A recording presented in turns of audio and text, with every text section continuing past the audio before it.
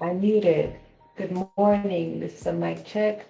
Just give me a thumbs up if you guys could hear me. Good morning, and welcome to our Fundraising Stream-A-Thon.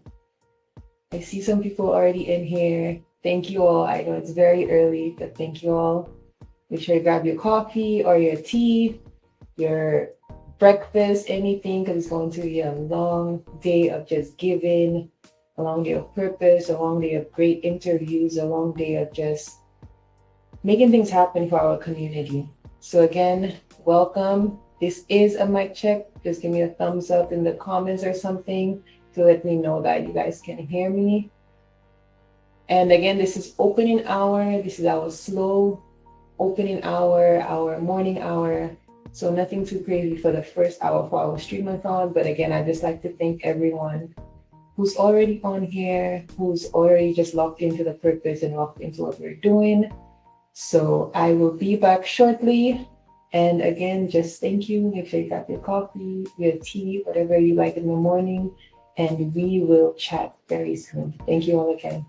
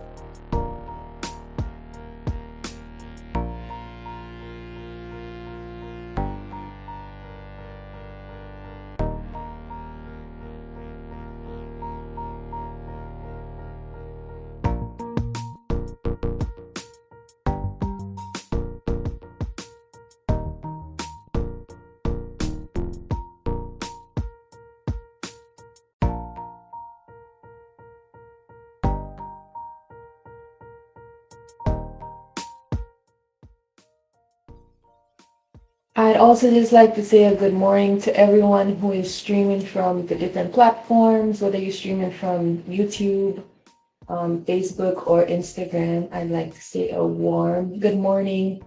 And again, thank you for being here. I know that it is very early, but I'm so happy that I have a few people already on here and I'm not just trotting this path alone. So thank you all for being here. And again, this is our open hour, just very low key, very slow, just winding up things. But I do like to talk a bit about, just an introduction on why something like this is important, why this fundraiser is even a thing. And it's important because, one, I think we need to start doing things for ourselves. We need to start tapping into our own abilities, start tapping into our own strengths, whatever that is, whatever that looks like, and start creating the change that we want to see in our world. I'm a firm believer that you create the change you want to see in the world, that it starts with you, that it starts in the mirror. And so this is what this is about. This is me seeing a need, seeing a change in the world and saying, I wonder if I could meet that need. And not if I could meet that need, but I wonder if other people will rally with me, will come together, would join our collective abilities, and for us all to meet this need together. And one thing I will say about just the Southern Gem on the whole, one thing I will say about what we are doing is that it's really focused on community. So it's not Kelly is doing this. It's not my show, right? It's an opportunity for us to collectively come together and create the change and rally behind these initiatives. And so that's why things like these are important, so that we create that collective moment, that collective space where everyone joins together and say, I'm going to make this happen. I'm putting energy behind this. I want to see this happen. All I am is really the person that's kind of like the bridge between persons who maybe always wanted to do something like this, always wanted to support something like this, always wanted to be part of, a nonprofit that gives back, but maybe they don't have the time. Maybe they don't have the bandwidth, to allocate separate time to this. So I'm literally your manager. I am your person. Well, not your manager, your assistant, I would say. I am your person that's bridging the gap of what you know that you support, what you know that you want to see in the world, and I'm making it happen for you. So again, when this is happening, this is not just Kelly's show. This is the collective Southern Gem community show, all right? And we are tied towards making the change together as a community. So thank you all for being part of the community, for being gems, and for being in that space. And again, those of you just coming in, welcome. This is our morning hour. This is our opening hour. So it's just very low key. Just going to talk about what today will be about, what we're planning to do, and all that great stuff. We have 12 hours ahead of us. We are 7 minutes in. We are 7 minutes in, folks. But just welcome into that space. Those of you who are just joining in, feel free to pop in and out throughout the day for that 12 hours. I know it's very long. But yeah, so that's one of the reasons why I thought it was important to do a stream-a-thon, is to just show the dedication and show that there are people who are willing to support something like this, who are willing to be part of something like this, and to just create that moment, really. And the other thing is, this holiday season, it really just, in my heart, I felt like it was time to do something a little more intentional and a little more tailored towards a specific group, right?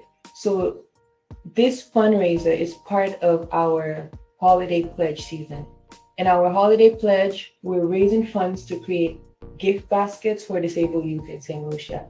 And inside of those gift baskets, we're going to have a bunch of different sensory items and everyday essential items for those families. And we're trying to create 20 baskets. And so this is what all the funds are going into, is into creating those baskets for those kids and for those families.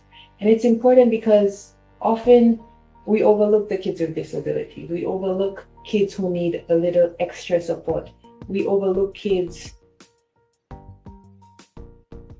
who do not fit into the mold of what we think a normal kid should look like. I remember growing up, and then now that I'm older, I could see that those kids, my peers, they probably needed extra support. But growing up, that kids who need extra support, they're kind of just pushed to the side or labeled as, problematic or things of those sort. So this holiday season, we're really being intentional about gifting those kids, creating baskets that have sensory items that are going to help them. So whether those are fidget toys, whether those are squishy toys, nice soft rugs, things that could just calm them, make them feel good, and just make the holidays a little sweeter. That's all we want to do this holiday season. And of course, provide everyday essentials for the families. So whether that's toiletries and just personal hygiene products, stuff like that. So that's what this is all about. It's raising $1,200 in the next 12 hours for our holiday pledge season.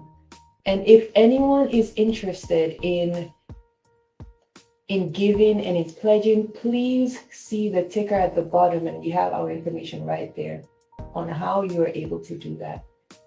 And again, that is sgf.donate@gmail.com.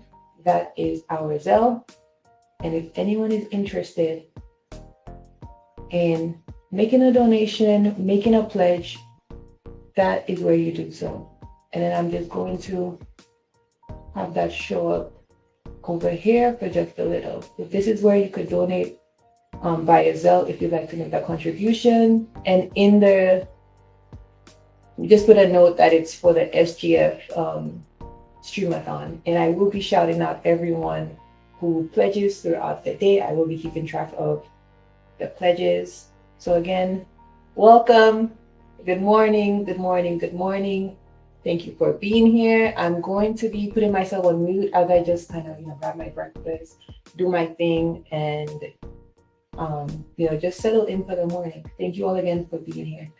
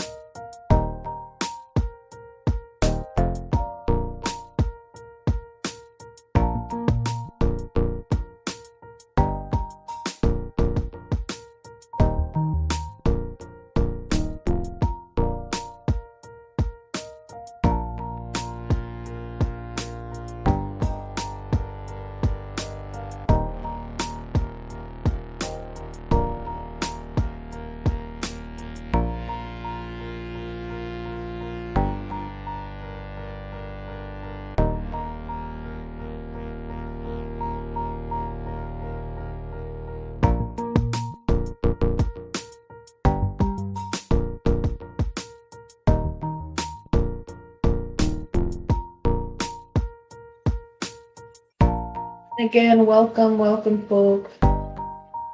Just popping in again. Welcome. Welcome to our fundraising stream-a-thon. Good morning, good morning, good morning. This is our opening hour. Having some tea, having some coffee. Please feel free to do so yourself. We have a long 12 hours ahead of us, 12 hours of giving. And I'm just so thankful for everyone who's already here. Honestly, I was expecting it to just be me and like a lone soldier, just the two of us for like the first couple of hours. I'm not gonna lie, that's what I was expecting, but I'm so happy that there's a few people on here. So thank you all for bending together and just being part of the movement. And again, welcome to the Fundraising Stream-A-Thon to support our holiday pledge drive here at the Southern Gem Foundation. And again, if you'd like to be part of the pledge, if you would like to make a Zelle pledge to the Southern Gem, please feel free to do so at sgf.donate@gmail.com. I will be keeping an eye out for everyone who makes their donation, so that I give everyone a special shout out.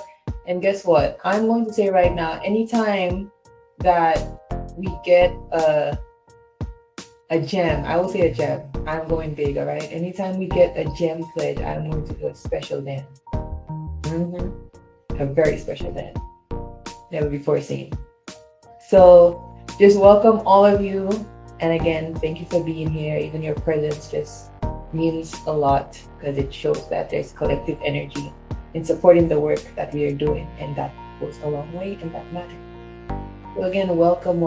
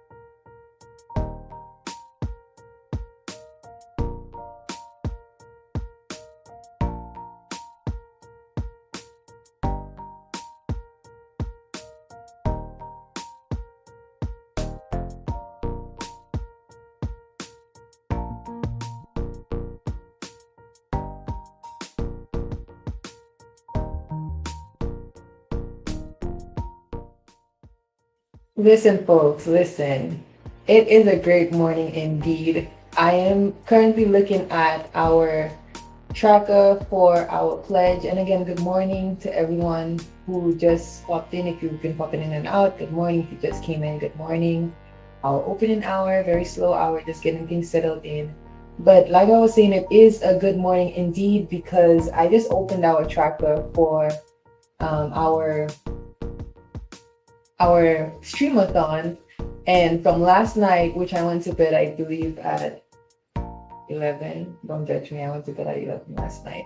But coming back on here and seeing, I do see that we have a pledge. We have a star pledge of $100 from Petula Eltes. And this is one of the members of the Brazilian Education Project, I believe. So this is someone within our community, our St. Lucian diaspora here in New York. So thank you, Petula, and thank you for the Brazilian, I think that's how you say it, because they're from Brazil, so I think it's Brazilian. And if it's not how you say it, then I just invented something. But thank you for your pledge of $100. $100.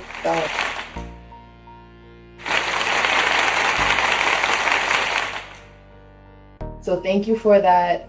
And yes, folks, if you'd like to be part of the pledge, simply Zelle your pledge to sgf.donate@gmail.com.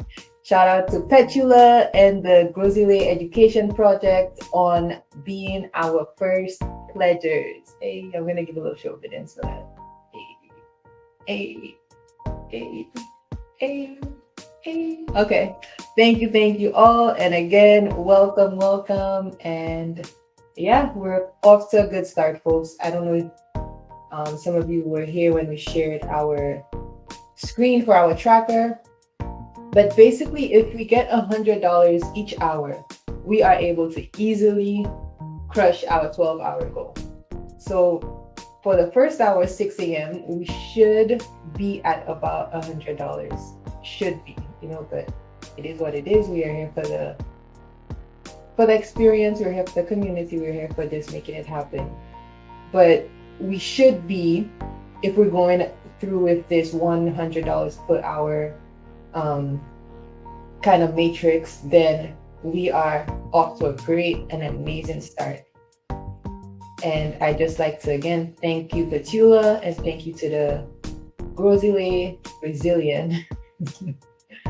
Education Project for that. And again, if you could take a look at our tracker, this is what our hour to this is the wrong one I'm looking at. This is saying this is the first hour. And I'd like to show you guys. It's this one right here.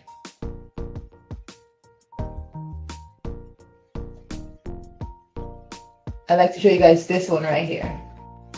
Which again, if we look at it as far as, okay, each hour we're making do with $100, by the 12th hour, we should be at $1,200. So we have officially crushed the first hour with $100.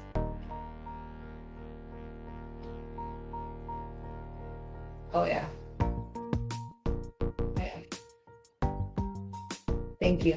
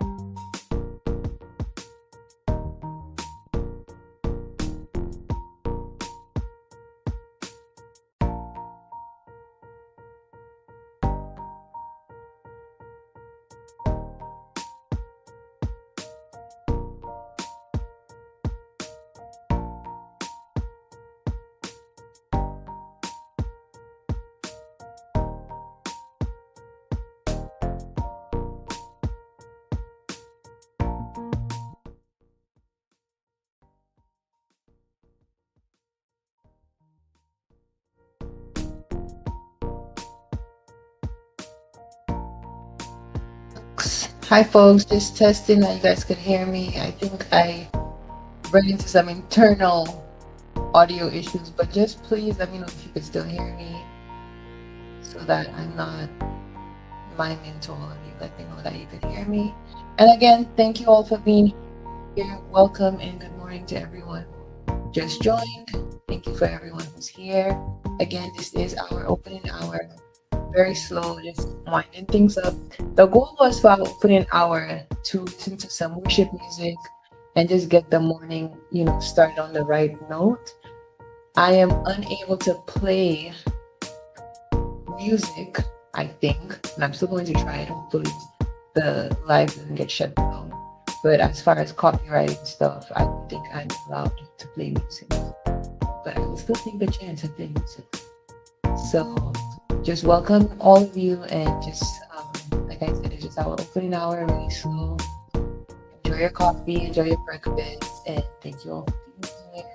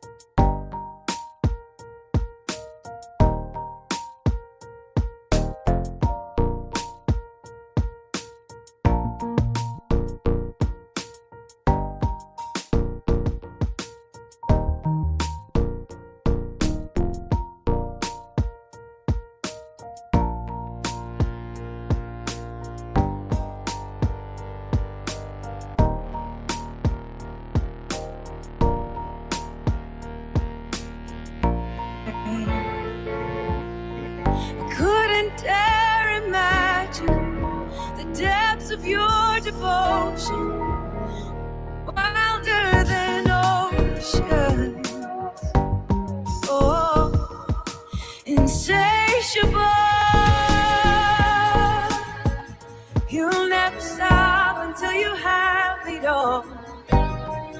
You can have it all. My heart and soul. You'll never stop until you have it all. So you can have it all. You can have it all. Ooh.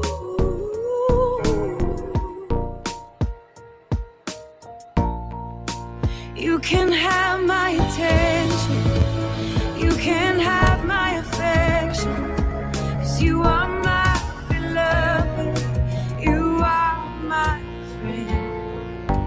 I'll never stop pursuing, craving for communion. 'Cause you are my beloved, my closest friend. Jesus, I surrender. Become my one obsession till nothing else matters. Oh, insatiable. You'll never stop until you have it all. You can have it all. My heart and soul. You'll never stop until you have it all. So you can have it all. Oh, your love is an all-consuming fire. Your love is an all-consuming fire. And all that you ask for is surrender. Your love is an all-consuming fire. Insatiable. You will never stop until you have it all. You can have it all. My heart and soul. You will never stop until you have it all. So you can have it all. Your love is an all-consuming fire. Your love is an all-consuming fire. And all that you ask for is surrender. Your love is an all-consuming fire. Insatiable.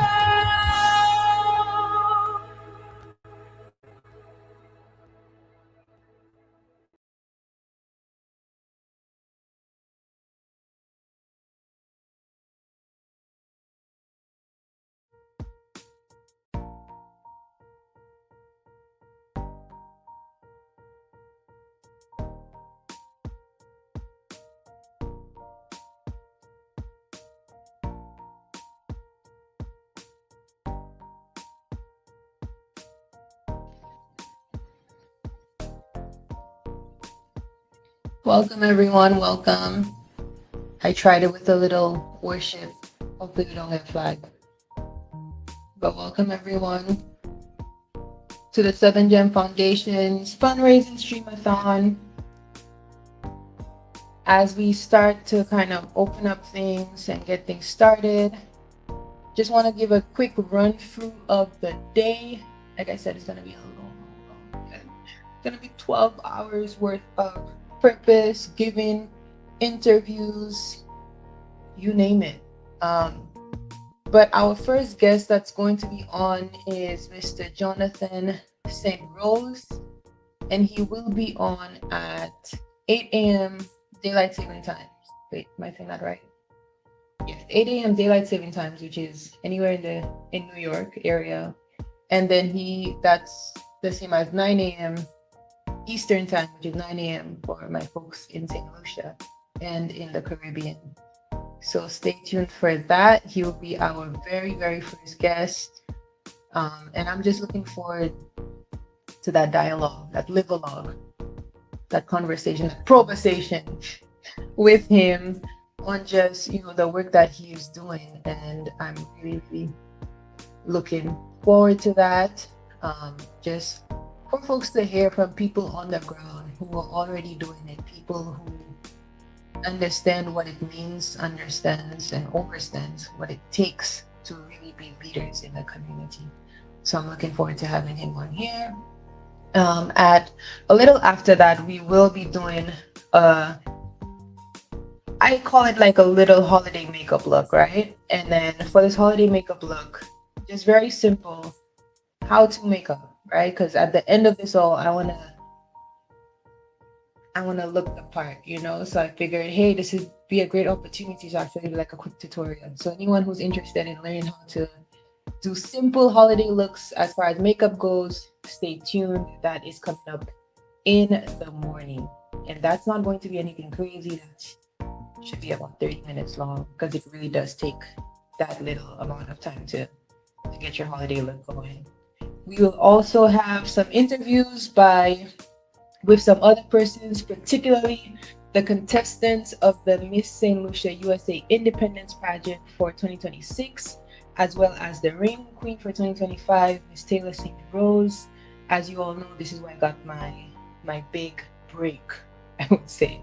But no, shout out to the pageant committee, the Forts organization, because that pageant really gave me a platform, and I think it really gave people an opportunity to see me in a different light, see me as a leader, which has allowed me to create the Southern Gem Foundation and allowed us to be successful in what we're doing.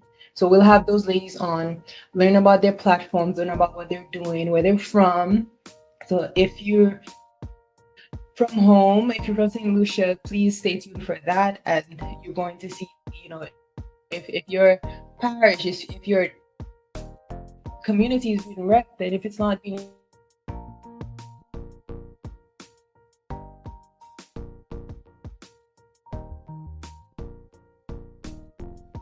Yes, okay. I just got scared for a second that we lost the line. And again, folks, if we do lose the live, I will simply exit the stream and come back in. Simple. We lose the live, simply exit the stream and come back in. This show will keep going for the next 12 hours. So help me God. Amen. But yeah, we'll have those contestants, and like I said, we will have the reigning Miss St. Lucia USA Independence, Miss Taylor St. Rose, and what she's doing. She has an announcement that she'd like to make, so we'll be talking to her, chatting with her, and seeing just how her reign has been. And then we have a teacher from St. Lucia, a special education teacher who will come through. We have an author who is going to come through. We also have the creators of Sisters for Harmony, as well as the web series that I am also a part of. My web series is called KI, and she's a fighter. She's a fighter. So yeah, so they'll be coming through, and I'll also be showing some of the work I'm doing with them and the clip, and they'll talk a little about it. And fun fact, to the zoo, okay? So that's what we have going on, folks. It's gonna be a packed day, but again, just thank you all for being here, and shout out to my girl Petula on being our very first pledge for the morning of $100, and we are about 12 minutes to the hour. So just thank you all for being here, and yes, we are getting this show on the road slowly but surely. We are getting this show on the road.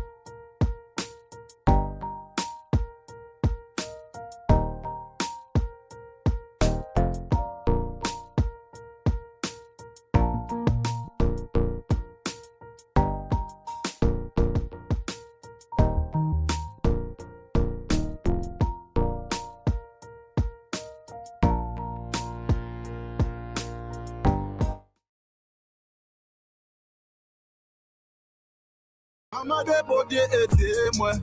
J'aimerais lever tous les jours à sous genou, moi. Mettez famille, moi, tous les soirs à moitié, moi. Nous a parlé, mais on passe à pécher, moi. Mettez la main sous pays, moi. Ou que jeunesse, la violence pas nécessaire. La vie coûte nous tout cas espérer à soigner. Si vous sortez ça, n'a divini, pour Dieu avec moi. Ransomware do bagay la ka chanje. Corona di la pou weste. Na di moun ki pa sa travay pa sa manje. Aso tout sa violence la ka moute. An nou travay ensemble mek mouche yo ki yes nou ye. Ek le ouwe amoun tobe leve ede. Amade bon Dieu ede mwen. Ye mwen leve tous les jours à sous genou mwen. Mettez famille moi tous les soirs après moi. Nous ça parle mais on passe à pécher moi. Mettez la main sous pays moi. Ou que jeunesse la violence pas nécessaire. La vie coûte nous tout cas espérer à soigner. Si vous sortez ça n'a divini pour Dieu avec moi. Through the storm, he will get me through it all. And I'm going crazy for the rest of my life. And I'm going crazy for the rest of my life. When the morning comes, you'll see all I have is God in me. And I'm going crazy for the rest of my life. And I'm going crazy for the rest of my life. Toutes les mois tombées, il catébé, ouais. Waje na mode usupe. Toutes les mains tombées, il catébé, ouais. Waje na mode usupe. Amade bon Dieu aidez-moi. Ye moi lever tous les jours à sous genou, moi. Mettez famille, moi, tous les soirs après moi. Nous ça parle mais on passe à pécher, moi. Mettez la main sous pays, moi. Ou que jeunesse la violence pas nécessaire. La vie coûte nous tout cas espérer à soigner. Nous sortis ça n'a divini pour Dieu avec moi.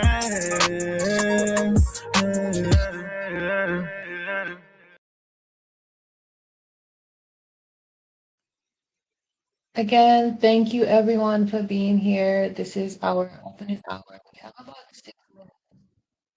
6 minutes less than our opening hour. We're just an opportunity for 7 and then doing our first is before the brand AM and the Mr. Jonathan Sandro. Thank you for that. And thank you all for being here. Streaming, if you do have any questions, at sgn.com access as well. So please go ahead and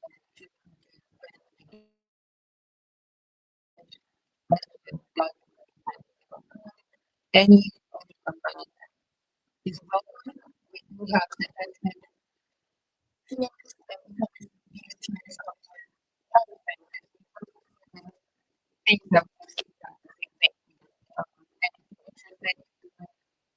the $55 sparkle tier. That tier includes a digital sticker and also recognition on our platform, including recognition of what you donated throughout the Stream-A-Thon today. If you decide to do the star, which is the $100, which is what shout out to Petula, which is what Petula pledged, you're able to get everything from the sparkle, in addition to 10% off any 7 Gem Foundation merchandise. We have t-shirts, we have tote bags, and we have pens. So 10% off those, or 10% off any future activity or event that we have. And then again, if you'd like to do the gem, which is the $300 donation, our ultimate donation, which is really, this one is really transformative because it helps us not only gift more than one basket, but it also helps cover shipping and handling costs to get the items to St. Lucia. So that is $300. And like I mentioned, everything from the star and the sparkle is also included. In addition, persons will learn about the kid that they are supporting, learn about what their disability is, and also receive a special token. All right, anyone who pledges from the from the gem the gem tier will receive a special curated and crafted um a crafted token of appreciation straight from St. Lucia. And it is very sweet. It is a piece of paradise that you will always have with you. And that's just our way of saying thank you. So, again, thank you all for being here. And if you are ready to make your bye.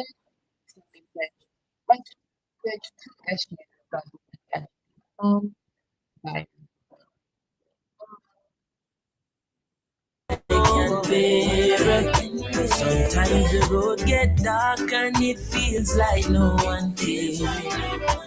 Friends and family, they are gone.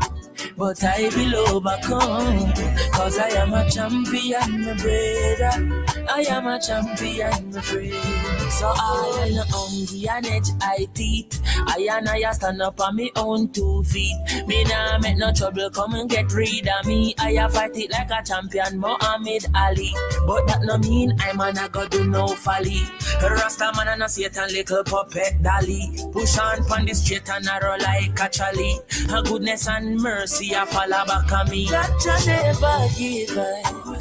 Oh, that you never give up. Sometimes it broke. Oh, come on. Friends and family, they are go. But I will overcome. I am a champion, champion, my friend. That I never give up, give up, give up. To all my people out there, for all the faith. Now listen what the pagan say. What old Satan say. For all the faith, for all the faith. Church I never give up more than what I can be. Sometimes the road get dark and it feels like no one cares. Friends and family, they are gone. But I will overcome. Cause I am a champion, my brother. I am a champion. And continue saying welcome, even if you've been here and you're like, why is she saying welcome? It's because people are popping in and out. So I just want to greet everyone as they do so. I will also want to just take a moment, honestly though, and I can't not acknowledge that I know it's only me in the room, but that the room is heavy. I can't not acknowledge that the persons close to me, as far as just people I know, whether it's, mutual people, persons in the community who have just passed away. There has been a lot of death this holiday season. There has been a lot of death this holiday season, and I'm sure if you're tuning into this stream, you could think of a few. And I just want to send warm, warm, warm condolences. I just want to send warm thoughts, hugs, kisses, and cheers to anyone who is currently facing a loss. I am so sorry for anyone who is currently facing a loss, especially during this holiday season. And they always say, the holiday season it's not as great as we all think it is. Some people are actually dealing with a lot during the holiday season. And firsthand, I am seeing it. I am seeing the loss in the community. So just want to say, I'm here with anyone who is experiencing loss right now, and that we're here with anyone experiencing loss, and just warm condolences, and just praying and hoping for healing, hoping for comfort, hoping for community during this time. So again, thank you all for being here, and again, check on your loved ones. Check on your loved ones, people. If you know someone and you haven't heard from them in a minute, don't be like, well, ipakuye mo maakuye.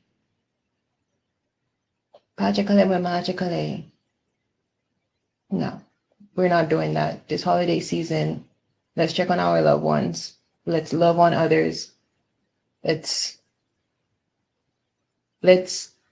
be a friend instead of needing a friend. Okay? And again, welcome everyone for being here. Thank you for being here. And yeah, we are just a little after 2 minutes after 7 a.m. So we are slowly but surely beginning our journey, our 12-hour journey into the Stream-A-Thon. And again, our first guest will be Mr. Jonathan St. Rose, who will be talking to us about the work he's doing currently in St. Lucia. He is an entrepreneur, he is a youth advocate, and he's also a creative, which that's the side a lot of people know Mr. Jonathan St. Rose, also known as Ninja Dan, we know him as the creative. But he'll be talking to us about all the amazing things he's doing. This man, I mean, when I first asked him if he'd be willing to be part of the live and just, join in what he's doing as far as the fundraiser, come on and just let us know what he's doing so that he inspires the movement for people to feel that it's important to give. He said, "What do you know about me?" And honestly, what I knew about him was what a lot of people know about, Mr. Jonathan St. Rose, also known as Ninja Dan. What I knew about him was his music. And that's what drew me first. And I was aware of some of the things he did as far as, currently being present in the community, but I was not aware of the depths of what this man is doing in St. Lucia. So he will be on and he'll be chatting with us about that. So please stay tuned for that. And again, we are just streaming for purpose, people. That is what we are doing. We are streaming for purpose. And we'll be here until 6 p.m. this evening. So make yourself comfortable. Make yourself comfortable.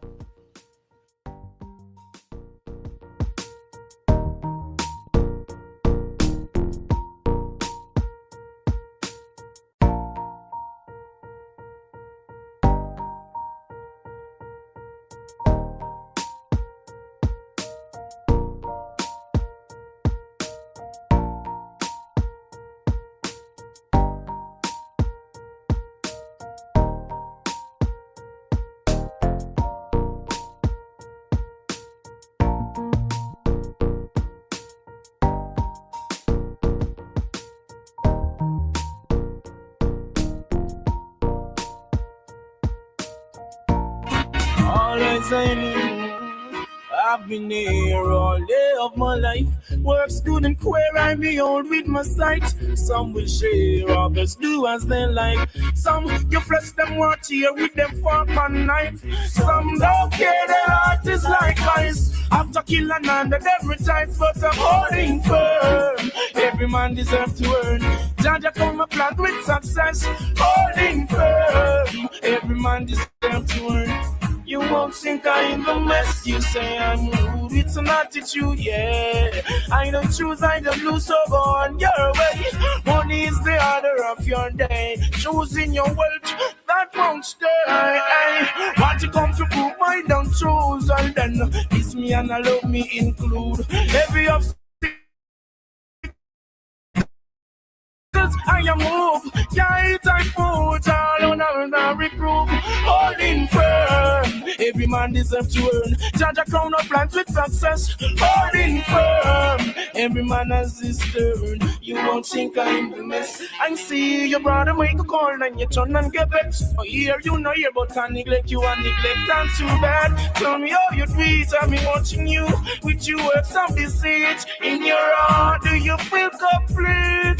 All the cake, all I to go eat, holding firm. every man has its turn. Judge come no plant with success, I'm holding firm. Every man deserves to earn. Judge come no plans with success, holding firm. Every man deserves to earn. Judge come no plans with success, holding firm. Every man has his turn. You won't sink us in the nest. I've been there all day of my life. What's good and queer I behold with my sight.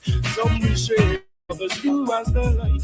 Some you press them one yam with them fork and knife. Some don't care, their heart is like ice. Have to kill another every time, but I'm holding firm. Every man deserves to earn.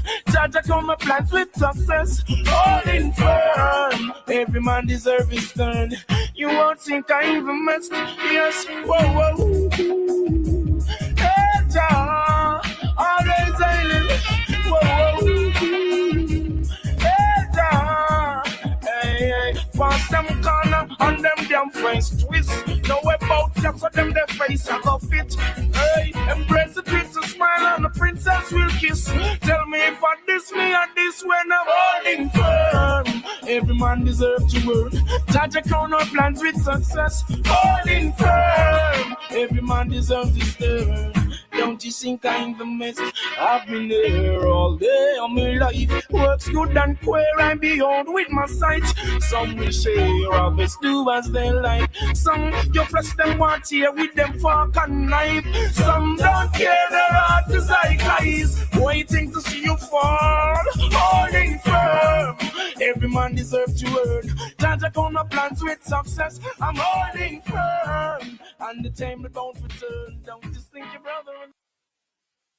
Yes, that is one of the pillar songs, Holding Firm by SZA, because that's what we need to do, folks. We need to be holding firm in these times. And like I said, our thoughts with anyone right now who are experiencing loss during the holiday season. Just reach out to people this holiday season, folks. Reach out to people. But again, thank you all for being here.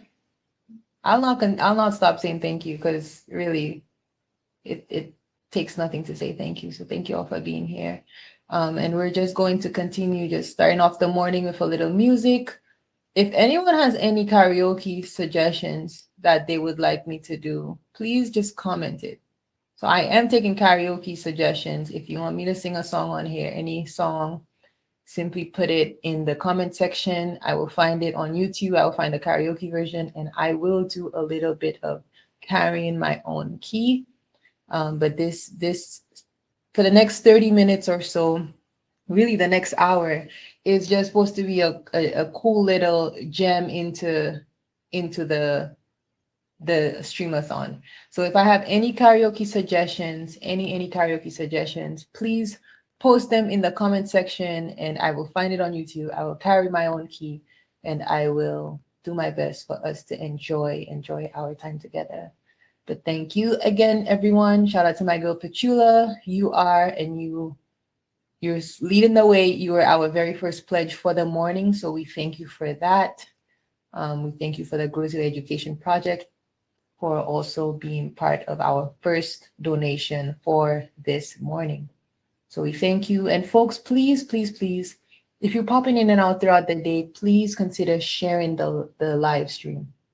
Share the live stream. Share the live stream. Share the live stream. Share the live stream. Please consider sharing the live stream just so that others could see it. We have 12 hours. 12 long hours of streaming, of giving, of purpose, of interviews, of games. So there is absolutely no reason why we shouldn't be sharing this with other people in the community to just pop in and out, whether it's after church, before church, and just, be part of what we are doing. So please consider sharing the live throughout the day, that we could make our most impact, that we could make, reach the people we want to reach with our message, and just rally towards our goal of $1,200 for creating gift baskets for disabled kids in St. Lucia. At the end of the day, that is the goal. $1,200 in 12 hours to create gift baskets for kids in St. Lucia this holiday season. So again, please consider sharing the like, and I will pop in again shortly.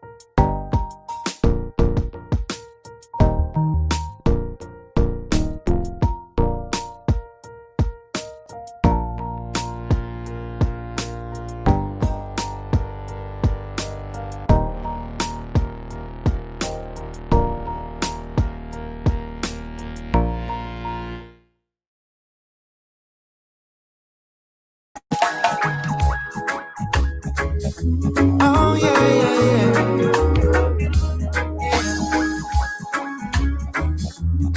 It's just the two of us. Rolling in my two-man army, my Jesus and I know once God goes before me, they can't stop this right now. Rolling in my two-man army, my Jesus and I know once God goes before me, they can't stop this ride. Strap up me Gideon boot, now me ready for the war. Satan want take me for fool, but me and Jesus apart. Have to defend this truth, stand spiritually sound so me not dilute. We've got to live pure. I wanna make my election sure. Yes, rolling in my two-man army, my Jesus and I know once God goes before me, they can't stop this right now. Rolling in my two-man army, my Jesus and I know once God goes before me, they can't stop this ride. This gospel thing not pretty.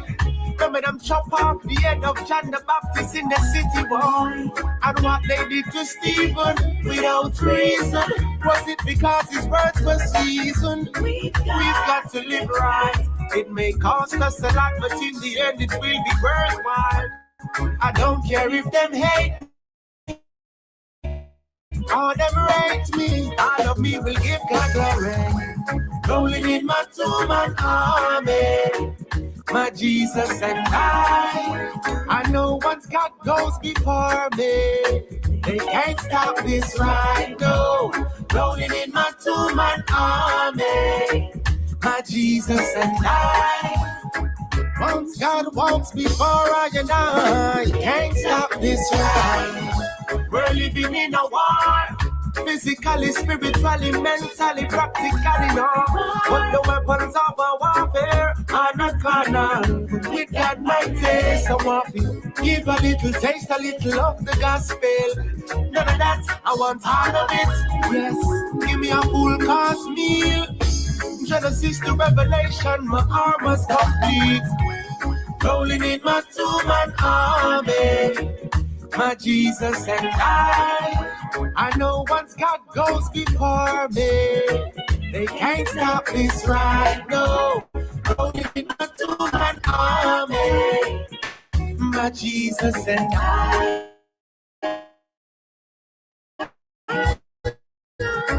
Once God walks before I, oh Father, Father, just you and I. Just as you are.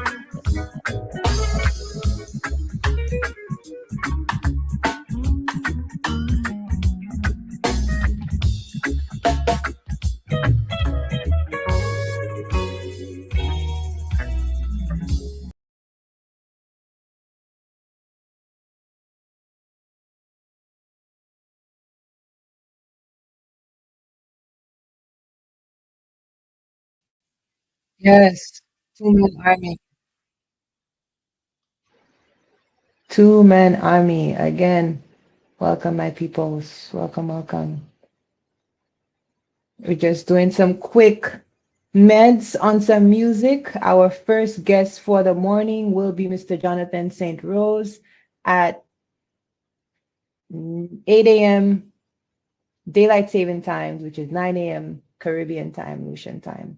So stay tuned for our first guest at on the hour, I would say, who will tell us more about what he's doing in St. Lucia, the amazing work he's doing. And we have a packed 12 hours ahead. And I just like to say, folks, in case I'm looking all over the place right now, it's because I am. Like, there's so much going on. It's my first time using this platform, and it's so much going on to just have everything in place and have everything look right. So that's why I'm kind of doing all of this. But again, this is our kind of prep before the Stream-A-Thon really kicks off and we start having our guests come in, we start having our speakers and all these other things. We're just jamming to some music, holding a meds, holding a vibe. If anyone wants to hear me sing a karaoke song, I am taking karaoke requests. So feel free to comment what song you'd like to hear me sing. If you want to hear me sing, I will also probably just pick random songs that I vibe with and be sharing them as we wait and lead down or lead up to our first guest, who is Mr. Jonathan St. Rose, who will be here on the hour. So please, folks, grab your coffee, grab your breakfast, and feel free to pop back in on the hour for our first interview of the day. This is a fundraising stream-a-thon, so please feel free to share. And if you'd like to donate, you can do so by Zelling us at sgf.donate@gmail.com. And shout out to Petula for being our first pledger. She pledged the star tier, which is $100. Thank you for being our first pledger of the morning.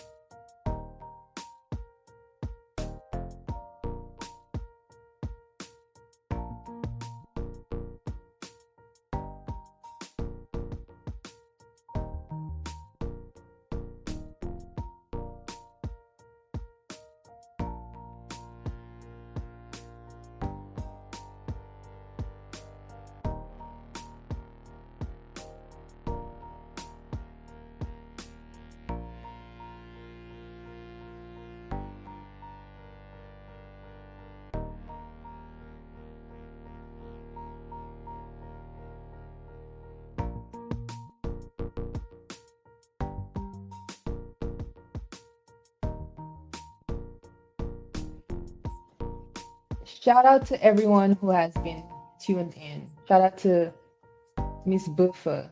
Shout out to Buffer, Buffer darling. It's my family right there.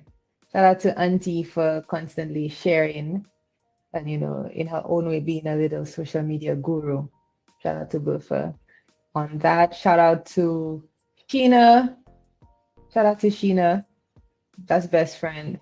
Shout out to her for being present, who is also part of the Southern Gem Foundation team. She is one of our masters on the team. So shout out to you both for being here. And again, shout out to Petula, our very first pledger for the morning. And if anyone is having any difficulties making a pledge, if Zelle seems to be not working, please just let us know in the comments, and there will be other ways to pledge. We are not giving up on this. So yeah, just let us know if you run into any issues, and we will correct that and rectify that ASAP. So again, as we kind of lead up to our first interview of the morning, which will be with Mr. Jonathan St. Rose, also known as Ninja Dan from St. Lucia, we will kind of just be jamming, holding our midst to some music. And this is one of my all-time favorite songs that I'm about to play. And again, anyone who is streaming this, YouTube, Facebook, all of you social media giants, I'm not claiming to own any of this music. This is for promotional use only. Except for when I play Queen Energy and I play Top Gal Era, it's for whatever use that I want it to be, because guess what? That's my music. Exactly. So yeah, I'm just vibing now, folks, to some of my favorite songs and just holding a vibe. And this one is called Rasta Freedom. This one is it's one of my favorite songs, Rasta Freedom by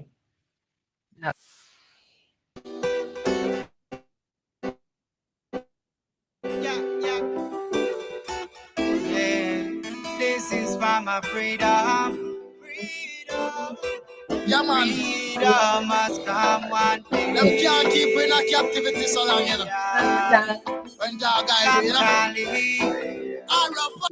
Arafat.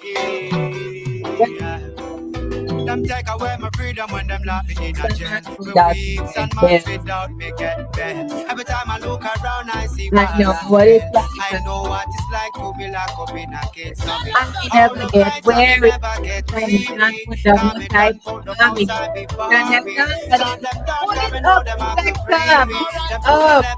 Listen, folks, this is one of those songs that gets me. All right, this is one of those songs when I play it, it's like everything just comes out, because honestly, our birthright is freedom. Our God-given right is freedom. And there are so many things that try to trap us and hold us in captivity. Even physically, we've been in captivity. And when I say we, are not just talking Black people, I'm talking people in captivity, from prisons to our ancestors, people in captivity to people in mental captivity to people in spiritual captivity. I think of this song holistically, just it burns try to just us away from our God-given right of freedom. So this one is called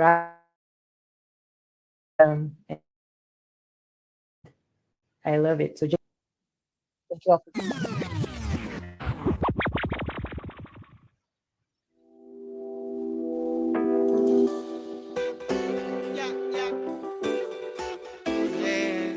This is for my freedom. Yeah, man. Freedom must come one day. Them can't keep in a captivity so long, you know. When dog guys, Arafat. Them take away my freedom when them lock me in a jail. For weeks and months without me get bed. Every time I look around, I see wall and rail. I know what it's like to be locked up in a cage. All the fights I me never get weary. Cause me done put the mouse I be worry. Shut them down, cause me know them have to free.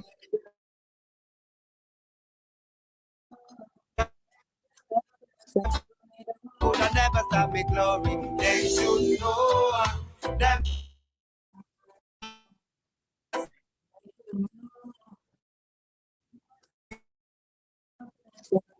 do. Still the freedom means I'm more. One chat with intention. Me slow them all cause them and done pagan. Me look them in the eyes and me sister them not real. Me not trust them boy that from them up the real. Big bird Babylon it's like rubbish and trash. The lamp them come and I burn them to hell. Should know them can't stop Rasta freedom. Selassie I say freedom is our most life. They should know them can't stop Rasta freedom. Selassie I say freedom is our most.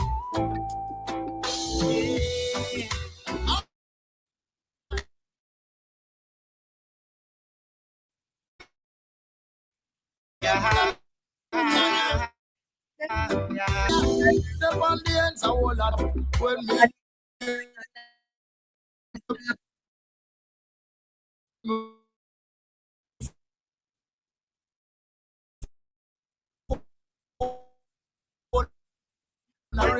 The show the last one. Take away in my hand in freedom. Get because freedom soon come. Yeah, stop Rasta freedom. Cause one day my man must done. Them a bust in a cage and it always locked up. Selassie I made them city gone down. Them can't stop Rasta freedom. Cause one day my man must done. Them a bust in a cage and it always locked down. Selassie I made them city gone. They should know them can't stop Rasta freedom. Selassie I say freedom is our most life. They should know them can't stop Rasta freedom.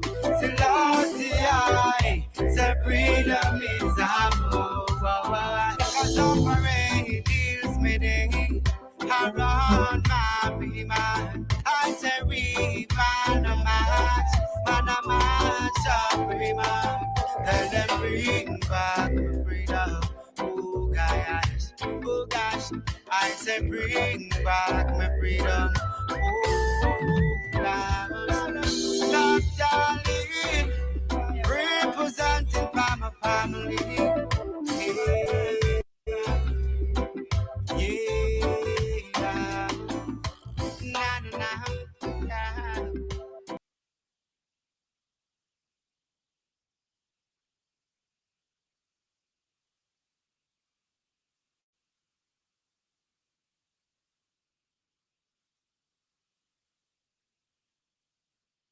I feeling blessed like I win the lottery.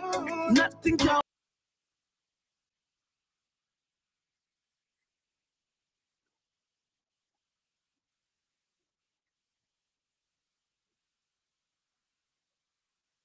Some people can't do that. I can knock off me eye and have somewhere to sleep. Some people can't do that. For happy and able. At the end of the day, I got them on my knees. I pray.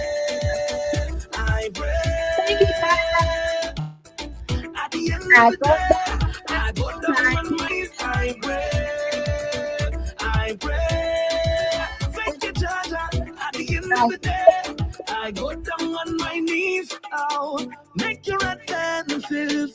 Take all the chances. We have to run it back.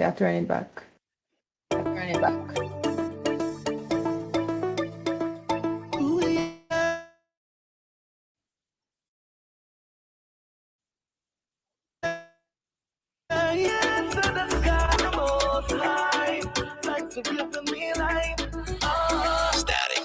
Look at the deadline. I feeling blessed like I win the lottery. Nothing can worry me. Shout out to Teddy and Jonas one. I pray. I love this song. Has everything rooted in home, rooted in spirituality, rooted in faith, and it's like a storytelling rhythm. I can knock me eye and have somewhere to sleep. I I have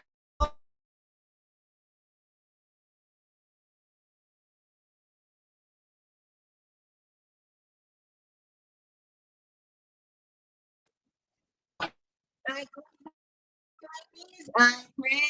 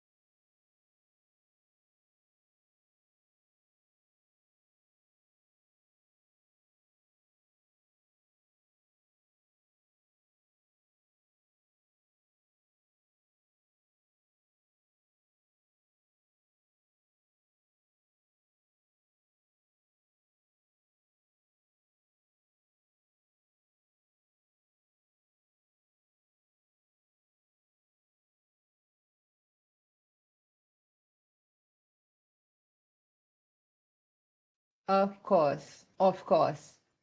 Listen, throughout the day, I've said it before, throughout the day, if the streams cuts off, just hold on tight. Chubby Wed, don't worry. We're gonna come back. We're gonna make it happen. Very simple. We're not stressing out any technical difficulties because we're doing the work that needs to be done. So nothing, no Wi-Fi glitch, no technical difficulties formed against us and what we are doing today shall prosper.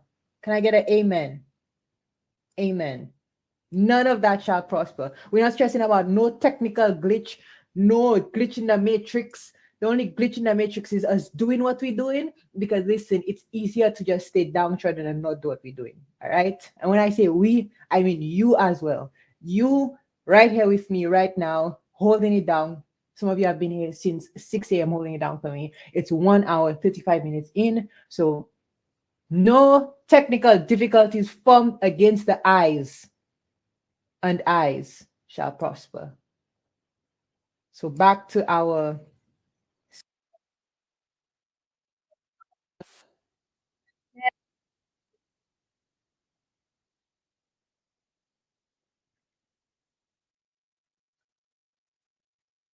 yes. Welcome everyone. Please feel free to share the stream. Share the stream. Share at our first guest will be coming on the hour will be joining us. So please feel free to share. Have some fun. Hopefully everyone had breakfast already. Some people can't do that. Some people can't do that.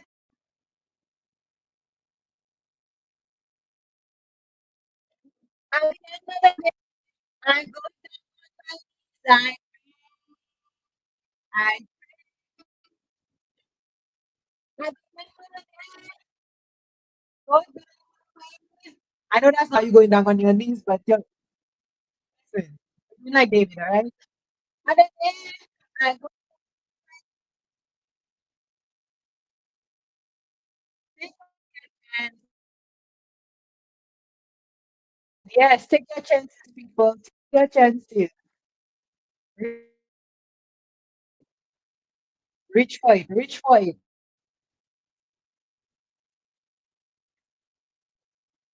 Some people can't do that.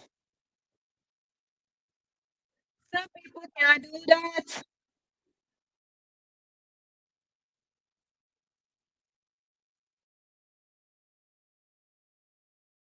Please, I pray. I pray. At the end of the day, I pray.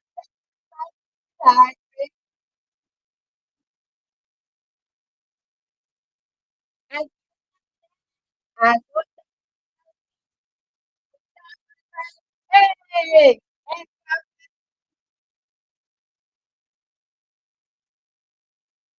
I I, I, amen, amen, amen. Yes. What else do you love to talk about? Oh my gosh. This whole time, oh my gosh, you guys have been hearing me singing this song on my own, and I'm not even sharing this thing on my Lord. After having a slow jam session, Look at the day of after life. having a I slow feeling jam session, blessed so kind. like I I know win the mentally you can play it, but lottery. you just sing. Nothing can worry me That's as very, I very much. look at my Even I do life that. and see all the signs. I'm Our local glad for kids. the little things. Thanks for the little things.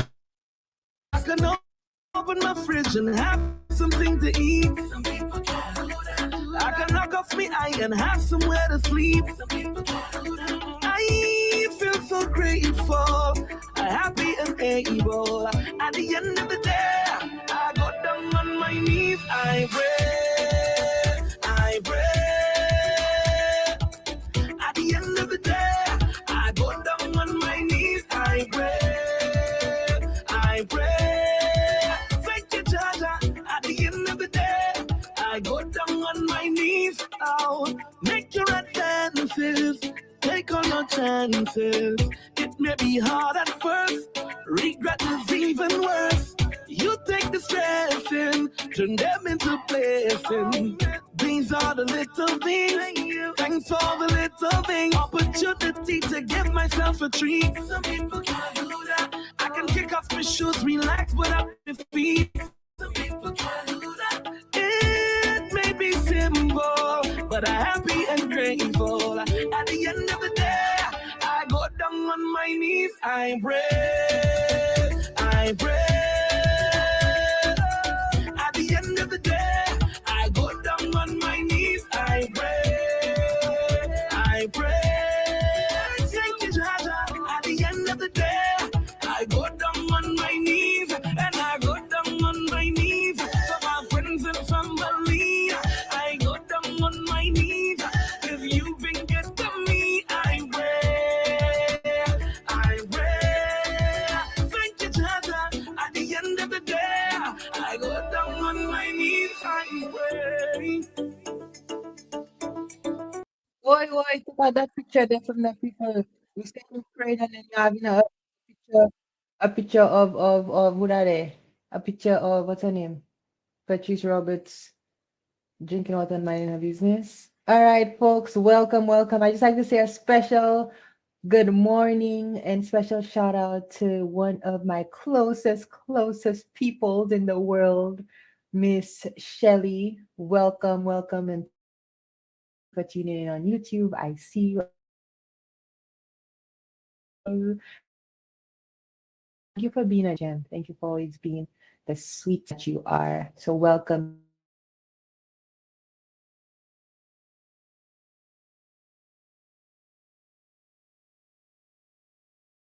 Miss Shelly. Welcome. You know, girl.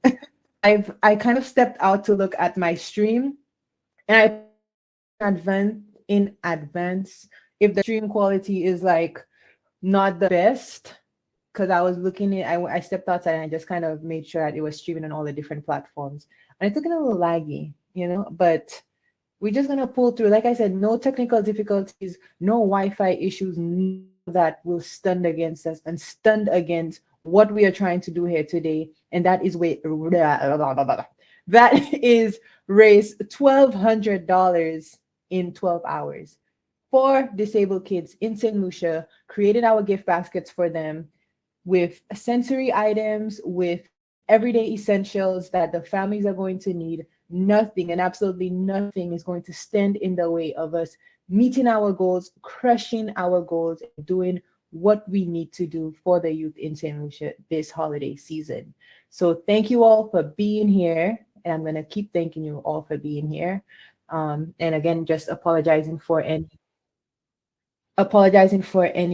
technical difficulties that we have, any little glitches that anyone experiences. I apologize for that. But just simply exit out and come back in.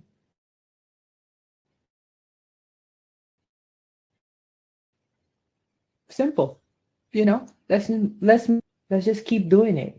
You know, let's just keep going. Let's agree that no matter what, I'm gonna come back to the live. Let's agree that if it doesn't work for 5 minutes, you're gonna go do what you need to, go to your little chores, and then you come back. Can we agree to that today, folks? Can we agree to that today? Can we agree to join in, bring that collective energy in for us to make a difference in our community? I think we could do that because I'm not giving up. Listen, I don't care if this stream ends 15, 20, 25, 30, 35, 40, 45, 50 times. I will relog in, turn off everything, do a hard shutdown, and come back on. Because I believe in what we are doing. I believe in making the change. And I hope that you feel the same. I hope that you feel the same, folks, in what we are doing. So again, good morning to everyone. It is now 7:44 Daylight Saving Times, 8:44 Lucian Caribbean time. So we welcome you all for being here. Our guest will be in on the hour. That is Mr. Jonathan St. Rose. We'll be talking about the work that he is currently doing in St. Lucia, a little about him and just his journey, what the journey has been for. And the man is doing amazing things, people. And I think we need to highlight and we need to, can I call you Rasta? All right, I'm gonna call you Rasta. We honestly need to stop with the games, stop with the hypocrisy, right? When we bawl and we cry about the youth, we cry about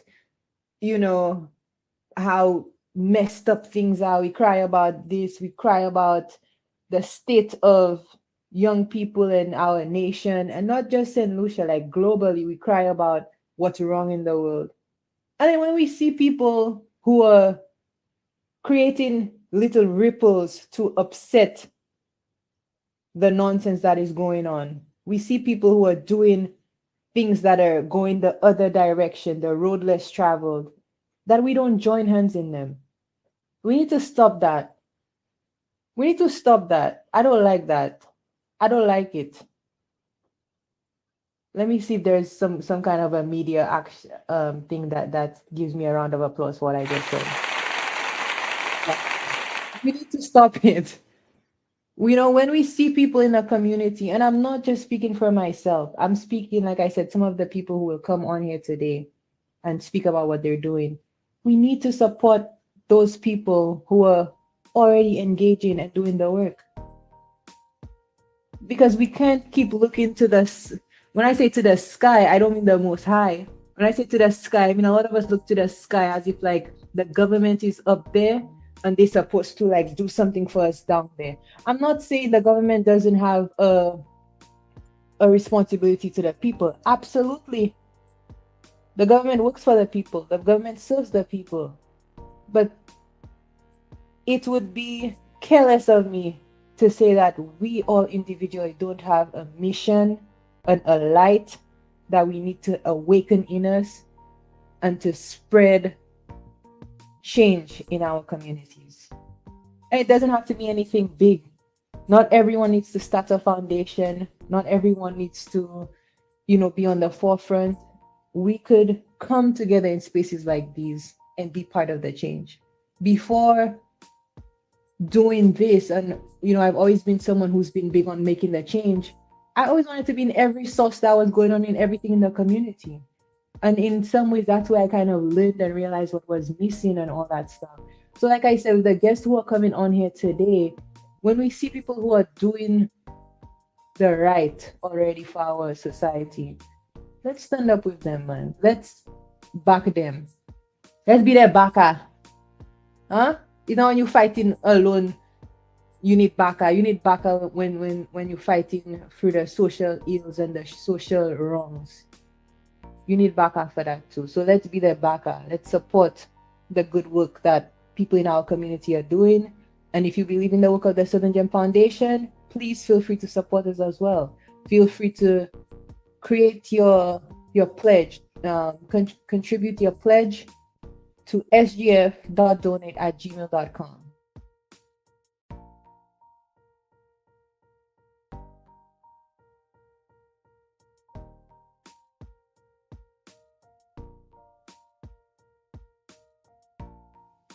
Mr. Jonathan Rose. Tencent Rose will be joining us shortly.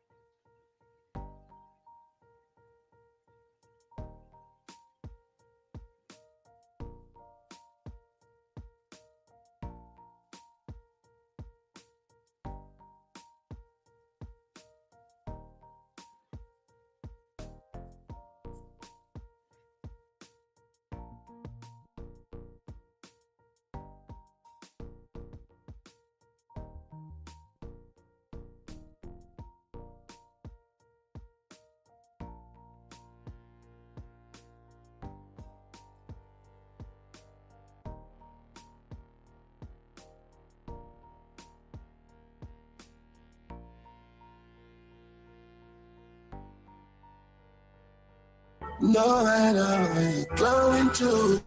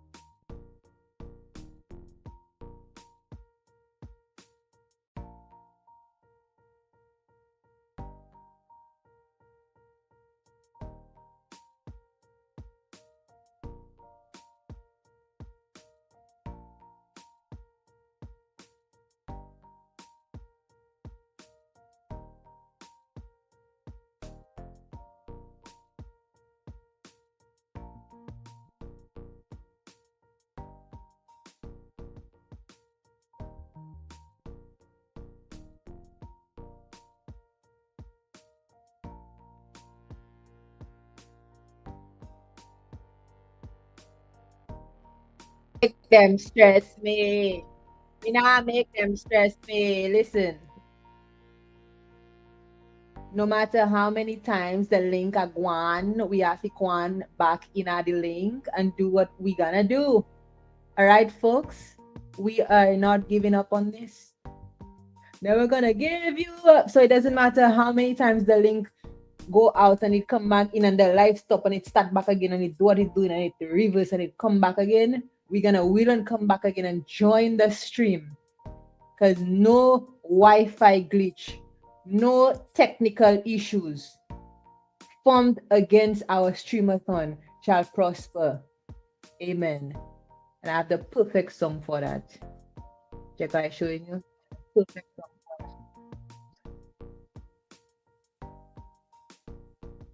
Welcome all, welcome. It's a new day.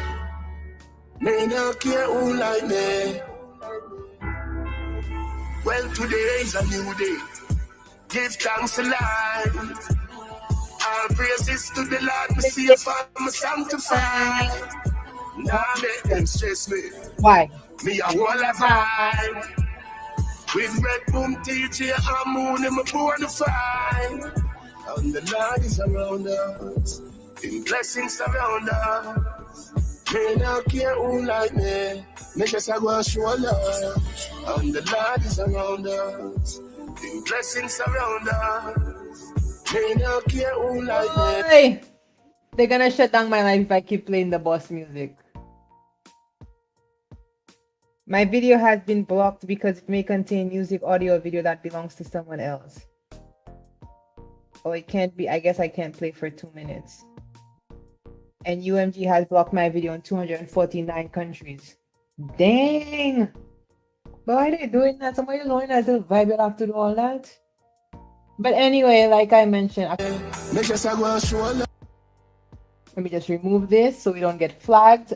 We are not using this for any copyright infringements. We don't own the rights to this music. We just holding a vibe, people. We're just holding a vibe.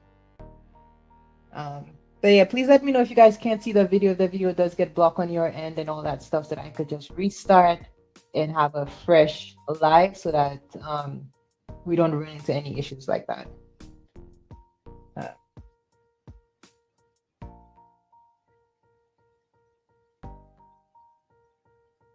That's crazy. Once I played the cartel song, that's when all of that happened.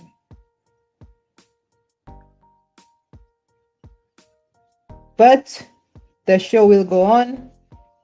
C'est pas cartel qui fait la terre, c'est Bodje qui fait. So même si cartel dit moi pas servir musique, Bodje dit moi ça fait ça même and that's exactly what I'm gonna do.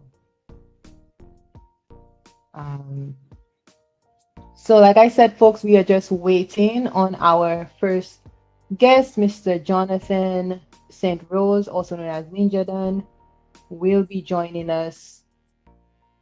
He will be joining us on the hour.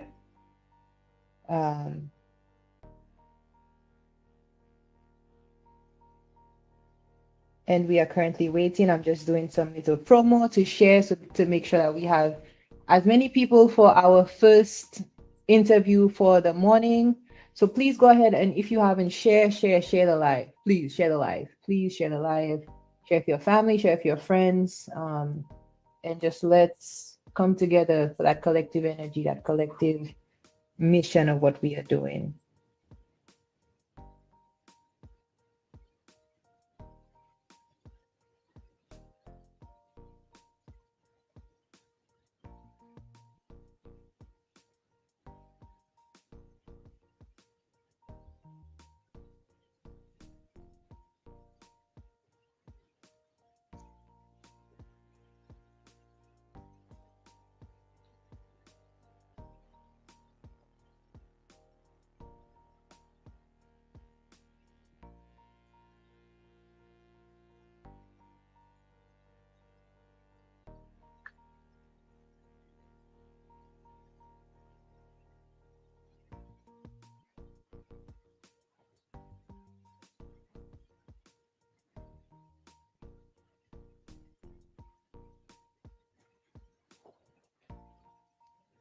Just getting things rolling on our end, folks. Just getting things rolling as we wait for our first guest, Mr. Jonathan St. Rose, also known as Mr. Ninja Dan.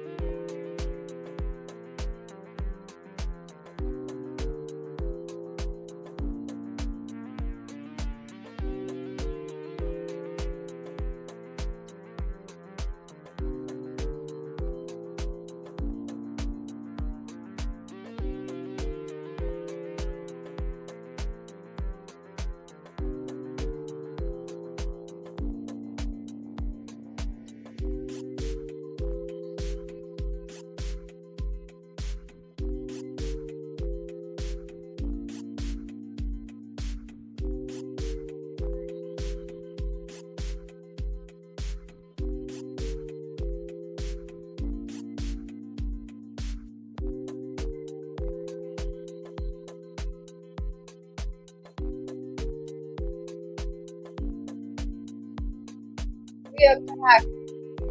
We are back. No internet issues formed against us shall prosper. Sila.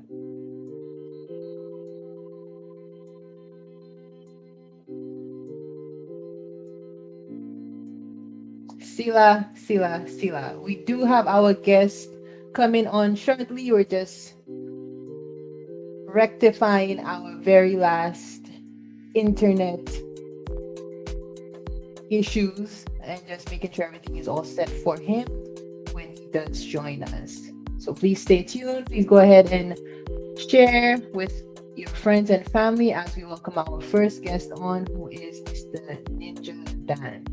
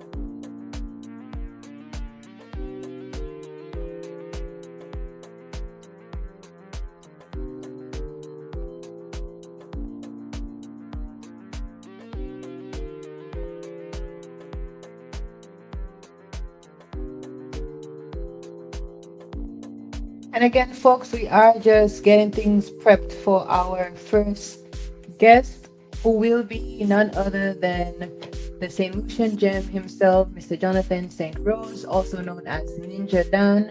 He will be our first guest, and we will be going over some of the work that he currently does with the youth in St. Lucia. He is an entrepreneur, he is a youth advocate, and he is also a creative, which most of us, that's the side of him that we are aware of. I think my background music is a little too loud. I think that's better.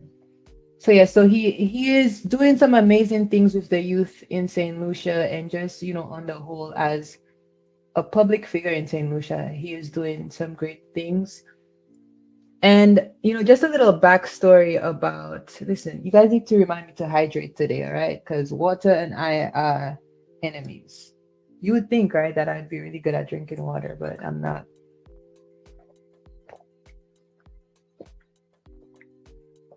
So, guys just need to remind me to drink water.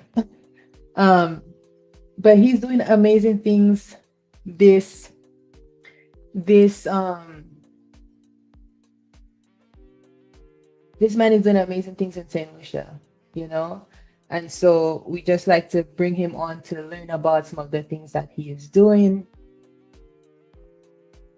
And so we are just getting things started for him.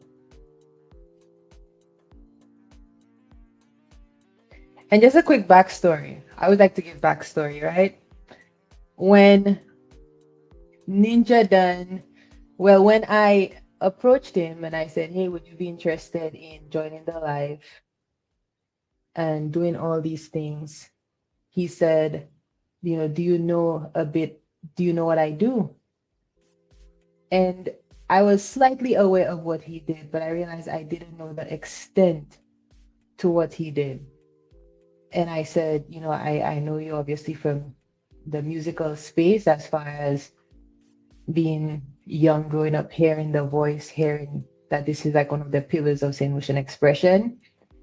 And then I said, I also know that you do some stuff with the youth as far as with conflict and, helping them with boxing and going alternative routes with conflicts and, just being that person in the community. And he said, okay. And then he gave me the rundown really of the extent of what he does. And I was blown away because I did not know there was so much going on under the surface. And not even under the surface, but just in plain sight. And this is what I'm saying, folks, that we have people in the community who are already doing the work. They have already taken up the case. They've already taken up the case to do what needs to be done for our young people, for our society on the whole. And this man is one of them. So that is why I think it's a no-brainer to have him on here to share with us what he does. So I'm just going to confirm that he is ready, and then we will bring him on shortly.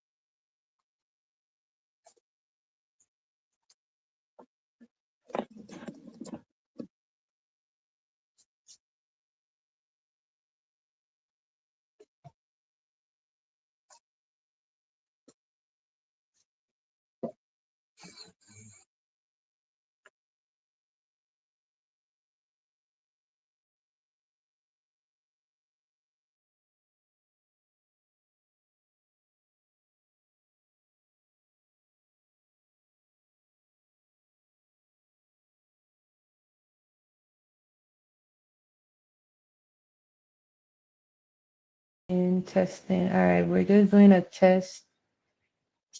Can you hear us over here? Hello?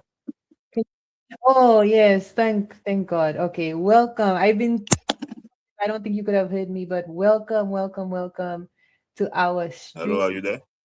Yes, can you hear us? No, but I'm not hearing you. Okay. I hear you soft, but I'm not even picking you up in my earpiece. Let me try to increase the volume. Maybe if you have yours, I'll take mine off. Hold on. What about now? Can you hear me now? I hear you soft, but hold on. Let me put my earpiece. Let me see. Okay. I'm not hearing you. Something wrong. I don't know how you're not connecting to my earpiece. Can you hear me now? Is that better? I'm hearing you, but I'm barely hearing you. I'm hearing you through the phone. Oh, okay. And I'm barely hearing you, but I don't know why I'm not picking you up on my speaker in my earpiece. Let me see.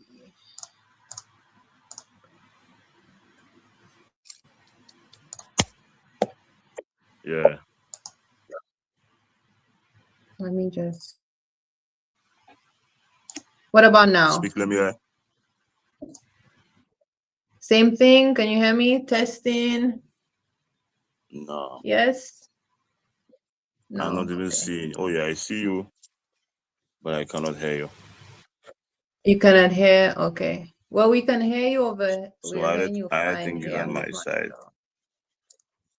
Yeah. because a Let while me ago I see. was hearing the music.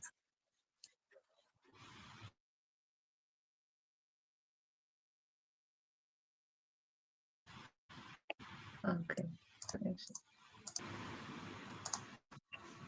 Audio.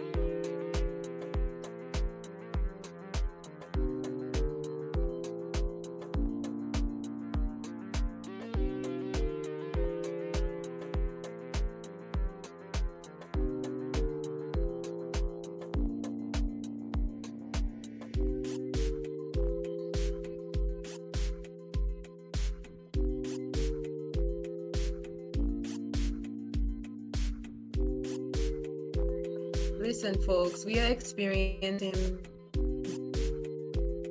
some technical issues with our audio. And so, we always overcome. So what we're going to do is that we're going to try one more time for our guest to come in. And if he's unable to come in, we'll have audio one place, and then we're going to have visuals, video in the stream, and we'll have audio. I'll just call him up and it will be like I'm having a conversation with him so that we could hear it, because we will continue our work. We will continue our work. No issues formed against us shall prosper.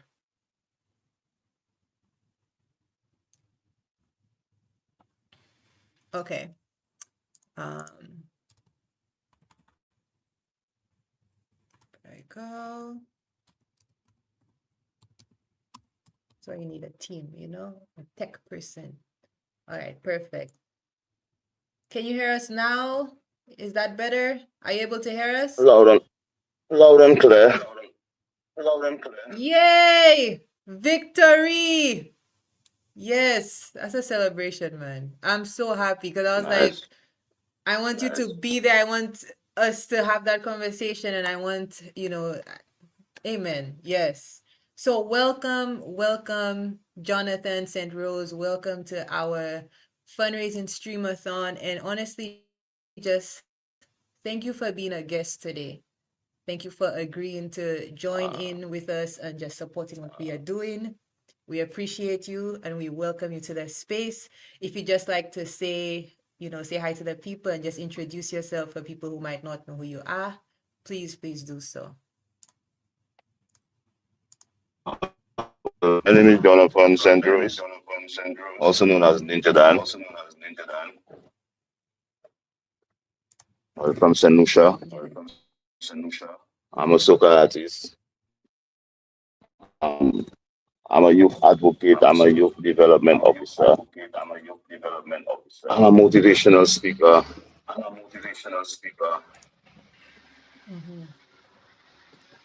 And amongst many other things. Yes.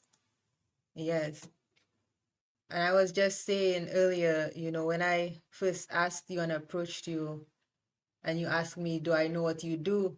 And what I could really think of was the music aspect. And then I knew slightly about some of the work you did with the youth. But when you really broke it down to everything you do, amongst all those other things you just said, I was like, wow, you are doing a lot for the community. And that's what we want to talk about today, really. What inspires that, who you are, and to get into maybe the side of you that most people are not even aware of, and may not know. So that's why we are here today. Yeah. So, Yeah, man. So first off, like I said, welcome, thank you. So I want youth entrepreneur, youth advocate, creative. I'd like to talk a little about the entrepreneur side of you.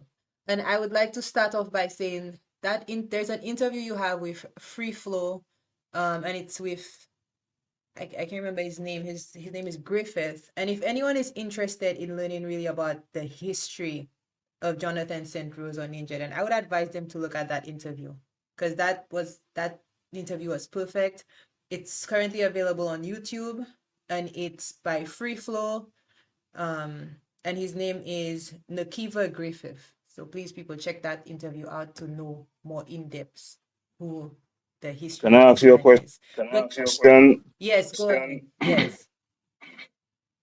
When I speak, are you hearing a delay? Because I'm getting a No. delay feedback. Or you're getting a slight delay? No? I'm not. I'm hearing you perfectly. Yeah. Okay. So when I speak, I don't really have to pause because I'm hearing that reverb in my ear. Okay.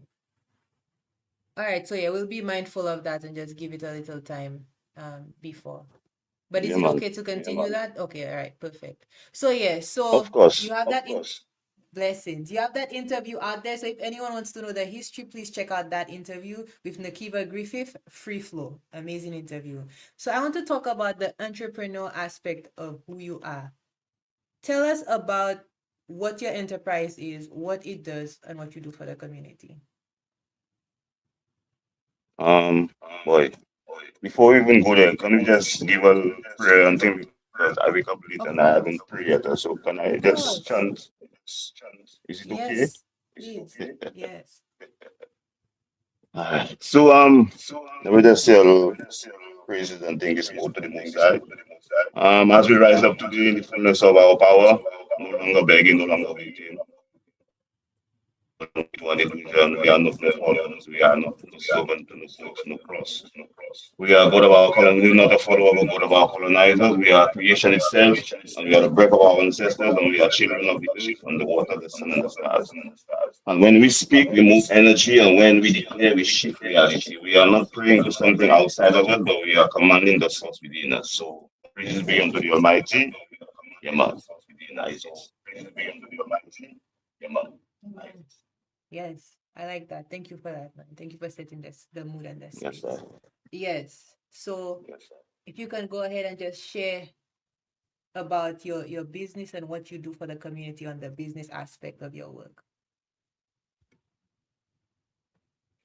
Um, in terms of business, let me start with the music before I go into the Okay. entrepreneurship.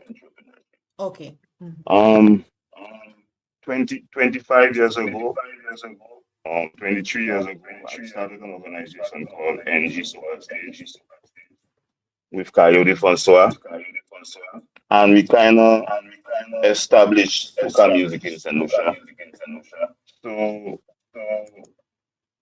we were like the evolutionists of soca because when I came in as a soca artist in 2002, the last of the Mohicans of the fast calypso genre was Lucia, that was Black Pearl. Mhm. And from there, I started singing karate as one of my first songs in the TOT tent, and from there, I realized that there wasn't an avenue for me because of my new style of soca, and I decided to open a tent for the soca stage, which breeded a lot of the soca artists we're hearing outside and now, regionally, internationally, locally. The Mhm. biggest names you could ever think about in soca. And now it's a business where they can sustain themselves, and I decided to move from that kind of business. And then I went into entrepreneurship in terms of being one of the founding directors of Rice and Lucia, Mhm. and also being one of the founding CEOs of my own organization called GSR Enterprise. This business started as a sole proprietor in terms of farming and fishing and selling fish to hotels and restaurants. And from there, I got a calling. I had that voice in my head tell me, boy, you have to go in these schools. And you have to speak to the children about conflict management. And at that time, I didn't know anything about conflict management or anything I was doing. And I just had to trust the Almighty and trust that inner voice in my head, Yeah. that told me, like, hey, don't worry about anything. You just position yourself and I will teach you all what you have to know. So now Mhm. I've accomplished a lot of studying and certification and courses in almost 19 basic life skills tribes. Also, um, Mhm. I do emotional intelligence, spiritual intelligence, conflict management. I'm barely touching social intelligence now, and that's what I teach the youths around the country. I'm blessed Yeah. to have touched almost every school in the island. I'm only missing two schools, which is Bexton and Otsa, and I think Moshi to a certain extent. And I've accomplished the whole island: primary schools, secondary schools, special ed schools, care schools. Yeah, man. Took me about 3 years to complete. And listen, that's amazing. And I'm glad you started with the music and you went kind of worked your way into where you are now. Because I was looking at it from let's go back, but I like that you took it back and you went forward with it. So I like how you did that. And to Nice. think that you've already visited all, or I think I can say all, because obviously you're going to get to those remaining schools. What I know you said you heard the voice kind of directing you in that path, but what was it like and what has it been like to prepare and to actually go in the schools and do that? Like what's that process like for you? As I said earlier, um, I had no idea what when it comes to conflict management, or I could not speak. I was afraid to speak. I'm a performer. You see, a lot of people confuse that with performing is acting your character. So you Yeah. act in your character. But Yeah. speaking out, from your core, from your heart, is the real you. So, people see right through your eyes, people see right through your soul. So speaking is not no acting. And I could not Yes. speak. I make no bones about that. And when you say Jah tell you, he's gonna use you and he's gonna mold you into who you are, what he wants you to be. There's no questioning that. Yeah. And the process was just amazing. I started receiving books from um, that book that has come to solution, the free wins. Because I went into Scientology and I started learning the basic life skills, and they start sending books to me to study psychology and psychiatry and different stuff. And Mm-hmm. over a period of 6 months, I think I was ready to approach the schools. But let me tell you, the first three schools I went to, my legs was shaking, my voice was shaking, I was Yeah. nervous. I was a human being. I had fear because I didn't know how the children would have reacted to me, coming out with that new kind of education vibe. Yeah.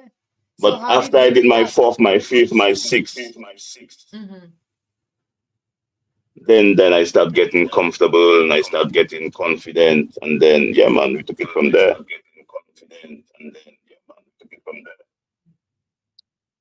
So how did the as okay, so you go into the school.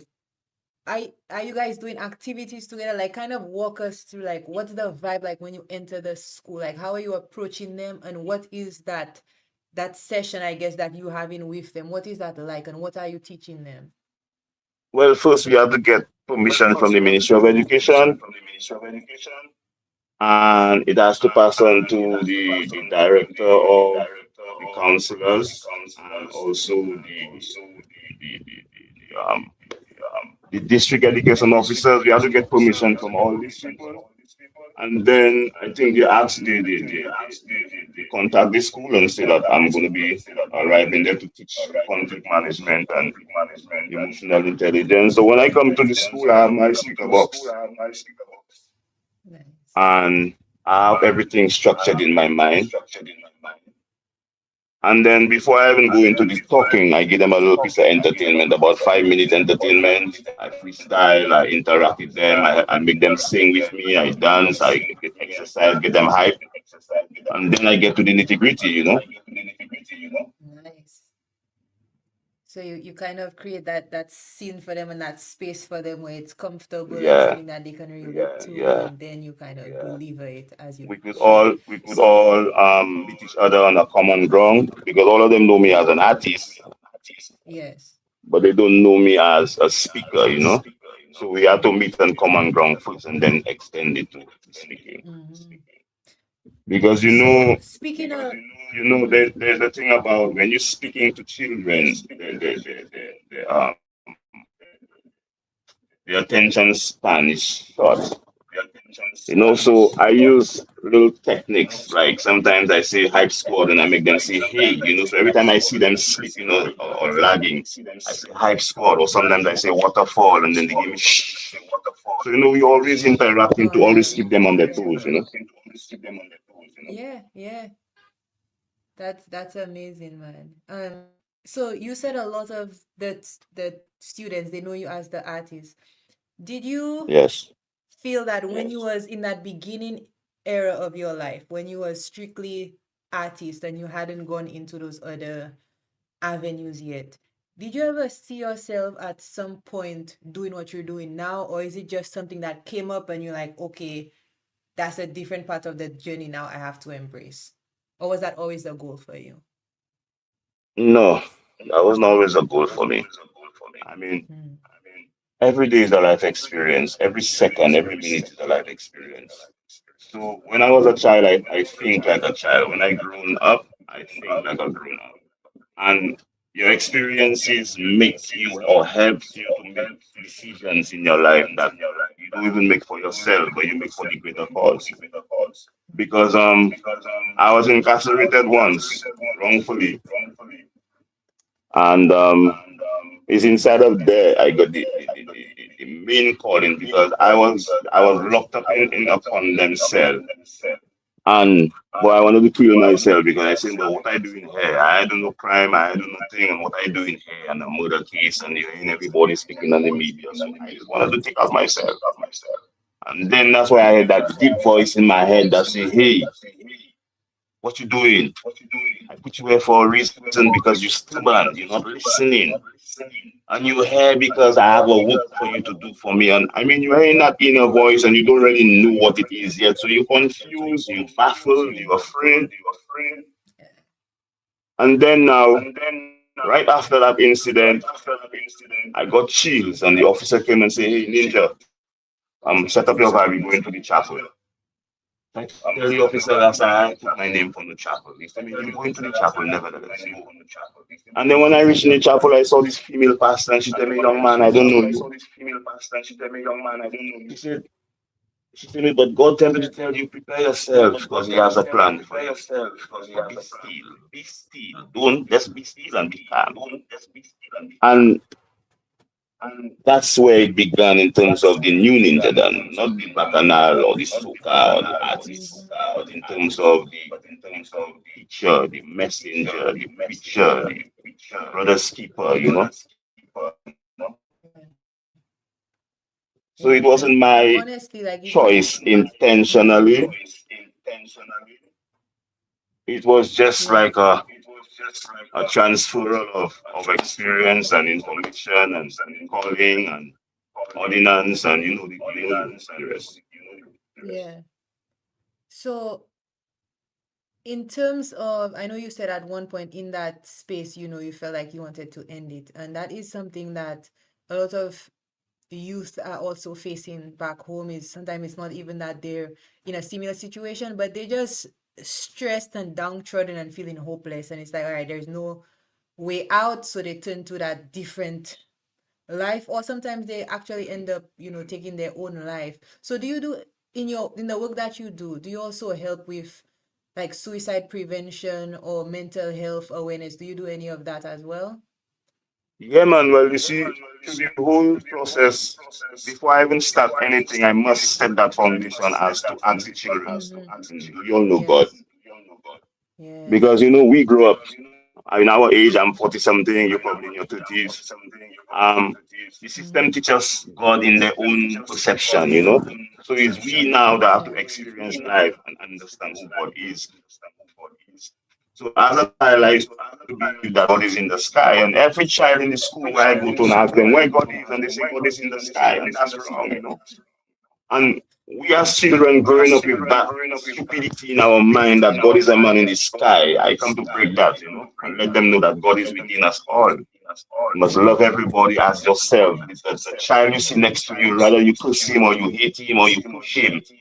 God is in him, so treat him like you treat God. That's why when you pray, we say we're getting deliverance from the sky or we're getting deliverance from an invisible hand, but rather than truly we get deliverance from each other, the people around us, man, woman, child. Yeah? So I try to get that concept into their heads. So they'll have a different concept as to who we are as human beings, respect one another, love one another, speak good about one another. Because I teach them when you speak bad about people, you speak bad about yourself. And when you speak good or when you speak positive about other people, you speak positivity into your Reality. life. Yes. Reality, yes. And that's, listen, those are, people might think those are just simple things, but those are like the foundational, powerful things. Yeah. If we get, if we get the youth to switch that mindset, rather than us learning it later on in life, I can just imagine the change we can see within our society. So that Yeah, book man. is just so important. Now, as far as I know, you mentioned, you had that rebirth and you had that change and that shift.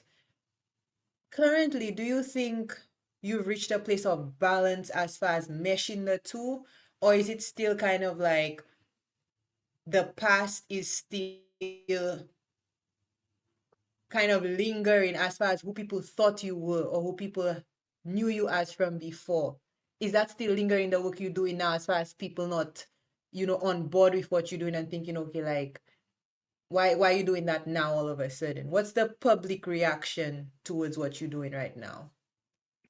Well, that is a nice question. The public reaction is like it's unpredictable because the public never knew what I come out to sing. You know, everybody think like Ninja Dan is still in the Lavoe era. Lavoe and Love the Bamwele song and though. Outside Man and thing. Yeah. Yeah. But Yeah. I've grown out of that and the past is the past. You check my life story is on another level. My life story is about development and building, you know. And I have my own insight and foresight as to how entertainment was back then to how it is now. You understand? I mean, as an artist, I believe you're supposed to use your voice to build people and elevate people and uplift people. But the trend I see the music going now is like the opposite. You know, we bring down people and we say derogatory things about women. We say nasty things to each to one another, and I don't like that. I don't want to be a part of that. Yeah. Yeah. Yeah. And if I ever had to go back into that kind of vibe again, it will be a different story. We need structure, we Yeah. need discipline, and we need respect for each other. That's how a country will grow. Yeah, that's reality, and I agree 100% with that. So you said if you were to go back in that space, so currently are you making any music at all, or are you just focused on the work that you're doing with the youth and the schools? Hey, I sing in it because I Okay. sang, I sang, I sang, I sang 3 years ago. I sing The Mouse in Your House, and I'd already hung my belt. But it Mm-hmm. was a particular artist that told me that Ninja, he's not going to take part into that soca anymore because there's so much evil, you know. So I said, but how you mean? There's so much evil. He said, boy, they have a certain clique of artists and certain groups and division and in their fraternity. I say, really? So I say, but bro, you motivating me. I like to see you perform. So why are you going to stop because of that? You tell me now, man, I'm not going to do it. So I said, all right, let me do that for you. I'm going to go into that arena and I'm going to mash up that evil for you, my bro. And that's when I came on saying, The Mouse in Your House. There's so many subliminal messages in that song that if you listen to that song, you're going to realize that it's not talking about a mouse in the house, but it's even deeper. Yeah? This year, Yeah. I decided to Wow. sing not for the bacchanals, but for the story of Carnival in terms of where Yeah. Carnival used to be before in January, February, and going to the Lenten season and into Ash Yeah. Wednesday, whatever, right? And then they move that from there and they bring it into July, which is a more commercial vibe. Now, if we go back to all the carnivals in the Caribbean, everybody respect the January, February vibe, where they have the Tewin of Babal, which is like you bury the demon of Carnival. It was a ritualistic thing where the old people or the ancestors used to respect that kind of culture. But the youths now, they step over that or they overlook that and they just jumping into carnival. It is a commercial thing, a wine and get it good, you dress naked, and tomorrow you're a different person. No, you have to respect the culture, respect the spirits and the demons in carnival, and bury it and let it rest and continue life. So this year, that's why I came and sing Tiwi Baba to let the youths and them understand where carnival came from and where it is now and where it's supposed to be. Yeah. Yeah. I saw that video on Facebook, and I just saw I don't know if you call it a buka. That's how I know it as. But I Yeah, saw the it and I booker. saw, the, the round circle, and I was intrigued because I was like, okay, I've never seen anything like that. And I posted and I was asking her about it, like, what is that? Like, what is that? I know Tewe Baba, Berry Baba, but I was like, what is that? And some people started commenting, and you as well started sharing. So you said something there that kind of really intrigues me as far as forgetting about the culture aspect of it and how it started off. So that opened up my mind in so many ways. But what's the danger you think of going away from tradition as far as things like that? Where, like you said, it was done before, leading up to Ash Wednesday, where you had to bury those things and move on. What's the danger you think from forgetting about that aspect of it and now having it into something completely different? What danger in your foresight do you see in that? The danger is that is when people finish jump up on the Tuesday, they drunk and they Mm. tight and they tired and they throw all the garbage on the road and they wash the costume and they chew it on the road. And the fact that they do not honor the ritual of burying the demon or burying the spiritual part of it. And they go at the home with all the malproperty, they go at the home with all the old vibe. Because when you see carnival time, you have a different thing of people, different types of people linking up, dancing together, drinking, having a good time. And then when you go home now, you bring all that to your house. You know the old people I was saying, when you come from in a funeral, you leave your dirty clothes outside and don't go inside the house because the dead follow you. For me, my foresight is the same thing for carnival. When you jump up on the road and you have the good time, you leave all them things on the road, you bury them things on the road and you go on another level. And that's the danger of it. You understand? Because after that now, you get a lot of explicit sexual activities, you get rape, you get drunkenness, you get all kind of thing. Babies born and they don't even know who their father is. That could never be a good thing. That's a dangerous thing. You understand? If you don't have control or you don't have structure, then it's chaos. Yo, that is so deep. That is so powerful. And honestly, even just this conversation by itself, this dialogue we're having about that, I think moving forward, that's going to be something else we have to dive into more because I think people need to hear that.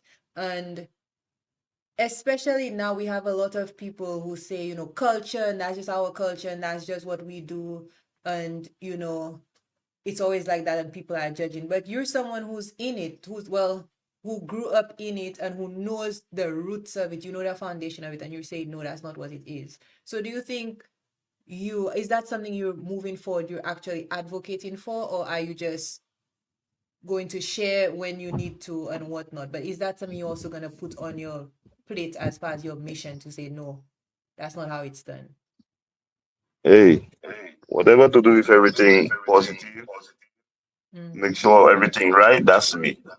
So sometimes somebody will ask me, "Are you singing next year?" And I don't know. It's when I get the download, the voice come and tell me, "Hey, you singing this year, sing that," and then I don't have a choice. Mm. Wow.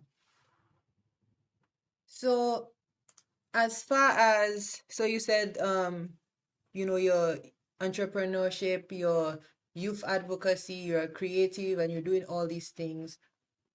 How do you find the balance? Because that's a lot. And I'm sure there's probably more stuff that you haven't been doing that it's in the works of coming up to be pushed to the forefront.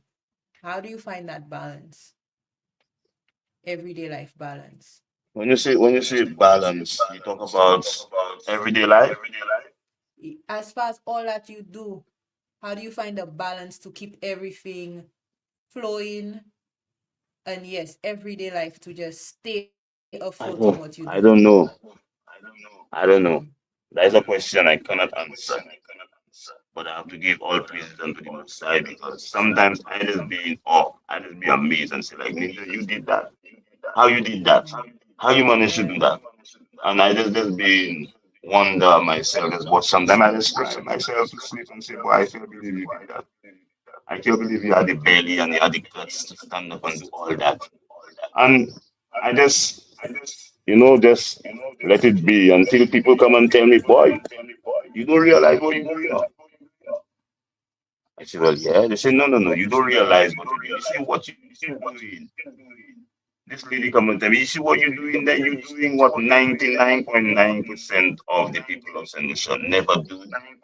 They're not doing, and they will never do.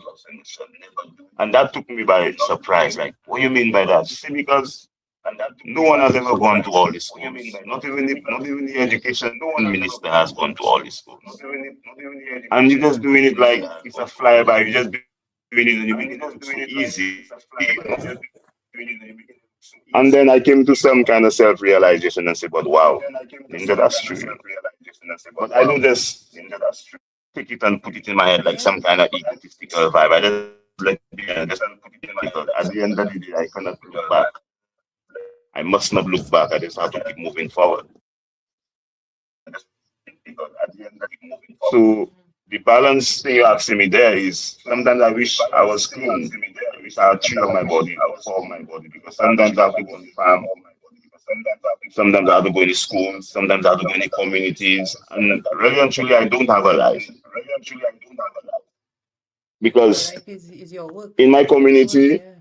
if there is some kind of violence or some kind of premeditated violence that's going to occur, the inner voice will tell me, go there and stop that, go and prevent that. And sometimes I just get mad, but I have I have to listen to the inner voice. So I is like a madman in the sense of I cannot really be amongst people, but by myself because I'm always in creative. I'm always studying. I'm always trying to elevate my mind. So it's not normal for me to be amongst people with the energy. I want to protect my energy, so I'm always by myself. Yeah. Yeah, you're always in solitude. I mean, Yeah, a lot of people are scared to be by themselves, because they haven't faced themselves yet. So sure. just the fact that, you're in that means that you're constantly in reflection, constantly in that zone of your higher self. And like you said, it's not about ego or saying, I'm doing all of this, but the reality is you are a light. And I will even say you are a light in the darkness, honestly. And that itself cannot be hidden because, like I said, I didn't know you did all of that. And then now I'm just even blown away that all of that is happening. And I want to personally thank you for what you are doing because I do believe we need more of what you are doing in the community. So thank you for doing Thank you. that. But Thank honestly, you. honestly, thank you for that. Um, I did want to ask you two more things I wanted to ask you. As a child growing up, like if you remember yourself as a young boy, what was the support system for you? Or do you think there was any support system for you to become the man you are today? Hmm. Yeah, man. Of course. Um, I want to big up my grandparents. They are already deceased, Mhm. and as a baby, I was a traumatized baby in the sense of I never raised with my mother or my father, and my grandparents raised me at the age of 3 months old. And in spite of the upbringing was difficult in the sense of I had to do a lot of hard work chores, carry water by the road, go by the river, carry water, or carry fish water on my head to go all in tongue and to go and fish with my grandfather or go in the bush and cut stick and cut grass at a tender age of 6 years and 7 years. I was angry. I was mad at these people for doing me this craziness. But as I got older, I changed my mindset in the sense of I could not have paid them people enough for all what they have taught me. And even my grandfather used to teach me as a child that, always learn to do everything on your own because when you get older, you will not always have people around you to do things for you. And boy, that was like a golden Yes. print in my mind that I could wash, I could cook, I could press, I could clean, I could do my vibe. I don't need no woman to come and do anything for me. And them kind of support system that I had, that's priceless. Because my grandparents was almost retired, 65, 70 years. And I used to be going to Castries Comprehensive School, and my grandfather used to give me $7 every day. And I used to wonder, but where you getting that $7 from and you're not working? So sometimes I used to spend $2 for bus and save $5 every day. So I always had a mindset for business. From the time I was small, I had a mindset for business to save and to do that and invest. And by the time I reached 11 years old, I was already a businessman. Nice. Yeah. Yeah, that's deep, man. That's deep. And so for the kids, I would say growing up, or if there's like any young who may or may not be in a similar situation, but nonetheless, they're kids, so there's so many different stuff trying to influence them. What would you tell them?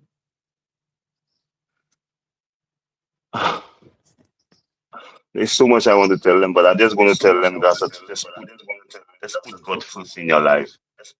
Um, God is as closest to you as a breath that you breathe.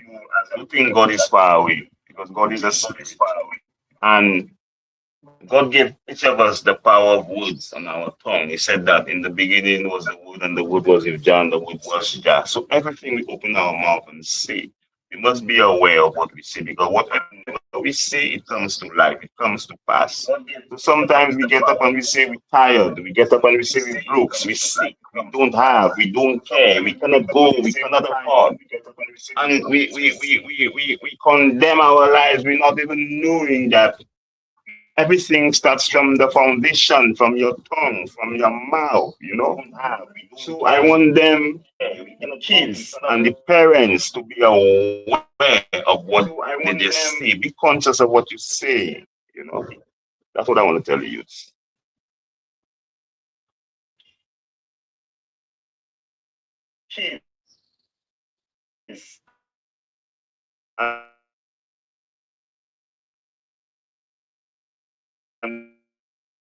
Starting with You're breaking up. just thank you for being here today, man, and thank you for making our fundraiser happen and just bringing your insight into what you're doing, and hopefully it inspires the people. Honestly, I love meeting individuals like yourself because I feel like we have to bond together to get stronger. It don't mean we all doing the same thing, but just bond together to collectively be stronger. So thank you for joining us. And just thank you for being here. If there's any closing words you want to share, the floor is yours. But thank you so much for today, man. Thank you. Yeah, man, you're welcome. Thank you for having me. Um, Thank you for the diaspora listening to me. Um, Final words I want to say that Gaza people just be positive, and when you look at things, I know things are hard with everybody. I know everybody is watching the every cent every time. But shift your mind on a different level and think positive. Look at difficulty as easy because of your perception. Look at hardship as niceness because them things there is your best teachers. You cannot make no mistake about it. After you've gone through the hardships and the tribulations and the difficulties, you become a stronger person. Yeah? Because at the end of the day, a lot of people will say the devil is a bad person, the devil is an evil one, but the devil is God's prosecutor in the sense of he persecutes you so you get better and you get stronger to be on the other side. Just like when he had to challenge Job, the devil could not go and attack Job without he had permission from God. So it goes for us. The Bible is a basic thing for us to follow.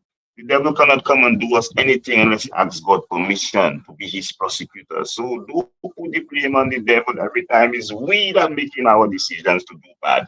We that making our decisions to harm and to disrespect and to do things that are not well. So I want you to go into yourself and understand who you are and who God is and what role God is to you and what role you is to God, and change your mindset, change your perception, and be positive.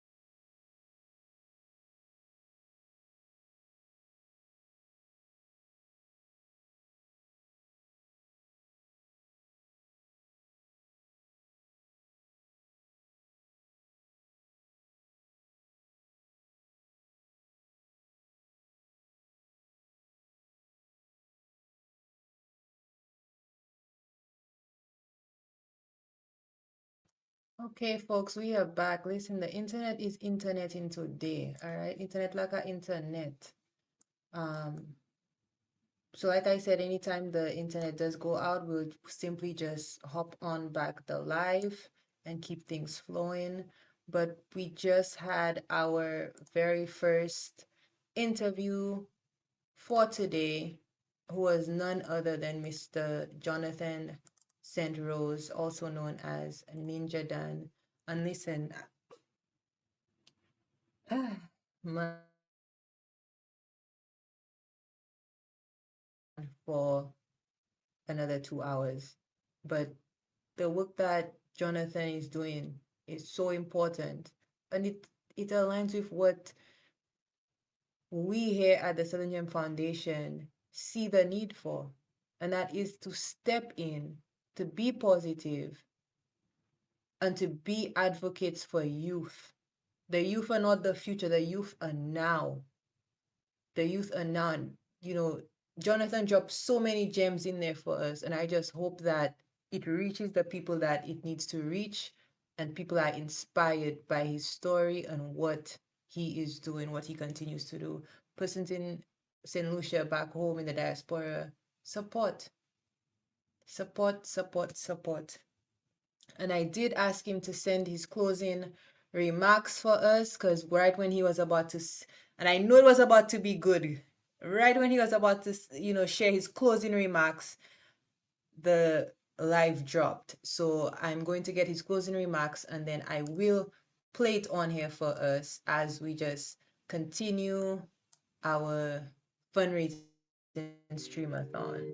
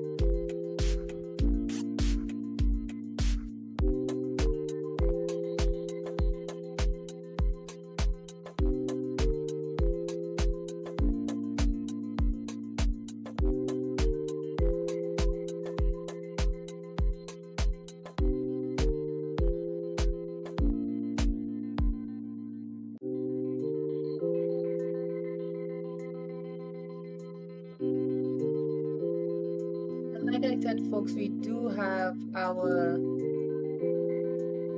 our closing remarks by our first guest who was just on here, Jonathan St. Rose, also known as Ninja Dan. And so I will be playing his closing remarks, what he wanted to share before the internet went out, because I think it's just so powerful. So please, let's take a listen. My final words are just think positive, you know, think positive, and when you look at hardships and you look at difficulties and you look at tribulations and obstacles, let them things be your teacher, you know. And that's it. Because it's your perception. Yeah. Then things will help you develop yourself to be a stronger person. So rather than you blame the devil and say, boy, it's the devil that made you do this, or the devil do you that, or evil against you, or that forces against you. No, that's madness. It's only your mind, what they put in your mind from the time you're a child, they condition your mind to think that everything that goes wrong with is the devil. It's just like in the Bible, the devil had to go to the Almighty before he could persecute Job. That story goes for us as well. The devil is God's prosecutor. He cannot do us any harm unless God give him permission. So hence his purpose.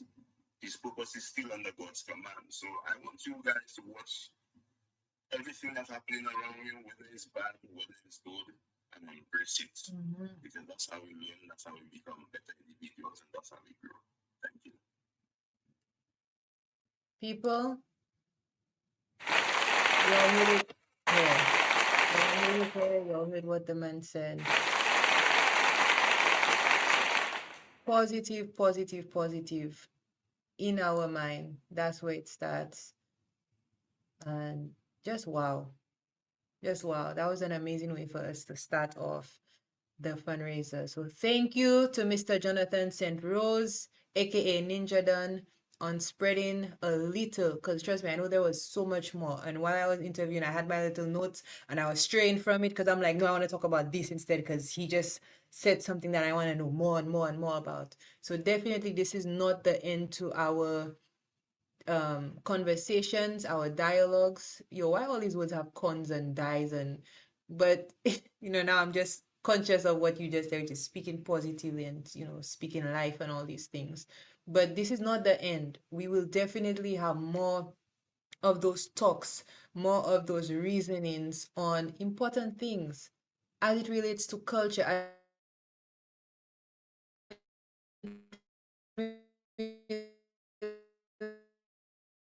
relates to creativity, as it relates to who we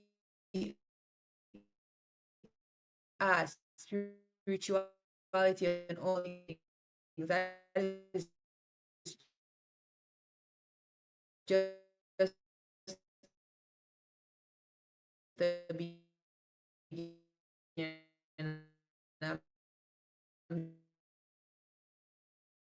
just so happy that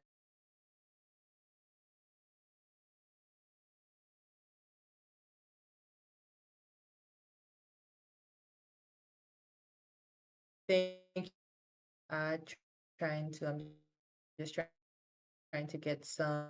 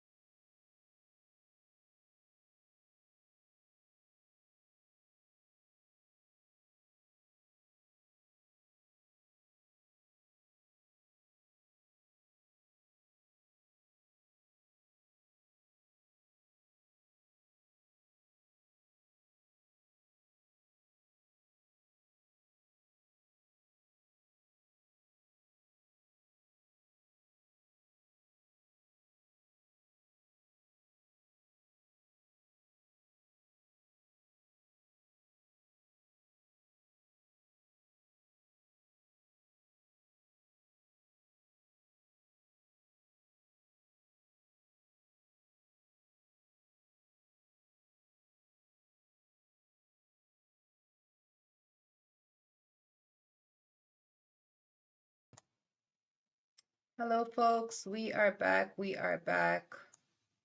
I know the internet sucks, but thank you to you guys for logging back in, and making this happen. Like I mentioned, no matter how many times it shuts off, we're just gonna hop right back in and do what we are doing, which is continue our pledge for the holiday season, continue our drive. If you weren't here, we did just have our first interview with Jonathan Ninja Dan Sent Rose. To him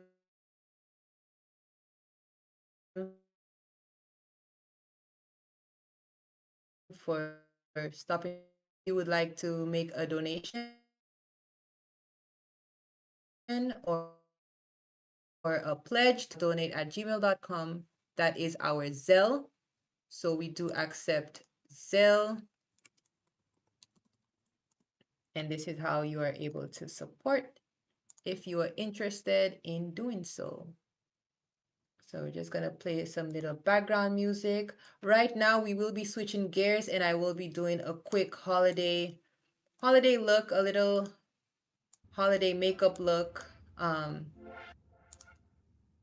So that's the next hour. It's just gonna be me doing my little makeup. So if you're interested in makeup, if you're interested in any of that, feel free to stop by. I'm going to do a quick bathroom break. I'm going to do a quick breakfast break because I don't know if you guys saw, I only had a banana and tea, like my thing. So I'm gonna make some more tea and probably get some toast and some peanut butter and honey. Oh yeah.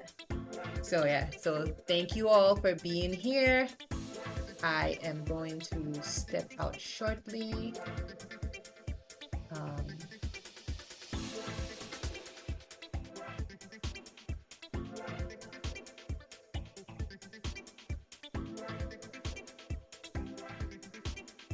yep, I think that is the way. There we go.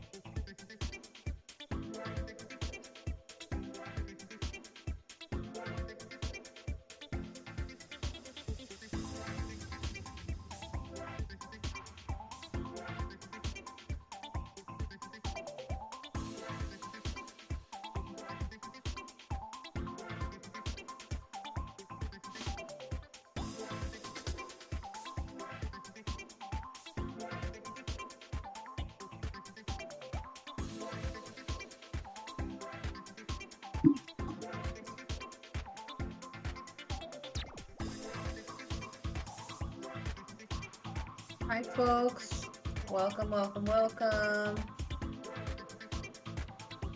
Welcome to our stream-a-thon, our 12-hour stream-a-thon here at the Southern Gems Foundation. We are currently raising funds for our holiday pledge season. And our holiday pledge is all about creating gift baskets for disabled youth in St. Lucia. We start at 6 a.m. and we will be going up until 6 p.m. Like I mentioned, we did have our first interview already with Mr. Jonathan St. Rose. So thank you for that, Mr. St. Rose, for joining us and spreading the wealth, really. Thank you for everyone who's been tuned in, who are currently tuned in. And like I said, on this hour right now, what we are going to do, I'm going to do a quick little makeup look for anyone who's interested where it needs to be. Doing my quick makeup look, and our second interviewer will be Miss Ronnie Ramin. I hope I'm saying your name correctly. Miss Ronnie Ramin will be our second interviewer. We will be talking about her book, the work that she does, her use of distractions, whose voice matters. So we'll be going over her book. Just talking about the work she is doing. And again, we're having those talks and those reasonings for us to get an idea of why it's important to do something like this, why it's important to donate to the Southern Gem Foundation's holiday pledge season. So again, please share the live, share the broadcast with anyone in your network who will be interested in what we are doing, and also to help us reach our goal. We have not done a goal check in a minute, so I will look at where our tracker is, look at our donations to see if anything else came in, and then just give an update on what our goal is right now. Again, our goal is $1,200. At this morning, we did have our first donation by Miss Petula, and just $100, which was our star tier. So we thank her for that. And then, like I said, we're just gonna go ahead and continue on for the morning. So a quick makeup look, quick update on where we are pledge-wise, and then move forward from there.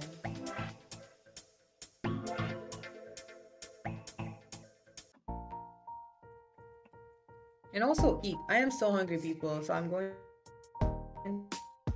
to get the honey. I'm too hungry.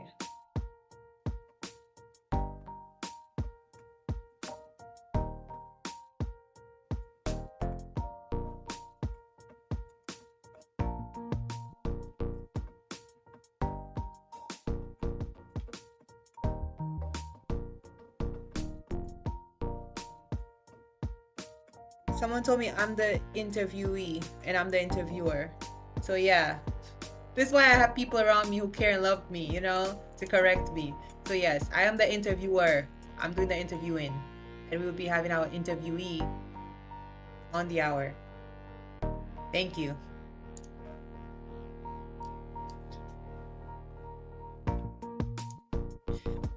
All right, people. We need some. Gonna do some quick. Folks, this is the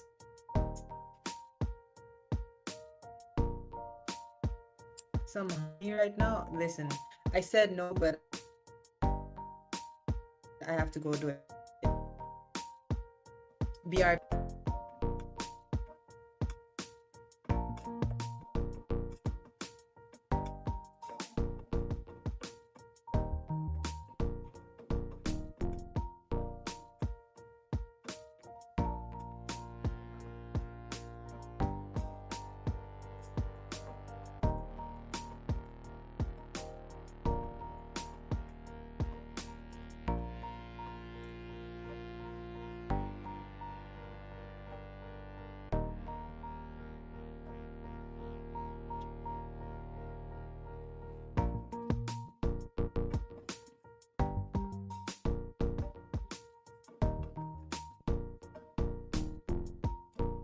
All right, I am back.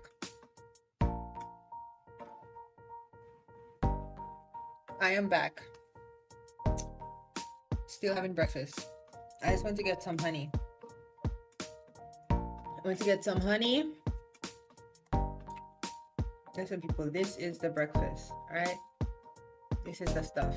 Don't judge me for my honey finishing. Honey's expensive. All right, you see this, people? You see this, people?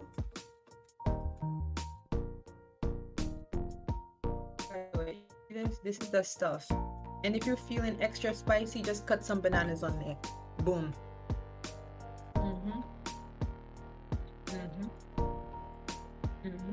Yeah, done for food.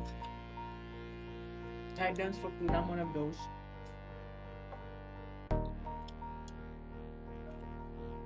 So I'm supposed to be doing a quick makeup look, but I'll start in like 5 minutes. Let me finish eating my bread.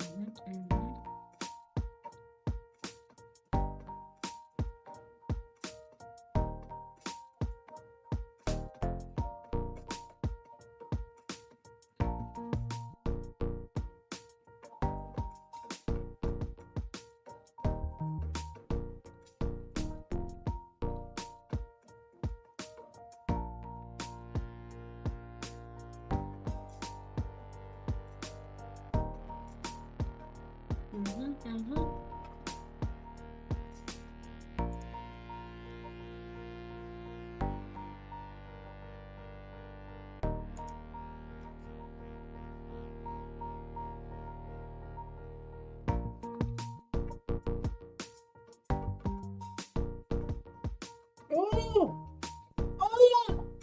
I see a oh shit.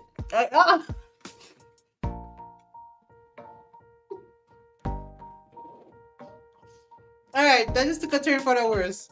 I was laughing and bread flew out of my mouth like it had a mission to go away from my mouth, and then I cursed. I'm sorry.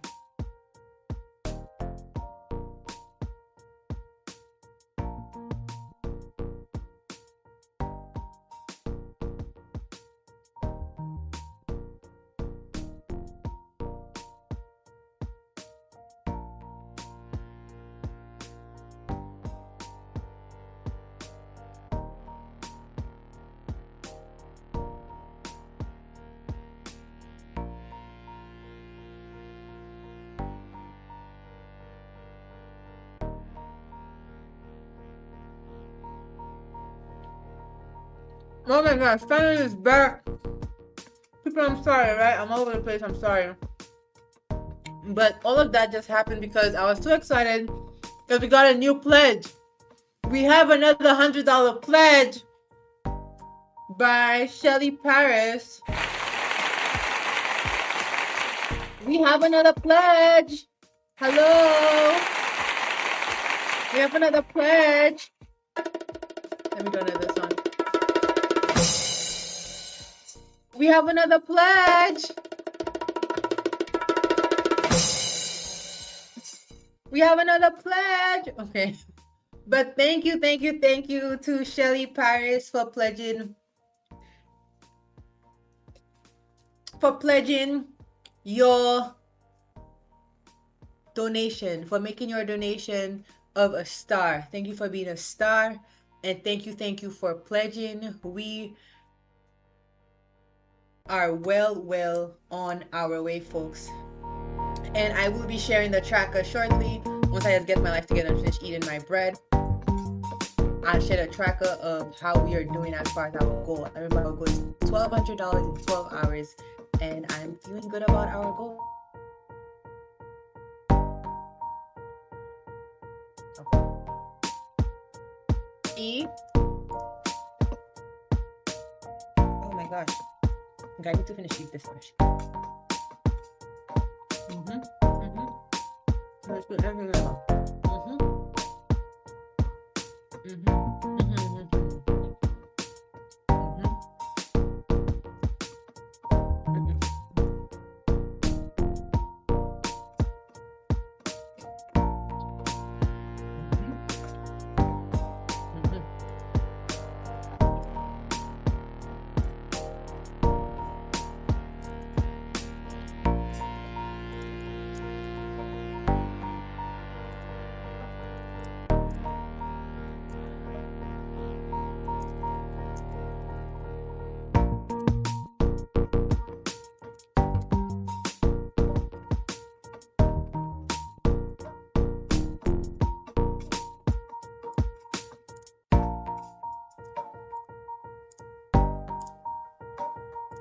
So we are saying, shout out to Shelly on your pledge. Thank you for being a star.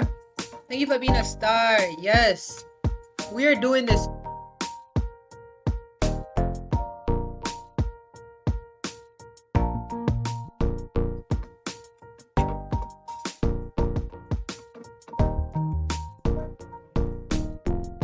We are doing this.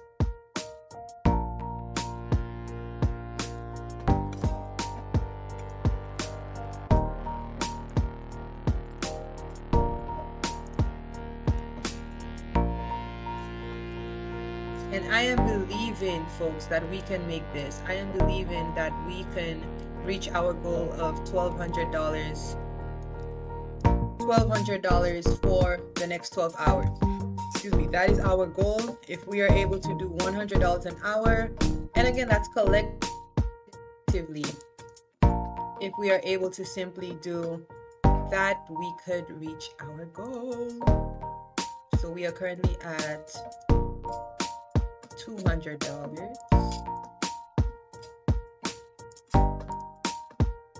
It's currently 9 a.m.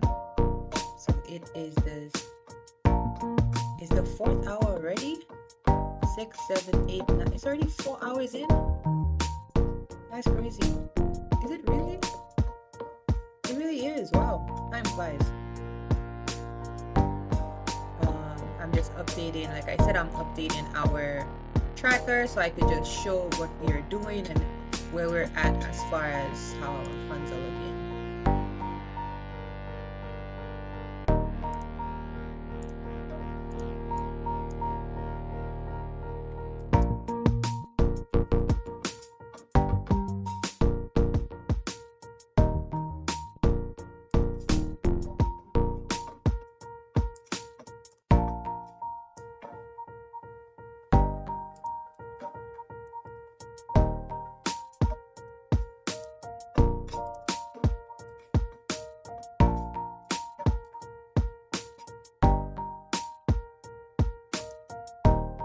So we are currently on our fourth hour, and we are currently at $200.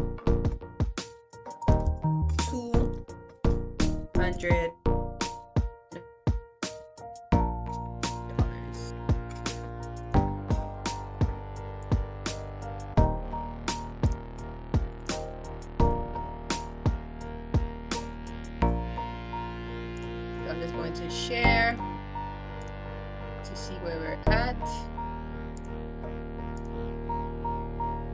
And this is where we're at. We are currently at $200 for the 4th hour. Our goal is to get to $1,200 by the 12th. We're exactly where we need to be. Maybe the strategy that I had in mind is not how it's going to play out today, and that's completely fine. We're going to keep moving forward. You know, we are going to keep moving forward, and that's what matters today. So again, this is 6 a.m. Oh my gosh, this is 9 a.m. It's not 6 a.m. Flip it. That's the time we're at right now. So shout out to Shelly on your pledge. Thank you for that.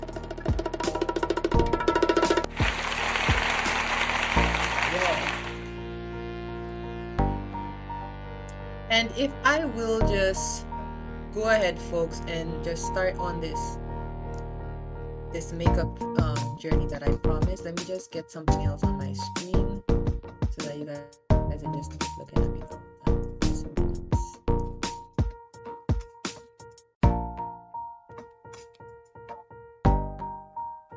There we go. Yes. So yes, folks, right now we are entering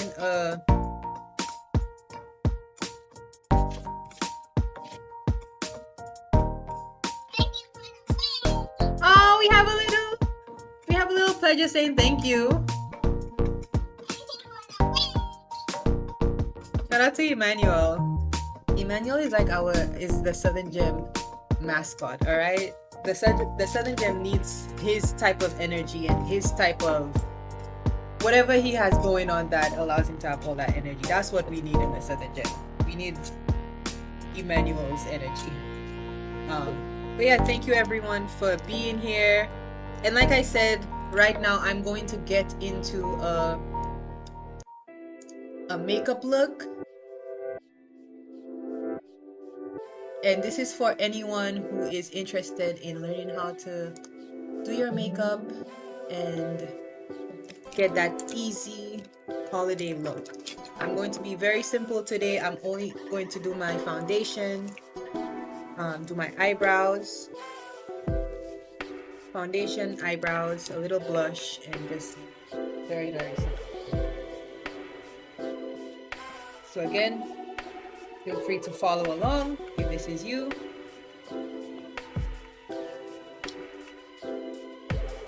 Share with someone that might need to or who wants to learn how to do their makeup. This is beginner friendly. First thing that you want to do when you start off with your makeup is just go ahead and obviously wash your face and moisturize. Wash your face and moisturize. The very first thing as well is that you're going to go ahead, I should have brought a mirror, right? That would make sense to have a personal mirror with me. Is to just go ahead and use some primer. That is our primer, and this is Smashbox Photo Finish. It's a sample because we love samples over here. So you're just gonna go ahead and make sure your hands are clean too. I mean, I'm jumping steps, but you guys get the picture. I'm gonna go into our primer. So I need a mirror because I'm looking at myself through another screen. It's not gonna work. So BRB besties, let me go get a mirror.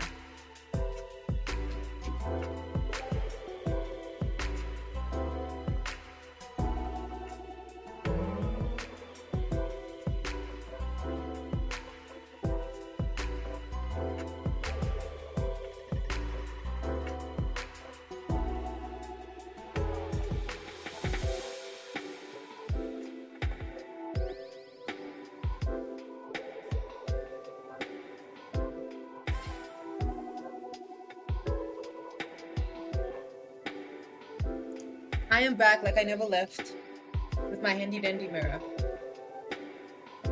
Shout out to Ulta Beauty for giving me this mirror. We love free things over here. I can just tell this so I can see what I'm doing. And then quick makeup look for the holiday season, and I went ahead, I did my primer, which the primer just helps with your pores and making sure like everything is kind of matted and the foundation is able to sit well on your face. So I'm just going to go ahead, very simple, go in with my foundation. I already started wrong, but it's okay. Going with my foundation and just very light. The foundation that I use is Fenty. Honestly, foundation is foundation. I like this because it's more of a skin tint, so it feels more like it's a like just a lotion on your face, and it's not too sticky. I should have done my eyebrows first, but it's okay. And then you could use your brush, a sponge or a brush. I'm using the sponge just because I haven't washed my brush in a minute. And if you do that, then you're under risk of having acne and breakout. So yeah, just gonna go in with my sponge and just make sure everything is, everything is blended in. And again, my relationship with makeup is that makeup is supposed to just enhance what's already there. It's not supposed to mask anything. It's not supposed to create a new face. The face that God gave us is beautiful. We are images. We are made in the image of God. So I do believe each of us physically carry a piece of God as far as our looks. So it's not to create any like illusion or misguide people on our looks. It's just to practice our creativity. You know? So yeah, so let's go ahead and make sure everything's blended in. I need like a light, right? Look at me. I'm doing this whole thing wrong. Does this make a difference? This thing is wrong. Fake news. Is someone calling me? Anyway, fake news. Alright.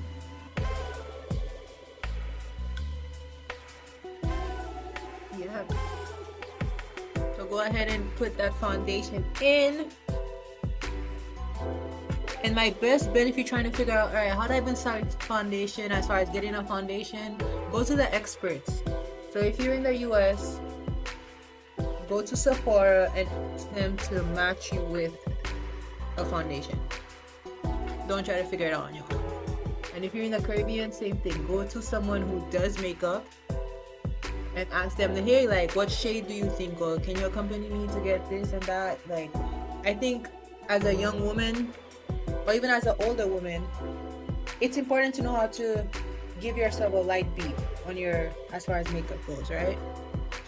It's just a skill to have. So that's why I thought it would be good to share it. So the next thing that I do after just making sure my foundation is properly absorbed, and like I said, nothing crazy, just a little enhancement, right? I'm gonna do my eyebrows. And then my eyebrow that I use, my eyebrow product is Goof Proof Brow Pencil by Benefit. And I'm not advertising for these people, this is just me sharing my makeup routine. Alright, Goof Proof Brow Benefit. Very easy. And obviously one of the main things I'd suggest is to just get your eyebrows done. If your eyebrows are kept, the easier it is to actually do them. So you don't have to worry about concealer and doing all the other stuff. You could just fill them in. So I just go in and I kind of straighten everything out. I have brush.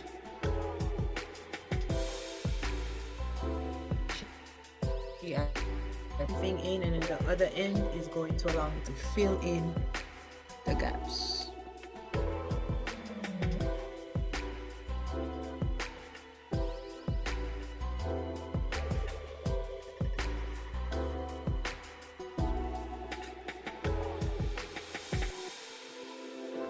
and just go around it. Anywhere you see that, it could be filled in more, just go ahead and fill it in, just like that.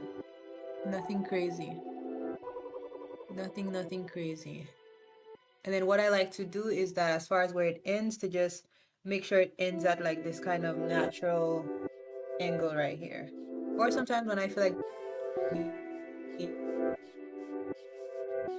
dramatic, I do it.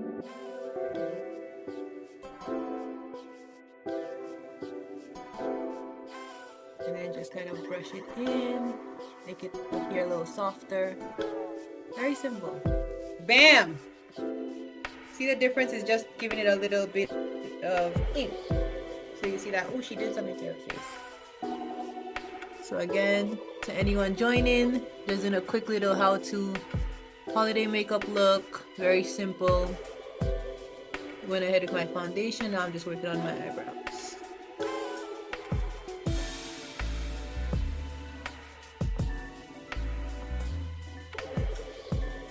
You always want to get the outside. Get the outside to kind of fill it in. I know some people tend to kind of draw their eyebrows in a certain way, but it's just like follow the main shape of your brows and just work with what you got, sis. If you don't have a natural arch, then don't force it. Just embrace what you got. You know what I'm saying? Of course you know what I'm saying. And just like that, I'm done with my eyebrows. That's it. Very simple. That's how I like my eyebrows. Nothing crazy. So that it seems that, alright, this girl did something to me. And again, our next guest will be correctly, who is an author. She will be sharing her work with us and all that she, is doing as well for the community. We're gonna check on her to make sure she's good.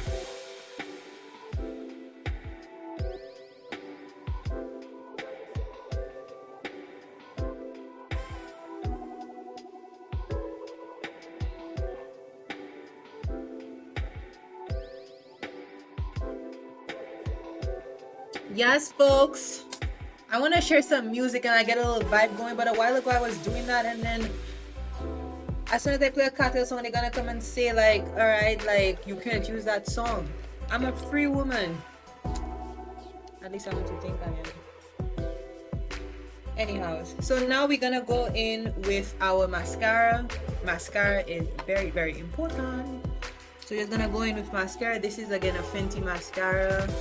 I recently bought a Benefit roller lash because it came free if I bought something for over $30 from Benefit.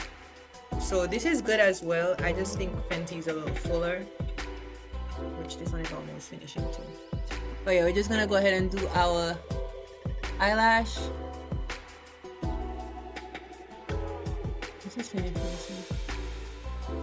And as you could see, I did not do any eyeshadow, nothing like that. It's just a very simple makeup look. Like I'm going to work makeup look.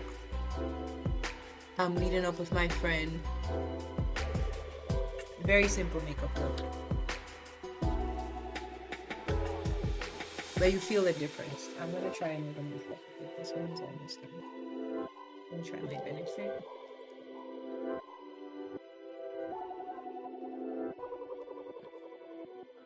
There we go. And make sure when you're doing your eyelash, my people, that you go in through both the corners. Don't just do the middle. Go in through the corner as well, and just be careful so you don't poke your eye. So again, we are doing a quick holiday makeup tutorial for anyone who's interested.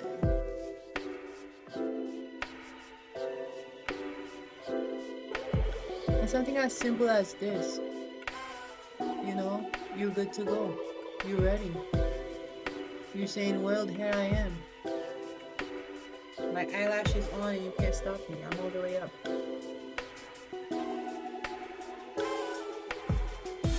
And then you could just go in as much as you need to.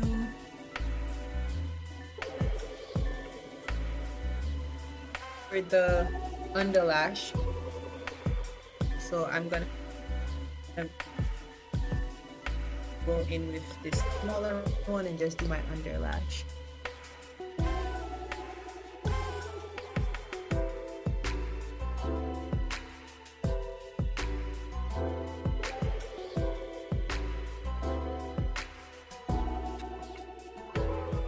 And you got kind of, when you're doing it, you kind of have to do the yeah, the faces of makeup, man.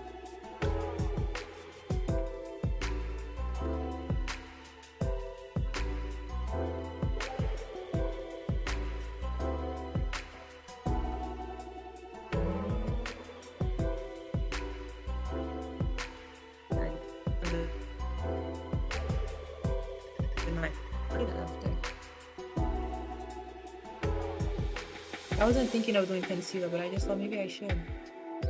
Maybe I won't, because I don't want to do it. I just thought of doing it.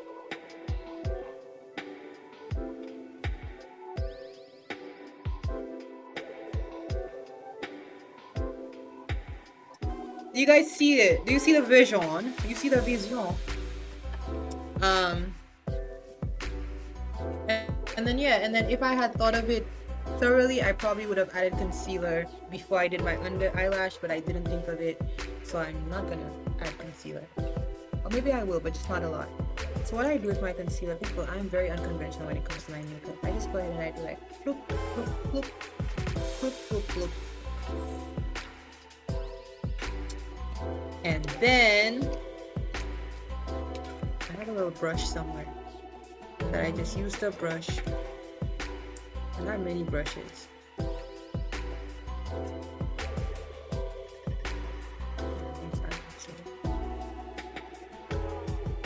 Alright, we did our little ploop ploop ploop.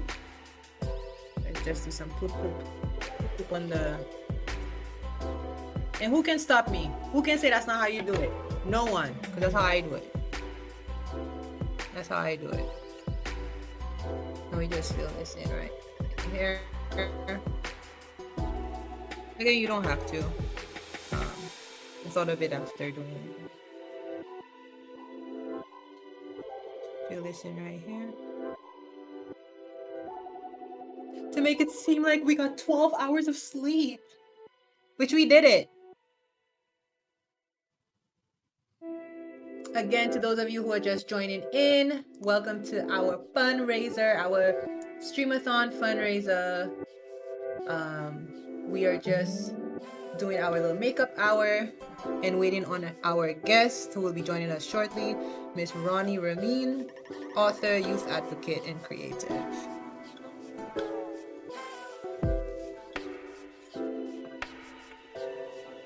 So yeah, just go in there with the concealer.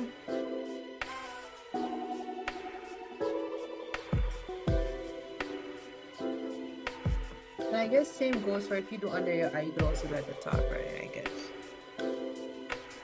I can add here, like why not? Who said we can't do that? We could do that. Why not? No one is saying we can't do it. I didn't say you can't do it. So who's gonna tell you you can't? Who's gonna say you can't? Exactly. And honestly, folks, this is the makeup look. This is it right here. Alright? Nothing crazy. When we're done, maybe going in for a little contour. Give us a little definition over here. A little something over there. A little something here. You know? Just for the edges of the face. To create structure and definition. And use random brushes to get the look that you want. Random brushes. Just like that, just give it a little blendy blend. A little blendy blend.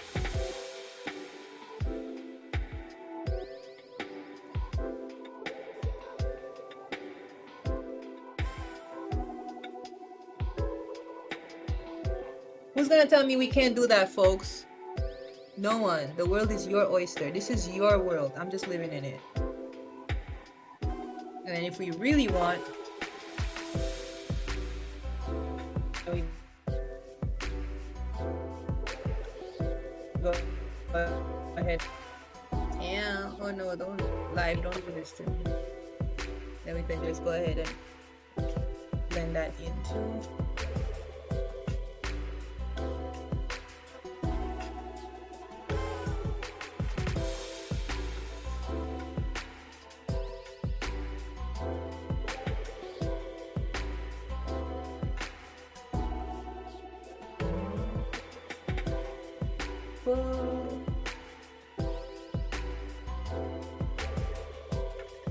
And folks, if I'm being very honest, that is it.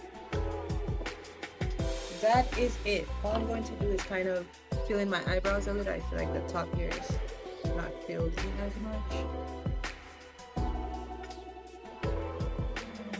Yep, there we go. Very simple. Chef's kiss. The final thing I will do, and again, there's like so many different ways to do this. There are so many different ways to, you know, put on your makeup. I'm not gonna stand here and be like, no, this is the right way. Simply just spray it, have it set. I like to spray before I add my finishing. I feel like this is not too perfect. There we go. Yeah.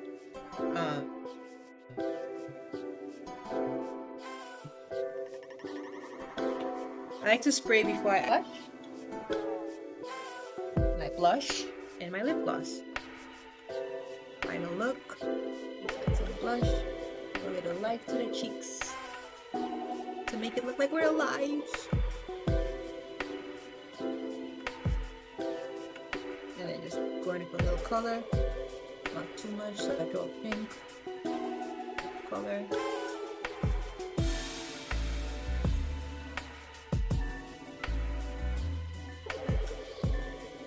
Smile, how you doing there?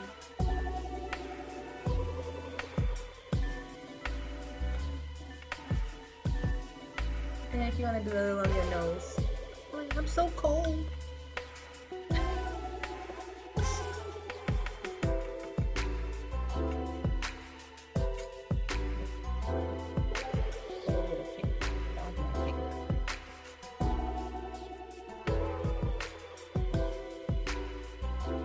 There you have it, folks.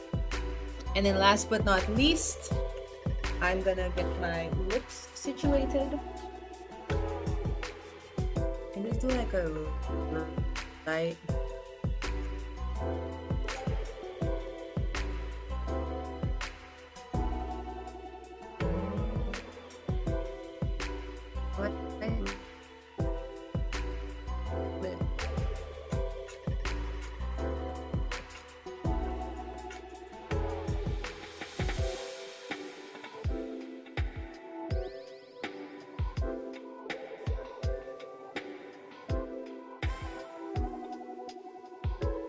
Get some more gloss, more gloss. And that it is. That is it. That is it. This is it. Caroline Stan, I'm the light of the world. I feel Glenn. This is it, folks. This is it. Our holiday look is done. Simple. That's how you do it, folks. And then, yeah, the holiday look is completed. And then if, you know, throughout the day, I feel like I want a little pick-me-up, and I'll just add some red again, some red again, red again.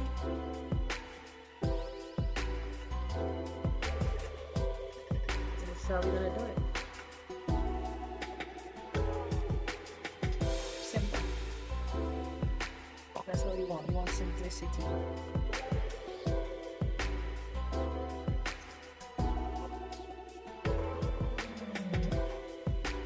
This is side.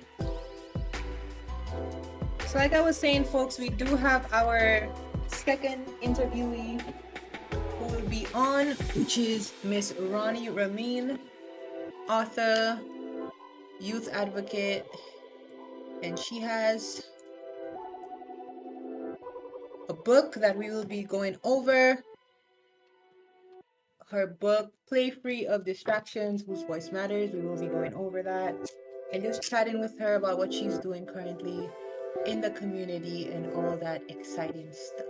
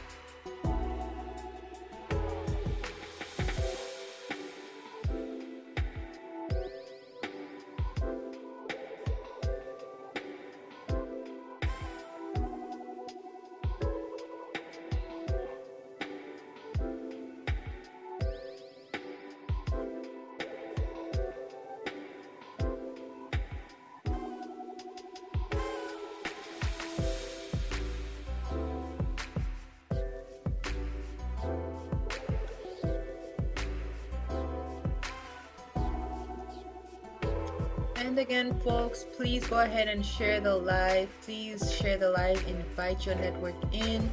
We do have Miss Ronnie with us, and she will be sharing about her work shortly. We're just waiting for us to get everything set up, and she will be joining us, and we'll learn about the amazing things that she is doing, as well as her book, Play Free of Distractions.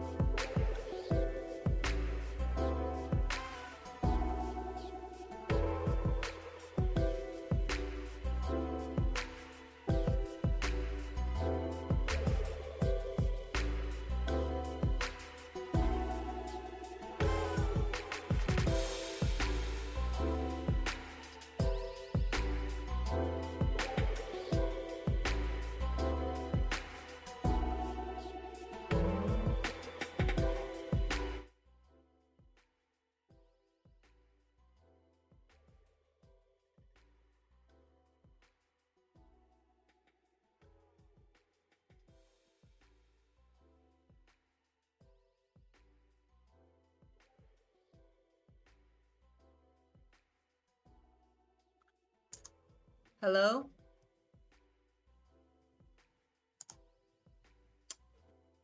If you're speaking, Ronnie, we can't hear you.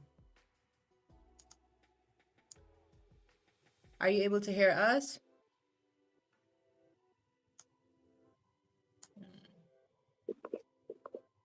That's better. I heard something. Can you hear us?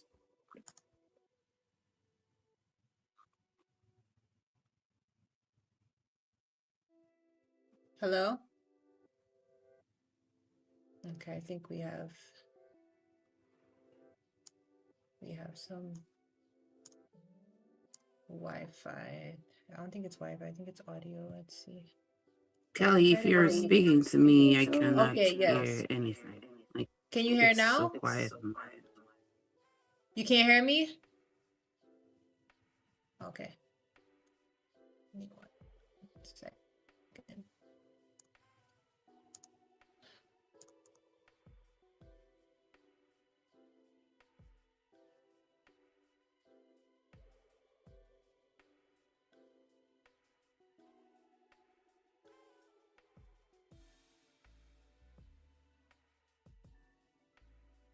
Testing. So I just had to exit. Okay, I don't think she could hear me.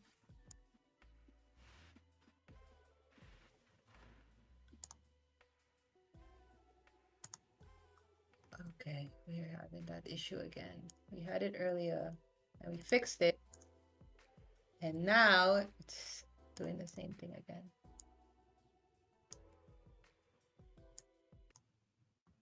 Testing, testing. Can you hear me? Well, you can't. Can you hear me? No. Okay.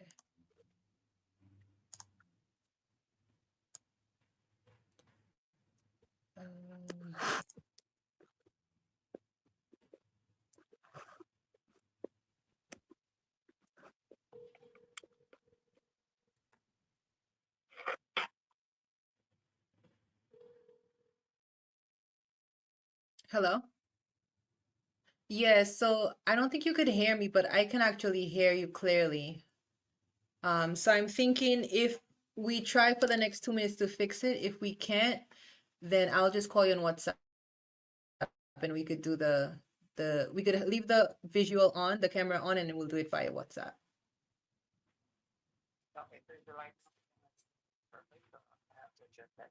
No, you're fine. That should be fine. Yeah, thank you. Alrighty. So yeah, we just spoke to Miss Ronnie, just trying to figure this out because technology is technology, but it will not win against what we are trying to do because we are trying to spread the good cheer and do the good works.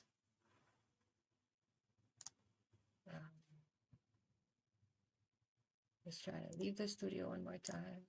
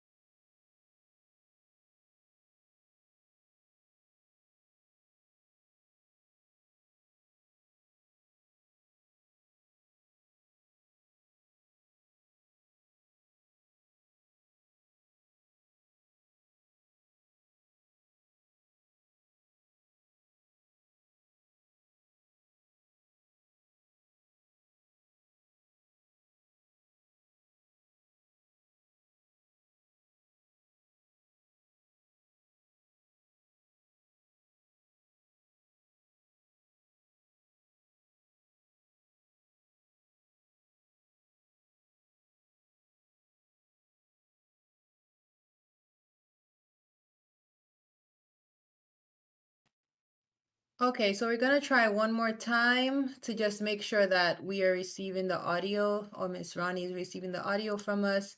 If not, we will just go straight into calling her via WhatsApp and just having the conversation through there, where we'll be able to hear her and just share some of what she is doing.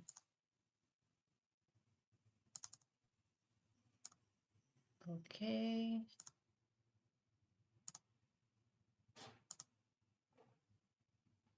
Are you able to hear me at all, Ronnie?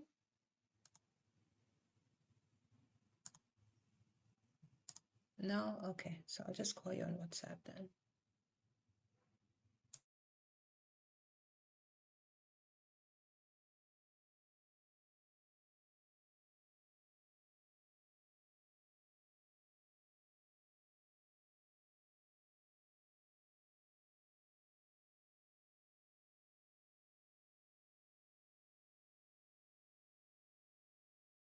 Um,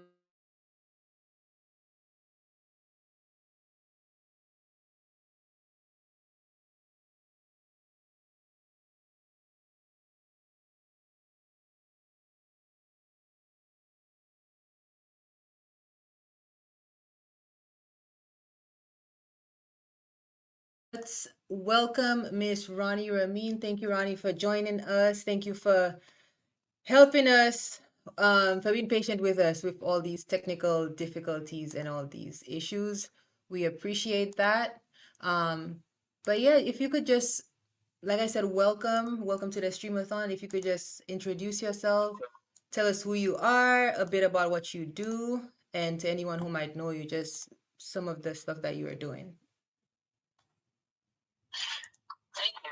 Thank you. Good morning. I appreciate you joining with me virtually today. I'm so excited to share what's behind the book. Yeah. I feel the section into who voice matters. Yeah, so basically, it's a book that I wrote. What's my experience with kids, my philosophy as to how to make working with kids very, very easy, but more manageable Yeah. for me. Yeah. I want the opportunity to share with all the caregivers, parents, guardians, and whoever else who loves to take a lead and basically try to manage Yes. Yes. Yes. future events and our future, men and women out there. Yeah. That's amazing. I know some people, they absolutely dread kids. Like they seriously have a fear of kids because they don't know how to even begin interacting with them. So I think that's a great tool. So thank you so much for sharing that. So before we get into the book itself, we just like to know a little about you, your experience growing up. I see that you grew up in Mikud, St. Lucia. So tell us a bit about your upbringing and how that kind of shaped your career and your advocacy for youth right now. So, I could, we go at the age of 20, migrate to the US, New York, exactly. I first worked with kids in 2006. Mhm. Yeah, it was tough. It was tough. The kids were a little older. And so younger kids, age of 9, it was us. And I remember clearly that his mom was having a hard time, separating herself from him. Mm. She did not feel confident enough to, push him not away from her, but away from the nest around her. Mm-hmm. So I used, she also books later on. Mm-hmm. During COVID, home, I sat at home, while everyone else was just, chilling. I had to find my way to work. Mm-hmm. And at that moment, there was a sibling, so two of them. And one evening I sat at home and I'm like, this is really tough. Mm-hmm. Because this COVID, we can't get outside, we can't do anything. So I decided to just, grab a pen, a piece of paper, and I decided, you know what? I think I've had enough experience because at the time, the first one was 3, Okay. and the second one was about a year and a half or so. I decided to go through my experience with the first one. I started with him at 9 years old, the books that I read, Mm-hmm. And I decided, you know what? I think I'm going to make this thing more manageable. So I put my ideas together, my thoughts together, penned it, and here we are. I created my baby. Wow. That's amazing. So growing up, did you ever see anyone around you basically doing what you're doing right now? No, I remember my parents when I went to school. My parents had given birth to twins. I saw how she dealt with it. It was difficult. I felt assisted.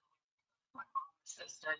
My whoever else, my grandma at the moment, Mm-hmm. and it was really hard. It was really hard. Yeah. And I came here remembering how they managed that and incorporated that into me first being a caregiver when I came and migrated into this country. Yeah. So that's the most that I had Mm-hmm. And of experience with babies. Yeah. yeah, and that's all because you saw it up front.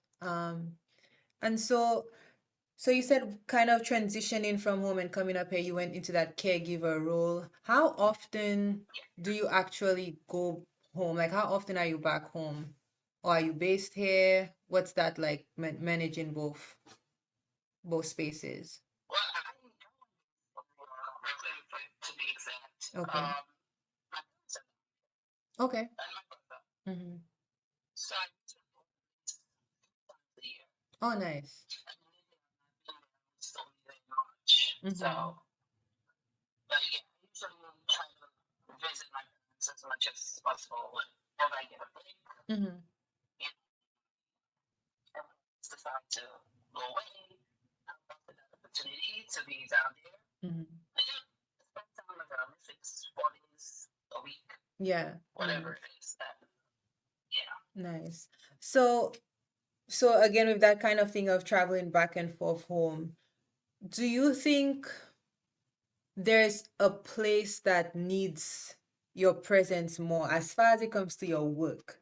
Because oftentimes, people think or they believe that if you're in the US or if you're in New York, then it's like you have so much access and you're getting it good, and we need to kind of be more attuned, I guess, with back home and bring back the resources home. So do you ever have that issue where you think your work could be more beneficial if you were situated back home? And if you do, how do you manage that?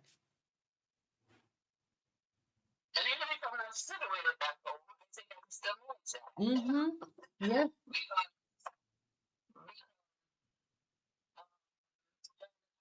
Because we need to categorize any person which has been the most desperate when it comes to my philosophy being, I should say, Yeah. think communities of viewpoint, up east, central, in the community of Nico. I believe that I couldn't get the opportunity because I've already had discussions with people. Nice. I had discussions with my husband. I want to give back. I want to help those kids. I want to create something that would allow me to bring what I know Yeah. and how I can help those kids be better individuals. Yeah. They don't deserve that. They don't deserve to be, yelled at, treated as if they don't have a choice, Mm-hmm. treated like their body belongs to somebody else and not them. Mm-hmm. Kelly, these things sometimes when I go down there and I see parents that are yelling and screaming, they're like, you're not going to get anything back. Yeah. Positive from that child. The reaction will not be positive. Yeah. They will rebel. They will throw tantrums. Mm-hmm. So you have to find a way to move them somewhere where they can say to you, okay, son, Rose, Jack, whoever it is, Mm-hmm. I need you to sit and watch me. Pay attention. Mm-hmm. If I tell you for 2 minutes to pray, 2 minutes, I need you to understand that we need to leave and we need to go home. Yeah. If you do not cooperate, which is one of my adult is an adult, total cooperation. If you don't cooperate, there are consequences. You might not get another opportunity to play or to go visit this person Yeah. or to do anything that you know you did it with. Mm-hmm. And I think you get a better reaction from the kid when you actually meet with eye to eye, and you actually understand their body, and they understand their body, and you don't make that distinction based on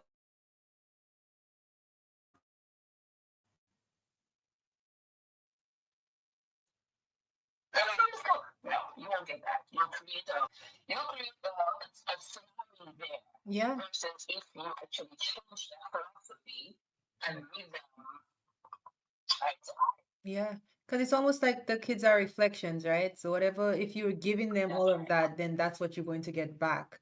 So it's almost like as much as it's about the kids, it's also about kind of rewiring the brain of parents as well. What can you do? I know you do the kids advocacy.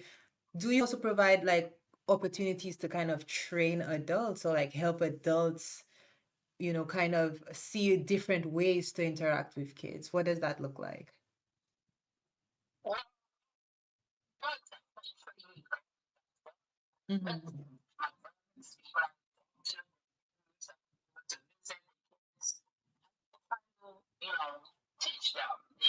They question me as to, but Ronnie, how do you get him or her to do this? Mm-hmm. And I said, I think I assisted them in getting it done.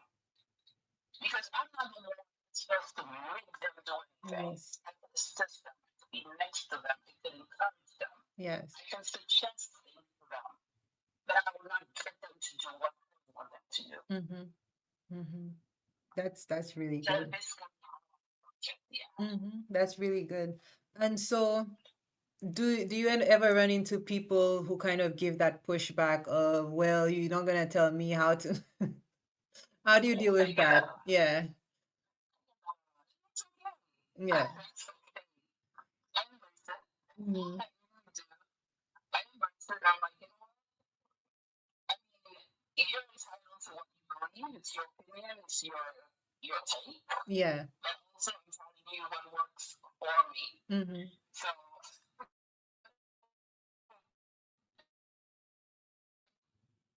to share with you, you don't have to accept it. Yeah, But yeah. you try. So even hearing you speak, I know there's this new thing now of gentle parenting. Do you think it's similar to that, or is it something what you're doing, is it something as far as just a change in the dynamics, or do you think it's along the lines of gentle parenting? So it changes the dynamics Okay. because basically, I'll give you an example. Mm-hmm. If Jack, let's just name the kid Jack. If I'm Mm-hmm. dealing with Jack, and grandma or his parents, one of his parents, Mm-hmm. say to him, get down from there, you will fall. I want you to fall because then I have to take you to the hospital. I don't have time for that. Mm-hmm. My approach would be, Jack, look at me. I would appreciate it if you get down from there because I do not want you to hurt your body. Mm-hmm. And if you hurt your body, that would be very painful. And I don't think you would like pain. Yeah. So basically, we're on the same line Mm-hmm. of telling you he will get hurt, but it's the way you apply. Yeah. Because even in the second one, it sounds more like there's also a sincere care about Jack and telling Jack, hey, you might not even be thinking of this, but I'm thinking of it for you and I'm letting you know this is what's gonna happen. So it makes it less about you. Like I don't have time to be taking you and it making it yeah. So I definitely could see how yes, I could hear you. Can you hear me? It's better now. Okay, yeah. So yeah, the second approach, definitely I see that it's more child-centered and child-focused. And whether in general or he has his autonomy, how that would be more effective. Yes. Yeah.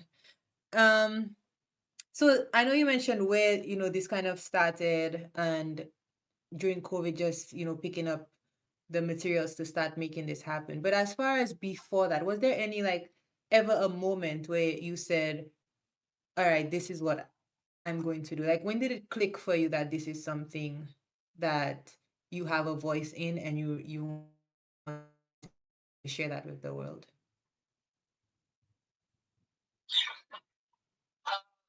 To be so Yes. Yeah. when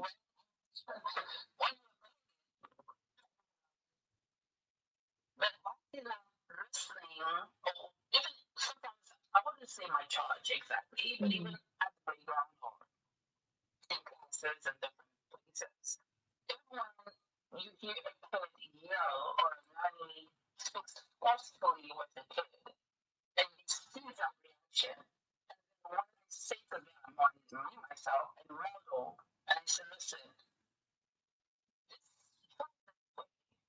just apply that and see how it works. Mhm. And then I said, huh, that can actually be a thing. Yeah. Actually be a thing that I can work with. Yeah. So I'm not sitting here to make everyone believe that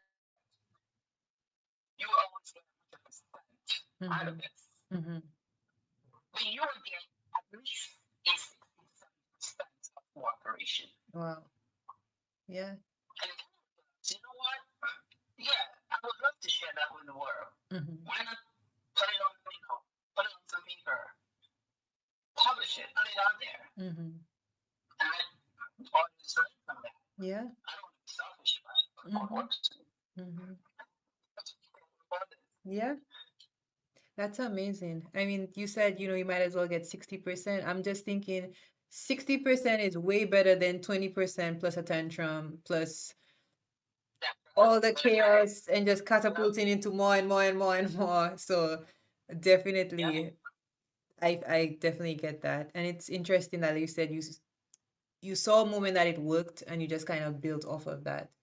So yeah, that's really nice. So as far as your book, your storytelling, and the impact. I know the book is broken down into different kind of categories, I guess, or like little sections. What inspired that Yeah. type of approach to the book?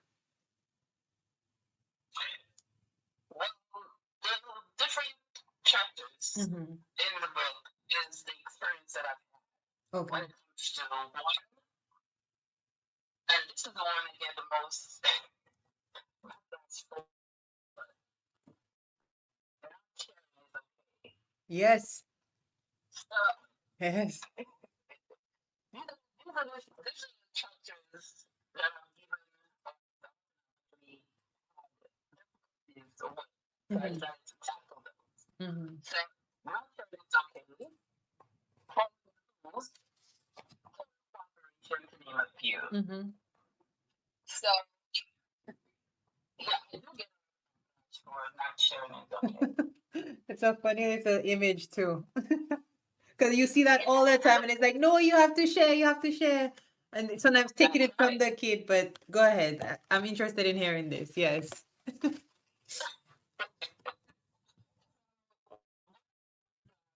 Well, you need to hear your tone. You need to. Sharing is caring now. It works for you, it's fine with me. I'm not here to what anybody thinks about sharing. Mm-hmm. But I'm going to tell you my philosophy about that. Mm-hmm.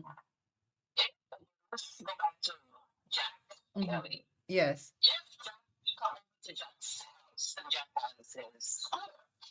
Now, until what, 2023 or even 2022, scooter became a big thing for kids. Yes. When you see kids on the scooter, catches their attention, they look, they're curious, they parents tend to, okay, I'll get your scooter. The scooter is a big thing. Mm-hmm. Goes over to Jack's house and Kelly sees that scooter and oh boy, you have a scooter and I'm really looking forward to getting one and blah blah blah. Can I try it? Yeah. And Jack says, no. Yeah. Then the parent, the guardian, the caregiver comes in. Jack, it's your box. You need to share your scooter. Mm-hmm. To me, that's wrong.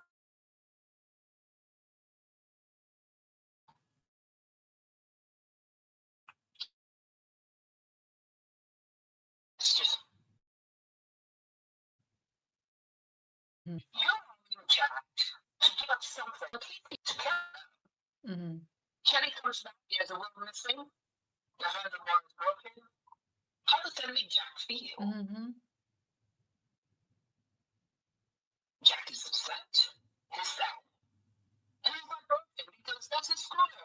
It's probably doesn't even matter if it's 10 years old.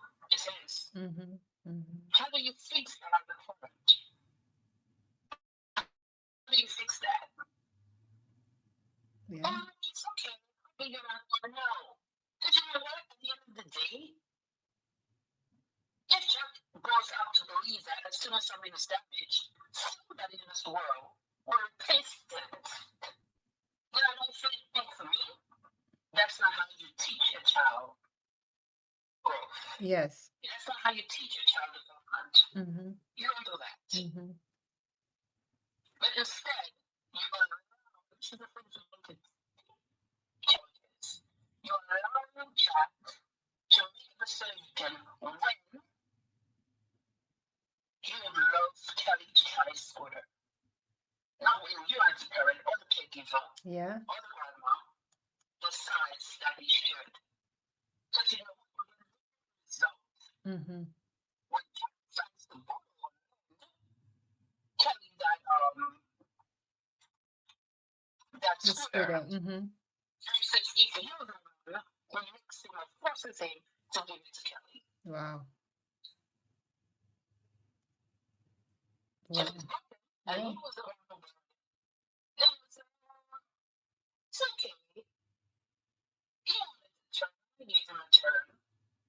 So his confidence will overshadow his sadness. Yes. Because he felt good that he bought his friend his toy. Of course. His Yes. bicycle. His Yes. toy. And it's also just building So that's why responsibility he found that too. he was sharing his toy. Yes. Yes. But it makes sense, like hearing it broken down like that, because I think I'm someone, I have a few little cousins. I love kids as well. I have a few little cousins, and it's very often where someone doesn't want to share something, and I'll be very honest, sometimes I guilt them into sharing. Sometimes I guilt them into sharing, like, would you like if someone didn't share with you, and I do all those things. But now that I think of it, most times what they don't want to share is something that means a lot to them, and it's because they're trying to protect it. Yeah, it's a form of protection for them. So I definitely get that now. So I know you have a follow-up project coming up soon. Tell us a little about that and how it's going to transition from this first project into the second one. And what is it? Yes. Special friends. My special friends? Now, what is called yes. Mm-hmm. Special friends, I'm going to define that as with special needs and kids that actually go through special ed. And there are kids out there, definitely. Yeah.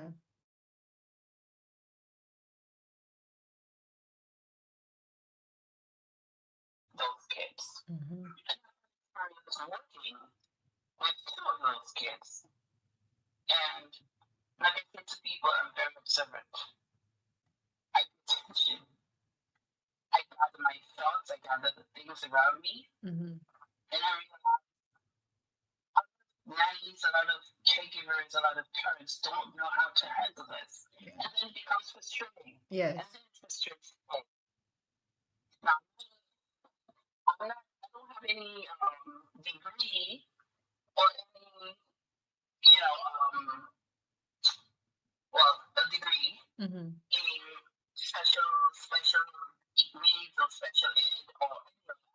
Mm-hmm. But I'm doing it based on my experience. Yes. So when it comes out, I don't want anybody to think, I don't think she's a psychologist or no.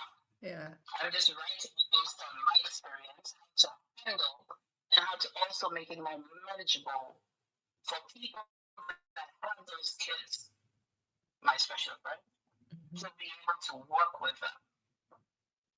Because sometimes, and I'll give you a short scenario. There are kids that actually will probably perform, well, not perform, basically, they will express.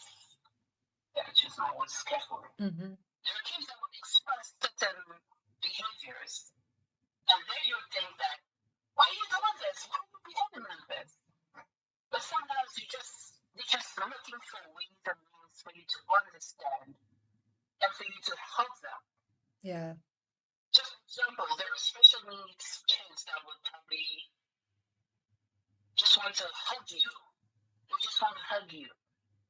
But one of the methods that I've realized that works is when you actually hug them and you squeeze them. Yeah. You just give them squeeze, and it helps them release whatever tension, whatever anxiety, whatever is over, taking over their body at the moment. Mm-hmm. So basically, in my book, I'm just sharing certain experiences, certain methods, certain ways and means to just help those kids based on my experience. Yeah.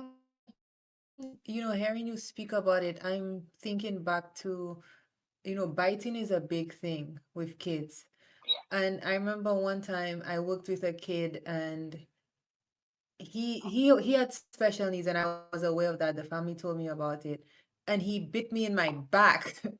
And I remember we were out in public, he bit me in my back, and then I kind of was like, like, why are you doing that? Don't do this and whatnot. But then I realized his favorite animal was a dinosaur, and he was just very excited. So guess what? He thought him as a dinosaur, he should bite me in the back. But it's like even just small things like that, understanding the kid holistically as well to kind of now pinpoint, all right, why is this kid doing this and what does that kid need from that? Now, I know you said it's going to be broken down in different experiences. Is it also going to be sectioned the same way as this current book? Yeah. Okay. Can you give us a little bit of like what are some of the topics that you'll be exploring in there and just what we can expect from that?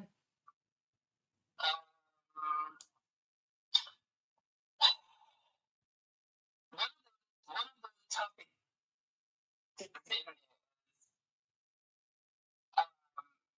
oh man, you see, I was really focused on pray for distraction. Mm-hmm. But basically, I just want to pray. I'm not hurting anyone. Mm. Stuff like that. Okay. So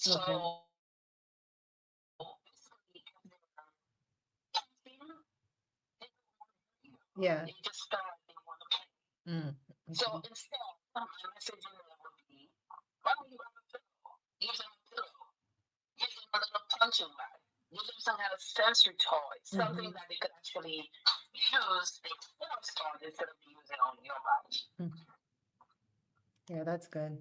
If they're writing, like you're here, you're probably finding them something like a teething toy, something like Yeah. those clothes Yes. Yes. instead of putting on your body. Mm-hmm. So Yeah. so it's basically stuff like that when they try to express whatever they're going through and you don't expect it or you don't know what to do. It's broken down in different different chapters I still have to deal with that. Yes. But what works for me, or what works for me. Yeah. And the reason I'm so interested in that, as you know, the whole point of our streamers on this today is to create those holiday gift baskets with items like that for disabled kids and for kids who have special needs. Is so that, like you said, even with that insight, if we know that, okay, this kid is kind of quote unquote prone to violence or can be aggressive, then you get stuff catered to that. So that's the whole point of why we're here. And I'm so happy that you're able to bring in that perspective of just, your own experience. Because, like you said, as far as the certification and the degree, that's one aspect of it. But I think if you've been on ground, you have the years, you have the evidence that what you're doing is working, that's equally as valid, right? So, yes, it is. So we're definitely. Mm-hmm. And for me, I think experience overseas certificates, and Of that's course, just me. of course, yes. Especially in hands-on stuff as kids, firsthand, yeah. So I know that your faith, you mentioned your faith is very important to you. So how does your belief in God guide the way that you work with children or you advocate for them? This man moved mountains, Mm-hmm. mountains, and people listening, Mm-hmm. although I did not share that with my platform, Facebook platform and stuff, but I believe there are people that are listening. Mm-hmm. So I love to share my experience with my faith. Mm-hmm. God moved mountains. Mm-hmm. When I decided I'm going to write this first book, Be Free of Distractions, Whose Voice Matters. I called a friend of mine, another friend of mine, Mm-hmm. and I said to him, "Man, guess what? I'm at this program and I'm seeing so many things. And I believe that if I just write a book about how to handle those situations, I think it would make parenting, running so much easier." He said, "Man, well, do what you got to do." Mm-hmm. I said, "But who will publish it?" He said to me, "Man, but my sister can publish books." I said, "Your sister?" So when I thought about it, I'm like, oh, because he has so many sisters. Yeah. I said, okay, yeah. Reach out to her and let her know that I'm calling her. And Kelly, he reached out to his sister. Eventually, I told her. She remembered me growing up in Weekwood. She remembered my plans.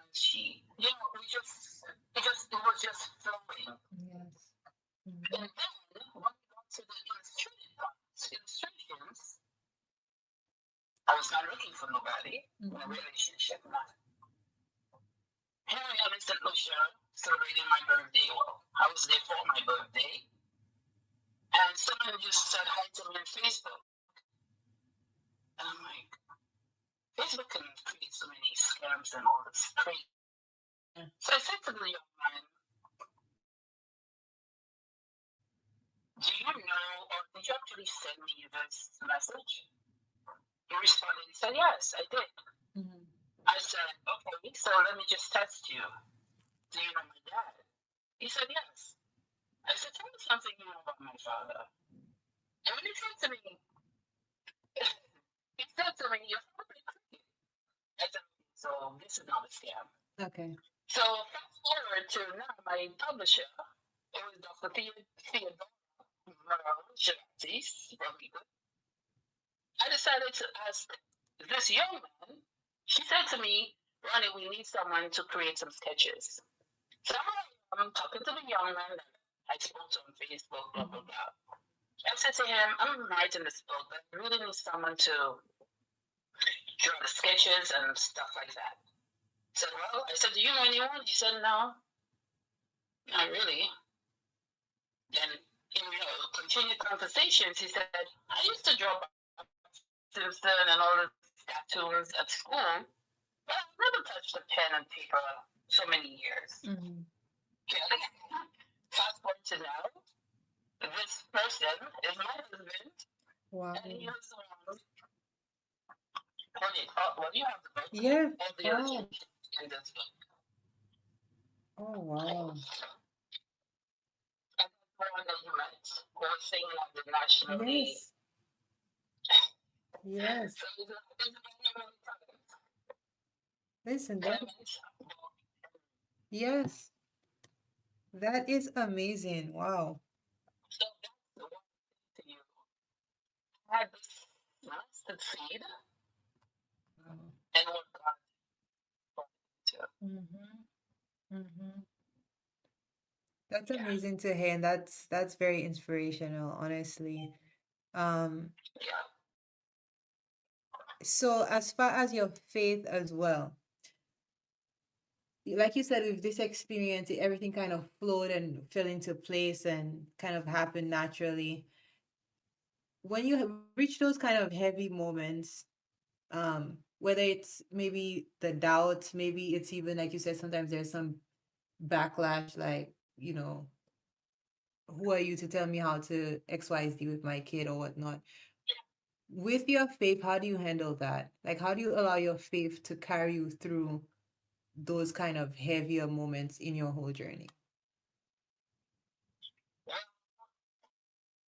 with my faith and my own belief, Mhm.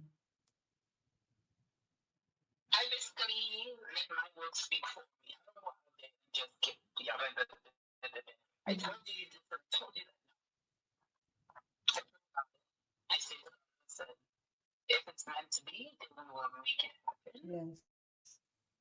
If I'm telling Kelly this works for me and she does not want to believe, then it is what it is. Maybe she will see one day that this book and messaging in there will work and will prove to them that what I was saying all along is the truth. Mhm. That actually works. Mhm.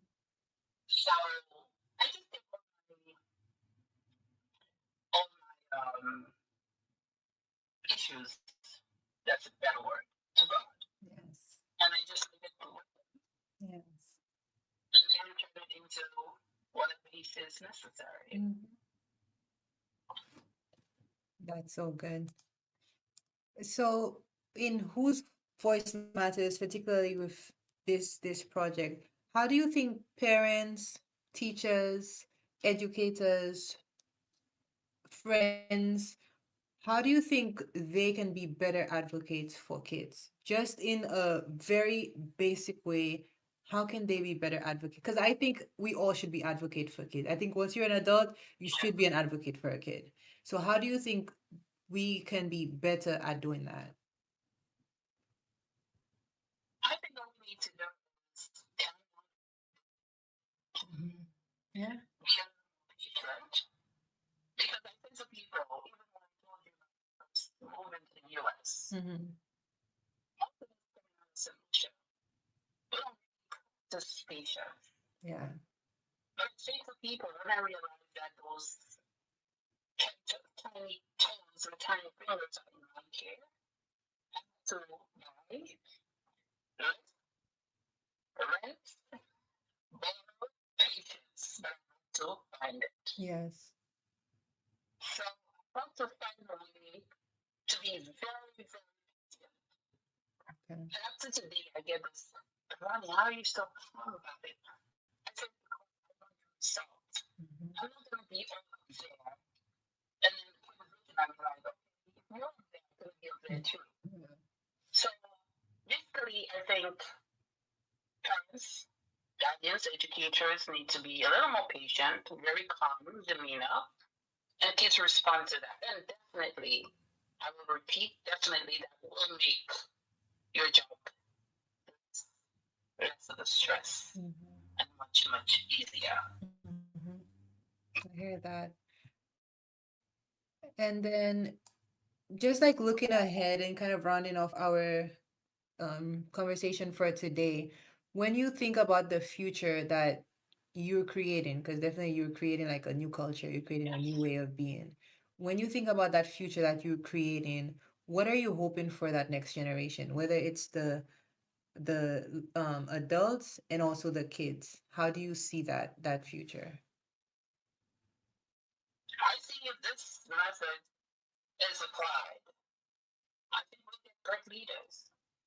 I think we'll get great communicators. I think we'll get amazing co-workers out of those kids. Mhm. And kids that will thrive in society, in this world, in this very world, Mhm. unfortunately. Yeah, yeah. It's important. I feel like it's almost like a different kind of, I wouldn't say it's Yeah. a game, but it's a different reality we live in. So I definitely see the urgency for something like what you're doing as well. Um, Yeah. and I'll ask like what keeps you saying yes? Like what keeps you what fuels you to keep going with this work that you're doing? The joy that brings to my heart. Nice. Because I do get love, I do get Mhm. the support, I do get the cuddles, I do get Yes. the little cute faces. Yeah. Yeah. Because they actually feel that I understand their body, Yeah. and I respect that. Yeah. I respect that. Because as adults, we want people to respect our body. Mhm. We don't want watching us unless we give them permission. Yeah. We don't want anybody forcing us to eat food or do anything, Mhm.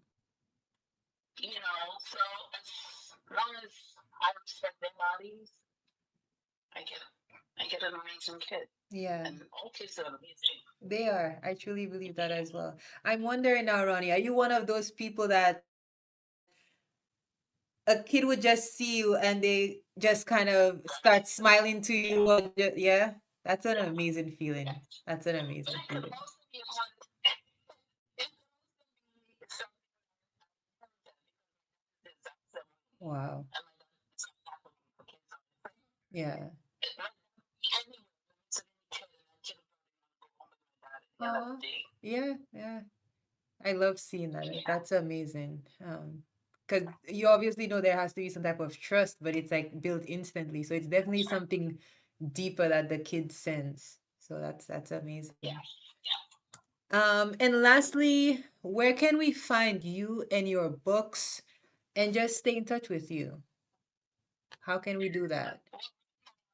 Mm-hmm. Right now my book is on Mm-hmm. Mm-hmm. you can find me at money.ryan@gmail.com, or you can send me a text. Give me a call at 347-432-7807.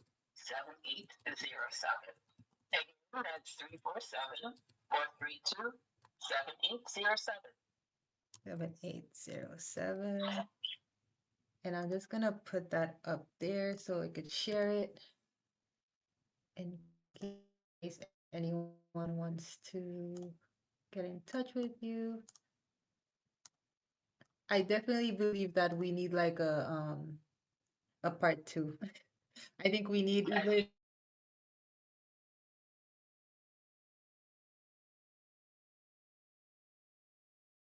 if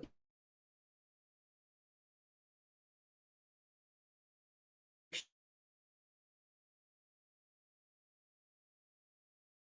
like to just a wealth of knowledge.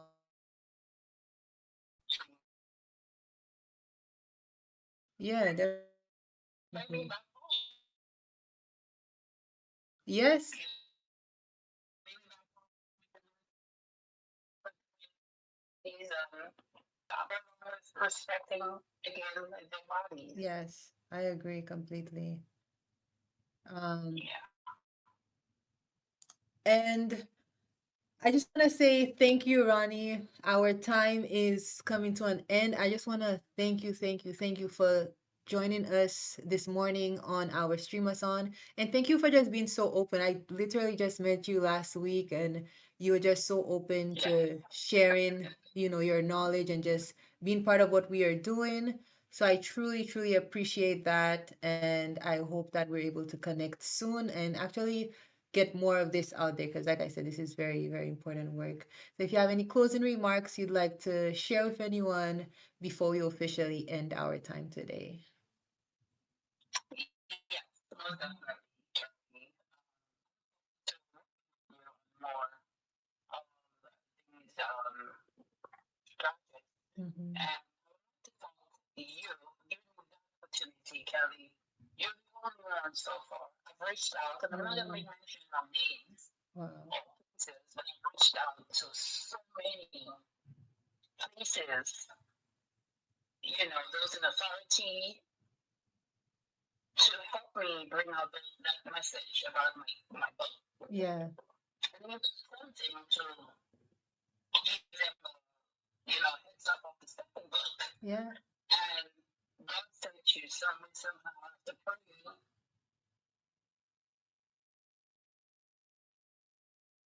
For so long, Mm-hmm. you gave me that opportunity. Thank you. Of course. And Thank yeah, and trust you. me. Sorry. No, it's okay. Sorry. Listen, if I'm being Thank you. I'm completely, praying for this for so long, and here you are. God sent you. God has been an opportunity to perform yes, at the house, and here you were. You gave me an opportunity. I do appreciate it. of Thank you so course. much. You're God sent. Ronnie, like if I can give you a big hug right now, I'd give you a big, big hug. And trust me, it's both ways because instantly when I saw Peter shed the text and I saw everything, I said to myself, this is the perfect person. And once I got a yes from you that you'd be willing to join, I felt like, okay, I have an author who's already doing it. I have someone who's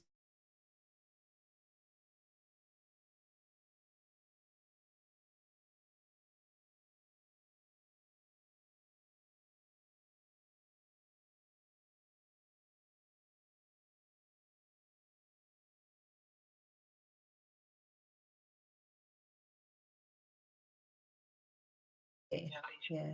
And we'll I definitely keep appreciate it. working. Yes. Yes, most definitely. And Alrighty. I'm not forgetting you. I'm gonna take care of that right now. No problem, no problem. Thank you. Thank you for your pledge. Thank you. So yes, Ronnie, Thank we'll you. Thank you speak so much. again and thank you again. And I wish you all the best. Yeah, Thank you. Thank you. those people deserve it. Thanks. Yeah.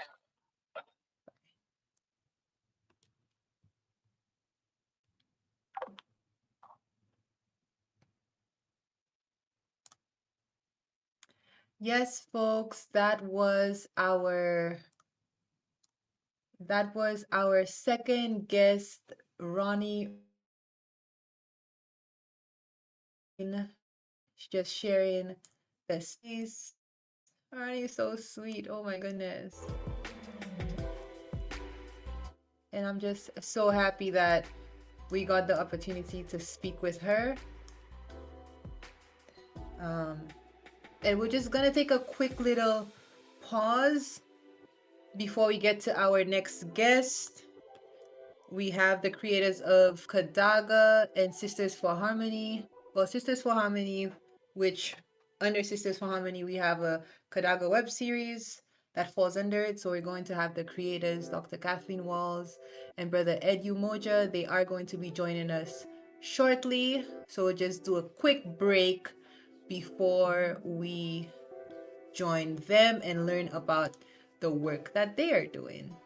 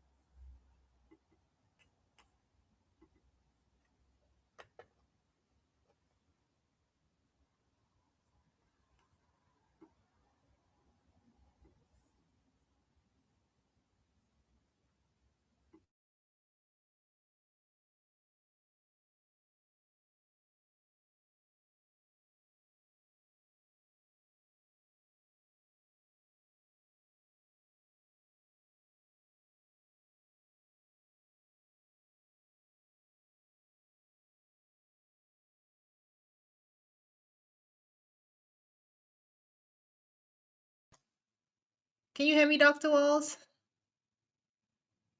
I can hear you just fine. Can you hear me? Yay! Yes, I can. I'm so happy. Oh my goodness. We've been having some technical issues, but I'm so happy you could hear me. Welcome. Yes, yes. It's good to see you and hear you. Likewise, you look beautiful. Thank you. Right back at you. Thank you. And I'm gonna bring Brother Ed Umoja out as well. Okay. Welcome. Hotep, how you doing? I'm doing well. How are you? I'm doing fine. Can you hear me okay? Yes, we could hear Okay, you fine. perfectly fine. I'm Okay, so happy cool. that I could hear all of you this entire morning. It's just been, but we've just been keeping forward and keeping things That's going. it. So if you both, I just no issues formed against us will prosper. No web issues, no Wi-Fi issues shall prosper. Yes, that's right. So That's right. yes. So just thank you both so much for being here today. I truly, truly appreciate it. If you could just start off by introducing yourself and just sharing a little about what you both do with our viewers. Okay. Go ahead, Dr. Walls. All right. Well, good morning, everyone. Well, I'll say greetings because I don't know where people are in the world who are listening.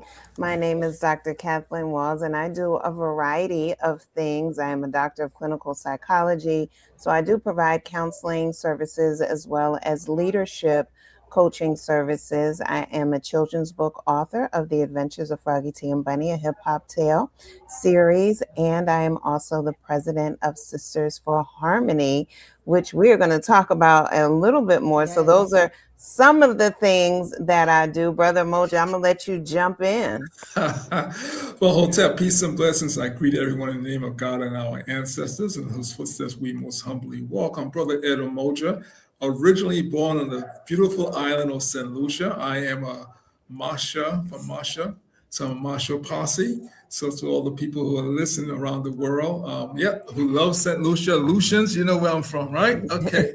Yes, So yes. I am a film producer. Primarily, we have been able to, my wife and I, Dr. Kathleen Walls, we have been able to put our energy behind a web series called Kadaga, which is focused on human trafficking globally. And what we do is with the web series, our goal is to start the conversation. Okay. And so that's our primary goal. We are doing our fifth season right now, and we want to thank our host, Kelly Indy Smith, for coming on and being one of our characters, KI. Mhm. Yes. So that's what I'm doing right now because my company is Emotion Communications, a multimedia company. We're based in Philadelphia, Pennsylvania. And that's, in a nutshell, what I do. Yeah. Okay. Nice. And again, thank you both for All right. We're gonna speak over those glitches. it. I feel that I know we have about Uh-oh. Kelly, you're but I fading really out. You're, We think you're, can't you're hear we freezed you. are up. even Okay, Kelly. Uh-oh. She freezed up on us. Yeah, we can't hear you, Kelly. She All right. needs. Edmund, mute your mic for a moment because there's a lot of background. Is there? Okay. Yeah. Okay. Yeah. Kelly, we can't hear you. I mean, if you want to write your question in the chat, we can get we're just to gonna it give it. time so that there's Yay. not. Okay, you're back. Yes, can hear Okay. you. Okay, good. We can hear you Yay. now. Okay, awesome. So yeah, I was just saying at any point, if we kind of get kicked off the live, we just come back. It's been Okay. Okay. happening. We just keep things flowing, keep things going. Okay. And so I kind of wanted to just kind of lay the field out on specifically for you, Dr. Walls, like what inspired Sisters for Harmony? What is Sisters for Harmony? And what is like some of the work that you're doing surrounding that? Yeah, perfect. So Sisters for Harmony actually started as Sisters in Harmony back in 2009. And so For those who we've been able to work with on the island of St. Lucia, as well as around the world, sometimes you will hear us go back and forth between the names. It's because it is the same organization. When we were a nonprofit in New Jersey, registered in New Jersey, it was called Sisters in Harmony. When we moved it to Pennsylvania, the name wasn't available. So we chose Sisters for Harmony to keep it as close as possible. But we also liked using the number 4 to recognize the 4 directions. Oh, excuse me. Edmund, we need you to mute. To recognize the 4 directions. So, because it is a global initiative that we do. And the specific purpose of Sisters for Harmony is to unite women of all backgrounds and cultures to guide and support the next generation of young women through mentoring, education, and teaching them to live their life with a purpose and work towards a common goal. So therefore, by harmonizing their talents, their skills, and abilities, and we make sure we educate, we empower, we network, we mentor, and we unite these women through a variety of ways. We do workshops, we do mentoring groups, we do vodcasts, we do creative artworks, we have get-togethers. We recently started what we have entitled Hump Day Hollers. So on Wednesdays, we will meet up, whether it's going to dinner or this past Wednesday, Kelly, we would have loved you to be there. We did a kickboxing class. So nice. Yes, and it was a circuit. So, you know, it's a great time to bring people together who get a chance to meet each other. And we do focus on women, but we do have men that support us. You know, Sisters for Harmony was founded by Brother Ed in honor of his mother. And he wanted to create a space where women felt safe and were protected to use their voice. And this way, they didn't have to worry about being cut off. We know in the last couple of years, there's been this concept of what's been titled mansplaining. We didn't want any men coming in and speaking for us. He thoroughly believed and knew that women could speak for themselves. He created artwork because he felt it was important to put more positive images of women back in the community on a mental, physical, and spiritual level. And so we are working on all 3 levels, hence how Kadaga came to become the web series for Sisters for Harmony. So now as I'm explaining it, I know you're going, okay, now I see why this is the official web series for it, right? Because Kadaga is about raising awareness about human trafficking. Hence, this is a global issue, right? It's going to take all of us collectively to work together collaboratively in order to put an end to this condition that is not necessary. And so it comes through education. It comes through, unity, uniting each other. It comes through networking, pooling our resources together. One thing that I say about networking is it's only networking if your net works. Otherwise, it's not working. Wow. Yeah. And so we chose the word Kadaga because we were told that Kadaga, which is, we understand it to be a Ugandan word and or name that means to overcome struggle. And for those, unfortunately, who have been exposed to and a part of this condition, called human trafficking, whether directly involved and or connected, right? Parents, family, friends, neighbors. It never just impacts one person. And that's the thing about it. So in my work as a psychologist, as a therapist, unfortunately, this has been the reality of some of my clients. For my husband who had worked security, this had been the reality for some of his clients. And so we need to recognize that this is something that has impacted people. And many times it doesn't go talked about. and Yeah. sometimes not even fully recognized, because most of the times when people are thinking of human trafficking, they're thinking of sex trafficking specifically, right? Mhm. They're not thinking about the forced labor where people are working long hours and being paid under minimum wage, if paid at all, Mhm. where their passports and visas and things like that are being taken from them and held, which is forcing them to continue to do the different services that the person who holds these key documents for them. Mhm. Also, the organ pieces where people or body parts are being taken. All of this falls underneath the human trafficking. Uh, what do I want to say? It all falls underneath human trafficking, and so Mhm. we have to raise our awareness to know that, to be mindful of it. And it happened. And the other thing is, we tend to be conditioned to think it only happens to women, and it does happen to men as well. It happens to boys as well. And so, and unfortunately, there is no age, there is no race, there is no certain group of people, there is no socioeconomic level where this does not impact us. And so this is why Yeah. Kadaga, which is fictional, right? We write the story, but we weave in pieces of information through this process. We have gotten in contact with Homeland Security. They have sent us information, and we weave that information, and we have talked to law enforcement in different states, and they give us information. We talk to people who are in charge of organizations that work with individuals who are in the process of recovering, and we Wow. weave in all of these different pieces of information so that, again, we're raising awareness about human trafficking and all that falls underneath it. Mm-hmm.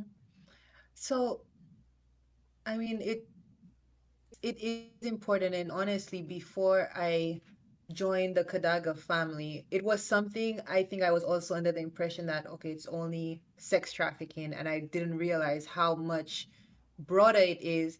And even speaking with people, how we might actually see it in our communities and not even realize that Yeah. this is actually what's happening. Yeah. So as far as you mentioned, you guys kind of have some of those actual things, that reality aspect of it, the facts of it, kind of woven into Kadaga. If someone is watching Kadaga, Mm-hmm. what do you think are some of the things they can pull out of it to recognize, human trafficking in their own communities? Yeah, that's a great question. One of the things that I do want to say in season 4, I don't recall, and unfortunately, Brother Emoja needed to step to another location. But definitely in season 4, what we started to do was made sure at the top of every show, we do put the human trafficking telephone number and website, so that people know that this is a viable resource that they can explore on their own, that they can get additional resources to become more knowledgeable about it. And that's one thing that we do want people to Short. extract from that, is to Okay. do your additional research. Also, And as oh, I'm sorry, Kelly, you're breaking up. Are you saying something? and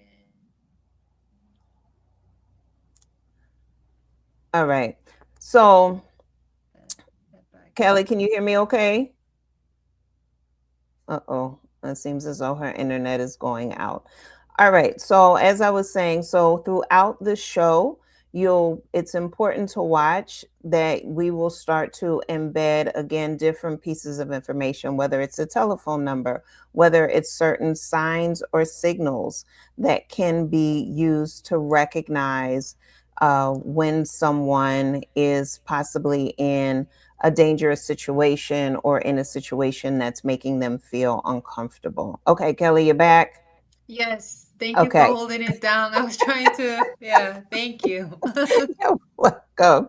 You're welcome. So, so what I was saying was, okay, Edmund is saying that he's back, so he should be able to pop back on shortly. There he is. Hey, I'm back. Yeah, they had to move me to another room. I've been listening to the show, but I have my headset up on.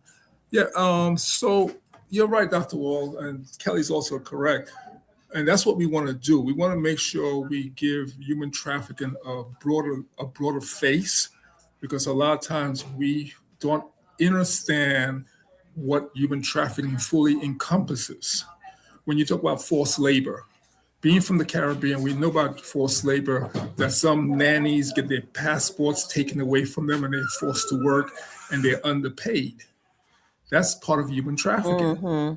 People don't think about that. We hear lots of times about people missing organs, being kidnapped on the street, missing organs because someone wanted their organs. That's part of human trafficking. So what Kadaga is doing is opening up a conversation and hopefully people will continue the conversation. Mm-hmm. And that was the other thing too, Kelly. We wanted to make sure that we make sure that we do not do any sex scenes or any extreme violent scenes, because we wanted to keep the show appropriate enough that family could watch it. And we always encourage parents, guardians to watch the series first, watch the episode first, and then determine if their child is old enough to watch the series or watch the particular episode, to begin to have the conversation. As our spiritual daughter told our spiritual granddaughter, Kadaga is a show, but human trafficking is real. And so whenever we go to the mall, or if we're going out in public and she's with her friends, that yes, we understand you want a certain level of independence and freedom. However, we have to understand that this unfortunately is a real thing. And so you have to stay within arm's length. You have to stay, we'll give you your little bit of privacy, but you're going to stay where we still have access to you. You're not going to walk the mall alone. You're not going to be out of arm's reach so that we don't have access to you, because the goal is to keep you safe. Brother Mo, anything you want to say to that? No, yes, Dr. Walls. And for people who are listening, as we look at from the perspective of St. Lucia, you're looking at 238 square miles, right? The island is not that big, but it's big enough to take someone from Viewfort and hide them in somewhere else in Dennery, and because of all the mountains that St. Lucia has, the internet is not as good in some places as other places. So if someone knows how to hide people in certain places, that someone cannot use radio, cannot use their telephone and stuff like that. That's why there's certain singles that you could give with your hands, so people know you're in danger. So educate yourself on those hand singles that you could give. One is like this: holding your hand, putting your thumb inside, there's doing this. You see someone doing that behind their back, they're telling you they need help. So, there's certain physical things that we can do if, teach your children that, hey, your phone might not be working in Denver, your phone might not be working up, in Babonneau and so forth and so on. But know these singles that you could do with your hands, so that way someone sees it, they'll know. And so we need to educate ourselves on different ways of education, that we could communicate with each other without verbally saying things. Because if someone has your child, you want to get your child back. That's right. Yeah. You want to get your child back. That's right. So teach your children these singles and the community. So what we're doing with Kadaga is opening up a conversation. I want people who are listening to it to understand that. Opening up a conversation, so that way, sit down and talk to your children. Because that thing you teach them might just save their life. That's right. Unfortunately, we live in a society right now where children have been taken on their way to school, and we have heard that so many times. If you're in St. Lucia, your children stand at the bus stop a very long time to take the bus. St. Lucia doesn't have bus school buses, but the children use public transportation, right, to move around, to go to school. So have you taught your children these signs that they could use if they need help? Because if the police is driving by and the police see you do that, flash those signals, hopefully the police in St. Lucia are trained on those certain signals that when they see it, they know what to do. Now I'm focusing on St. Lucia, but that goes for Grenada, Trinidad, and all the other islands. Yeah. It goes for everywhere. Yeah. But this is very important. So what Kadaga is doing is opening up the conversation. So that way your children could have another resource to reach out for help if that, God forbid, if that happens to them. Okay. Yeah. Yeah, I think that's so important. Because even sometimes when you go to clinics, you kind of see there's signs on the bathroom walls that kind of say if you're in if you're in Yeah. if you're in danger, Yeah. these signs and whatnot. So do you guys do any like workshops or anything like that where you could just educate persons on that, like whether that's just, even if through Sisters for Harmony, do you guys put on workshops like that to educate people? Let me say, we have not so far, and that's only just due to life circumstances. If we Okay. think about it, right, we're really coming out of the COVID area and doing more things in person now. And as a side note, I do take care of my mother full time. So it's a matter of getting coverage for her. Now, we could start to do things virtually. One thing that we used to do prior to COVID, and we did it in St. Lucia a lot too, is we would do panels. We would do workshops. We would talk about different things like domestic violence. We would talk about healing from trauma. We've had a variety of workshops at different hotels in the Rodney Bay area, as well as in Castries. And they were absolutely wonderful, and we enjoy doing them. So now with Kadaga, as we move into the 5th season, that is definitely something that we are looking to incorporate in addition to self-defense classes, because that's something that's also important that we're doing, which is why in Kadaga, and Kelly, we go to the dojo if we need to, like, because the training aspects, which are also, like I said, we just did a kickboxing class on Wednesday. And so incorporating that, we do have a couple people who are lined up this year to conduct some self-defense classes, but to incorporate, as you just mentioned, to incorporate some workshops as well around human trafficking is very, very important. Unfortunately, here there were some schools that were noted to have human trafficking rings, and they were middle school, which was like 5th, 6th, 7th, 8th grade.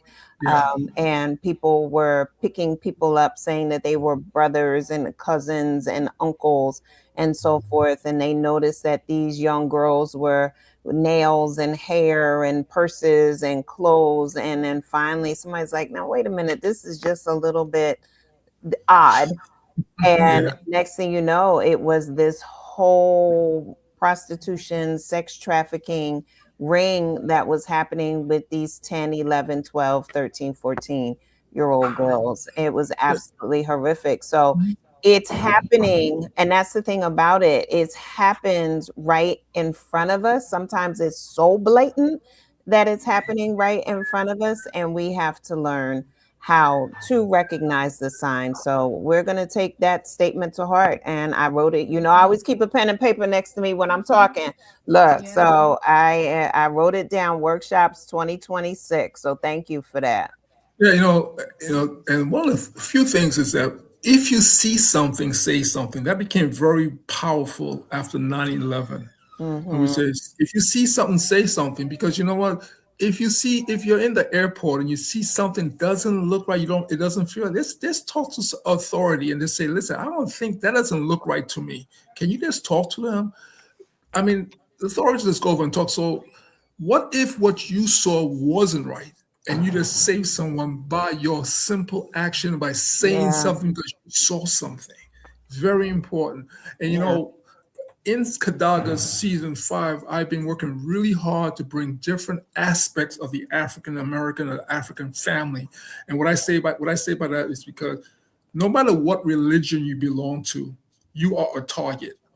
Human traffickers see you as a cash opportunity. Let me say it again. Human traffickers see you as a cash opportunity. That means if you're Muslim, they're going to touch you. If you're Buddhist, they're going to touch you. If you're Muslim, whatever, they're going to touch you because they see you as a cash opportunity. Okay, it is very clear. So that's why in season 5 we have some Muslim sisters coming in. I'm excited about that because I want them. No matter how much you're covered up, they don't care. We have one joining us right now. Dr. Rivers is actually in the chat room listening to us. And we have a Native American, and we know what have happened to our Native American brothers and sisters in this country. So we have a sister who's a Native American coming in season 5 because I'm working to bring someone of a hearing impaired. How does a hearing impaired person contact help, say something for help? So we're working on these. We want to start the conversation in Kadaga. We want people to know and understand that human trafficking, you're not protected because you're all covered up. You're not protected because you're in a highly lighted. You need to understand that this issue is a global. Let me say this again. This issue is a global problem. That's why we work with 8 countries in Africa. We work with 4 countries in the Caribbean. We have over 10 different states in the U.S. we're working with. We have actors and people in these states. My wife and I, we write all the scripts. We want to make sure people understand this is a serious problem. Please don't wait until your child or your family's child go missing. Yes. Educate ourselves, educate yourself, educate the children, because that's who they come in after and who have the smallest voice. They go after adults too. Yeah. But children have a smaller voice. So we have to educate our children. They sit down from the TV and they see all this stuff.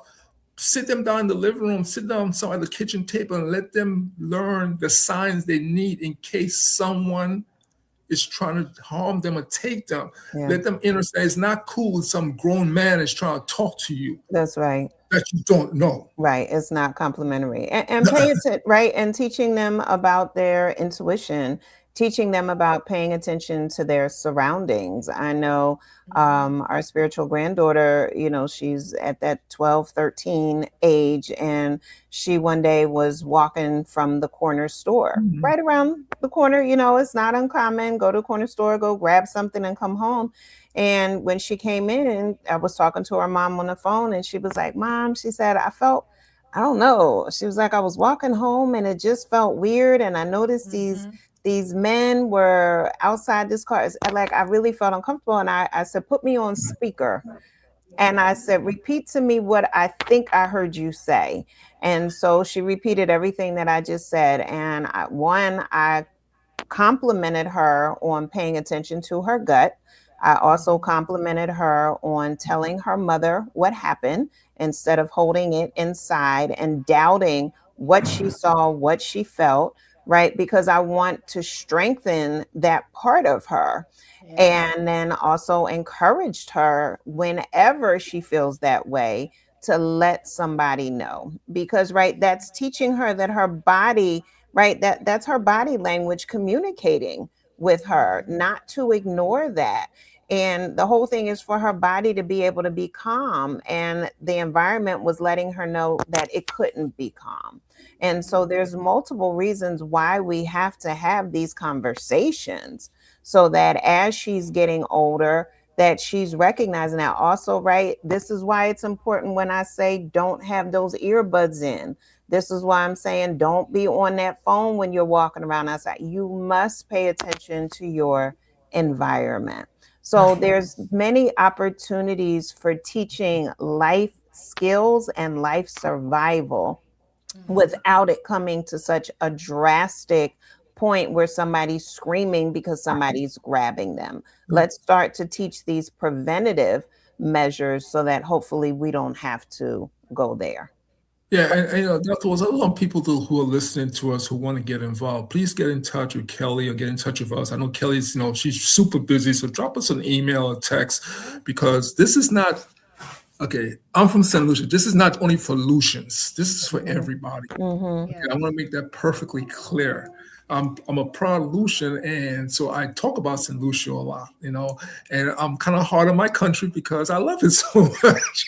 But the thing is that we need to understand if one child goes missing from our community, then we haven't done a good job in protecting all of our children. When they touch one child, that means they could touch any of our children. That's very important. We look at this human trafficking issue, and it's a serious problem in our community because of lack of communications between adults and children. We have to stop that. We have to stop that. Like Dr. Wall said, if you have your earbuds, put only one earbud in. You have to have both of them because your life is way more precious than listening to the music or talking to your friends on the phone. That's right. That's right. And here's the other thing too, Kelly. We have so many events that we get excited about, that we're looking forward to. Here in Philadelphia, we're getting ready to celebrate the 250th anniversary of the birth of the United States, and Philadelphia being the founding area. So we have a lot of activities getting ready to happen. FIFA, we are one of the hosting cities. I mentioned that to say, just as we're thinking about it and prepping, like, oh my goodness, what's traffic going to look like? Oh, this. Trust and believe, from a business standpoint, human traffickers are thinking this is a prime opportunity to make some money. And so we have to make sure that we're thinking, unfortunately, in some ways, like them as far as the planning is concerned. So this is where we provide the preparation and the training. Parents, guardians, loved ones, teachers, let's have these conversations. Let's do these teaching training signals. The same way I'm teaching you your ABCs and 1, 2, 3s, let's teach these signs and signals so that we can heighten our awareness. Since we started doing this series, Edmund and I, when we travel the world, we look in the bathrooms to see, is there signage, and how and where is the signage there, and how are they encouraging people to reach out for help? Is it in the stall? Is it by the sink? We challenge people. Take a look and see if you see it. We found it in women's bathrooms, but not in male bathrooms. Why is that, right? It's the stereotype. It's the stigma. And then there's if you're being human trafficked, call this number. If you're being human trafficked, do you have a cell phone where you can call somebody? Payphones rarely exist nowadays. So how is somebody going to actually call? Right. So what are some additional ways in which people can seek help? And as Edmund said earlier, if you see something, say something. Sometimes, I'm looking, I see something, I'll call the police because it's not for me to intervene. I don't know how to intervene in that space, but I do know how to intervene by calling the police. I do know how to intervene by being, taking surveillance of a situation and going, that doesn't look right and that doesn't feel right. I would rather call and be wrong than not call and be right. Yeah. And it's very important we understand these things. The entertainment business is a multi-trillion business globally. Not, and people don't think about the schools, all the things, all the money that goes into some music and all that stuff, entertainment. It's very, very strong. We have to be very clear that human trafficking, right now they're talking about the Epstein's files, right? Epstein files, yeah. And these are rich people. Rich people. So if it's rich, you can go all the way down to the street level. So no one is immune from this. Yes. No one is immune from this. Yeah. And what we have to do is give our children, mostly our girls, a comfort level where they will speak on what they see. Yeah. And I want to say this, there's also the cultural realities, because in some cultures, human trafficking has become part of the culture where the family will, give off a member of the family for a fee in order for survival. So there's that piece too. So it is so interwoven in different communities and cultures in different ways that we're still learning and discovering ourselves. And so this is an ongoing learning. So we encourage people, do your research. And again, Kadaga is to raise awareness about it. So we're piquing the curiosity.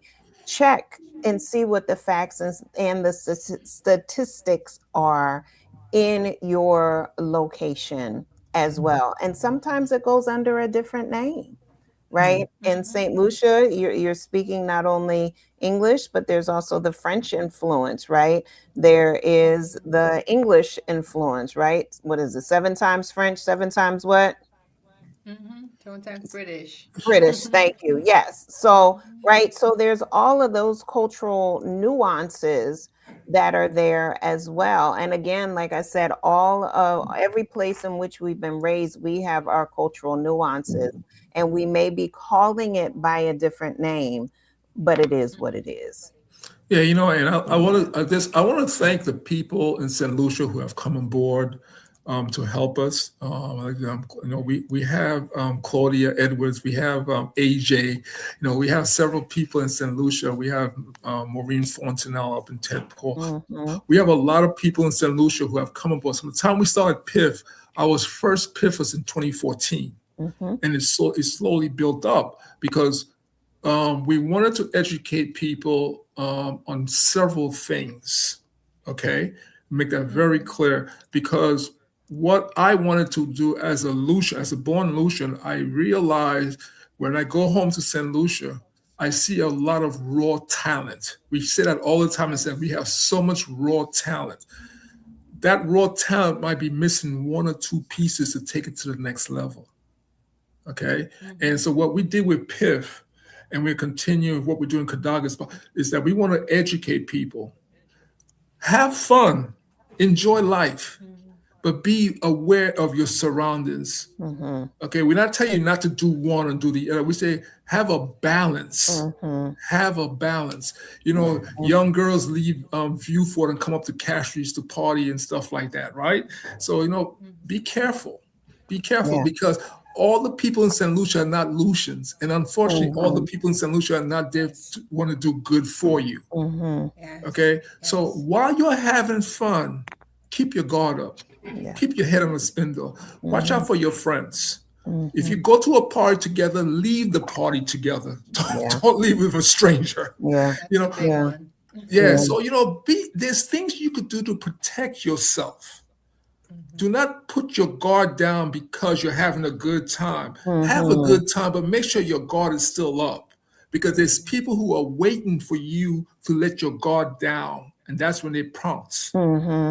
Okay, and so Kadaga is just, starting the conversation, and making sure we use all our tools. God gave us so much. Use what you got. You're blessed. Use your tools. Be careful out there. Enjoy your life, but be careful as you're enjoying yourself. Be careful. Yeah, and I actually wanted to take some time to actually show a small clip of Kadaga, just because we've spoken about it, and I think some people would love to kind of see what it looks like. But I also agree that, a conversation like human trafficking is almost like, okay, where do you even start? Because it's heavy, it's a lot, and how do you even figure out where to start? And now I see that, okay, this is the perfect introduction to that. Because maybe even in there, you could pick up on something and it's like, I wonder why that's in there for that reason. And then, like you said, you have those facts and that research that you guys have already done from, the persons in the community, police officers, federal agents, and you guys know, like, this actually happens. So I just wanted to kind of play a little clip, and then we could kind of discuss some of those signs that, are going to kind of show up in there for persons who are watching for the first time. So I'm just going to go ahead and play. Kelly, you done already put another idea in my head. Thank you very much. We now will have the Kadaga curriculum. Thank you. Of course. Yes.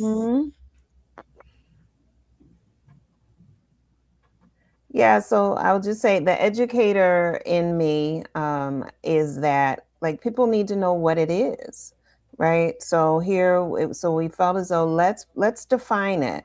Human trafficking is defined as the recruitment, the harboring, the transportation, provision, or obtaining of a person for labor or services through the use of force, fraud, or coercion for the purpose of subjection to involuntary servitude, peonage, debt bondage, or slavery. And so that's important, right? And there's different people, there's different roles within the human trafficking space. And so we have to recognize that. You have somebody who's on the lookout saying, here's a prime person. Then you have those who are the captors, and you have those who are the hold, right? There's different people involved. Then here's the sex trafficking, in which a commercial sex act is induced by force, fraud, or coercion, or in which the person induced to perform such an act has not attained 18 years of age. So again, right, this is the whole idea that someone is forcing someone to do this. This is not consensual just because they're over 18. And then here's the number to call reporting suspicious activity. If you are someone who has been victimized, there's that number. You can also text info, to be free, or the 233-733. And then also taking a look at this website, the DHS, the Department of Human, Edmund just disappeared again. All right, the DHS.gov. The blue campaign is the human trafficking campaign. And they will send out flyers, the blue campaign, Homeland Security, Department of Homeland Security, yes. Yeah, and real quick, I know they're calling me downstairs, but real quick, I want to say, they give us cards to put in your wallet. They give you a little card to put in your keychain. So people who are listening, please be very aware of this. You don't have to remember all of it. They give you the materials to walk around. You could read, and you could read it, and you could see what it is. So you're like, oh, I don't remember the number. It's on the card in your wallet, on your purse. You have the information very readily available to do something if you see something. Yeah. It's very important that we understand. And the little thing that was what is human trafficking, and what we got that, as Dr. Walter, we got that from the Blue Horizon, which is something from Homeland Security. So we did not write this up. This is a national definition. I want people to be very clear. Dr. Walls and Brother Emoji did not write that. That's a national by Blue Horizon, which is through the Homeland Security. That we got that from them. They sent it to us to use it. And it's if you watch Kadaga season 4, every show starts with that in front of it. I thought it was very important, because if you miss episode 1, you might catch episode 3. It's in episode 3. It's in all. We had 13 episodes in season 4, and it's in front of every episode. Because we felt it was that important that we put this information out there so people have it readily available. Yeah. We want to take away the excuse that I didn't know. Yeah. Okay. Just want to make that clear. There ain't no reason why you shouldn't know. We put it out there. That's right. All right, Brother Moji, I know you got to go to work. I'll hold it down from here. Okay. So thank all the people, to the Lucians and to the global family. Please support Kelly and what she's doing. It's very important that we do it. We're taking care of home. Okay.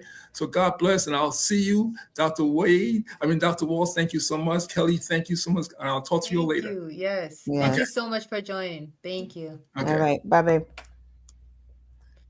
All right. I'll be quiet. Go ahead. Okay. No, this is great. Yes. If we could just go ahead and. Now we can't hear the sound. Is the sound on?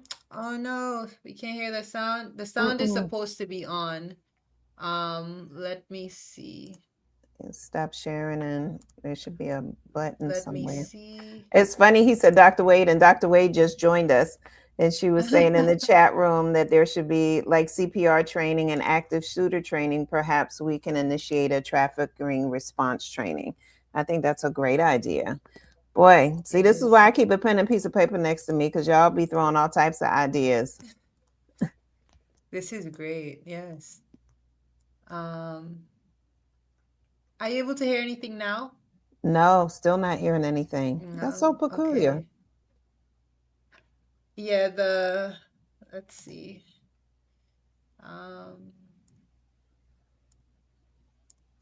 Maybe if I go ahead and I'm just gonna pause here. Is there a mute button on the YouTube? It's actually playing on my laptop. I have it saved on my laptop, but Oh, let me okay. try YouTube and see if I could actually pull it up on YouTube. Yeah. That might actually be better. Okay. Because we have to see, I mean, you see A Star is Born. She's right there on the screen 2 times. We got to see what KI, I mean, she's being possibly led into a trap. She's holding us in suspense, y'all. I have to say, you know, one of the things while you're looking for that is that by doing this series, one of the unique things, let me say this, is that we incorporate people who are interested in acting. So not everyone is a SAG actor. There are people who have said, oh, I want to get in the film business, but I don't know how, or it's always been an interest and I just haven't had an opportunity. That we have provided those types of opportunities for people, which has been wonderful, and giving them a chance to step into the business in a safe and comfortable way, right? Because unfortunately, there's also been a lot of stories about sexual assaults that have taken place within the acting industry and have kept people from even exploring it as an option. So we wanted to provide that. All right, let's see if there's sound now. Yeah, and honestly, that's what Kadaga did for me, Dr. Walls, was I was always interested in, you know, in my head, I feel like I'd love to explore that because I do my spoken word, and it did feel like it was a safe way to step into that, and it's meaningful. It's not just, you know, random things, it's purpose aligned. Yeah. So thank you for that. Oh, now I got tears in my eyes. Thanks a lot, Ki. Thank you for sharing that. And I'm just gonna try to play it now. Yep, we got sound. Yes. Nice.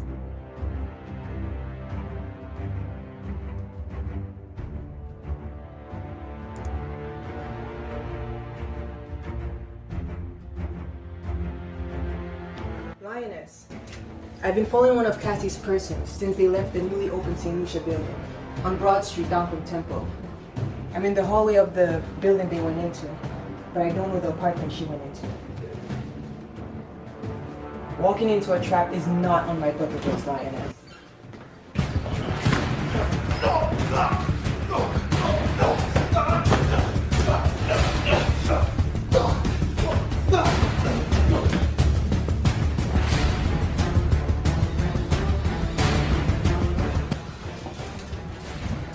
Lioness, as you know, we Night Angels don't take prisoners.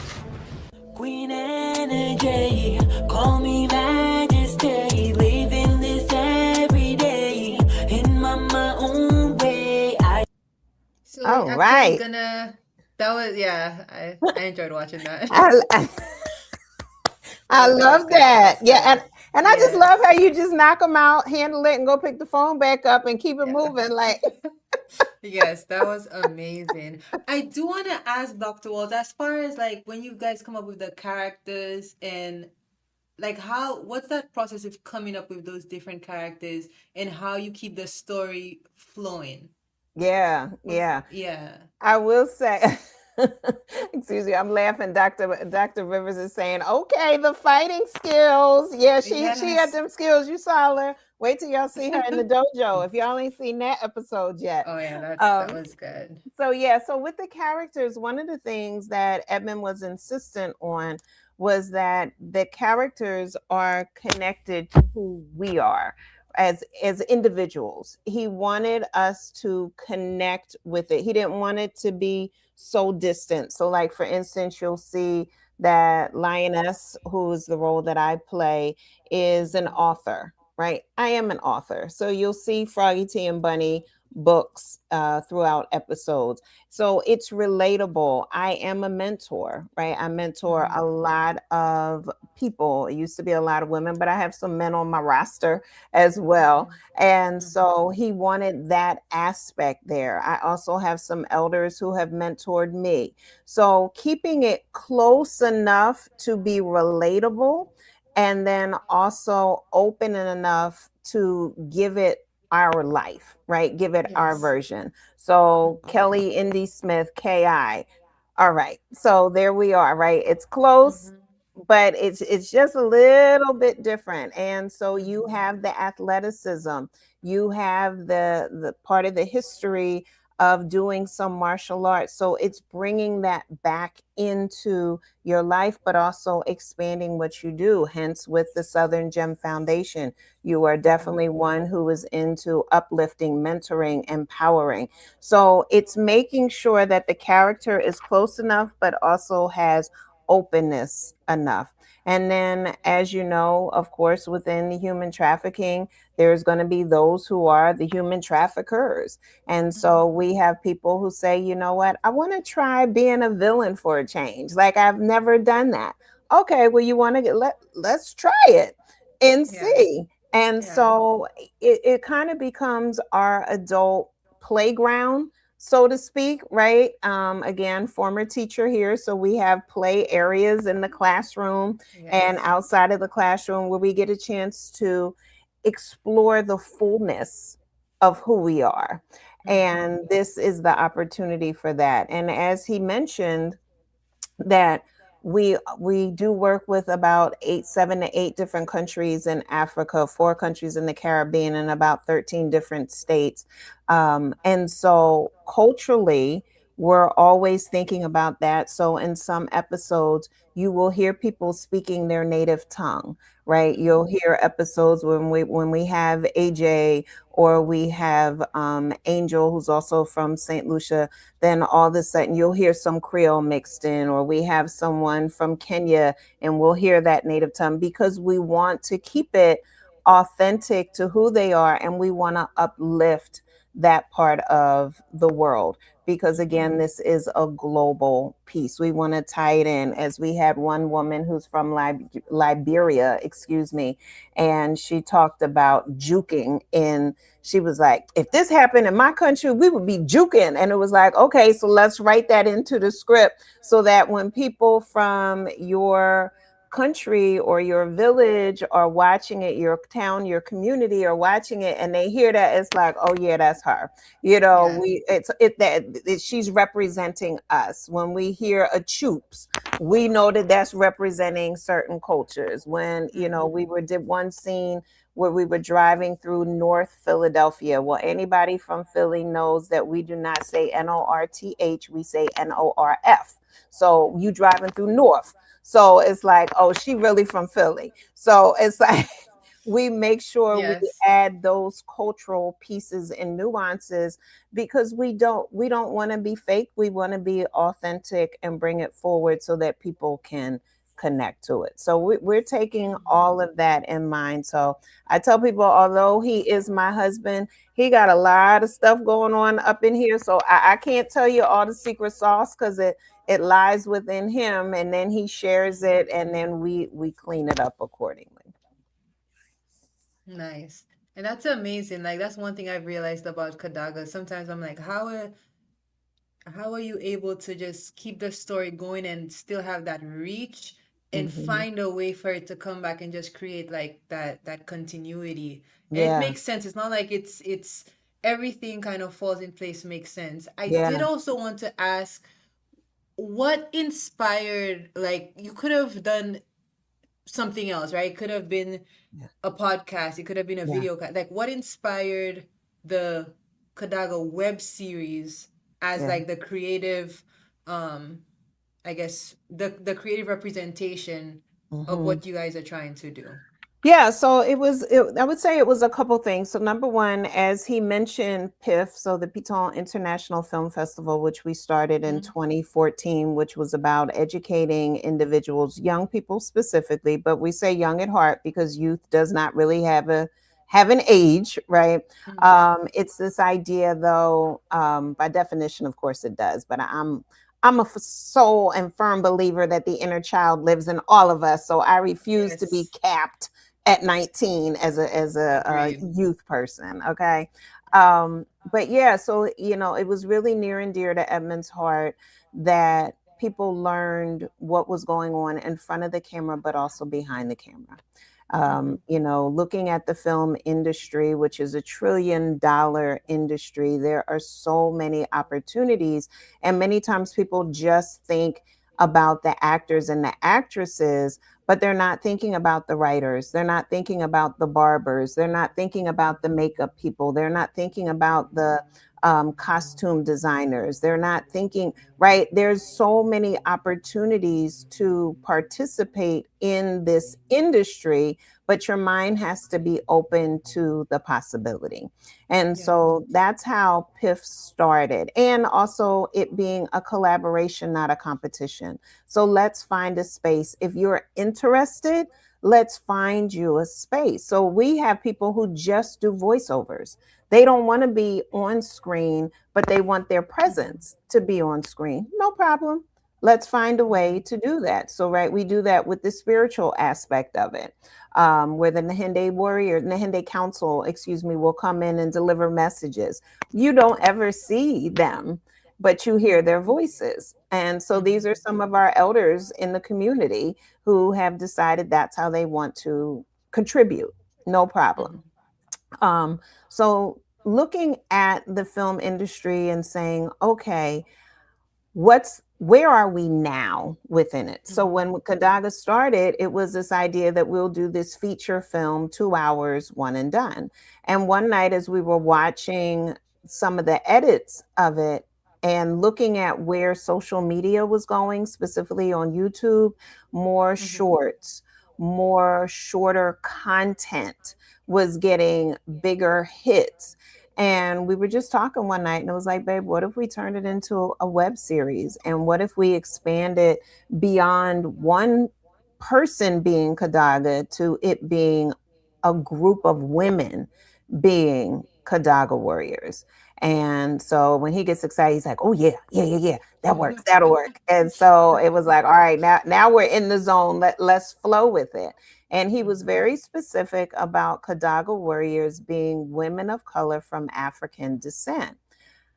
However, Sisters for Harmony is a global initiative looking to work with women, right? All women. And so he said, so we need to create another group of women, an organization that includes women of all races, nationalities, and so forth, hence the Night Angels. And so it was like, okay. And also the Kadaga warriors are into possibly people rehabbing, changing their ways, keep hope alive, right? That's the therapist. That's the psychologist in me, that people can change if they want to. Versus the Night Angels are like, they ain't never going to change. That's the way they are. Let's just eliminate them, right? And so, but these are the different energies that exist within the world.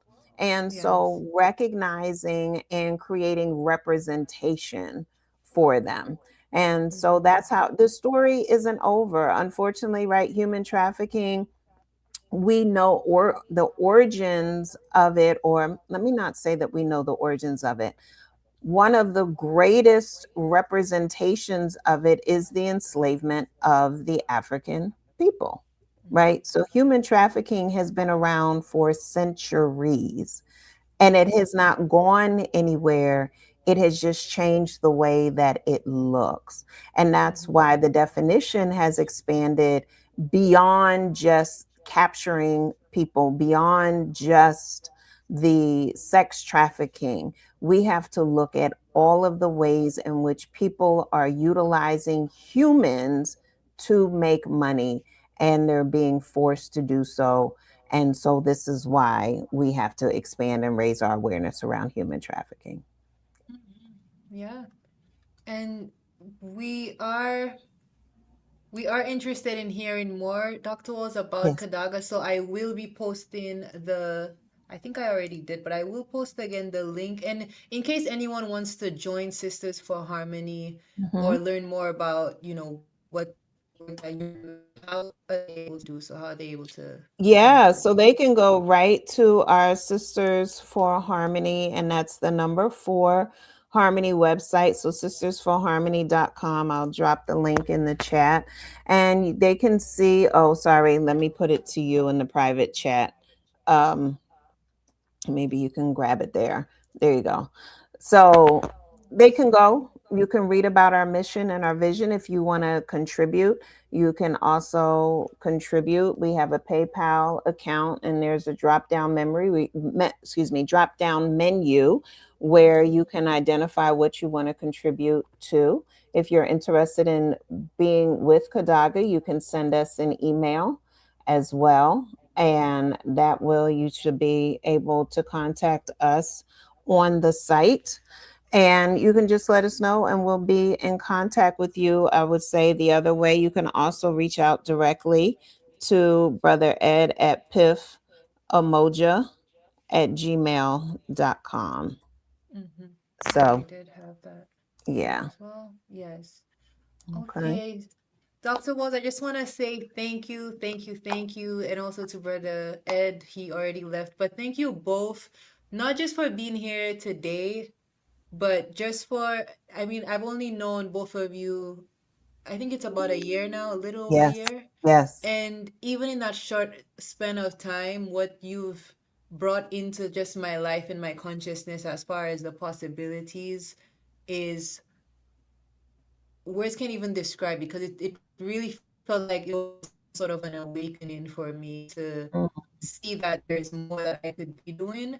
So I just want to yeah. thank you for always supporting whatever I'm doing. And you guys are always by my side, always encouraging me, supporting my initiatives with Southern Gem, from the fundraisers to Mhm. anything I post online, even to our holiday pledge. And you guys are here right now sharing the work that you're doing. So I just want to Yes. say from the bottom of my heart and the Southern Gem family, thank you, thank you, thank you for all that Welcome. you do. You're Yes. welcome. Thank you so And much. of course, yes. And I'm looking forward to more conversations like this. If we could Yes. do something else, just one on one, that would be amazing. Oh, you know we Um, are. Yes, yes. I'm looking forward to that. But if there's anything you'd like to share before we kind of close off our reasoning today, if there's any final words or anything you'd like to share. Yeah. Mm-hmm. So number one, I want to say thank you to you. Thank you for having us. Thank you for putting your hand in our hand and allowing us to walk together, because it is special when you do come across people and you link up, right? We are definitely Yes, stronger together. yes. Sherwin Dupes Bryce actually wrote a song for us years ago. One of our themes for Piff was Stronger Together, and he wrote that song. And we definitely believe it. And we believe in putting our hands together and other hands so that we can move God's plan forward. And it is about the collaboration, right? We're not in Mm-hmm. competition. We grow stronger with each other. That's the way. And it's Yeah. very simple. It really is simple. So we can get that competitive nonsense out the way. It slows us down. One of the things that Edmund and I talk about is competition doesn't mean that we're doing our best. It just means I'm doing better than you, right? But Mm. collaboration means that I'm Yeah. going to bring my best and you're going to bring your best. And then when we're doing our best together, then only great things can come. So I just Mm-hmm. encourage everyone just to step up. My motto is live your greatest life. And so this just means be your greatest self. So I encourage you to continue to do what Yes. you do. You already know. All you got to do is tap us. We got you. We'll support you in the ways that we can. Shout out to everyone who has sent text messages to, that have hopped in this chat room. Thank you for Yes. joining us. Please contribute in any way that you can. Kelly has a goal $1,200 in 12 hours. She is holding it down. I'm going to show my age for people who remember the Jerry Lewis telethons back in the day. I used to love me that telethon because it was filled with a variety of guests. She's already had some guests on. She had Ronnie Ramin, who was an author, on before. Yes. She has a full day of people. So pop in, stay on, show the support. And as you can see, she has up here where she is creating gift baskets for disabled youth in St. Lucia. Please feel free to support what she's doing. It only takes, I tell people, I read this one time, it doesn't take 100%, it only takes 51% to tip a scale. So if we just do our part, I also read it's not that there's more hate than love in the world. It's just doing that. It's just that hate is doing a better job. I refuse to let hate win. So that means that I choose to love more. So I encourage everyone to love more. And I wish everyone a wonderful holiday season on behalf of my husband and myself. We wish you a happy, wonderful holiday season. Blessed ending of 2025 and a grand and glorious 2026. Yay. Yes. Thank you so much, Dr. Walls. Thank you again. Have a great rest of your day. Thank you. You too. And here's a little tambourine for you as you go out for what you're doing. Yes. Thank you so much. All right. I will. Be well. Bye-bye. Oh, that was so good. That was so good, folks. That was so good. Yes. Yes. Yes. Yes. That was amazing. Thank you to Dr. Kathleen Walls and Brother Ed Umoja for that. That was amazing. And it's just so important to link up, like Dr. Wall said, and the people who are already doing the work to kind of just find the common ground and move forward. Because there's so much more that could be done with everyone just coming together, putting the collective resources, collective goals together and making this happen. So I really just want to thank Dr. Walls and Brother Umoja for making this possible. And for everyone who has tuned in, thank you. Shout out to my cousin, my big bro, George Fenold. You put your whole government name out, but thank you for joining in. You did say big of Kelly. Thank you for that. Thank you for always supporting everything I do. And thank you for everyone who's in the chat right now, just keeping us company. Thank you to everyone who has tuned in and who is tuned into what we are doing. So we're actually going to be moving right into an interview that we have with the contestants of the Miss St. Lucia USA Independence Pageant. And we will be interviewing each and every one of those girls. Our first contestant that we will be speaking with is Miss Tomai Nelson, and we will be bringing her in shortly. She is already on. So we're just gonna make sure that she could hear us, and we're gonna bring her in to kind of have a little chat with her about her platform and what she's looking to do in February at the Miss St. Lucia USA Independence Pageant.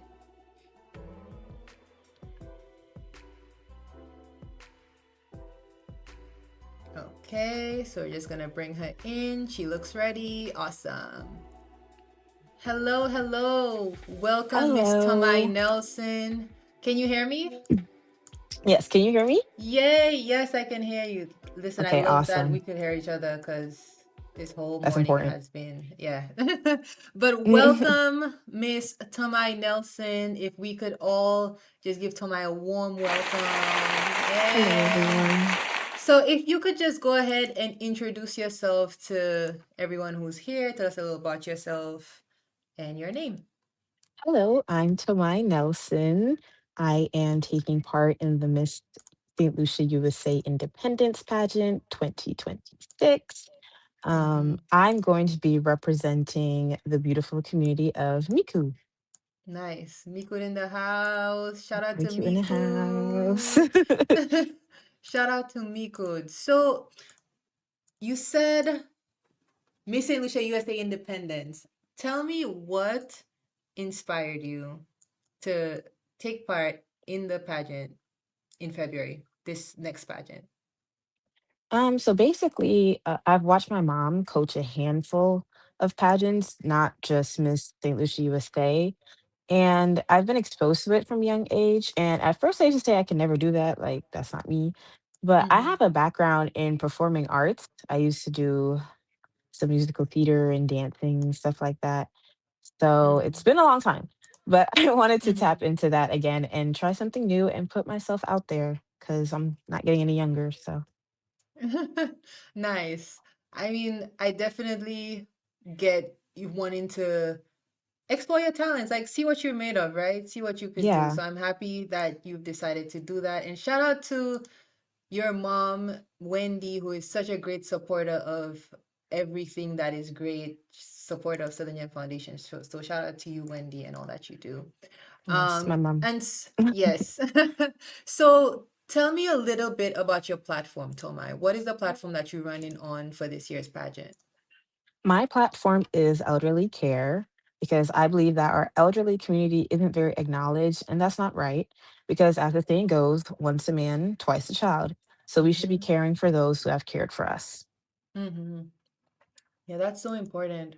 I remember Yes, growing up, I would always read in books, especially like the those social studies books we had in St. Lucia. They would always say, one of the good things you could do is visit the elderly. And I kind of grew up never seeing that happening, but as I get old, I realize why it's so important. it is Because important. sometimes they're alone, and especially at that age, you need that support. So I Exactly. definitely I think they think should you're, be more yeah, valued.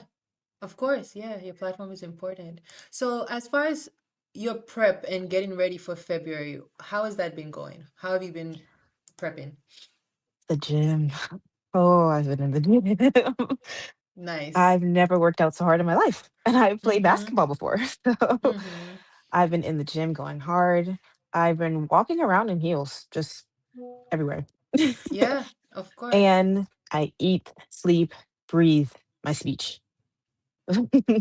Yes. So just taking in the time to just dedicate myself to everything I need to prepare. Mm-hmm. It's been a lot. It's Yeah, been a lot. it is a lot. And I give you props for, because you said, you've seen your mom do it. So you've seen the work that goes into it, but still Yes, deciding you want to, try that. like Props to watching you it is for one doing that. thing, doing Mm-hmm. it, ooh.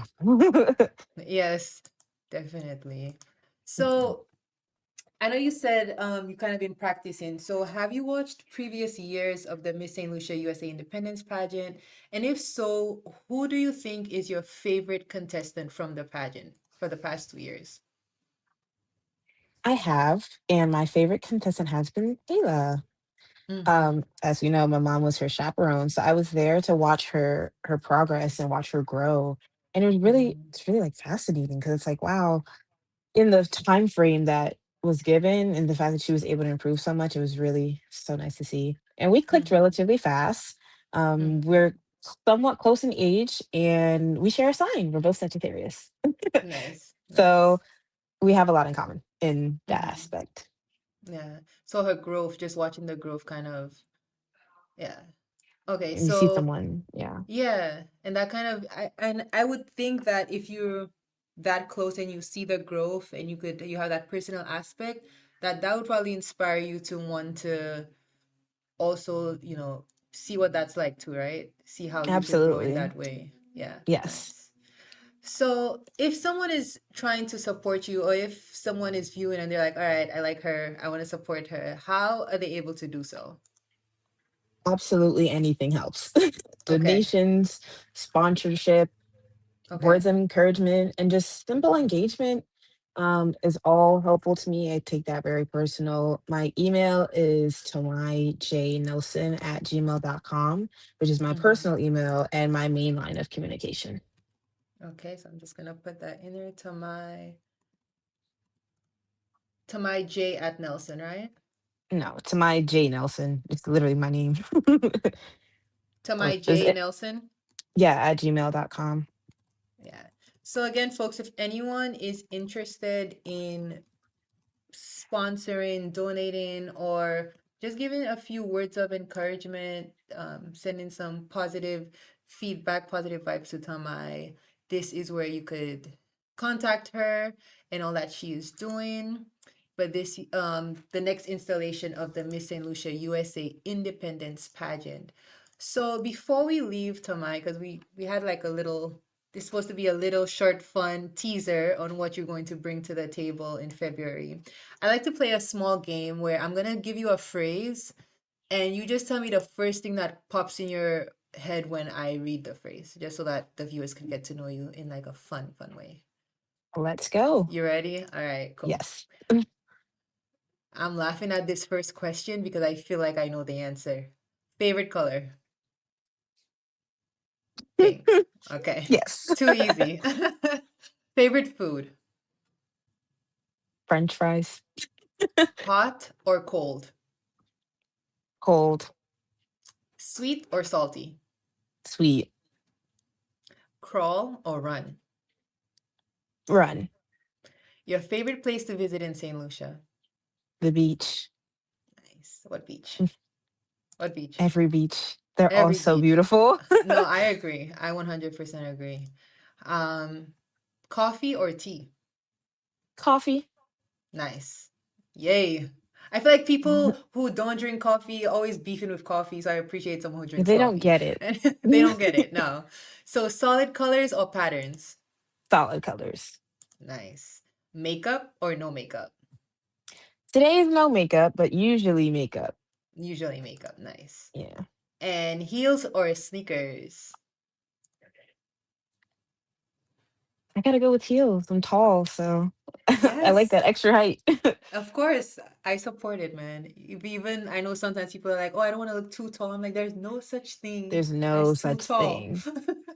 Nice. So, Tomai, lastly, if that, would you like to say anything to our viewers before we let you go? This is your chance to just any closing remarks, anything you'd like to share with our viewers today. I just want to say thank you so much for having me. I appreciate the opportunity to be here and to be in the pageant. Check on your elderly.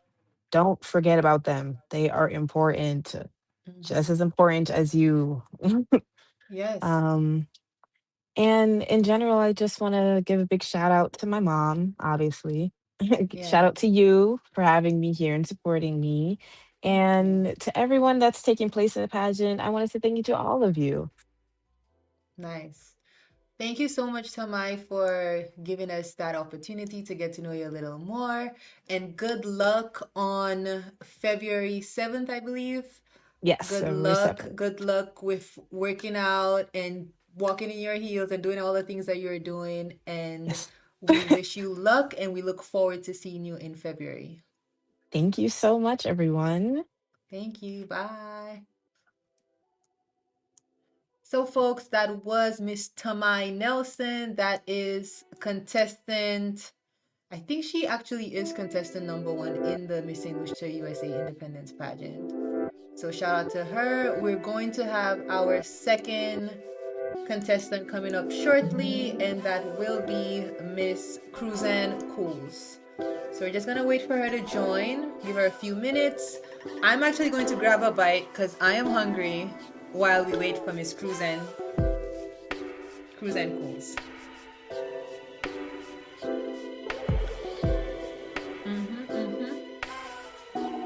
But again, thank you to everyone who is here. Thank you for joining.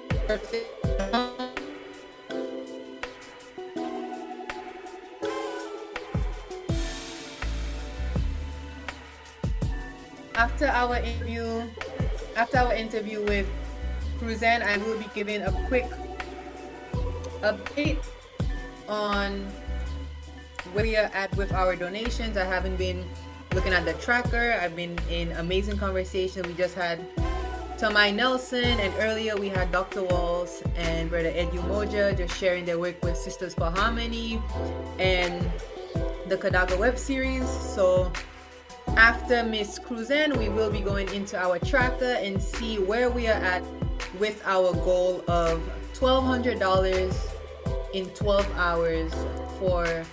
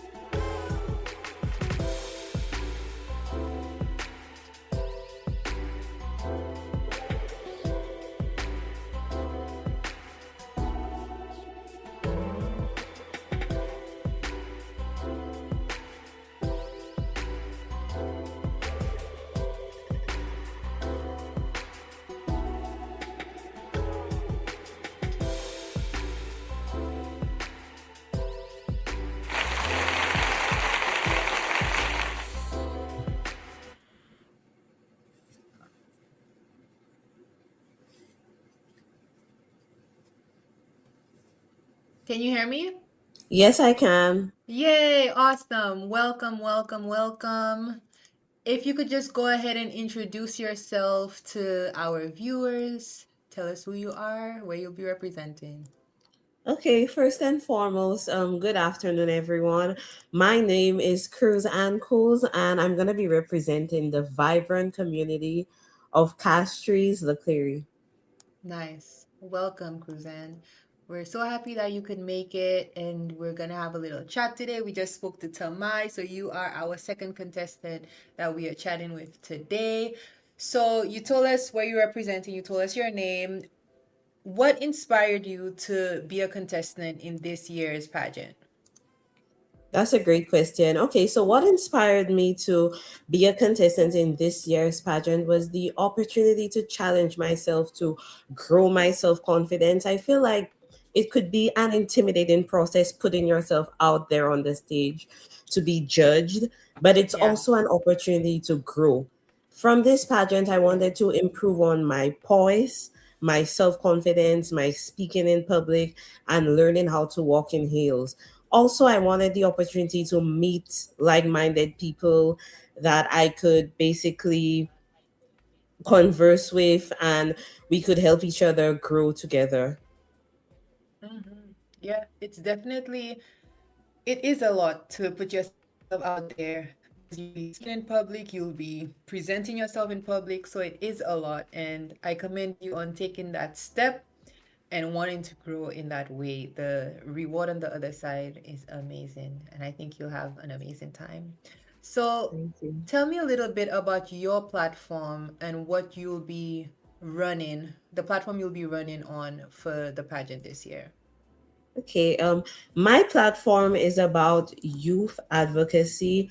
What inspired this platform are my own personal experiences as well as that of others. What I've observed throughout my time in life is that the adolescence years are quite Mm-hmm. hard to navigate because that's the time when persons basically endure a lot of social pressure. And I feel like with social media being prevalent in this current generation, it can make it even harder to navigate mental health challenges as well as educational and social challenges. So, my platform will be about creating spaces and providing the youth with role models and that they they will have to basically unpack mental health challenges or any challenges that they're dealing with in life to help them navigate into the adult years, because I've realized that that time in life is a formative period, and what we go through carries into our adult age. So to equip youth with the tools and the necessary spaces to help them improve their quality of life, I feel like it could do tremendous things to help them throughout the rest of their adult journey. Mhm. Yeah, that's so true. We actually had someone on earlier, Jonathan St. Rose, also known as Ninja Dan in St. Lucia, and the work he's doing has a lot to do with getting youth at that age and helping them address issues at that age so that it doesn't carry into adulthood. So I definitely see the need for a platform like yours and for what you're doing because, people already on the ground actually see that need for that. So I definitely agree that that's needed in our communities. So as far as your platform, preparing for the pageant and everything that comes with it, how have you been personally getting yourself ready for the pageant? How have you been preparing? I've been getting myself ready for the pageant by doing a lot of practice. I've turned my apartment into a rehearsal space. Basically, I would drag my couch all the way into my kitchen so my living room would be clear, and I would use that space as a runway. I would also use that Mm-hmm. space to practice my talent. I've also watched a lot of the past pageants. I've watched the two Missing Lucia USA pageants, and I've watched the past Carnival Queen pageants as well as other wide scale pageants. Mm-hmm. Nice. And just looking at those experiences, right? Yeah. Nice, very nice. So you did mention, so my next question is about, who you think your favorite contestant is. So based on those two pageants, because this is, for anyone who's watching and who's not aware, the Miss St. Lucia USA Independence pageant is a fairly new pageant, and this upcoming February is going to be the third year of the pageant. So, Cruzan, from the two pageants in previous years, who do you think is your favorite contestant and why? Okay, that's a really great question. I would say that I had two favorite contestants. My first favorite contestant was Taylor, and for me, like with Taylor, she just has this aura about her that's almost healing. It's like when you speak to her, you just want to learn more about her. You want to know more. She has this authenticity that just makes you want to listen to what she has to say. She seems very natural when it comes to engaging with the public. It feels quite genuine. So she's one who particularly stood out to me and I was drawn to. The second contestant who stood out to me was Miss Cheyenne Smith. And the reason being is her intellect and the way she was able to articulate to me was just quite impressive. She's one person that, like, when she speaks, it just makes you want to listen to what she has to say. You could see that she's very passionate when she's speaking, and she's very sure of herself, and she's also very educated and knowledgeable about whatever she is speaking about. And Cheyenne also got the opportunity to go on to represent St. Lucia in the Miss Universe pageant this year. So I feel like that was great. So yeah, in terms of the contestants, these were the two girls who stood out to me the most, and I would say were my favorite.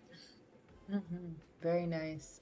Yeah, and shout out to Taylor, who we will be having on later, and also shout out to our Miss Universe current rep, Miss Cheyenne Smith. Shout out to you, cuz, and all the great things that you've done and did. And I don't know if you watched her journey even with Miss Universe this year, but that was one of the most amazing rollouts for St. Lucia for Miss Universe. So shout out I to her. agree. I agree. Yeah, it was amazing. Okay, so if someone would like to support you, how could they go about doing so, Cruzan? Okay. Someone could If someone's support watching this me. wants to support you. Yeah. Someone could support me by providing sponsorship or any tips or words of advice that you have for me, because this is a very new space and I'm open to any advice or wisdom from persons who have prior experience. I feel like it would be a great asset in helping me be a strong contestant. So throughout these two ways, sponsorship or any words of advice, they could reach out to me through my email, which is my name, cruzanne12 period 08 at gmail.com.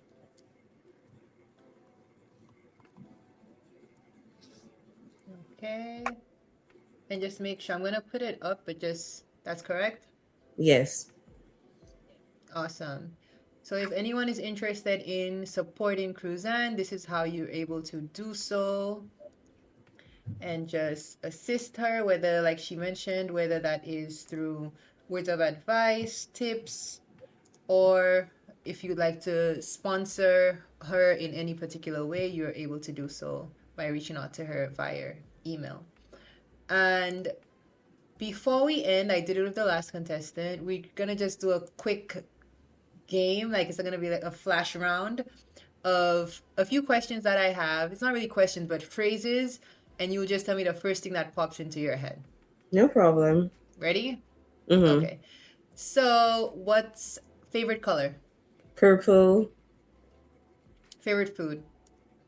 Lasagna. Hot or cold?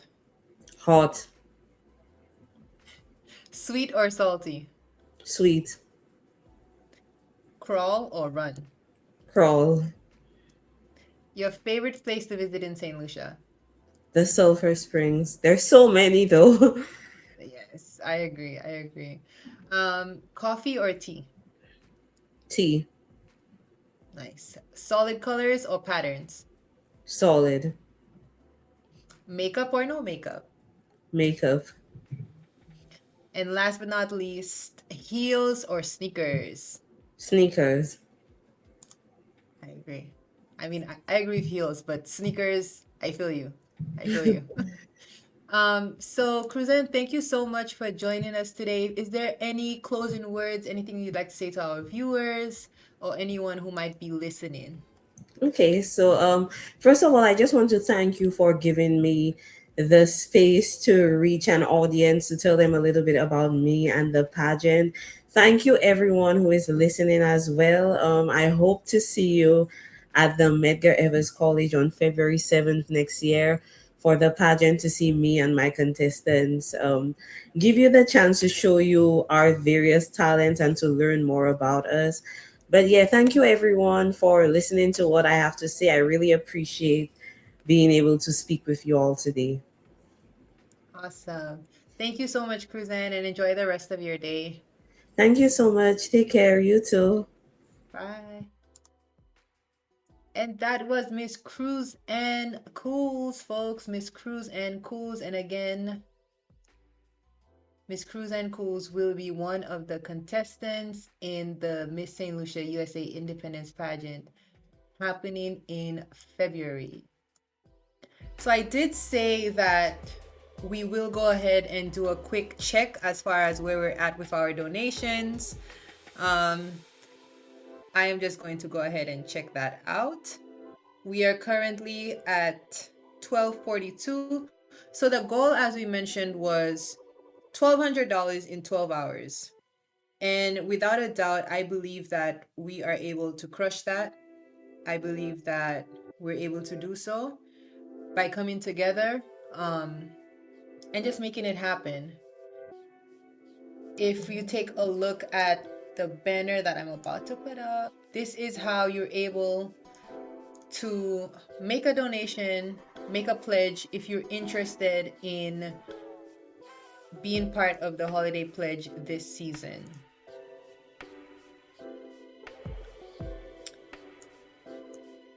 So again, just gonna go ahead and look at our tracker and see where we're at.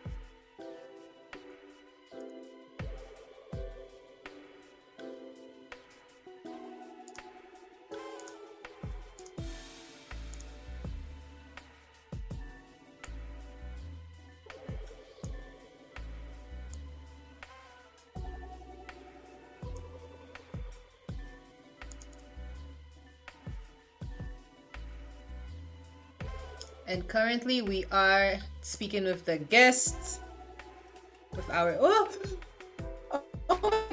people have been donating. Wait. People have been donating and I have not been tracking it. I just opened the tracker and I see it. Let's put out, I see it, folks. I see it.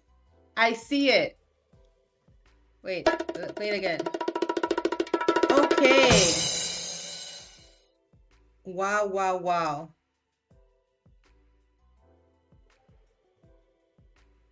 Wow.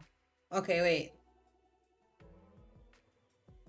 Shout out to, we currently have one additional donation from Miss Sheena. Thank you, Sheena. Shout out to Miss Sheena. Shay, for your donation. Sheena just pledged $100 to us, and that makes us one step closer to our goal, folks. So we do have a new donation from Sheena. Thank you to Sheena. Give a little shout out to Sheena.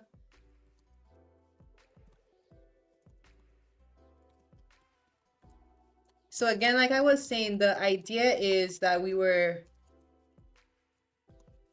at within every hour that we're able to raise $100, and in 12 hours we would easily be able to meet our $1,200 goal. And again, 100% of the funds that we receive, they're going directly towards creating gift baskets for disabled kids in St. Lucia.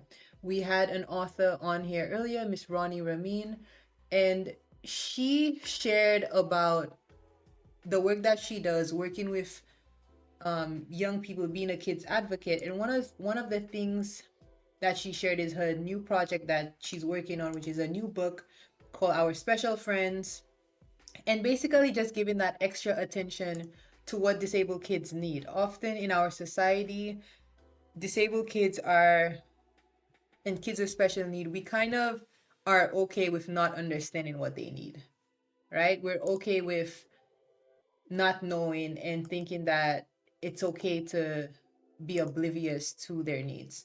And so that's kind of something we wanted to go against this holiday season, and we wanted to say no. Let's find out what those kids need, and let's go ahead and make it a reality. So that's where the gift baskets are coming in. We're providing sensory items in the gift baskets that are going to be tailored to that kid's specific need. So if there's a kid who may like have issues with violence and be physically aggressive or things like that, we're putting things in the basket, items in the basket that's going to help address that. Whether it's fidget toys, soft rugs, heated blankets, anything that we could think of that's going to help make their holidays a little sweeter this holiday season. That's what we're doing. And we're also going to provide everyday essentials, whether that's hygiene products, essentials for the families, and just showing that in this season we're actually thinking of those kids. Um, and so 100% of the proceeds that we raise today, that's where those donations and that's where those funds are going to. So again, I'd like to say thank you to Sheena for your pledge. Thank you for pledging the star. Thank you for being a star. I'd also like to thank Shelly, who pledged earlier. She also pledged a star. Thank you for being a star as well. And I'd also like to say thank you to our very first pledger of the morning, who was Petula. She pledged early on. So thank you as well for being a star. And if we could just take a look at where we're at with our tracker. I'm just gonna share my screen so we have a visual on it. Share screen.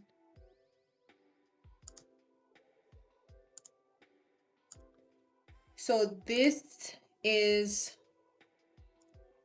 where we're currently at. I did not update the time just because I wanted to get things rolling, but we're currently at $300 and it's 12.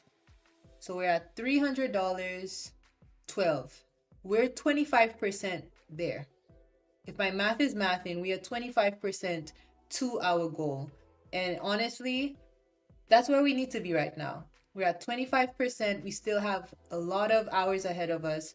So please, if you're interested in helping us reach our goal, please go ahead and join us. Feel free to send your pledge to our Zelle at sgf.donate@gmail.com. Or you could also share this live with anyone you may think would be interested in pledging or just learning what we're doing here today. And I know that we have recommended tiers. We accept anything. So don't think that if you'd like to pledge $5 or $10 or $12 that we'll not accept it or that it doesn't mean anything. We absolutely accept any and everything. These are just suggested tiers that based on if persons give at that level, then we kind of give something back. And for anyone who does the sparkle tier, they would receive a digital sticker as well as a shout out. Anyone who does a star tier, which is the $100, they receive everything from the sparkle. In addition, they also get 10% off any Southern Gem Foundation merchandise or future event that we'll have. 10% off of those. We do have shirts, we have totes, and we also have pens. And then for persons who want to give like a transformative gift and pledge $300, we have had persons pledge $300. We've had persons pledge $500 last year. So if someone wants to give like a really big transformative gift like that, we also They would get everything included in the other tiers, as well as a special token straight from St. Lucia, crafted by our team on hand. When I say crafted, I mean really going out there looking for what do we think represents St. Lucia in a really nice way that someone could have in their possession, have at home, have that token with them, and like I said, everything else that's included in the other tiers.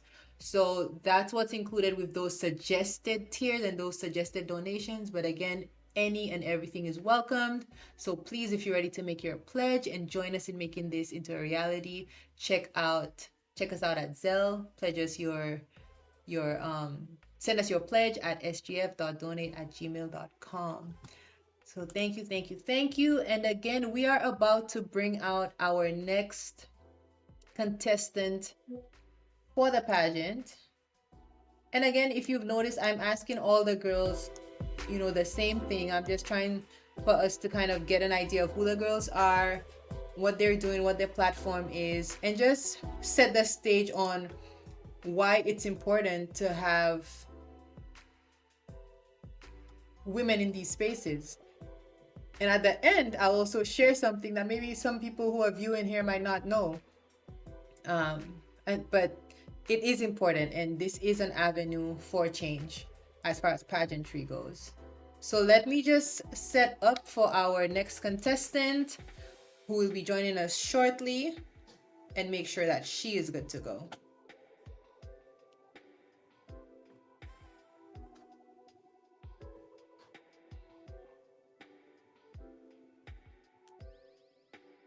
Okay. I am going to be bringing out Miss Nandi Walcott shortly.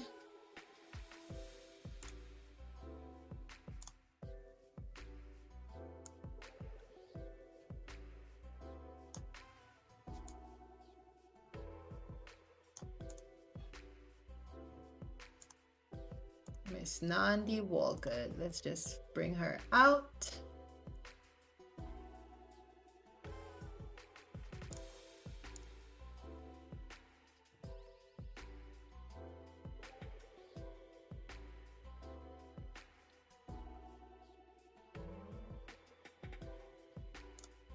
Okay. Hi, Nandi. Hi. Good afternoon. Welcome. Can you hear me? Yes, I can hear you. Can you hear me? Yes, I can hear you. Awesome. I'm so happy. I am so happy that I'm able to hear you. Awesome. So welcome. How are you Thank feeling? you. I'm feeling well. I see that you're making headway in your fundraising stream-a-thon, and I'm just so excited to be here to be part of it. Thank you. Thank you. Yes, we're trotting along. So, Nandi, if you could just introduce yourself to those listening in right now. Who are you? Who is Nandi? And where will you be representing in next year's installation of the pageant? Sure. My name is Nandi Walcott, and I'm currently the Congressional Liaison at the Institute of Caribbean Studies. I am excited to be a part of this pageant, and I hope I answered your question. You did. You definitely did. And what inspired you to want to be a contestant for this year's pageant? Oddly enough, you were my inspiration to do this pageant. We met at, I forgot what year it was, but it was the Independence celebration here in the Washington, D.C. area. And you came and you presented your platform, and I was just so moved.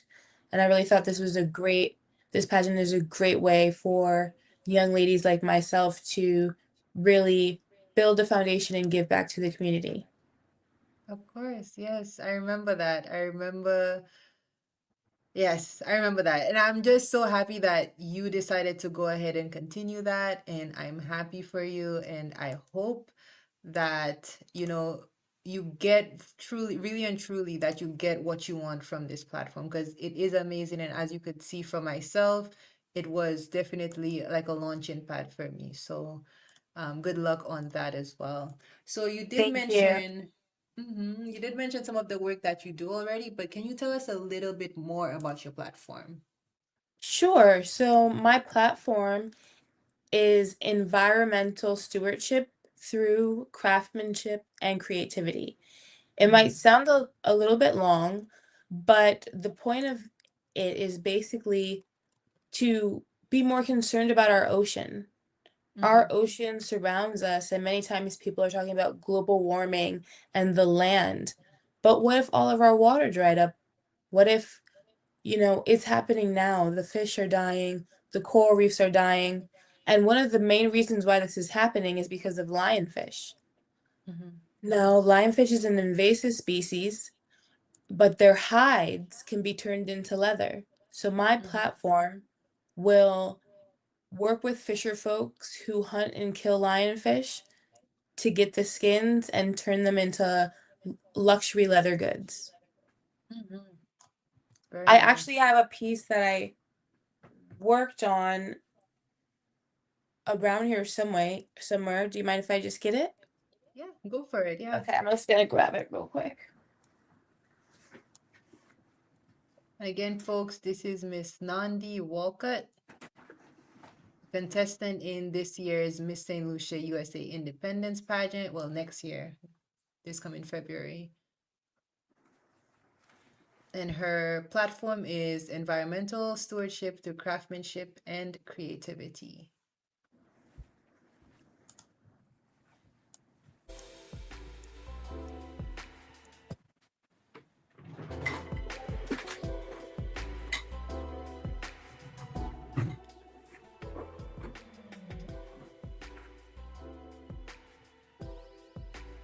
My apologies. I don't want to make everyone wait. I put it to the side and now I don't know where I placed it. Okay, well, My if you have apologies. pictures, it's okay. If you have pictures that you'd like to share after, you could always send it and then we could always show it to our viewers. That's completely fine. Thank you. I'm sorry about that. No problem. And so as far as your preparation goes, how have you been preparing for February for the pageant? My preparation, there's so many steps, but one thing that's really helping me prepare is liturgical dance. Liturgical dance is something that I've done since I was younger and that I quite enjoy. So I find that when I participate in liturgical dance, it kind of relieves some stress, loosens the body, and it allows me to just get to a great place where I can focus on what I'm doing, the task at hand. Yeah. Nice.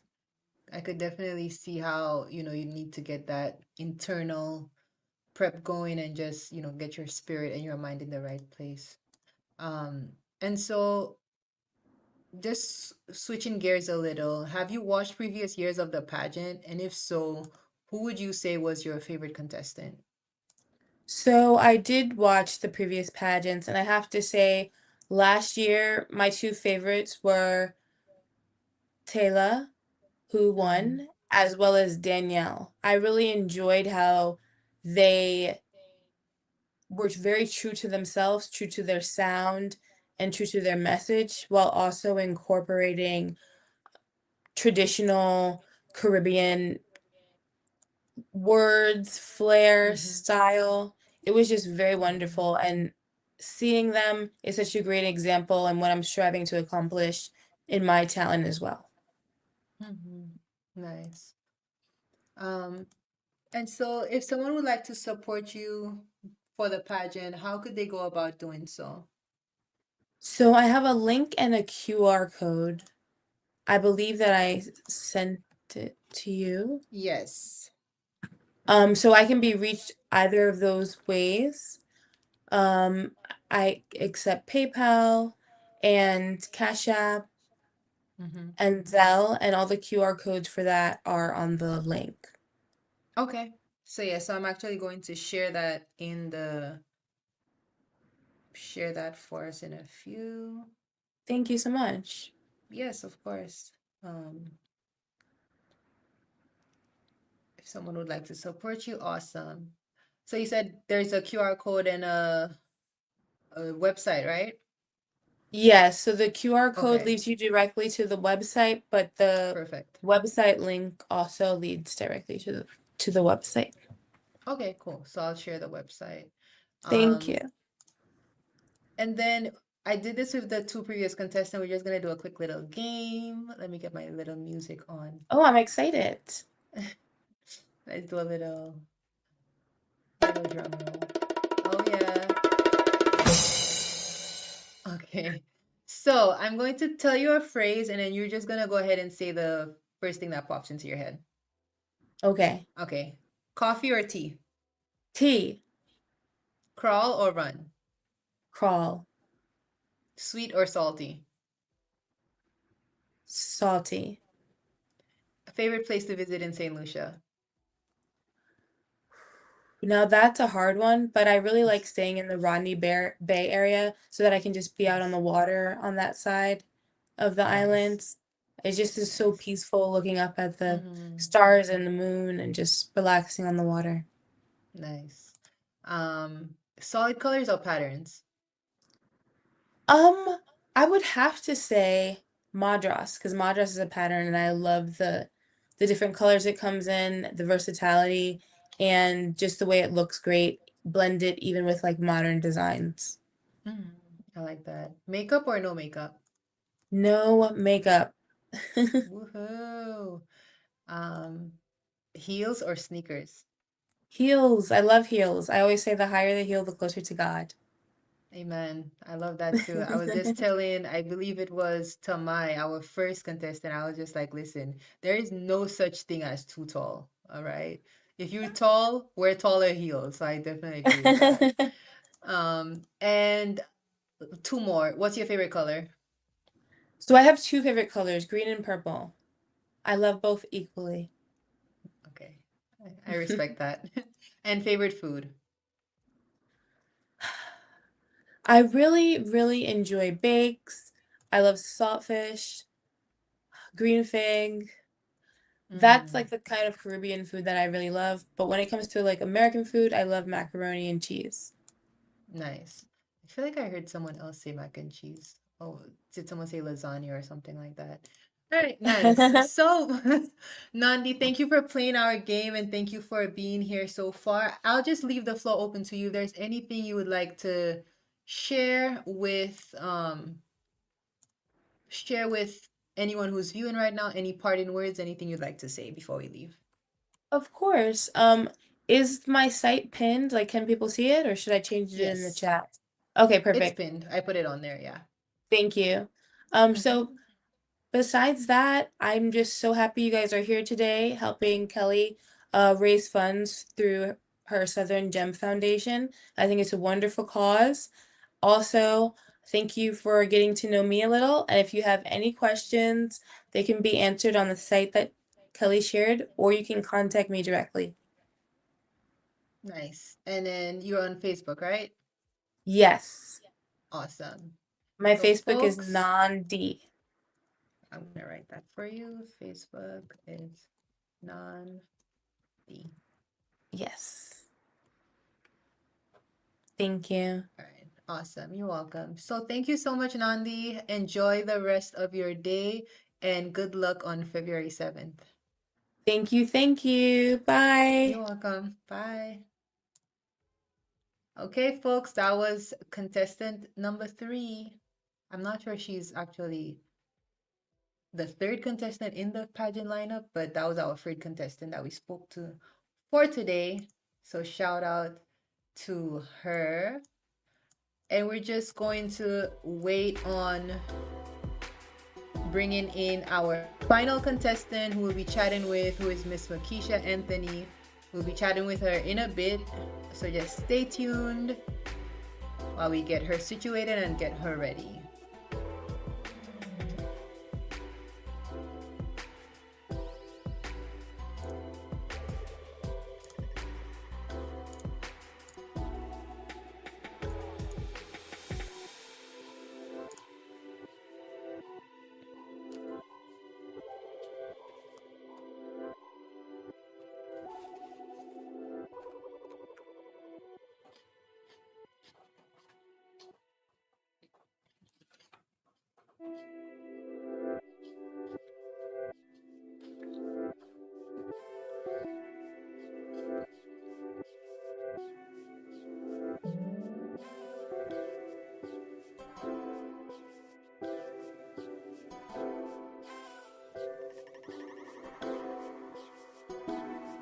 Again, folks, our next contestant, our final interview for the day will be Miss Makisha Anthony.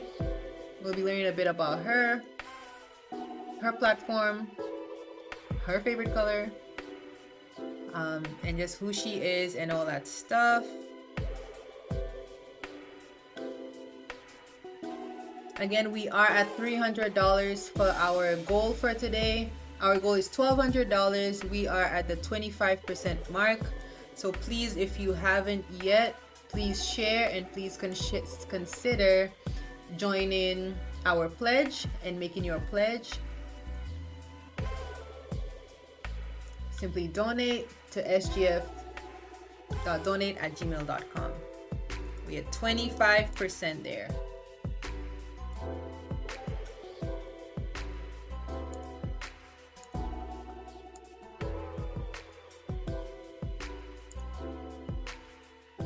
And we're just waiting to bring Miss Makisha on. She is backstage. She is ready for us, and we are ready for her. Awesome. Hi, Makisha. Hi, Kelly. Thank you for having me Hello. today. Of course. Welcome. Welcome. So, tell us about who you are, about yourself, and where will you be representing in this year's pageant? Okay. So I will be representing Grizzly. That's actually where I grew up. And Nice. I, you said a little bit about my platform or why I decided. Yeah. Yeah, Okay, you could so share your platform with us. I've always had a love for pageantry. So I really enjoyed pageants when I was younger, but as I grew Mm-hmm. up, it kind of felt like it wasn't a thing where we would actually get more pageants to do. And growing up in St. Lucia, there's St. Lucian Queen, every Carnival St. Lucian Yes. Queen every year. And I kind of Yes. knew I wouldn't be there at that point to be able to take part in that. So that was just Yeah. I kind of pushed it to the back of my mind. Once I did move here, it just didn't seem like something that went on at all. And I was very like sad about that, but at the same time I just found other ways to do talent. I do community to do talent and be Mm-hmm. in the community. So Nice. over time I did find more pageants, and I started back in 2019, and Mm-hmm. I took a few years off again, and I did this year another pageant. So after that, I kind of got the pageant bug, and this was always a pageant I wanted to do since the last one, Mm-hmm. but I never got the opportunity. I did apply, but I got injured and I couldn't take part. So this year, especially after already being in the pageant mode, I was like, this is my year to finally compete. Of course, yes. And I'm so happy that you're able to do that too. And Thank you. so, as far as your platform and what you're hoping to run on as like Yes. your mission, is that pageantry or what exactly is that for you? No, it's kind of pageantry in a way. Like maybe Okay. one day I would hope to do a pageant for younger girls, but it's more about creating the space for others to actually come out and show their talent. Because I feel like that's what pageantry does for me.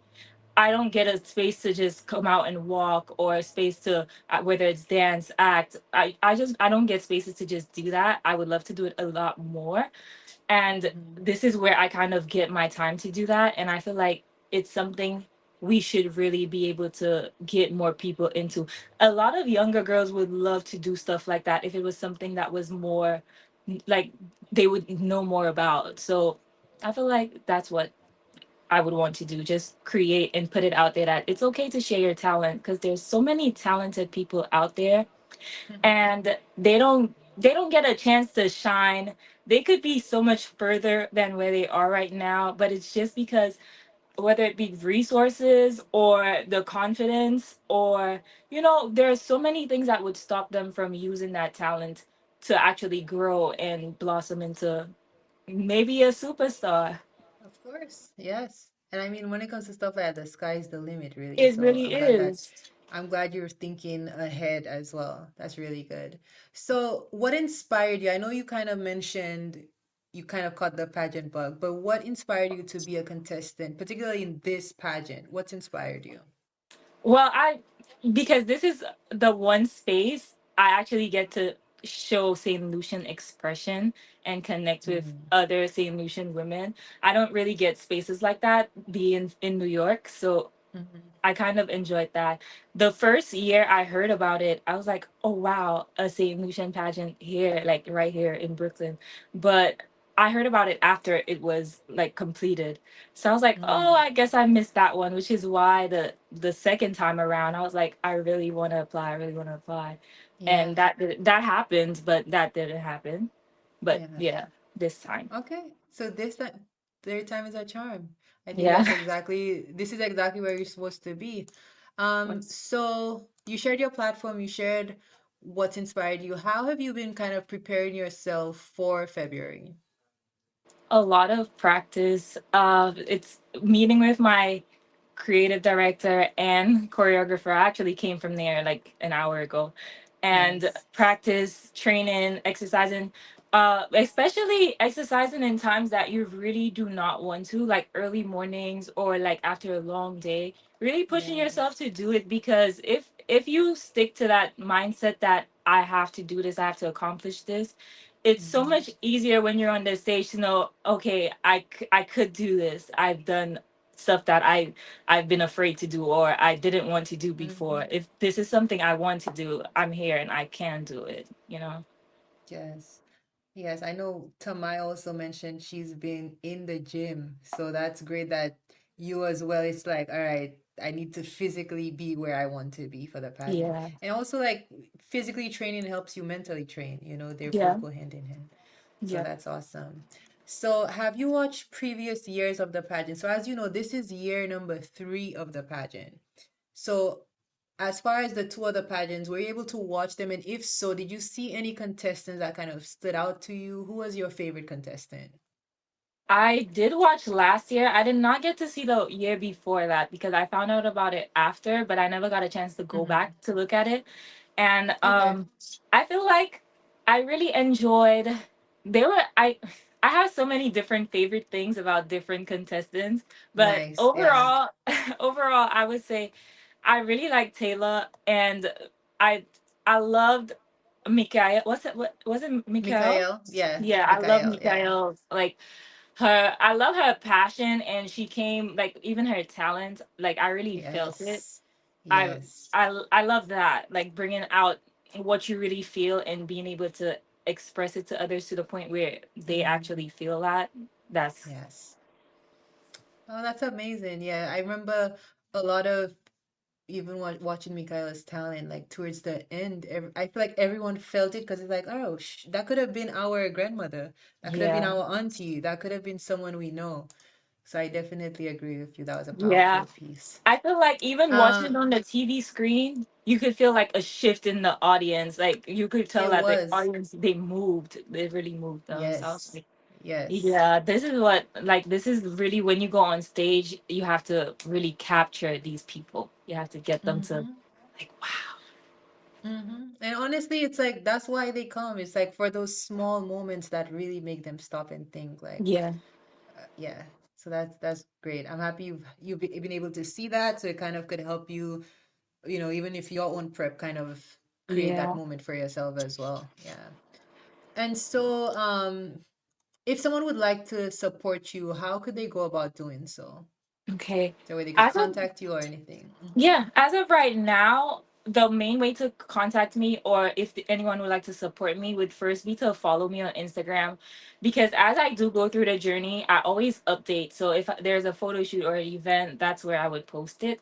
And Mm-hmm. also, if anyone would like to sponsor, I am looking for sponsors as well. But the main thing is to follow the journey and make sure that we're all getting the message and creating those spaces for that talent. Mm-hmm. What's your Instagram? So I could just Oh, put Miss it up. Makisha. Miss and my name Miss Makisha, yeah. MISS. EISS. MISS. Makisha. Um, Oh, got you. You were Yeah. spelling Miss. I'm like, how do you spell Makisha with two S's? All right, I got you. Is that it right here?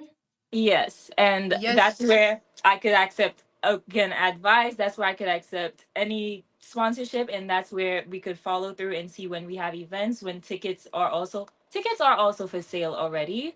But if Mm-hmm. anyone would like to purchase a ticket from me, we could also do so on my Instagram. Nice.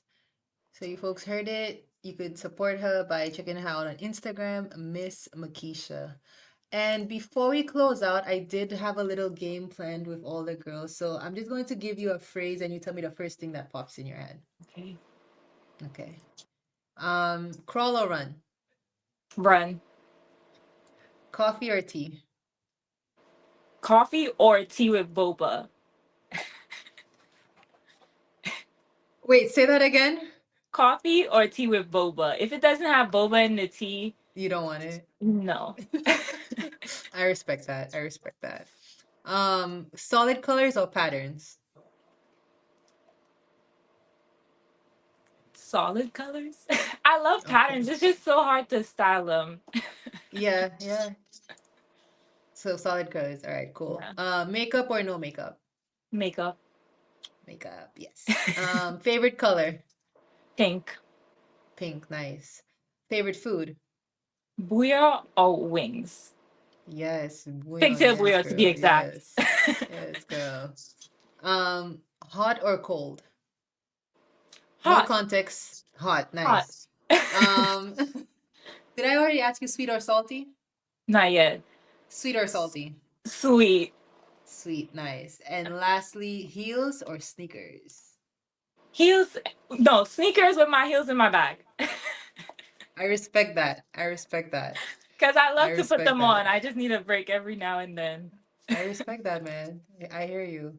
And so, Makisha, it's been so fun talking to you. Is there any last words that you'd like to share with anyone who's viewing? Any closing words? Just this is your time to just share freely anything you'd like to share. It's been a pleasure talking to you as well. But for everyone, I hope we all have a happy holiday. I hope you spend time with family, peace, love, and it's free to be kind. So let's make sure we're giving that out for this Christmas. Nice. Thank you so much. Enjoy the rest of your day and happy holidays to you and your family as well. Thank you, Kelly. You have a good day Bye. too. Happy holidays. Thank you. Thank Thank you. you. And that was Miss Makisha Anthony, ladies and gents. That is Miss Makisha Anthony. And like she said, this is her Instagram if you'd like to support her, Miss Makisha. And she is one of the contestants for this, the next installation of the Miss St. Lucia Independence pageant. Um, and so if you would like to support any of the girls that came on here, just feel free to reach out to them directly. I will do a quick run through of all their information that they shared. So we have Miss Cruzan, if you'd like to share her, if you'd like to support her, I'll share her info, which is on the screen right now that you could support. We have Miss Tamai Nelson, who is the first contestant that we spoke to, if you would like to support her. And again, these ladies are welcoming any and every form of support, whether that's sponsorship, whether that's words of affirmation, direction, and just any advice that they could use um, in this pageant. And last but not least, we have Miss Makisha. We also have um,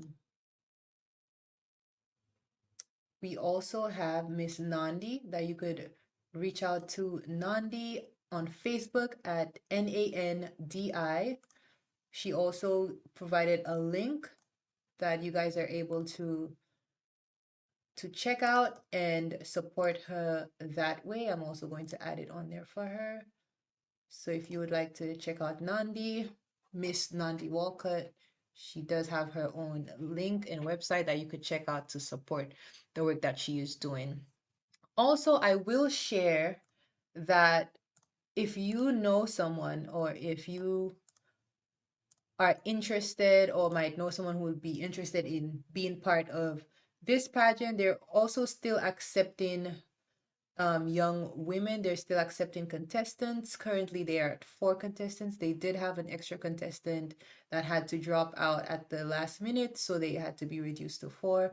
But it is still open. So if you're seeing this, and like Makisha said, she found out about the pageant after the first one was done. So there's still a lot of people who may not know that this opportunity is present. So if you know of anyone who would be interested in this opportunity, please have them reach out to the pageant directors and the Miss St. Lucia Independence, pageant. They're on Instagram and they're on Facebook. Quick Google search Miss St. Lucia USA Independence, you will find them. And the next person that we're actually going to have on is going to be the current Miss St. Lucia Independence. I don't know why my phone is talking to me like I spoke to it when I did not. We're going to have the current Miss St. Lucia Independence reigning queen, which is Miss Taylor St. Rose. And she'll just kind of be sharing with us what she's doing, what her reign has been. And she also has an announcement as well that she is going to make concerning her platform and what she's doing. And again, folks, this is a fundraiser. This stream has been on since 6 a.m. Thank you, Lord, that we figured out the Wi-Fi because it was lagging a couple hours ago, but now it seems to be working. We're working it, and I'm happy for that. But this is a fundraiser, so please, please, please remember to make your pledge at sgf.donate@gmail.com. That is a Zelle link. We do accept Zelle. Make your pledge to the Southern Gem Foundation and help us in creating gift baskets for disabled youth. So please do so. Any and every amount is welcomed. And if you'd like to just share the live, it's free to share the live so that other people could see this and be like, okay, I'm in the holiday spirit. Let me donate. You know, we welcome that. We welcome that as well. So we thank you for that. We'll be bringing out our next interviewee very shortly, which, like I said, is the reigning Miss St. Lucia Independence USA, and that is Miss Taylor St. Rose. She will be coming out shortly. But in the meantime, just sit tight, and thank you, everyone, for being a part of this.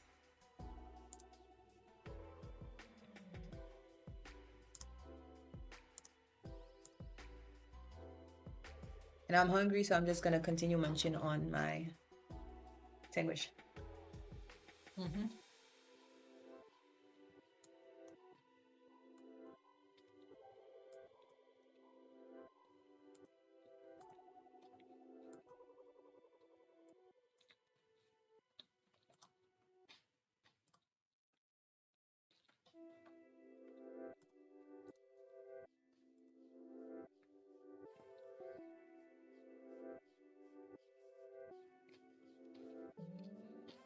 Again, we're just waiting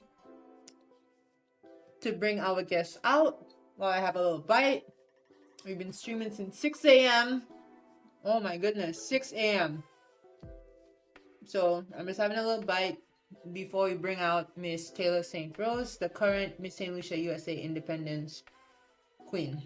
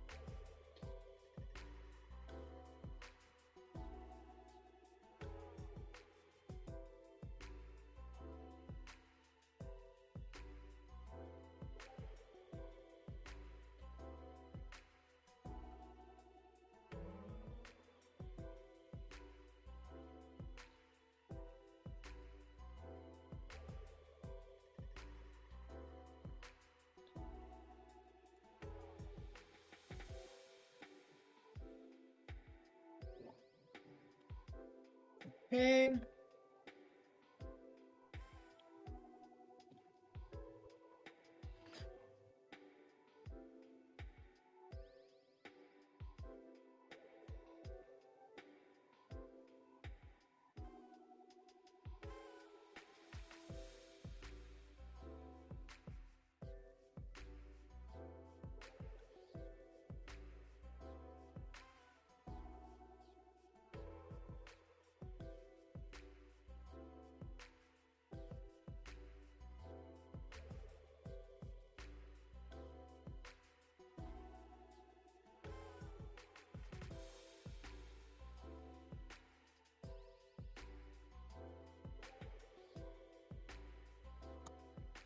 Okay, I always keep forgetting to bring myself to the stage, and I'm in the background talking to myself, and then I realize that I haven't been actually talking.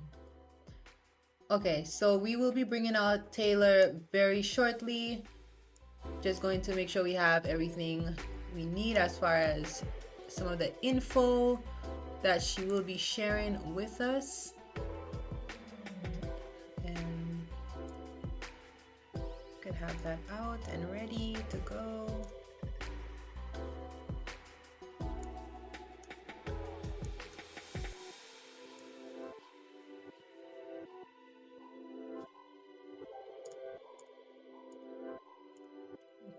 Okay, we are doing it, we are doing it.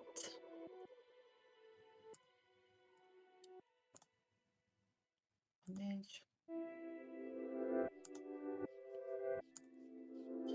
Okay, now we're cooking with gas. So we are about to bring out Miss Taylor St. Rose. Welcome to Taylor. Thank you for being here. Thank you Can for you hear having us? me. Yes, I can hear Yes, you. you can hear us. Awesome, awesome. Thank you so much for being here. And I know that you're traveling, so thank you for making time out of your schedule and just sharing the stage with us. I already spoke to some of the ladies, and I thought it would be an amazing opportunity if we're able to kind of round off, our pageant talk, our queenly hour, I like to call it, with just, the reigning queen and some of the stuff that you're doing. So if you could just, for people who may not know you, who you are, introduce yourself, and let us know some of what you're doing right now. Hello, everyone. My name is Taylor St. Rose. I'm the reigning Miss St. Lucia USA 2025. I'm currently in the process of launching my own foundation, the St. Rose Foundation. We have our first event coming up January 12th at the St. Lucia Foundation House. And if you go on our Instagram at the St. Rose Foundation, you can see the list of our 2026 initiatives for 2026. The event that we're having on the 12th is a mentorship panel and mixer. So we'll have 4 panelists coming and talking about what it took to take their skill into their career path and how you can follow suit. Additionally, the mixer will be a place where people of many ages can just get together and talk, make connections. I'm encouraging people to bring their business cards, come with their ideas in their heads, projects they want to work on, projects that they are looking for a partner on, projects that they need some advice on, and just an open mind to make connections. Mm-hmm.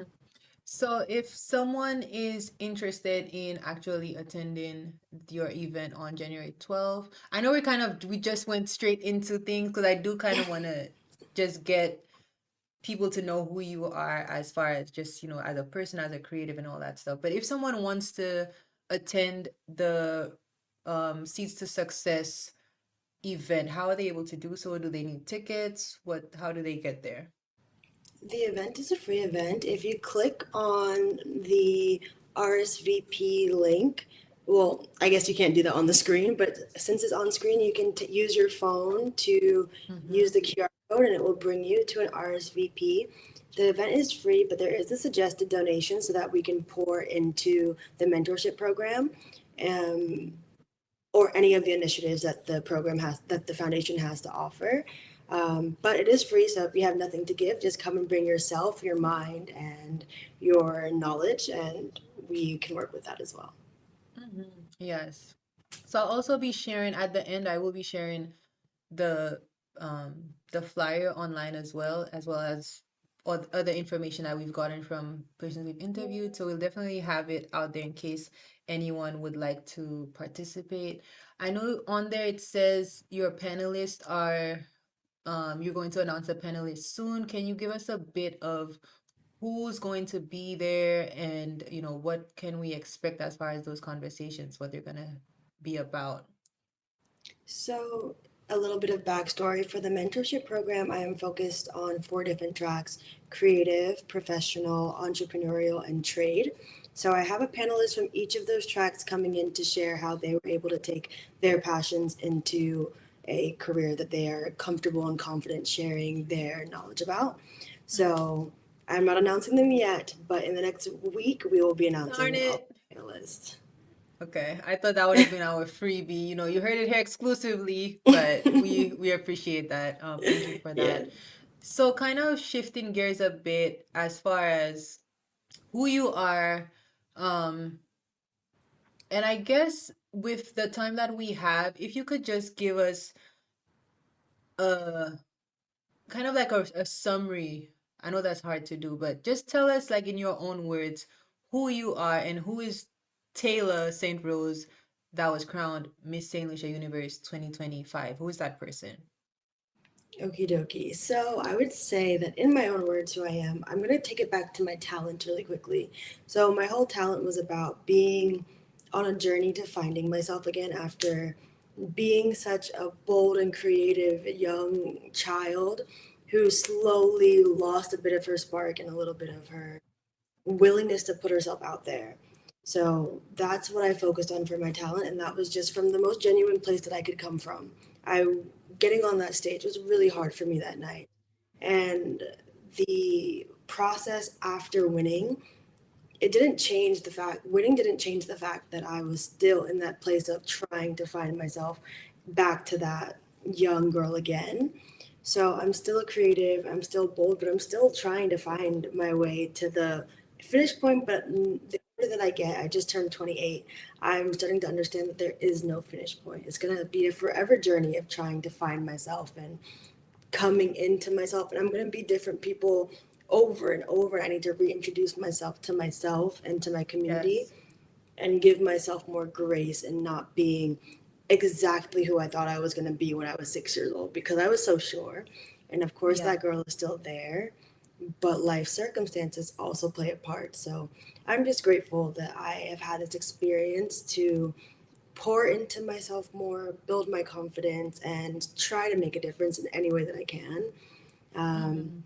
like I said, I'm still creative. I'm still working on all of my art. I'm still passionate about helping. I'm still passionate about my community, my family, and just St. Lucia as a whole. After I won, I went down to St. Lucia in March, and ever since then, I just I can't come stay home. I'm Yeah. there every month Mm-hmm. because I've fallen in love, and not just with the culture and the community, but also maybe a little selfishly the what it has allowed me to find in myself.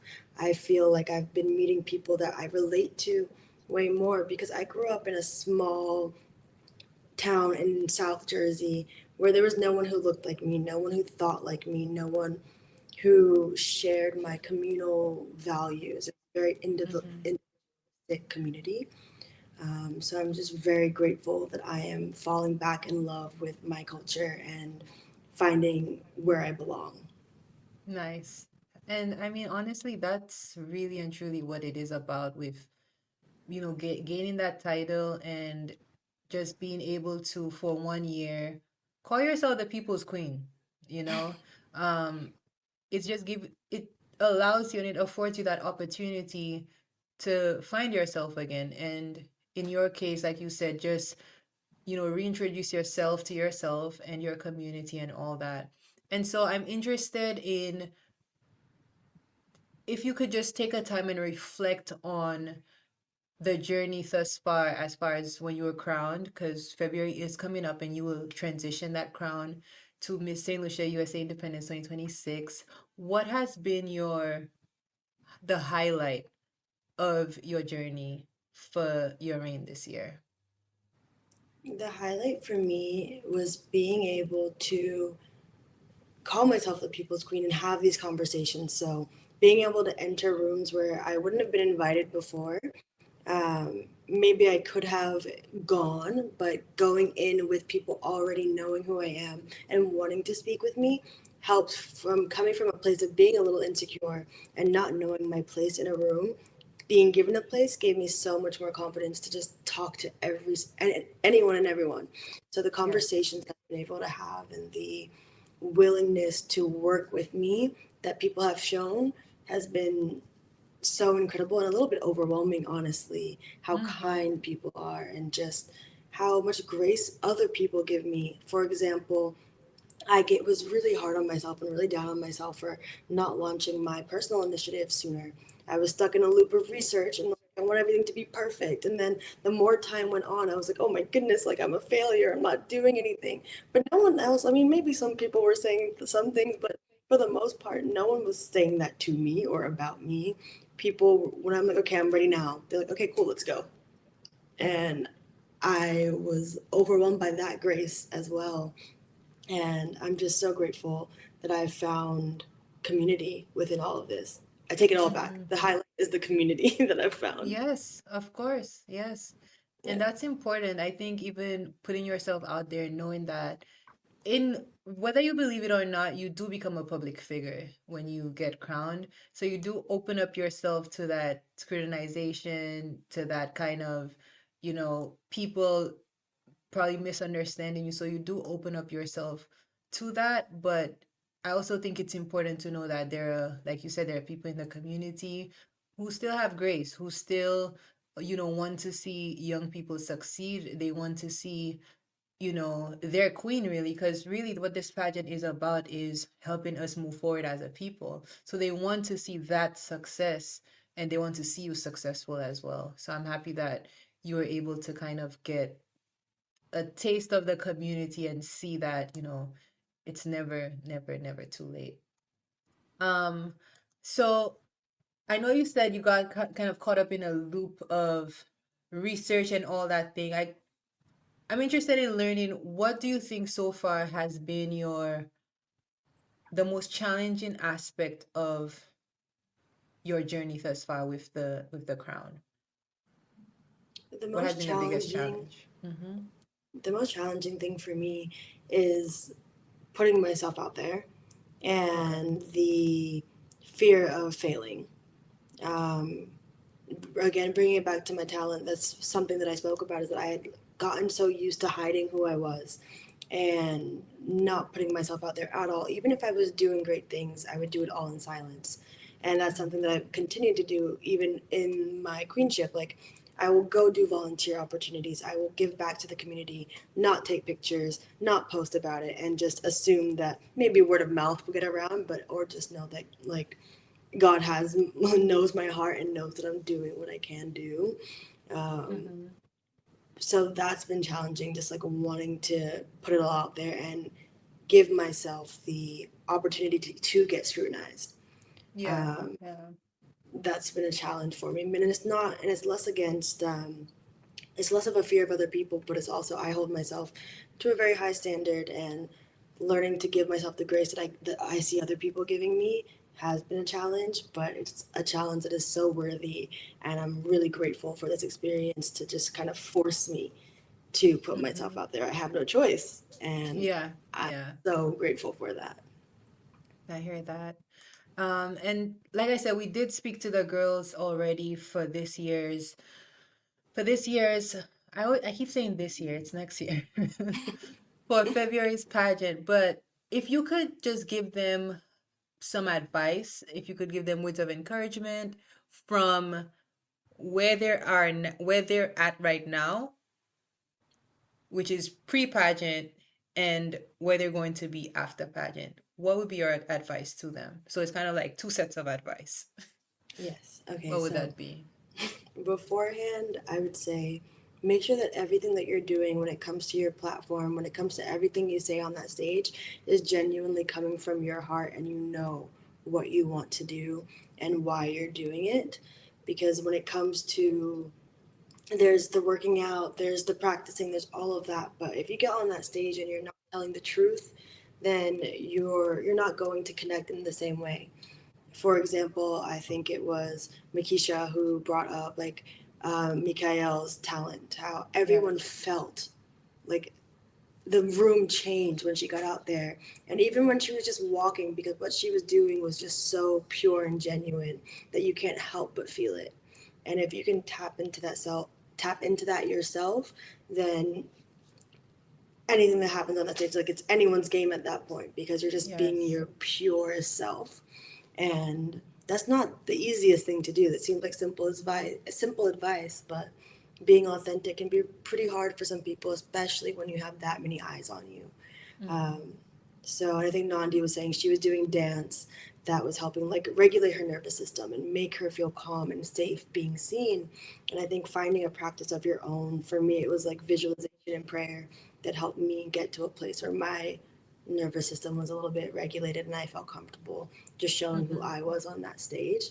So find that for yourself. And then afterwards, something that I think is really important is to keep up the relationships that you build no matter what happens on that stage. You girls were in this together, and only you guys know what happened during your time training together and the bonds that you built, but work with each other, build off of each other, and everyone's platform is valuable. And whatever you can do to help the other, help. You guys are now part of a community of yourself. You guys have a unique experience that no one else can relate to. Like me and my set of girls can relate, you and your set of girls can relate, sort of, but it's not the same.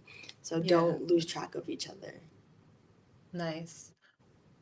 Amazing. And honestly, is there anything else you'd just like to, or would you like to play our game? I actually played a little game with all the girls. Would you like to play it? Yeah, I was watching. I watched all of them. Okay. Okay, so it's just, so well, I guess I'm gonna spice it up. I'm gonna go in different order. All right. So it's just basically phrases, and then you just let me know the first thing that pops into your head. Okay. Coffee or tea? Coffee. Yes. Sweet or salty? Sweet. And salty. Crawl. Mixed together. Okay. Crawl or run? Run. Run. Favorite place to visit in St. Lucia? Honestly, I just love being in Bogota. I love being home. Of course, I love the beach. I love all the things to see, but I love being home. Nice. Home. Nice. Makeup or no makeup? Makeup. Favorite color? Pink and green. Favorite food?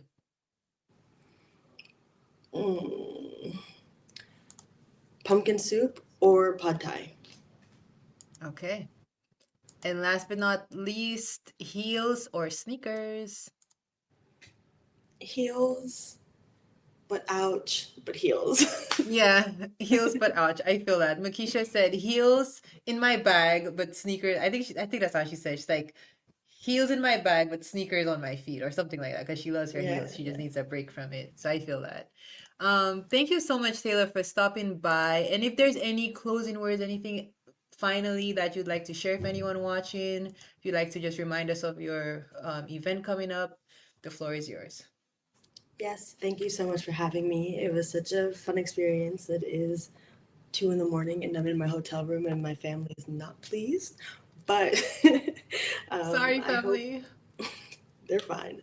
I hope that you guys come out to my event, and if not, just log on to follow my Instagram, the St. Rose Foundation, or my personal, Taylor St. Rose, to follow what's happening next. We have a lot of things planned for 2026, and I can't wait to take you guys all on the journey. So thank you. Thank you so much, Taylor. Get some rest, and thank you again for tuning in and chatting with us. We'll see you around. Of course. Thank you. Bye. All right, folks, you heard it here from the queen herself. Sorry, mom and dad, for having your queen on a live so late. But honestly, thank you to Taylor for even agreeing to be part of this. Like I said, I thought it was only right to kind of share her and share what she's doing as well, because she is the current Miss St. Lucia USA Independence. So I thought it was only right to kind of wrap up the interview of all the ladies with her. And I'll say this, actually, before I do that, the St. Rose Foundation, this is her Instagram, in case anyone would like to check out what she's doing. Check it out, the St. Rose Foundation on Instagram. So feel free to check it out, check it out, check it out. And yes, just support what these young ladies are doing, putting themselves out there and all that great stuff. And that kind of wraps up our Queenly Hour of talking to the contestants. I did want to share the inspiration behind why I decided to even do a Queenly Hour and do something where it's like, all right, let's chat with these ladies. If you've been in the community, and even if you haven't, it's completely fine. The Miss St. Lucia USA Independence pageant was launched in 2024, and I participated in the pageant in 2024. And if you could see on my background, this is me in 2024, and what I was able to do with my time as the queen. This, what you're seeing right now, is what I was able to do and what I was able to launch as Miss St. Lucia USA Independence 2024. And, you know, so much that was said today kind of resonates so deeply, especially with what Taylor shared as far as, you know, being genuine, doing what you're saying that you're going to do, and really connecting. So to all the young ladies as well who are participating in the pageant, if you're still on the live, to be genuine and to really have something that inspires you, something that you've always wanted to do, use this opportunity to help you do that. Because for one night, you're going to have everyone looking at you, listening to you, and listening to what you're saying. So for me, that was creative arts and youth development. And I said it on the night, if I were to be crowned Miss St. Lucia USA Independence 2024, I would use my talents to help foster creative arts and youth development.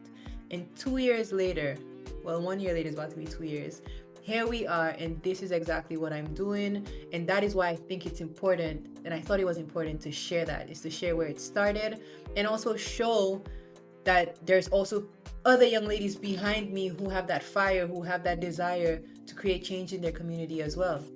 And like I said, even looking at Taylor, which is the current Miss St. Lucia USA Independence, what she's doing, and like she mentioned, she spent a long time trying to figure out exactly what she wanted to do, but she's having her St. Rose Foundation present a mixer, a mentorship mixer. So please, folks, check it out. And again, that's why I thought it was important to do that, because I am living proof of what you can do if you have a mission, if you have the opportunities. So that's why we are here. So we're just gonna do a quick break from all of this stuff. I'm gonna go get some water. I'm gonna go stretch my legs. I might actually do some how you call that, chair stretches as well. Those are really good.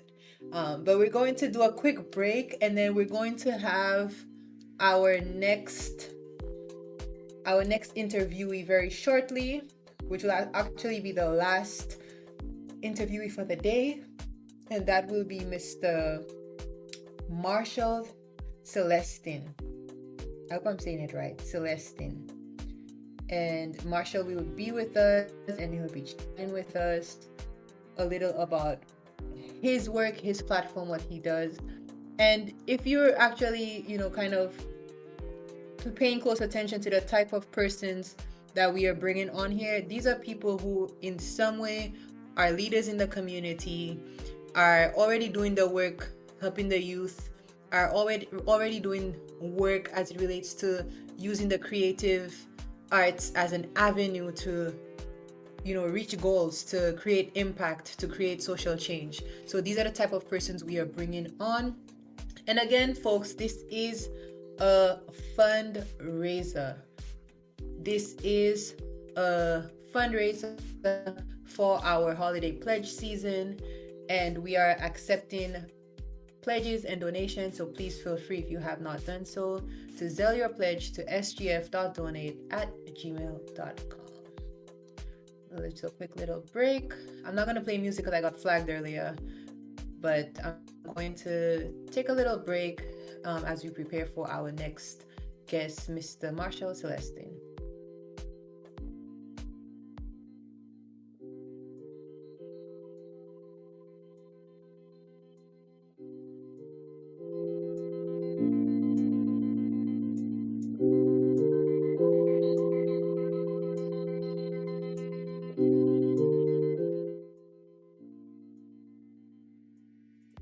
I just realized this entire time I did not play my song Queen Energy when I had all the queens come up. The whole point was to play Queen Energy when all the queens were up here. I didn't play it. But it's okay because I'm going to play it now. Kelly Indy, Queen Energy.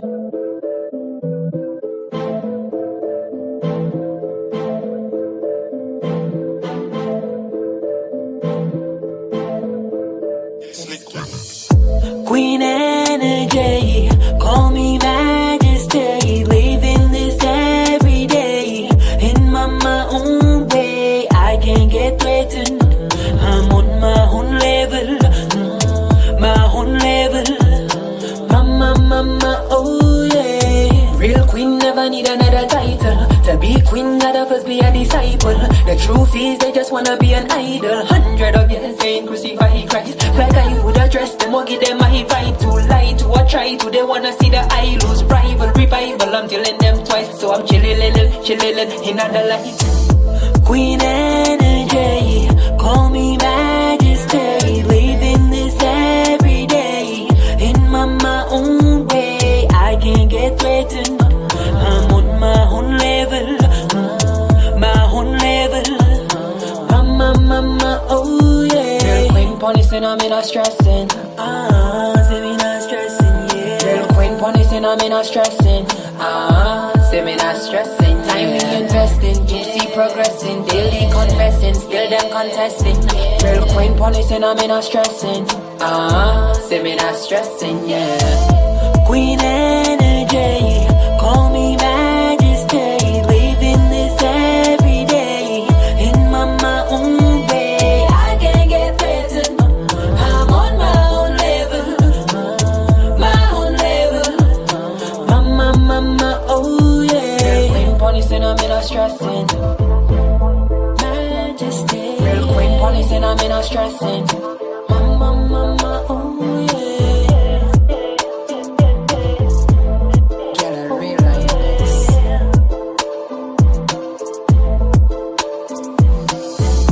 Queen Energy, call me Majesty, living this every day, in my own way. I can't get threatened, I'm on my own level, my own level.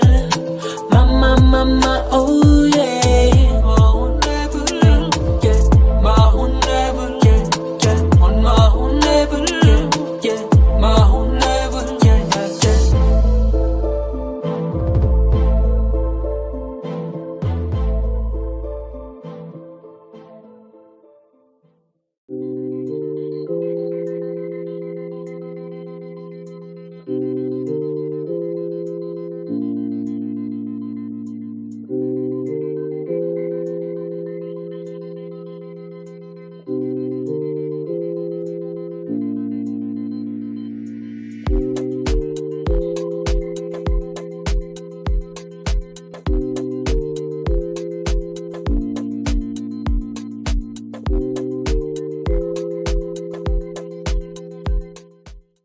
Like I mentioned, folks, we are taking a quick little break before we bring on our next and final interviewee for the day, which is going to be Mr. Marshall Celestine. So please Please just stay tuned, hang tight for Marshall. We're going to talk about the work he's doing. He is an award-winning and very respected fashion designer. He's a leader, he's an entrepreneur. So he'll talk to us a little about what he does, his inspiration, and just continue sharing this space with us on what we are doing. So just hang tight for that.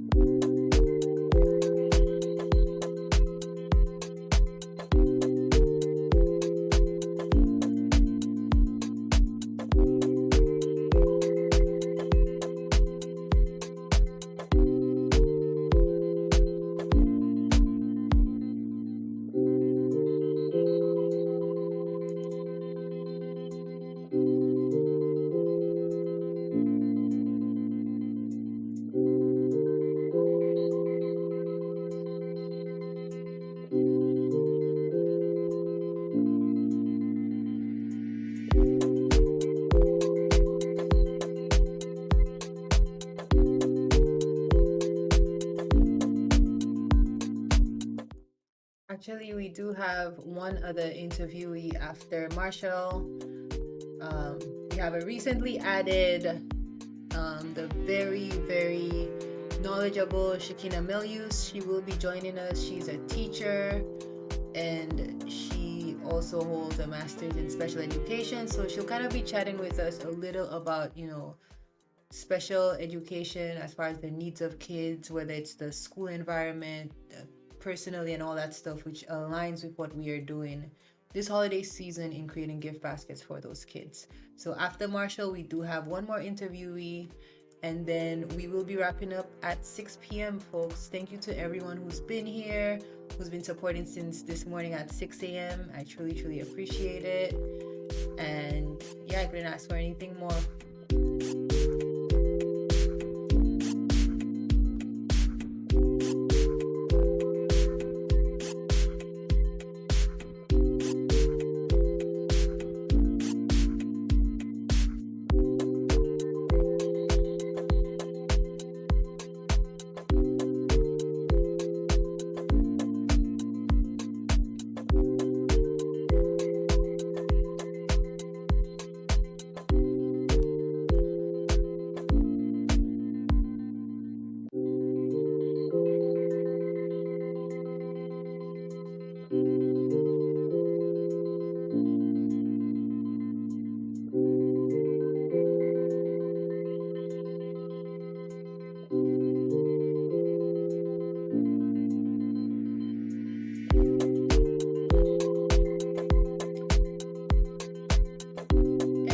Wait and just get things set up, I would like to give a huge shout out to the St. Lucia National Day Committee for their role in helping me with the pledge.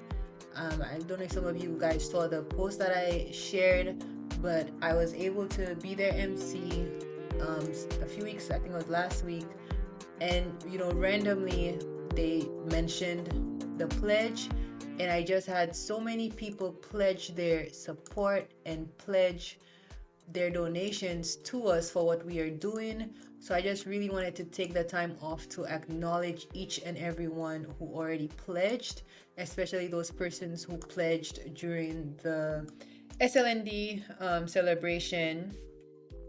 So I'd like to just take that moment and say thank you to all of them. So SLNDC, I'd like to say special thank you to Paula Charles for your pledge. I'd like to say special thank you to Lucretia Coriel, which is part of the St. Lucia House Entertainment Committee. I'd like to say thank you to Leonard Descott. Thank you. I would like to say thank you to Mariana Morrill, part of the Grozile Education Project. I would like to say thank you to Miss Sandy Bowden, part of the St. Lucia Mother's Day Committee. Thank you to Pearl Gates. I appreciate that. Thank you to our superstar, Julius Gozile. Peter, thank you for your donation. I'd also like to say a special thank you to the Consulate General, Mr. Jeremiah Hyacinth, for your pledge. Thank you for always supporting everything that we do and just constantly being present in the community. So thank you, CG, for that. I'd like to say thank you to Watch Radio for your pledge as well. And again, everyone, SLNDC, thank you for your donation. And any and everyone who has already pledged, I would like to say merci en pile for all that you do. A shout out to the Forest Organization. Thank you for your support. Shout out to the St. Lucia Association. Thank you for your support as well. So really appreciate that, and just want to give everyone their thank yous and say thank you for what you're doing. Shout out to my grandmother, Mama Dudu, for donating. She always supports what I do, so thank you, Mama Dudu. Shout out to Nakisha Parkins. Also, shout out to Alejandro Sanchez for your donation as well. Currently on the stream, I'd like to say thank you to Petula for your donation. I'd like to say thank you to Shelly for your donation, pledging so far on the stream. And last but not least, I would like to say a thank you to Sheena for your donation as well during the stream. So I really and truly appreciate it. And listen, folks, we are well on our way to reaching our goal. We are currently at 25% of our goal, but I truly believe that we are able to get there. I have no doubt in my mind that we are able to make it to $1,200. So just thank you to everyone who supported. And again, we are waiting for our guest, Marshall, who will be joining us and just learning a bit about what he does.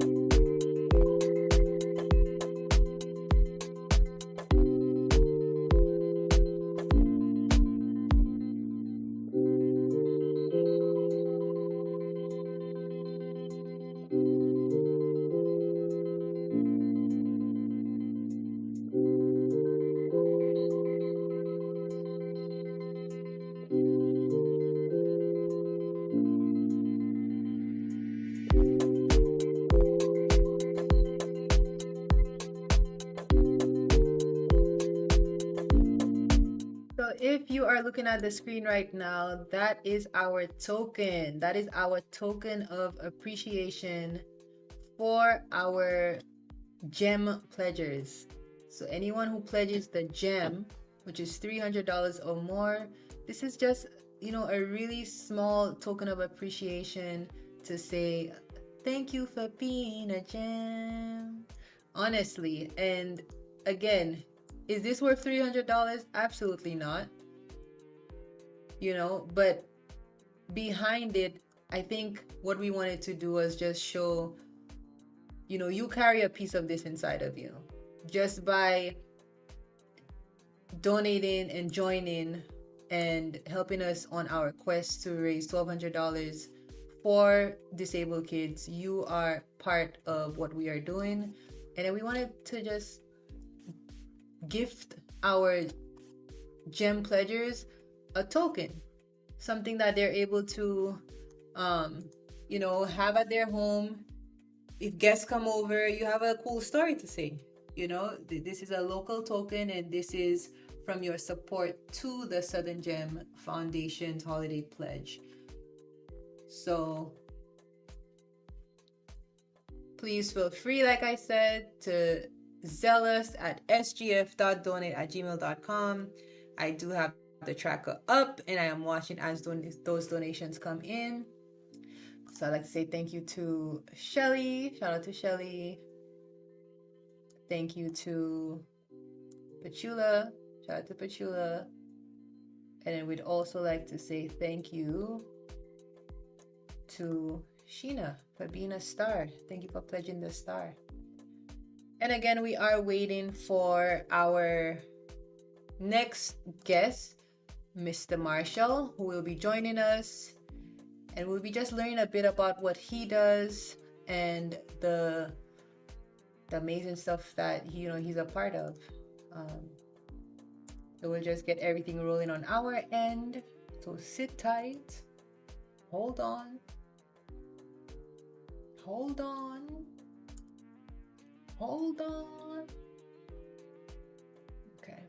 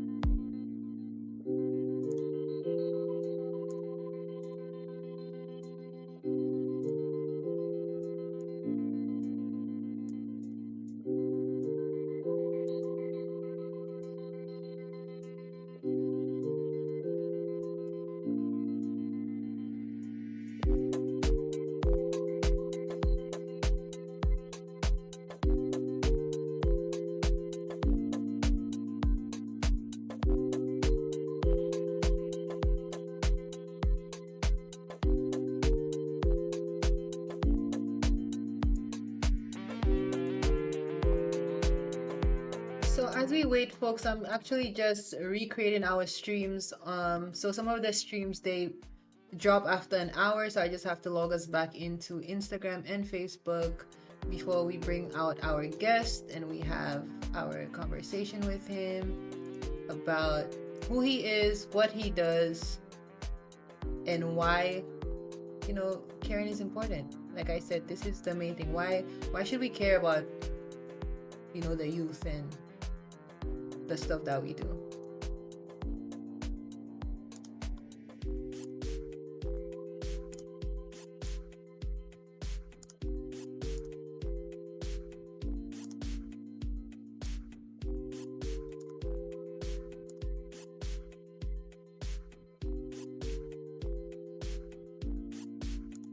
Okay, getting everything set up.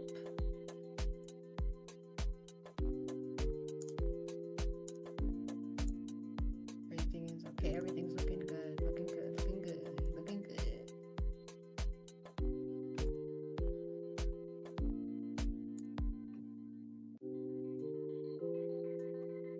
All right, just gonna make sure our guest is ready.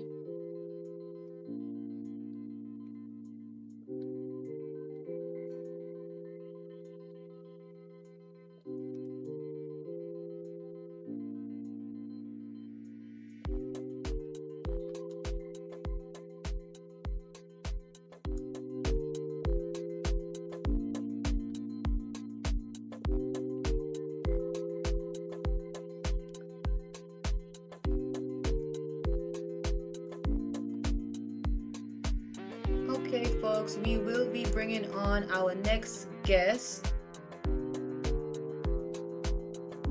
who is Mr. Marshall Celestine, and he's going to share with us what he does. We're going to learn a little about what he does. I am just waiting for Facebook to have the live going one more time. The live was shut down earlier because I was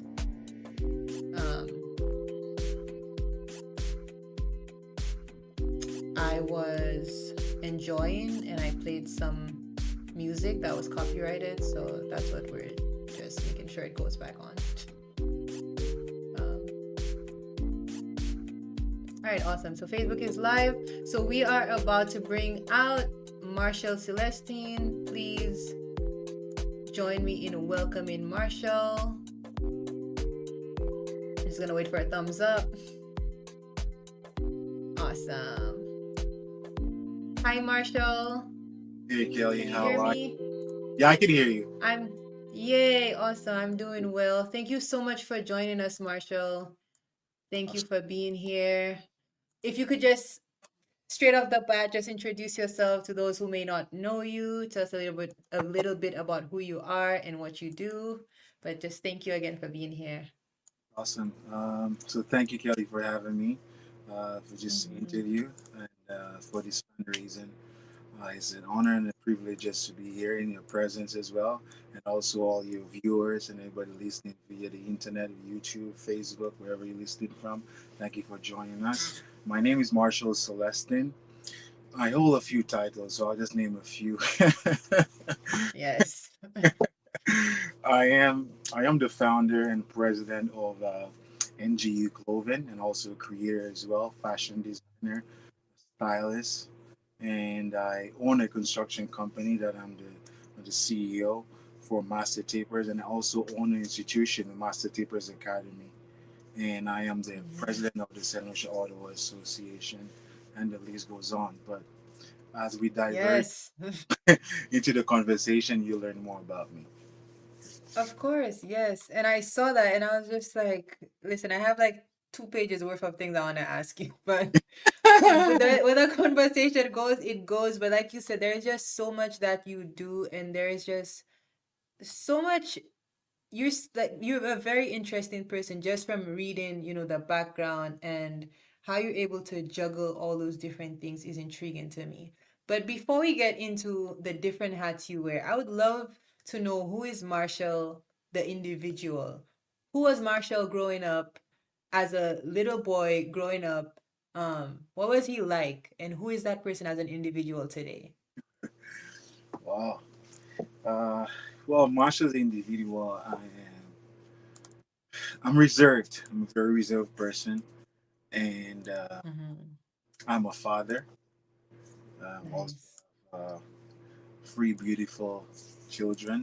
I have my son and my two daughters. I'm also a husband and a father to many. Yes. And growing up, I grew up in St. Lucia, particularly from Grace Viewfort. I'm from Grace Viewfort, born and raised. Also, I'm a proud ghetto product. And as we diverge, we'll learn more about me. Yeah, but Yes. me. If you could describe yourself as a child in one word, what would you say you were as a child, and why? One word. Very troublesome.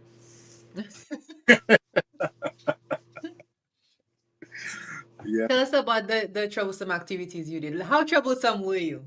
Oh, it was a menace to society, as you might say. Okay. Were you one of those throwing stones on people's house? Absolutely, yes. Oh my goodness. All right. You was very troublesome, Marshall. Okay. So you mentioned you grew up in Graceview Fort, and I could imagine that your background, or like where you grew up, kind of influenced. So first we're gonna talk about the fashion aspect, right? So I would imagine that it had some influence to what inspires you to, or what inspires your fashion sense. So does it? And if so, how does it shape it? Well, yeah. So I think my upbringing was one of the major things that inspired me to be a fashion designer. Mm-hmm. In terms of the way I grew up, as I see my mom and my dad and my grandparents struggle, and I came from very humble beginnings. I grew up really poor, but unless you get out of poverty, you don't understand what it is to be, to be poor. And Mm-hmm. I think that is one of the things that I think my mom is my main inspiration for me to have this clothing brand. The way I saw things happen, things that my mom went through, my grandparents go through, and even till this day, the people that I grew up with still go through these things, and the stigma attached to where the place where I was brought up. So that was one of the main influence for me as a fashion designer. Mm-hmm. So is there something like, if someone was to look at your brand or even the actual pieces, is Mhm. there something that stands out like, all right, that's Marshall. Yeah, That's that. basically the message says it all. The name is say never give up. And if you do your research and if you know Mm, the individual behind the brand, you'll understand what it means to never give up. So just the brand actually, mm, or the name actually involves what it is. What is the brand stands for. yeah, of course. You know, the funny thing to actually have one of my questions is to ask you how to pronounce the brand name, because for some reason I'm over here saying Ungu. I'm saying Ungu like, all right, in style, but obviously NG will never give up is way, way more powerful. And maybe for me personally, maybe that is my how I see it. Is like, all right, that's in style. It's in style to never give up. So I see that, and I respect that, and I value that, as far as, making this more than just a a clothing line, right? Because it's a brand. You guys have given out scholarships. You guys have worked with non-profit organizations, and make it more into just, all right, look at me, I'm fresh and all that. So what inspired that aspect of it, as far as it going beyond just being a clothing brand, but being almost like, I would say, like a brand that's centered on social justice, really? What Yeah, inspired that? so a lot of things, a combination of different things. As I mentioned before, I grew up, I come from humble beginnings, and I just don't want the Mm-hmm. brand to be. I want to be a movement, a lifestyle, Mm-hmm. and for me, where I came from, a lot of people now just see you on TV, they see you on the interviews, they see you on magazines, Mm-hmm. they see you on the runway, but they don't understand or know the journey or the process. Yes, yes. So this is why I try to lift up or bring with me people where I'm going. Because if you go to a destination and you're the only one, you're going to be very lonely. So it's important for me as an Mm-hmm. individual Yeah. to bring people up with me as well. Mm-hmm. This is one of the main Mm-hmm. inspiration that's why we do, not apart from the clothing, but with the social aspect of it as well too. Mm-hmm. Nice. I saw based on your bio that, you guys have had you've had success, as a designer. You won the Canadian Choice Award in fashion. That's been a milestone, um, for not just the Caribbean diaspora, but for persons in the diaspora in Canada. You've presented at various fashion weeks, and all of, basically you've been around the world. You've created a space for yourself and an avenue for you to travel and create an impact in that way. What does that mean to you, that you're able to do that? Well, for me, I don't really. I've asked myself that question, and I've been asked that question a number of times, and Mm-hmm. the same answer always seems to come to mind. It's not about me, and it was Mm-hmm. never about me, and it cannot be about me. It's about the people Mm-hmm. that influence me, the people that is behind me, the people that is pushing and inspiring me. It's all about them and the people that I inspire to. So it's a combination of a lot of things. So it's not only me. It's the Yeah, people. yeah. And when you were a child, did you ever imagine yourself going that route? Like, was there always that interest in it, or did that happen gradually as you grew up, I think as far as the fashion goes? the fashion as so just to just go back. Why does the brand really started? The Never Give Up brand started. I was in college at the time, and I was going through very it's rough. Just a very rough. I was in a dark place, very dark Yeah, place. yeah. At the time, I was undocumented, and and my professor gave me a piece of paper. It was a poem, and the title was "Never Give Up." And Kelly just seen that word and read that poem. Everything came back. Growing up to present, at the present, it was saying, "Wow, this is you, man. This is you." And Wow. from that's where Never Give Up came from. It's just from that piece of Wow. paper, professor. Hmm. Yeah. And one of my things I wanted to ask you too was that, and I could see that's probably one of those moments, were there pivotal moments that stuck out to you as, all right, this sparked something else? And I'm guessing that's one of those moments. Do you have any other moments like that you could share that just kind of like everything just aligned, it made sense, and it kind of put you on the path that you are right now, whether it's mentally set you on that path or in any way?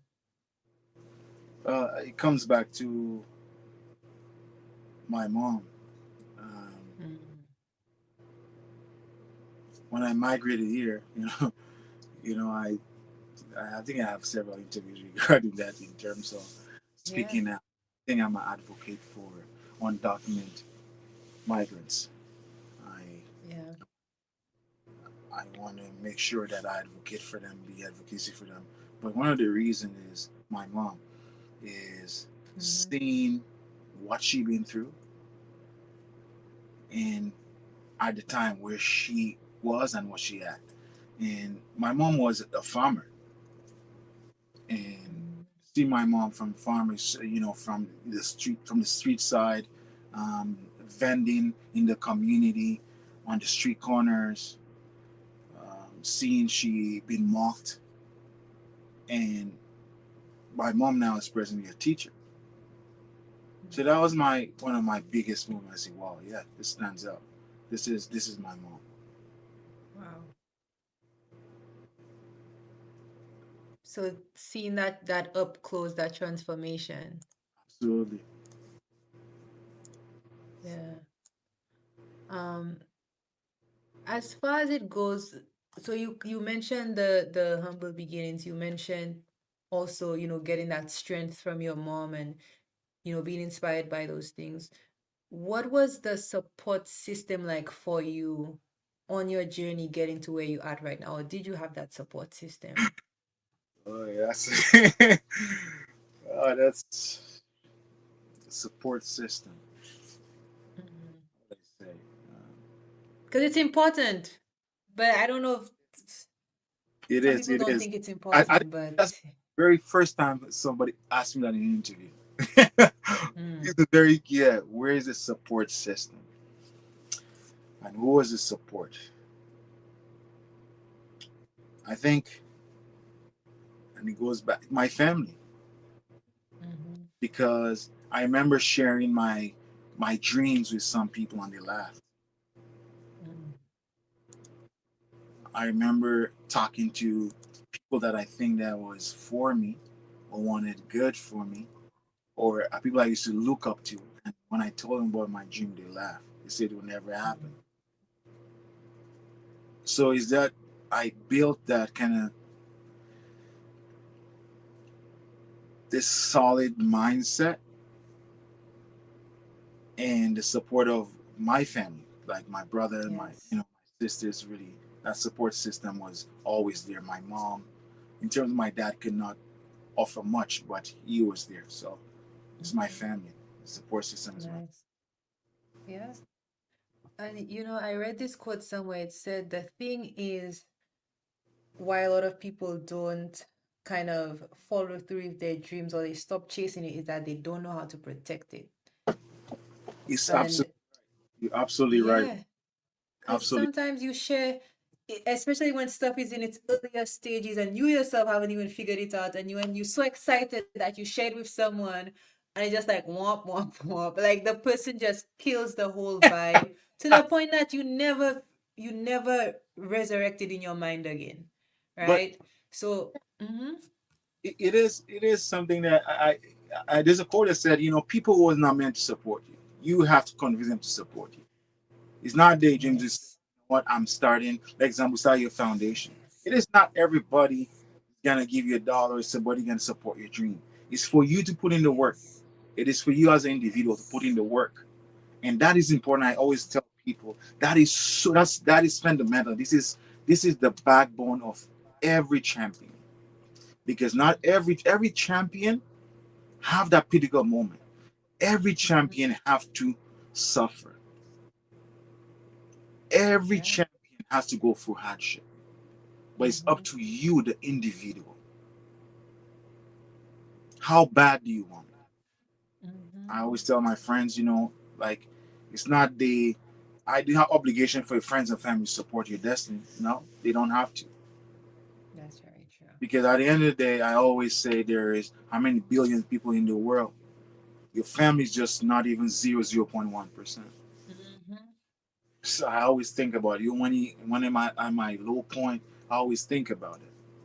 Yeah. So you Yeah. find you have these people talking this and this. It's only 0%.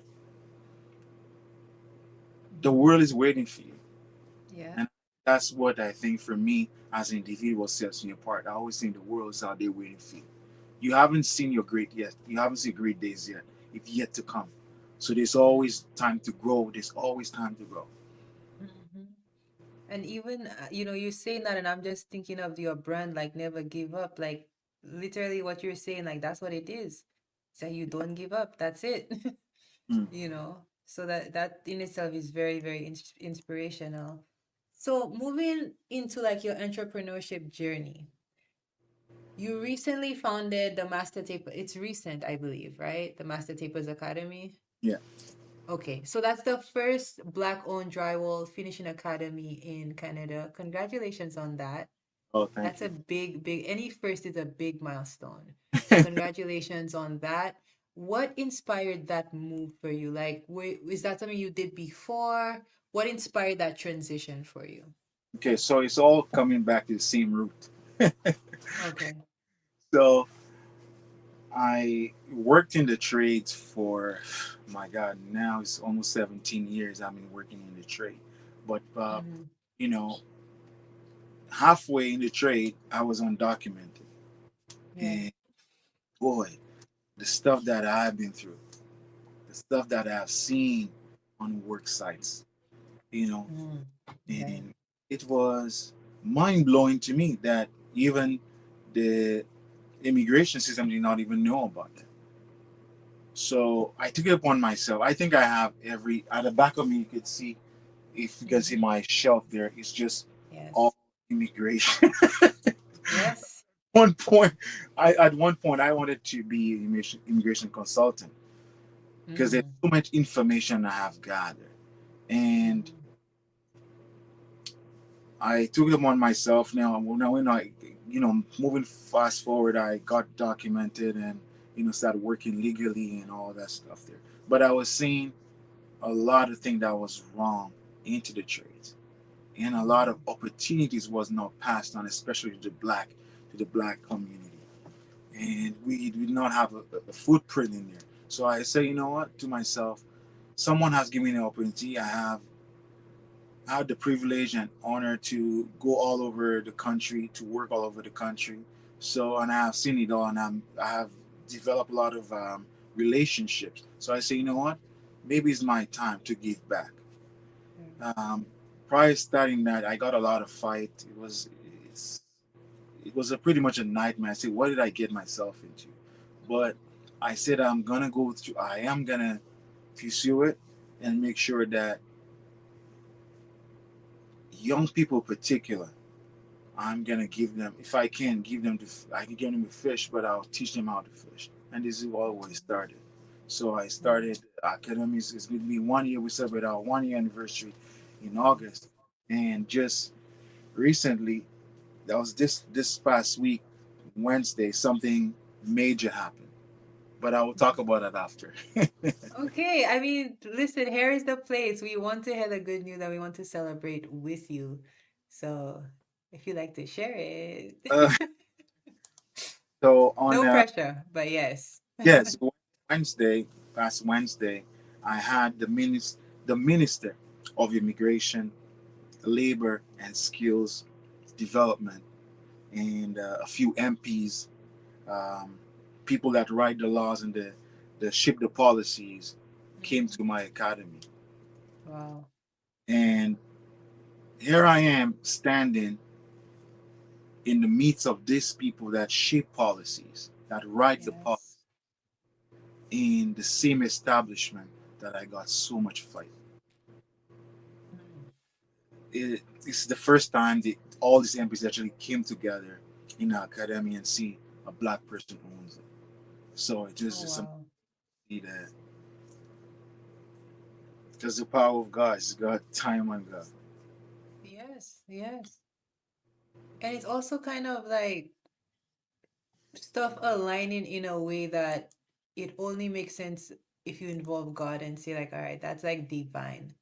That's not just some random coincidence. That's divine, and the fight was divine, and even the victory in itself is divine. So, as far as the support, though, again, I know you said it's the first time someone asked about support, but when it comes to this new thing that you've created, this new organism, I'll call it, because it sounds like, and it is something that's going, I think, to be very, very beneficial for many, many people later on in life, generationally. What is the public kind of perception of that? Like, is it just all support? Is it, you did say you were it's the first black-owned academy. Is there any pushback with that? Like, how is the public receiving that? If with anything you're gonna get pushback.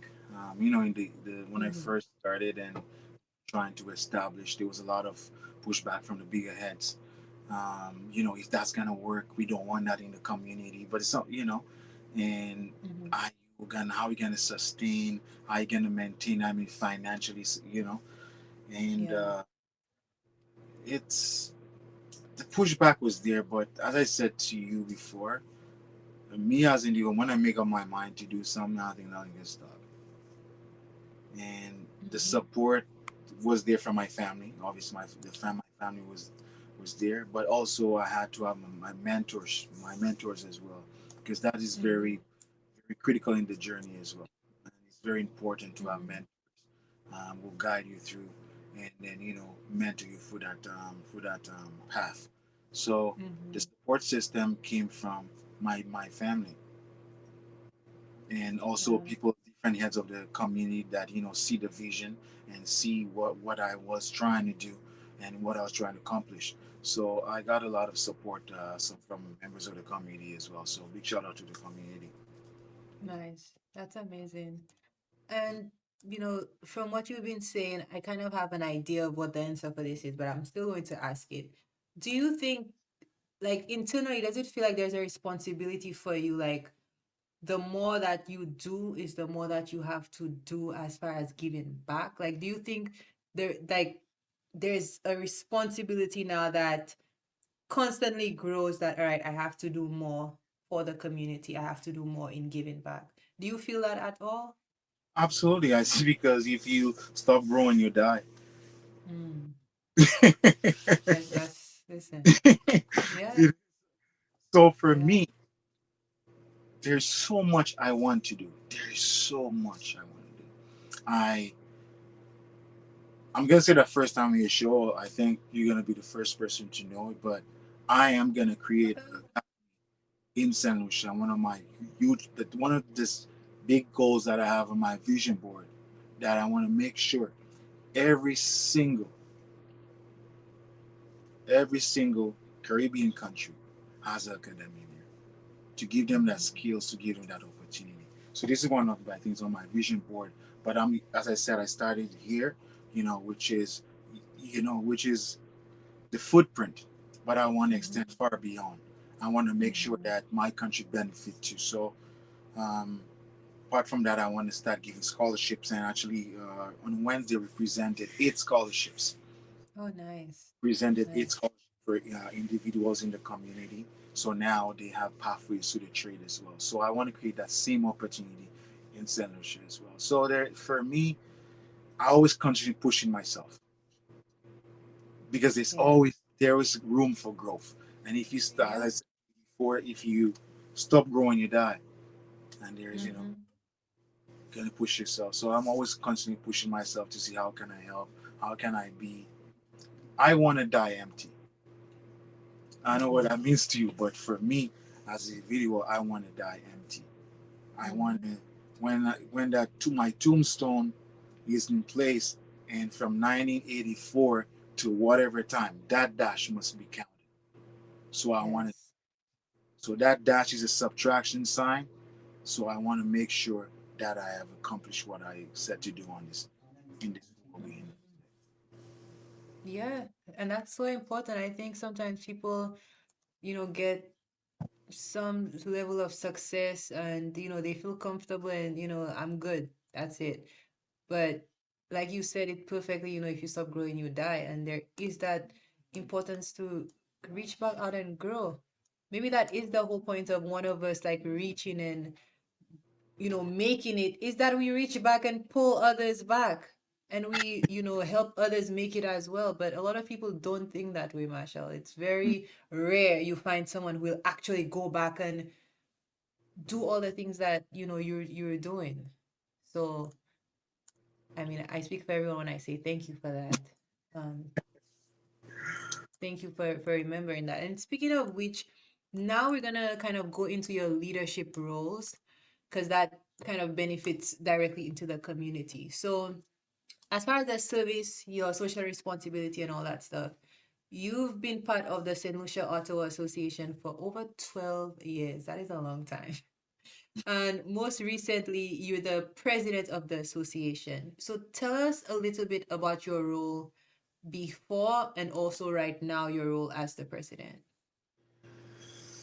Oh yeah, yeah. You're the one doing all the work, bro. So we want Well, to hear about it. yeah, yeah. So, I think just before, just this morning, I had a conversation with a gentleman, and deep conversation, and regarding the association, and I was not, just to begin, I was not a big fan of the association. The reason being is, I think the how they portray themselves um, as the elite, and some people it's classism. Some people would not belong, and at one point I felt I did not belong. So for me now to stand here and then talk to you about that, it's it's gonna take the entire day, but I'm gonna try to make it short. Yeah, Uh, of course. just moved to Ottawa. I was from Toronto, so I moved to Ottawa, and I was finding I wanted to give back or be part of the community.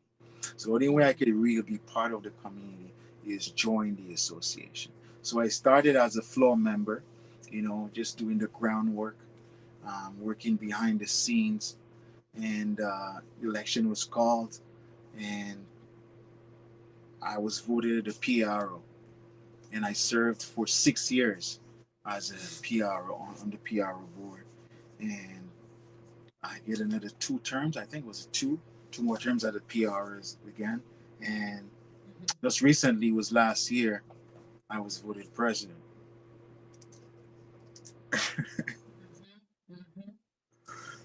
So yeah, so I have served under three three presidents. So I seen the good, the bad, and the ugly, and now I'm here to continue the battle. Of course. And it's funny you mentioned, the whole elite thing and you didn't like the portrayal. That is something I've also heard other people say, and that's something I've heard people who don't, and not just, in Canada, but, I've been to other states, surrounding states. We always try to do our little thing where we, there's a Creole Day in one state, then we support and do that other stuff.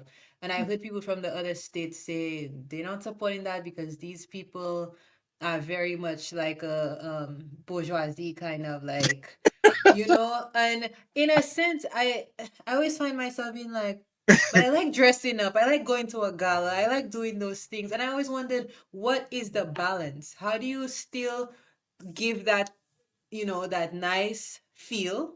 Mhm. And then how do you balance it with, no, this is for everyone? So in your role now, how are you managing that?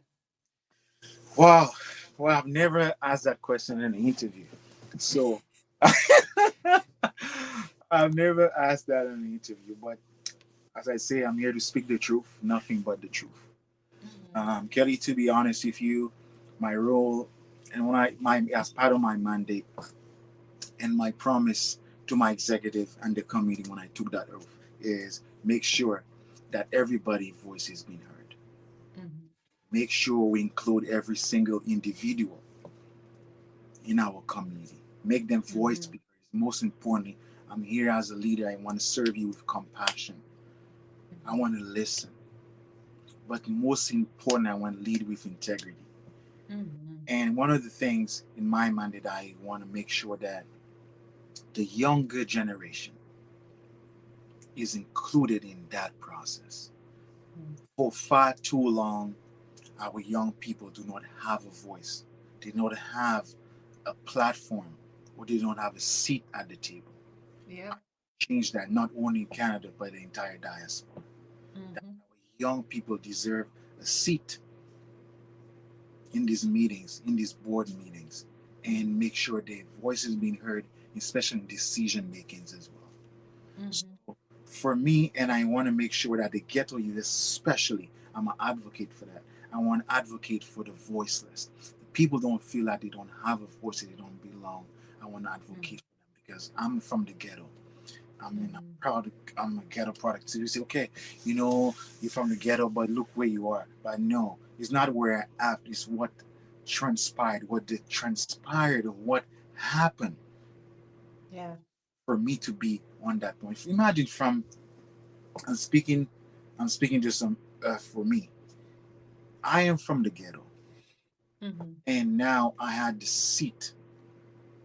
I can go now to Parliament. I can sit with policymakers. Mm-hmm. I can now have a voice.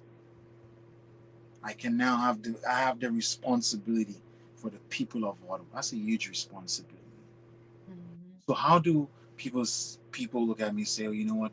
Now you're here. So what do you do? So my responsibility is to make sure that every voice is being heard. There's no Mm-hmm. classism. I want to take that. I know it's existing, but I want to take that barrier. Mm-hmm. Because as you mentioned, you wanna go to a gala, you want to look good, and some people can't afford it. But how do we make it Mm-hmm. affordable for everybody? Yeah. So that is what I'm working on. I want to make sure that everybody has a seat at the table. I Of want course. to listen to everybody. I want to hear what they do. And you cannot please everybody. That's impossible. But you want to try to Mm-hmm. meet them in the center. So it is Mm-hmm. important for me to make sure these people understand me, and not only they understand me, seeing the works being done. Because you come, I don't want to be a politician. Some politicians give you that only empty promises. I do not Yeah. want that person. I don't want my legacy to be give that the promise and not fulfilling that. So I want to make sure that I said I'm going to do this and I don't do it. I want to act upon my word. Yeah. Of course. Yeah. Everybody's included in the conversations, in the policy making, and moving forward. Yeah. I'm curious, are you one of the youngest presidents they've had, or do you know anything Yeah. about So them? I mean, you've been I there am for 12 years, so yeah, so I am the youngest president, and yeah, so the organization okay. are going to celebrate this year is going to be 40. No, next year is going to be 48 years. So the Wow. association this has been established way before I was born, and I'm the youngest president of all the diaspora. So I'm the youngest president. So it's a privilege and honor just to be on that role. Yeah. Of course. And even with what you're doing, it's kind of listen, anyone from the New York Saint Lucia Association in New York, I'm not trying to take anyone's seat, but but you saying that and you showing that it's possible, you're kind of giving building some kind of a reputation for young people, like, hey, like there are young people out there who can actually do it. Oh yeah, It doesn't have to be reserved for I all believe that. the elders. I believe that you can do it. Hmm. And I was speaking to someone, and I said to them, why don't we create this thing, this diaspora, like the St. Lucia does it? They have this youth executive. Hmm. So when we in the process that we select a youth committee, but also give them that leadership roles. They serve Yeah, as the president and the vice president and see how we work, so they can be the next leader. So of for course. me, it is important just to lay that groundwork. So I believe New York could have the next president that is Miss Kelly Smith. So that is I important. welcome it. Mhm. And I believe, by for you, you've been doing the work. You've been doing the work. So Mhm. why don't get a chance, an equal chance as anybody else? Mhm. Mhm. I hear that. And That, 100% I agree. that's deep. No, it really is, because oftentimes, and I always say that people will be like, "Oh, the youth are the future, the youth are tomorrow." No, the youth are now, and we are still classified as the youth. We're like the young elders, but we are now. And it's not to say that the elders in our community are not important, but in order for this thing that's bigger than us to survive to our grandkids and their generation, we have to pass it down. Yeah, Eventually you're gonna be the elder that passes it down to like right. the next young elder. So I definitely agree 100%. Yeah, and I think, Now, yeah, go ahead. mhm. I just to No, elaborate. go ahead, go ahead. I just want to elaborate on that. Um, Mm-hmm. Based on, I mean, I have just watched Saint Lucia, the election in Saint Lucia. I Mm-hmm. think that was one of the Saint Lucia's, I think, largest turnout. So in history, in terms of voter turnout, Mm-hmm. and it teaches us a lesson. And if you look at the cabinet now, you could see the change. I mean, it's coming. There's a lot more young Mm-hmm. people into politics now. Yep. Yes. And and I think the same should be here in the diaspora in terms of all the associations as well, just to give us young people Mm-hmm. a chance. I'm very grateful and I'm very humble to have this position to serve, but also I want to see more, not only here in Ottawa, but I want to see it in the entire diaspora. Mm-hmm. Yeah, I agree 100%. Um, and you mentioned the diaspora, and I know even with your role, you probably travel, as the president, and you make appearances in different other areas. And even, in New York, you've been the judge of the Miss St. Lucia USA Independence pageant. Actually spoke with all the contestants for the next installation. They were on here earlier. I spoke with them. You were also there during my year when I did it. Why is it important for you to show up consistently like that? I mean, not only in Ottawa, because I think you could be a superstar in Ottawa, but you wouldn't have to do the extra stuff, right? But you're still going ahead and doing it. So why is it important for you to show up in those different areas where there's a diaspora? Well, it's important for me to not only showing up, but Mm-hmm. volunteerism is a huge part of my thing too as well. You know, Mm-hmm. helping out wherever I can help out. And I want to publicly say I want a big shout out to CG of New York, Mr. Jeremiah Hayes, Mm-hmm. for taking that initiative and believing me as individual, or Yes. give me these opportunities, to be part of New York, the entire New York crew, and to serve New York as well. So I have been a speaker Mm-hmm. at the Young People Mix, I believe, and served on the panel of judges, I think twice. Hopefully, I'll be a judge this year. So please send it to Yeah. Miss Miss Neva. Of course. Of Hopefully, course. yeah. But I want to not more be Mm-hmm. a judge, but I want to be a mentor, that space of mentoring these young people too. Because try as a fashion designer, I deal with a lot of young people, not all, young people, Mm-hmm. but I deal with a lot of models and the self confidence, and there's so much that is in pageantry as well. So I think I have a lot to Mm-hmm. contribute to that as well. So I'm just here to serve I and definitely agree. as well. Yes. Mm-hmm. I 100% agree. So yeah, hopefully you are there this year to just, see the progress. And also it would be interesting, I think, to get your perspective on how you've seen the growth. Because obviously everything we want to do is growth. We don't want stuff to be stagnant. So I would be interested in hearing from your lens and, being that, I guess, that visionary of having an idea of what you want things to look like. Because for me, I'm seeing this pageant as an opportunity for the diaspora to kind of elevate itself, right? So I'm wondering, and I'd be interested in finding out your take on how you think, we're doing in that area I as think, far as being a. Mm-hmm. wow, it is. I think New York is doing a fantastic job. Me being the first ever, putting on that pageantry in the diaspora. I think that was a great footprint, and I think we should Mm-hmm. also, Canada and England, wherever in the diaspora, should follow suit as well. Um, New York have laid the footprint; they have laid the foundation. It's not about now. I think they should have a Miss Canada as well, and it's same Yes. as well. If You you know, ever need a judge, Marshall.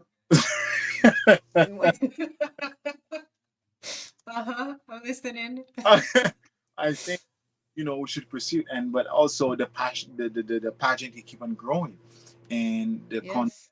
Yes. and I think it's one of the things that people really do not understand, that the effect the effect of it. And I'm speaking on your, not on your behalf, but I'm just seeing your growth from, I mean, being crowned queen and where you're at today. Now you have your own Yeah. foundation, and I'm 100% sure you have inspired a lot, a lot of young women to do the same, Yeah. and even more. Yeah. So just by Mm-hmm. by doing the pageantry, so I believe a big shout out to Forut, big shout out to Yeah. the general and everybody who organized the pageantry and continue to do Mm-hmm. so. So it's a big shout out to them, and I believe it will continue to grow as long as it has the right people there. The mindset is there, and then they put in the work. I believe it will grow. Of course. And also the support as well of, people in the diaspora who have that reach, who have that influence. So I definitely agree with that as well. So our time together is kind of winding down. We have about 5 more minutes, Yeah. but you spoke about overcoming rejection, um, staying grounded, and all these other things. For Let me see how I'm gonna ask you this. um, I guess if you had to speak directly to a young person right now who is maybe in the midst of, being rejected, whether it's through society, friends or whatnot, what would you say to someone who is currently, especially a young person who is currently experiencing rejection for whatever reason? What would you say to them?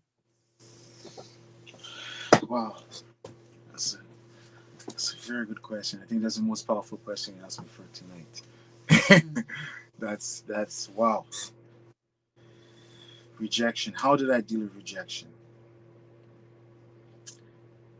For me personally, if I have, I'm speaking to any individual and somebody's listening right now, mm, rejection is not the sign that you're done. It's mhm, a sign that you go back to the drawing board and start over again. mhm. Because there's this saying that when you get on the top of the ladder, if you don't know what is mean, if you don't know what when you fall and you don't know what it feels like, and you're on top of the ladder, you feel comfortable. Mm, yep. So that's important to know why you start. And and some people handle rejections differently. Some people just will quit. Yes. I know. I could tell you Mhm. this is some people I've talked to a lot of individuals. They tell somebody the dream and maybe the best friend, and the friend just dismiss them, just reject them totally. Or they start a business and they go to the bank and they maybe four banks reject them and they decided I'm gonna quit. I'm just keep my advice is just keep going, keep knocking on the door. Yeah. If there that door, if you do want to create wealth or you want to be successful, nothing that you want to build long term will come easy. Just keep going. Yes. Keep Yes. keep going, keep going. Mhm, And Rome was not built in one day. mhm, It was not built in one day. So just keep mhm. going. Nice. And honestly, Marshall, that's like the perfect way to end. I just want to say thank you so much for taking the time and agreeing to join us live and just allowing me to kind of explore your story, share your story with everyone who popped in today and everyone who will pop in. Thank you for being that open and just, volunteering your time in what we're doing here and giving us that opportunity. And also, I want to say honestly, thank you for what you are doing, right? You wear in so many different hats and you're really like a trailblazer in your own way, creating a path for not just yourself, but for other people behind you, and I think that in itself is so, so powerful. So thank you for that. And just thank you for being here. I truly, truly appreciate it. Anytime. Thank you for having me. Thank you for everybody listening. And I'm urging you. I'm begging, not beg. We don't beg. I'm Yes. pleading. Please, let's reach that goal. It's 1,200. Let's surpass that. Let's double that. Let's triple that today.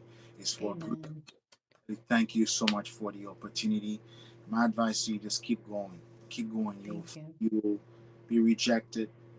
You will be cussed. Mm-hmm. You will be punished, and you will be punched. But my advice: you just keep going. Mm-hmm. Just remember why you started, and Yes. remember that put God in everything you do.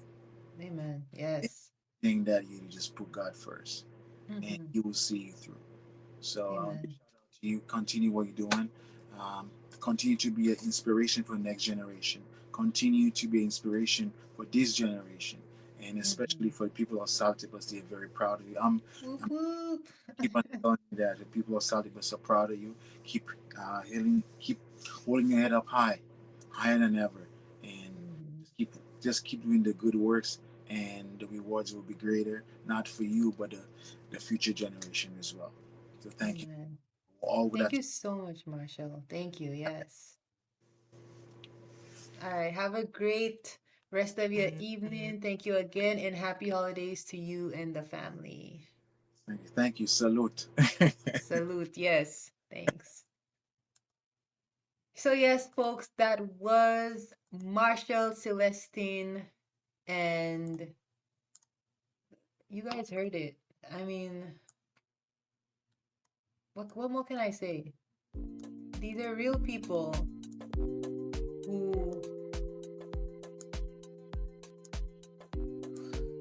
who understand, who understand the importance of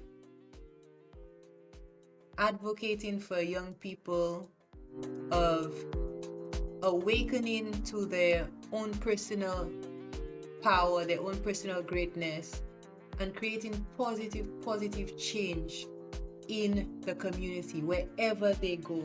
And someone like Marshall is so inspirational for me, because imagine being in a space where you're getting all the fight down, all the pushback and all that thing, and you go back into that space with a plate full of food. Do you know how powerful that is? Do you know how powerful it is to be rejected, to be overlooked and all that stuff? And it's like you re-enter the space as royalty, as the king, as the queen that you are, and you serve and you give. People, that's not just something that happens overnight. That happens through being intentional. That happens through awakening into your God-given right, and to asking the Most High, why did you put me on this earth? And that should not be taken lightly. And that's why I wanted to have these conversations with all the individuals today, because really and truly, this is what everyone is about. This is everyone's life's work, right? And they are creating change. They are impacting real people. They're impacting real people. They're touching the lives of real people. And that's what I want to do as well with the Southern Gem Foundation. I want the Southern Gem Foundation to be able to say, oh, we helped when that person was a kid, when that president, when that prime minister was a kid, Southern Gem helped them. And I'm sure any of the persons I've spoken to, they're in an alignment with that same thing, that we want to create positive change for our community while awakening our God-given purpose, walking in alignment with that, walking in purpose with that. Now, are we perfect? No. And every time I start talking about purpose and walking in alignment, I always have to caveat into that, because it's not about perfection. It's not about thinking, you're top notch, or like thinking you're all that. It's not about that. It's about realizing you're not all that, but still allowing yourself to be a vessel for the work that God wants to do in your life, right? Because everyone I've spoken to today, I don't know if we've watched the live, if people here have been on since morning, but every one of the guests I brought in today, who are currently doing things in the community, who have their own organizations, have their own platforms, they've mentioned just being a vessel, allowing the Most High to move in whatever way, and then them just taking on that responsibility to doing the work. So it's not about being perfect. It's not about waiting for the perfect time. It's about awakening to, hey, there is something I can be doing in the world, and then doing it. And then doing it. When I think of Southern Gem Foundation may have looked like All Things Shiloh. And if you know what I'm talking about, you know what I'm talking about. This is not the first time I've been trying to make something happen for my community. But even when I hear persons like Marshall who have that platform and who have that brand, NGU, Never Give Up, that is basically what we are doing. We're not giving up. And we're continuing to do the work that we know is set in our hearts, like, all right, this is our work to do. Not even our work, is Jazz work. But we just, by His grace, we're able to help and be His feet and His hands to do it. So I just want to say that, to say thank you to Marshall for sharing your words of wisdom, for coming on here. And again, for all the other interviewees that have been on, thank you. I haven't been checking my chat, and I am very sorry to you guys. Again, this is a new platform for me, so I've been figuring it out as I'm going. But shout out to Paula Charles. Paula Charles said, Family is a circle of love. No matter what happens, they are always there to support you on your journey. Proud of your accomplishments. Will keep you in my prayers. And I think she was referring to Marshall when he mentioned, his family always being his support. So thank you, Paula, for sharing and for watching. Shout out to Kieran Ditterville. Greetings. Again, I haven't been really looking at the live chat, which I do apologize. But thank you, Kieran. Kieran is one of the members in the Force organization that is hosting the pageant that we spoke with the contestants earlier about. So shout out to him. Thank you for being here and being on our live. And again, shout out to everyone who's kind of popped in and out of the live. Since we have been here since 6 a.m. I don't know if I have anyone who's been here since 6 a.m. with me, but you guys are real ones for just popping in and out. I know we had some Wi-Fi issues earlier on, but we trotted through and we're making it happen, and we are here, and I just want to say thank you. Thank you. I'm going to do a quick look at our tracker to see where we are at with our donations. Hopefully we're somewhere. We were at 25%. Let's see if we moved up anymore. I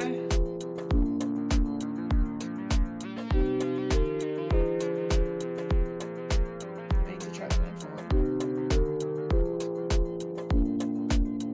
Okay, this one needs to charge. I need to eat something too. Alright. Too many things I need to do. Let's see where our tracker is at.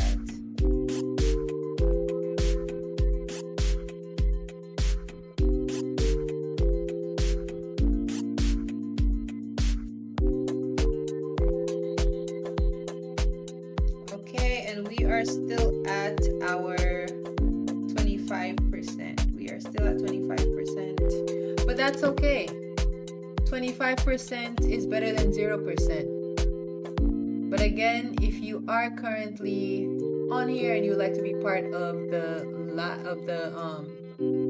our holiday pledge, please go ahead and pledge. Make your pledge at sgf.donate@gmail.com. That is our Zelle. If you would like to make that pledge, please go ahead and do so. And we'll just be kind of chilling for a bit before we bring on our final guest for today, which is Mrs. Shakina Melius. And she, like I said, she's a teacher, and she is also master's, she holds her master's in special education, sorry. So we'll be chatting with her on, why is this important? Why is it important to,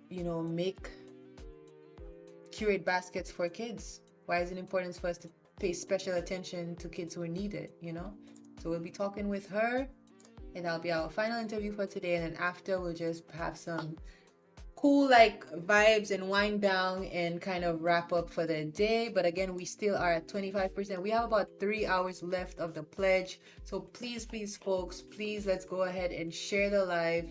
Share with your family, share with your friends, anyone who you think might be open to donating and making a pledge to our holiday pledge. And I am still believing that we could crush and move ourselves out of the 25% goal that we are at. We are currently at 25%, and I believe we could make it past 25%, folks. I believe it. But I'm gonna take a quick little break, and I will be back shortly. So just enjoy the little lo-fi going on, and I'll see you folks in a few.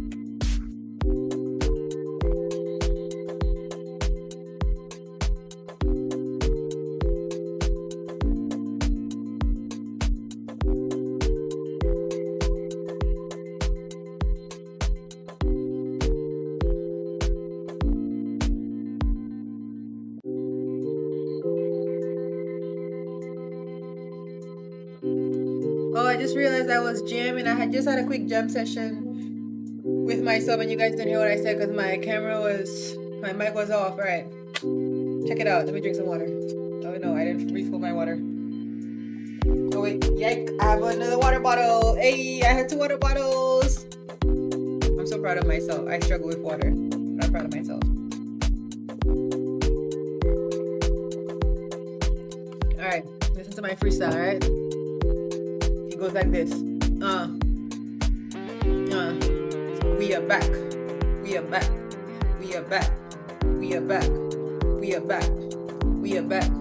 We are back. We are back. We are back. Back. Hey, we are back. Back. We are back. We are back. We are back. We are back. We are back. We are back. All right, that was my freestyle. All right, but we are back, folks, and like I mentioned, we will be chatting with Miss Shakina Melius, Mrs. Shakina Melius, who's a teacher and also is a master in special education. She'll be chatting with us a little about what she does, and but for us to also gain an insight, right? Gain a unique insight as to why it's important what we are doing. But before that, I would like to inform you guys that I will be on the Booyah Talk Show this evening after this 12-hour stream. 1 hour later, I will be with Peter D on the Booyah Talk Show. Shout out to Peter D. Shout out to Watch Radio. No, honestly, folks, let me drop the mic on this one. That's not a mic drop, but anyway. Shout out to Watch Radio. Watch Radio has been so supportive to me and to what I am doing. Always providing a platform to speak, always providing a platform to share. So shout out to Watch Radio, shout out to Felix, shout out to Peter. Thank you both for just being really, elders, really being elders in the community and offering that space, doing what you both are already doing, giving creatives, the DJs, the content creators, giving them a space to flourish. Thank you for that. And again, Peter D is also the president of SLNC. So thank you for allowing me to also, get my first opportunity to really be an MC and out there and sharing the holiday pledge with the persons at the National Day celebration. Thank you to that, Peter. I really appreciate that. And again, shout out to Watch Radio. I will be on there tonight at 7 p.m. And obviously the link will be provided as well. So moving along, Mrs. Shakina Melius will be with us shortly. And we'll just be going over, like I mentioned, what's important about, special education, what's important about the work that she is doing, the work that we are seeing the need for and that we are seeing the need to create. What's important about that? What's important about doing that? And that's what she'll be sharing with us. So we will be inviting her in shortly. But in the meantime, we're just jamming. We're jamming. And again, if you'd like to donate, please go ahead and do so. Please zellsgf.donate@gmail.com. Zell us your pledge. Again, I'd like to say thank you to Shelly. Thank you to Petula. Thank you to Sheena for your pledges. I mentioned all the persons who pledged already, and I will go over that list again. Just thank you for all of those persons and for all our guests so far. And like I said, this is gonna be a nice little tie-in and a nice summary of why we are here, why we are raising funds. Our conversation with Mrs. Shakina Melius. So shout out again to Ronnie, who was our author, creative, and kids advocate. Shout out to Marshall, our award-winning fashion designer, entrepreneur. Huge shout out to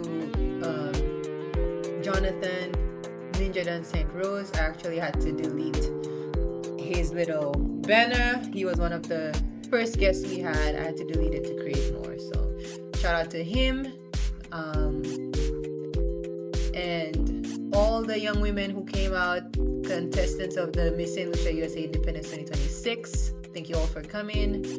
Thank you to Miss Taylor St. Rose as well, who just hopped on straight from her flight. It was 2 a.m. where she was at, so I really and truly appreciated that. Shout out to Dr. Walls and also Brother Edgy Moja for talking to us a little about season 5 of Kadaga, well, season 4, season 5, Sisters for Harmony, as well as the web series. And yeah, just thank you. We will be bringing in our next guest shortly. Like I mentioned, we're just making sure everything's set up and everything's good to go. Oh, I need to charge my phone. I feel like I said that already. That I need to charge my phone. I did. It's not charged yet, but it's okay.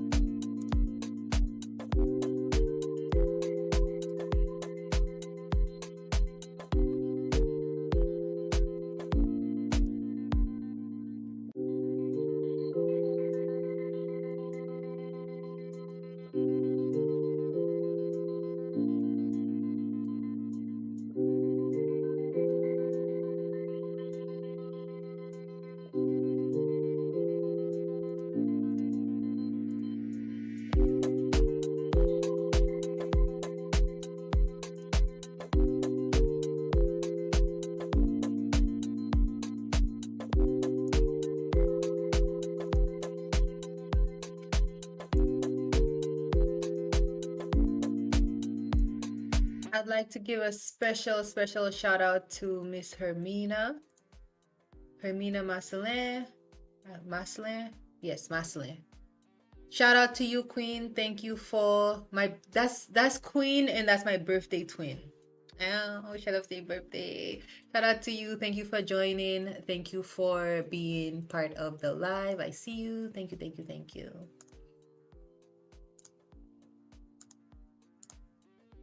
I'm just seeing this chat.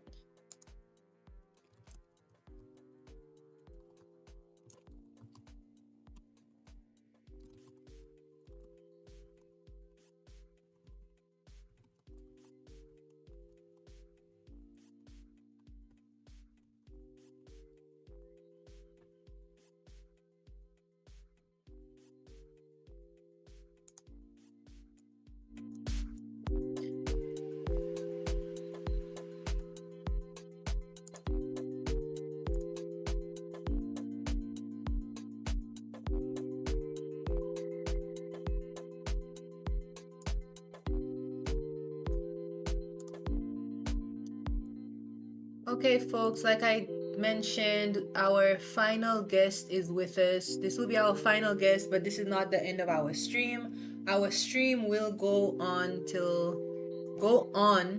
until 6 p.m. But we have our final guest, who is a teacher and holds a master's in special education, who's just gonna speak to us a bit about, the needs of special ed kids, and also the work that she does. What are some of those struggles? What are some of the things she's hoping to do in her community? And just hear from really an expert in the field. And again, that's the type of conversations we wanted to have today, was people who are already doing the work that we want to be a part of, and people that we could collaborate with and strengthen the why for the mission. So we will be speaking with Mrs. Melius shortly. Just need a final confirmation that she's good to go. And then we're gonna start. Hey. Hey. Hey. Hey.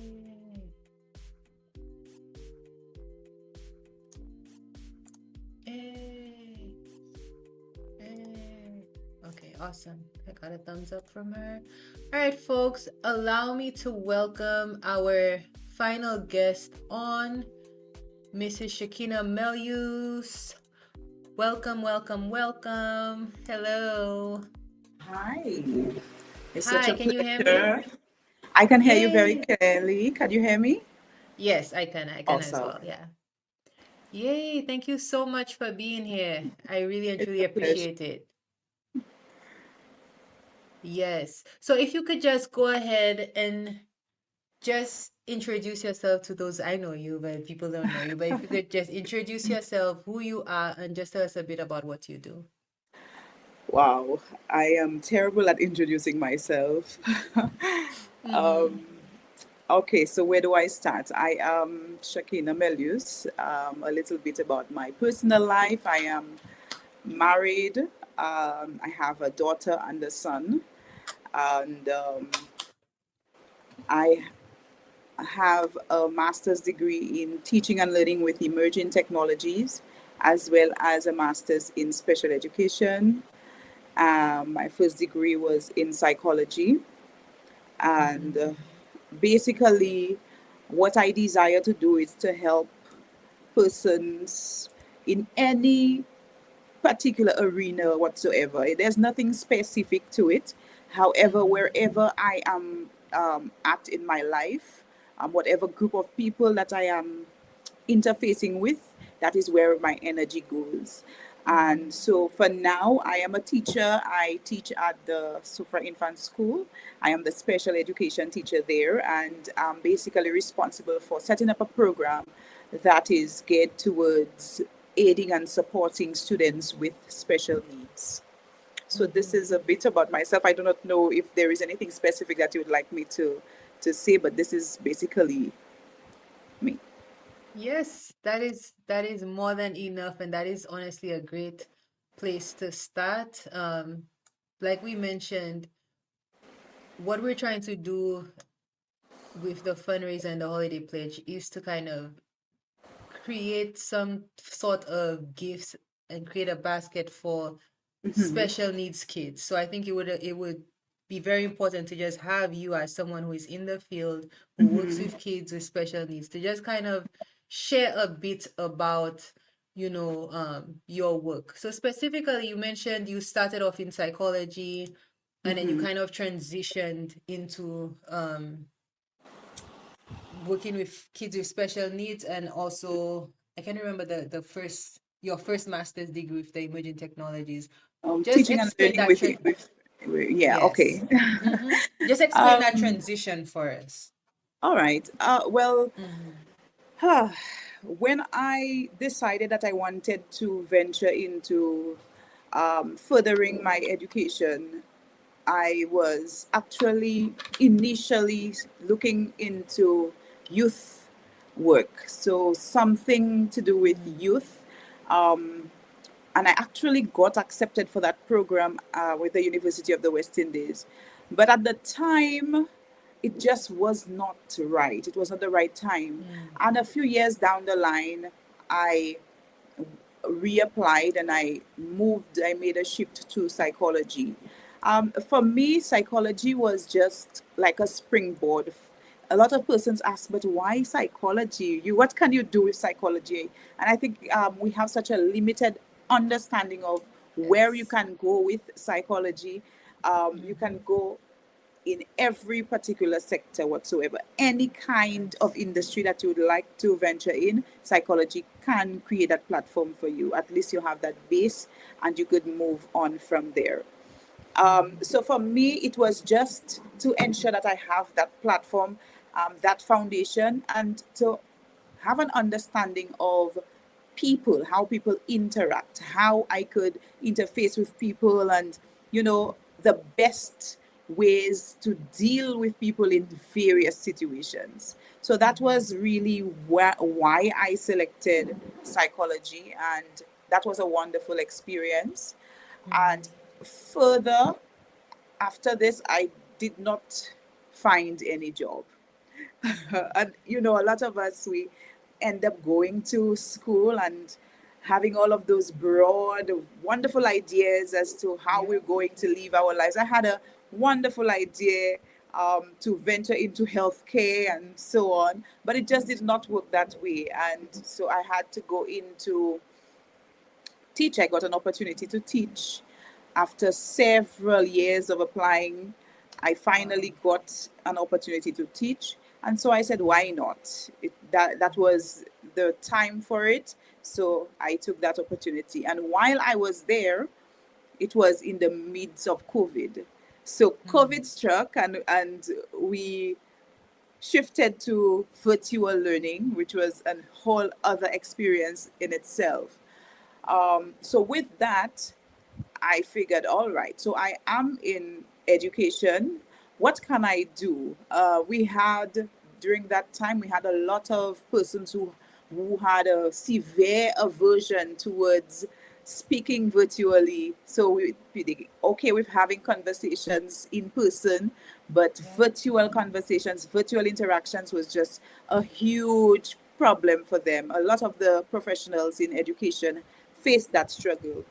And so I said, I am not of the old age. I'm not of the ice age. I am someone who, meddles quite well with the technology. And so I would like to do something that could show those professionals that you can incorporate the technology and not only keep it as a virtual space only, but bring it into the classroom, because we have a set of children, a set of young people who are raising up with the technology, and sooner or later they will need to interface with the technology. And so we should not be afraid to present it to them and teach them how to use it for educational purposes. And so I did that. I taught that year my students while I did my practicum. The practicum was at my school within the term, and for the entire term, this is what I did. I taught my students. Everybody had a tablet. The tablet was in the school. It was the property of the school. We did all of our activities virtually. I interacted with the parents, sending all sorts of infographics to involve them in the learning of the students. And it was such a fun experience. The parents enjoyed it. And I think so far this has been the most interactive set of parents that I have had since I introduced the technology. So they felt that they were immersed in the classroom. I brought the classroom to them. We had WhatsApp group chats, and sometimes I would record videos, and they were there as it was happening. So that is where the emerging technologies come in. So fast forward, I recognized that there are students who struggle. We could bring the technology, but outside of the technology, we do have students who will fall through the cracks, because some of them, it has nothing to do with their efforts. It has nothing to do with themselves, but they were just born in a particular way that prevents them from doing things how we typically expect.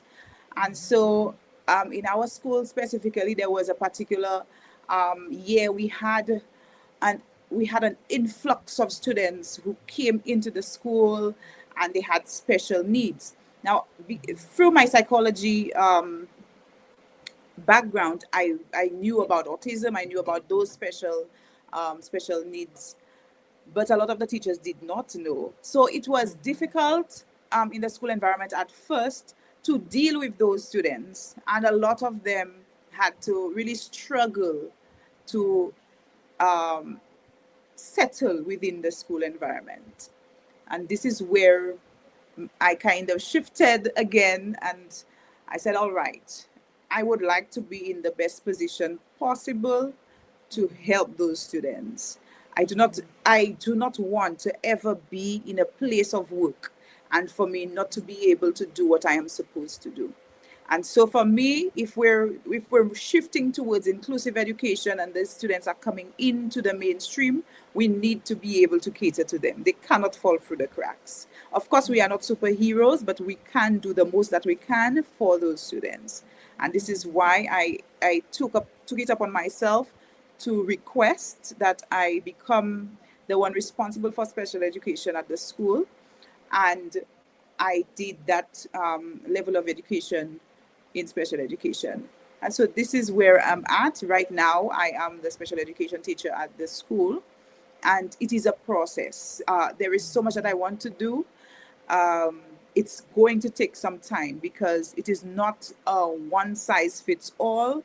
That's something that we must understand with special needs. And it's a process. It's an ongoing process. It will not just happen. You teach this and this sticks. It doesn't work this way. So this is basically how I transitioned through from psychology to special education. Yeah. And I kind of want to, just for my own awareness, what's the typical experience as it relates to, like, if you do have special education kids outside of obviously you now having the specialization in it, but generally, if there is no special education teacher or anything like that, what's the process like for teachers and for kids in the school environment? Well, let me start with the fact that in St. Lucia, every school is furnished with a special education teacher. So good job on that. So this is wonderful. Outside of this, the teacher is responsible for the students. In fact, for your child to become part of the support program that special education offers, it has to be consented by the parent. So in many cases, parents would not provide that consent for the students to receive that consent. And so the onus lies on the teacher to, do what is necessary for that child. We have a lot of teachers who do not know what to do when a child presents with certain special education needs. Some teachers, they do not know because it's just that there is so much. There's no one way. You cannot educate a teacher and say, this is what you have to look for specifically for you to know that this child has special education, special needs. And so it becomes very ticklish. And a lot of the time, students who probably have ADHD, because they're probably not hyperactive, fall through the cracks. They do not get recognized because they are not hyperactive. Some of them, they mask their special needs so very well that within the school environment, they might not present like they have any special education needs. However, you might see a little plummet in their grades. You might see their social interactions might be a little different. And some of them, they mask so well, everything seems perfect. And at home, or when they grow up in life, they realize that the way that they interface with people is a bit awkward, or they do not have friendships the way that, they don't keep friendships, or they have one friend that they're really close with, and if something happens to that friend, or if that friend befriends another person, it bothers them a lot. And does little things that happen even in adulthood. We have those experiences, and it's because early on these things were not addressed. So we find that a lot of the teachers don't know what to look for. So education and continuous education, self-education is very necessary for educators. A child coming in, kindergarten comes into the mainstream, they're typical children. They're just, going through the flow, just like everybody else. You might find some of them might cry. That seems normal. Some students, they cry not because it is normal for them to cry, but because it is a very overwhelming experience for them, because they're shifting from being home in their comfort, in their space where there is the freedom to have food on the chair, to sit upside down, to jump around. Now they're in a more controlled setting, and so it becomes overwhelming for them. So teachers might not even recognize that this is what is happening. Again, you do not know, for not only because of your ignorance, but because you do not know the history of the child. So it takes time for the teacher to develop that understanding of what is happening with the child. Is that something that is just a one-off thing? Is that something that is every time thing? Is that something that is a teacher triggered thing? So it is a lot student triggered. There is no one thing to look out for. So a child coming into the mainstream without a special education teacher can be a very isolating experience, even though they're in the general population. Yeah. And you speaking of that, and you kind of mentioned some of those signs. And what I'm thinking about is, sometimes you see parents dropping off their kids, and there's always that kid that is crying non-stop for maybe the whole first hour of school, just Right. crying. And you wonder, like what's wrong with that child? But like you said, there's so much in there that we may not even be aware of, that child just needs like one-on-one assistance. So as far as realizing that's something that we need, do you have an opportunity as the special education teacher to create like spaces to teach the parents or to teach other educators, or just that learning environment for like your staff and stuff like that? Are you able to do that? Well, yes. Thankfully for our district, what has been happening is a lot of education around students with special needs, especially autism. Autism seems to be a big thing now. So there's a lot of education happening through the Ministry of Education, through our district education counselor, which is a wonderful thing. Some teachers are taking it upon themselves to learn more, which is another thing. So self-professional development is something that is happening.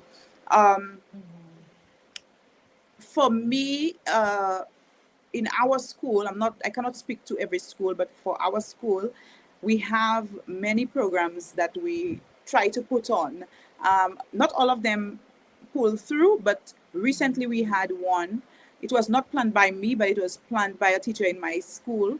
And there was basically teaching the parents what to look out for and what are the signs that are red flags that indicate that your child might be, a special need child and not necessarily a behaving child, because we have children who have, maladaptive behaviors simply because they cannot cope with certain things in their environment. And so, we brought that education out through a little seminar. It was a really wonderful seminar. We had persons working in the special education school in Soufre coming in to have that conversation with us. And even a dentist came in and, spoke about how that in itself ties into the behavior of children with special needs. So we do have those platforms. We do create those platforms to educate parents. Sadly, it was poorly attended. And we have that issue. A lot of the times, those educating platforms, they're open, but they're attended by those persons who very rarely need it. So we really have to charter a way to reach out to those who need it specifically, and probably provide some incentives as to how to pull them in. So yes, we have that space. I also make it a duty to speak at parent-teacher meetings concerning special education every single time. Even though it seems repetitive, I try to bring out some, you know, world leaders who have special education needs, who thrive, just as an opening to allow them to see that suggesting that your child may have special needs does not automatically mean the end of the child's life. It does not limit, you know, the abilities of the child in the broadest form. It does not mean that the child will not have a very good life ahead of them, which is some of the misconceptions that we have. So there is space and room for educating parents. Also, when I do meet with them one-on-one, when the teachers have probably flagged the student, I have that conversation and speak to them, you know, on a very personal level, try to make it informal, try to make them very comfortable so they don't feel like, you know, it is an attack, or they don't feel like, oh, you're saying that my child is this and my child is okay. And, you know, because it really feels like a loss. It really feels like beginning a grieving process when you hear of the possibility that your child might have special education needs. Yeah. And when you think about, you know, the kids that you've encountered, what do you think, or what would you like more people to know? What did you wish, like, if there's one thing that even just you know because of your expertise, what do you think there's one thing that you wish everyone knew this about special needs kids that would allow them to um just make things more comfortable for them or to help them, you know, as they transition in life? I think the main thing is that everyone has some of the qualities of special needs children. Every single person. There is no one person who, you know, is that perfect person. So you might find that someone who seems normal might have some repetitive behaviors. It is not borderline, it is not something that affects their life, but it is repetitive behavior. And that is fine, you know. Yeah. That is a normal individual. Another normal individual may be wearing glasses just because um, there is a little blue, or they get some sort of impact on their eyes, their vision was impacted, and that is totally normal. So that vis-a-vis a child who is blind, that is a special need.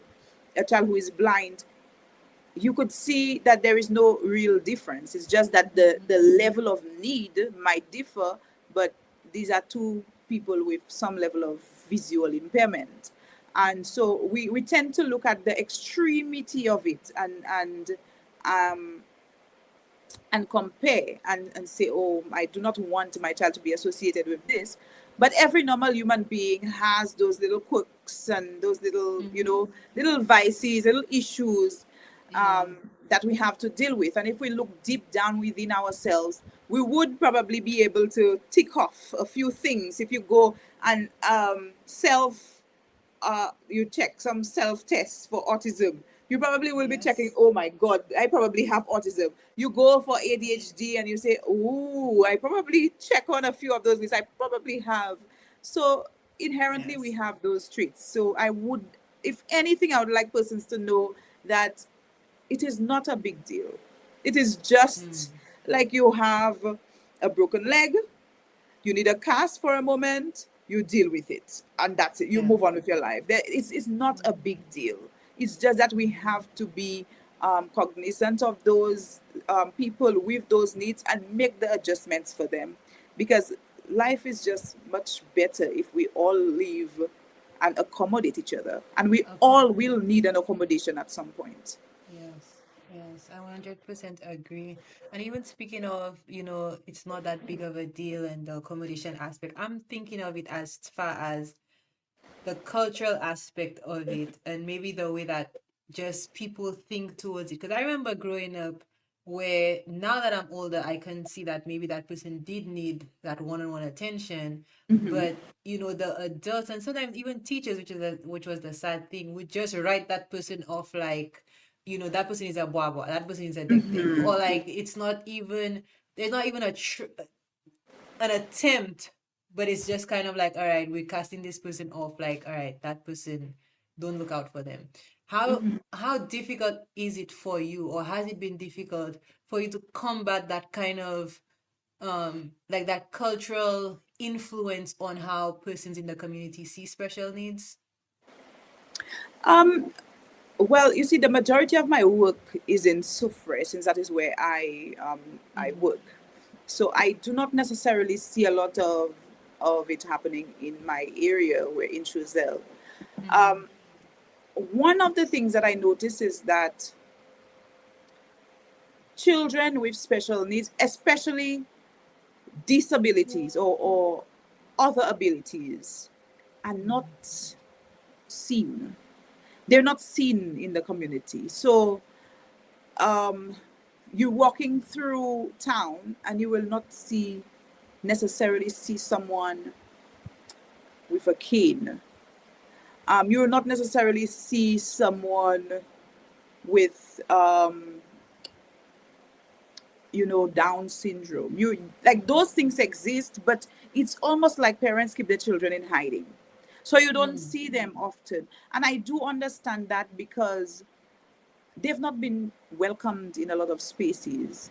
You go out with your child, and your child might be bouncing around everywhere, want to touch everything, inquisitive, and then the outlook on that is that child is ill-mannered. And it has nothing to do with that. First off, the child is a child, and children learn through movement. If the child is restricted, then you are restricting the learning of the child. That is the fundamental thing. But the other thing is, some children, especially children with ADHD, will not remain seated in one position, will not stay one place, and we have to be accepting of that. Of course, you will not allow the child to be disrupting everywhere. We have to teach our child limits, but it is in exposing them to those situations that help them learn how to deal with those situations. So if I never take my child to um, a public meeting, then my child will never know how to react properly in a public meeting. The first experience might be very, very hard, because you might say, oh my God, you might be thinking, what are people thinking of me as a parent? And I think that is the biggest issue. Children with special needs, they have their special needs. They don't even care, because this is what they know to be life. They do That's not their know normal, yeah. differently. That is their normal. But the fact that parents are involved, parents have an expectation of their children. So, for example, I have my daughter and my son.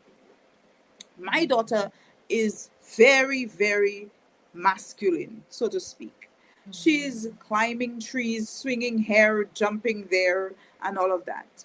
I did not expect to have a daughter that is so masculine. But for other, I mean, that one is very minute. For other parents, they might say, okay, I want my child to be able to sit one place. And I have seen children like that. You sit, and the child waits so calmly, and you would wish your child would be like this. But that is the child is just being themselves. But as a parent, another person is coming and say, they give you a side eye, they look at you a little strangely, and it makes you insecure as a parent. And I think that is the biggest issue that persons face, themselves, parents themselves. And so they do not expose their children to others, because they want to protect. In that protection, in that protecting, in the effort to protect, I think we do a lot more harm. Yeah, that's really important. And I'm thinking now, as far as the resources available. What is the resources like for you as the special needs teacher in the school what resources do you have available to you to help the kids that you're responsible for? All right, let me try to be as honest as possible. All I have right now is a small. I think I have the smallest space at the school. What I do have going for me is that it's a part of the computer lab, so it has AC, so that's a good thing. So that because if for children with special needs, the heat can be a bother. It cannot be too hot, it cannot be too cold. So you have to be very careful with regulating the temperature for them. So that is wonderful. In terms of resources to help the children and in teaching them, I have to provide my own resources. So I have to do what I have to do. There is nothing that is provided. I got a whiteboard, so I do have a whiteboard that is magnetic. That is fantastic because I have some magnetic letters and numbers that I could use and some magnetic pictures that I could use to teach the children. But that is about it. That's all that is there. I do not have a lot of resources. Everything that I need, I would have to provide it for myself. And so, what are some of those things that you would need as the special education teacher to make your job a little more, not easy, I would say, but to actually make what you're doing more effective? What are some of those resources? Okay, so for me, I would prefer my space to be not a shed space. It has to be a space that is closed and shut, that can take out sound, if you understand what I mean. Possibly soundproof, because children can be very easily distracted. And for example, children with ADHD, they can very, very easily be distracted. So they will be watching a letter. The letter probably reminds them of a giraffe, and then they remember a giraffe that they saw on the television, and then they remember the television's shape, and then they go back to, oh, that television was in grandma's house, and then they remember an experience at grandma's home and realize how far they've gone when they were just watching a letter. So we have to be very careful. Sounds can do that. And it is best that I put in the sounds that I want into the space than for the sounds to be, whatever sound that is happening in the environment. The room needs to be properly lit. It needs to be a space where I can adjust the lighting. It has to be a space where the walls are not very bright, because we do not want it to mess with. There's a lot of architecture that goes into designing a space for special education students that is conducive for them. That there needs to be textures for textures are very good for comfort, for emotional regulation. We need for sensory regulation, we need bouncing materials, we need swinging materials, we need spinning materials, we need fidget toys and fidget stuff, anything fidgety. We need, comfortable seating. There is so much. It's a lot, because if you have to cater to the specific needs of the children, you need specific items, and no two children are the same. They might use similar objects to help calm them, to bring them sensory regulation or emotional regulation, but sometimes at different times. Temperature, I said that already. Temperature is something that must be catered to. So that is just some of what is required for a special education room to be an effective one. I'm curious, is that a reality for most teachers in St. Lucia, where it's kind of like the space is whatever is available, or is it something where spaces are actually created for those kids? All right. We're shifting into more inclusive learning Okay. environments in St. Lucia, which Mm-hmm. means that we do have special education, special needs students coming into the environment. However, everything that obtains is what existed before. There is no Okay. adjustment. Okay. So anything that you come in, if you come into a classroom and you observe that the classroom is laid out in a particular way, that is the doing of the teacher. That is not something that is provided. A lot of the resources teachers fund themselves or do GoFundMe pages or do, donation sheets or whatever it might be to obtain those materials that they need for their classroom. For each year you get a new set of students. Your needs might differ, so you might have to get new things, and you really cannot prepare unless you get those students in some cases. So there's nothing that is generic that is provided for special education students in the mainstream school. Wow. And so I'm hearing almost like a lot of it is kind of doing with what you have, and as far as the teacher kind of creating, or I guess now, like you said, you're moving into that more inclusive learning environment. It's kind of like the learning process almost, right? Of figuring out how can you make this work with what you do have. But on top of that, starting to actually, you know, build around the kids and not just have them Right. walk into a system that wasn't meant for them. So what is it like? I'm imagining that maybe that is something that special needs teachers are bringing up, like, hey, we need this, we need that. What is it like advocating for your kids and for the things that you need to make your work effective? Well, for me specifically, I'm very handsy. So when I interact with my students, I determine what is their need, and Okay.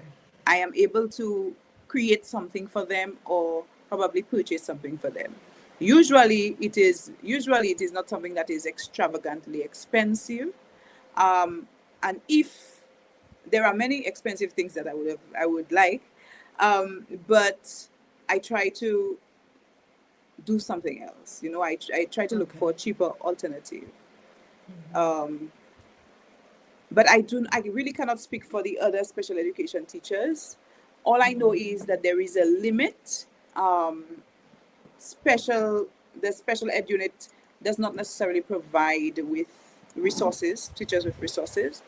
Um, hopefully that might change. As we go on. They're doing some revamping of the program to ensure that teachers are aligning with really what special education should be, really catering to special education needs and not really catering to remediation of learners. And so hopefully in that revamping of the program, they might shift to what are at least the generic things that a special education room must have, and to provide that for every special education room in St. Lucia. Hopefully that happens. Yeah, that would be amazing. And it perfectly aligns with what the whole point of today. And we've spoken before about the need for the space. And that's something that we mentioned we would love if we're able to be a part of and just help grow in that way. Because like you said, no kid, really and truly, no kid in this era should be left behind. Right. Right? And then I'm wondering now, with our baskets, like we said, we're creating gift baskets for some kids. If you were in you were in our shoes, our situation, and we're creating basket, what would be some of the essential things that you as a special education teacher would have in a gift basket for a kid? Well, you see, for if I have targeted kids, specific kids, the first thing I would do is to find out what the nature of the needs are.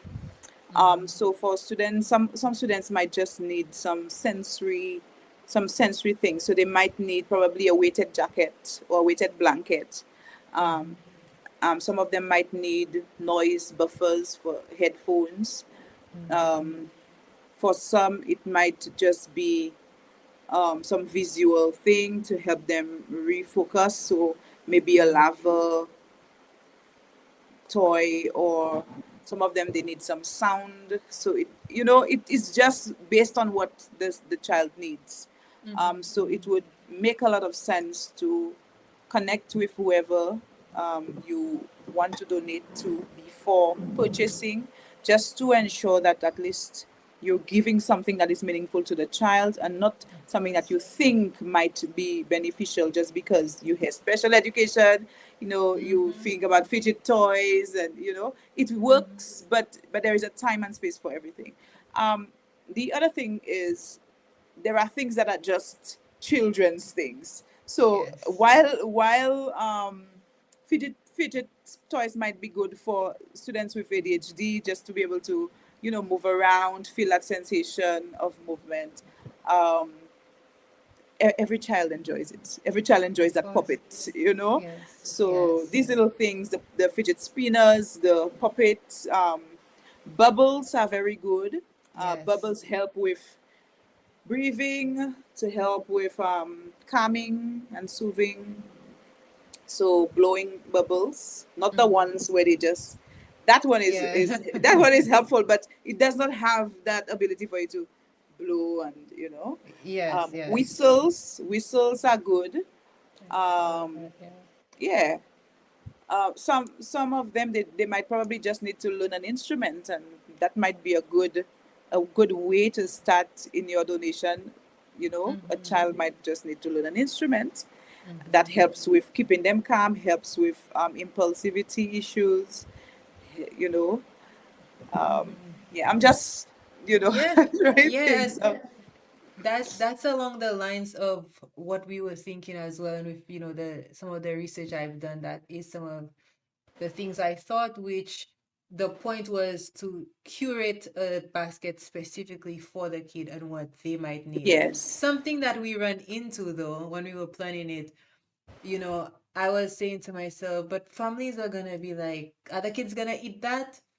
And it might create this thing where I was like, all right, that's not what the kids need. How would you address like a statement like that? Like, okay, do kids eat toys? Can they eat the fidget? Where it's like, all right, the kids need, the family needs the support, and the family needs the support for the kid. The kid doesn't need that toy. How would you address that?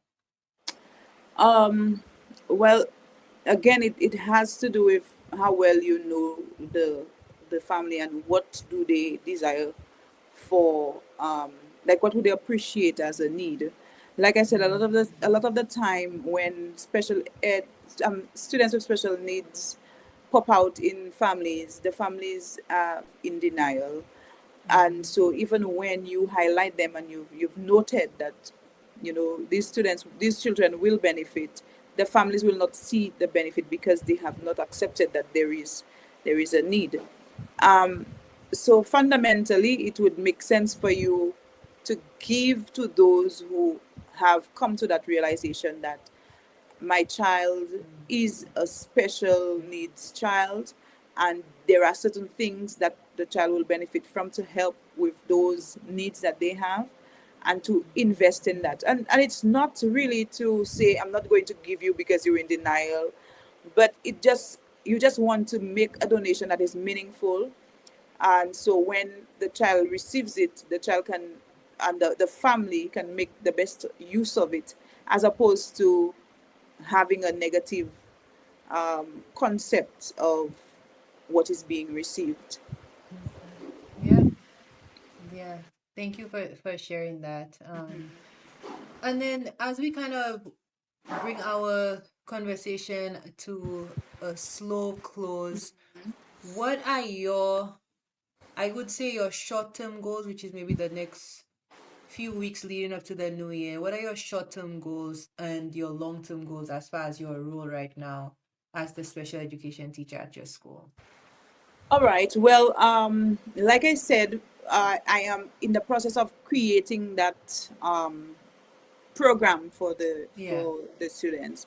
So I started off with grouping the students based on their need. We have students with verbal communication difficulties. We have students with emotional and sensory regulation difficulties, and we have some students with cognitive difficulties, which and so based on those, I would what I plan to do moving into the um, new school term is to focus on planning specifically what supporting these children will look like.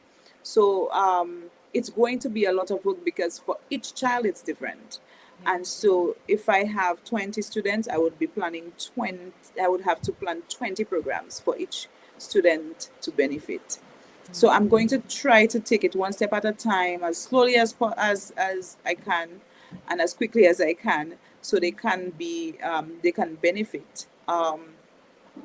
Part of the process is for students who have severe special needs.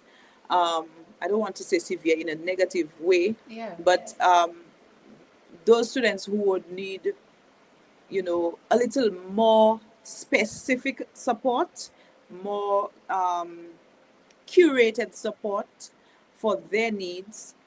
There is a process that they have to go through, that which is called the MDT process. That is a multidisciplinary team process where they see a whole team of specialists. It could be counselors, speech pathologists, medical practitioners. There's a whole host of them who form that team in St. Lucia, and they meet to discuss some of the things that present in the child that might affect their sensory regulation or that might affect their cognitive abilities.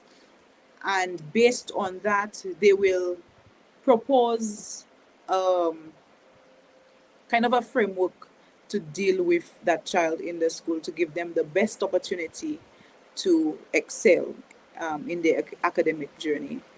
And so I have already basically started off that process, and I have some of my students who will be going for their first medical checkup in January. So I'm really looking forward to that. That is the short-term goal.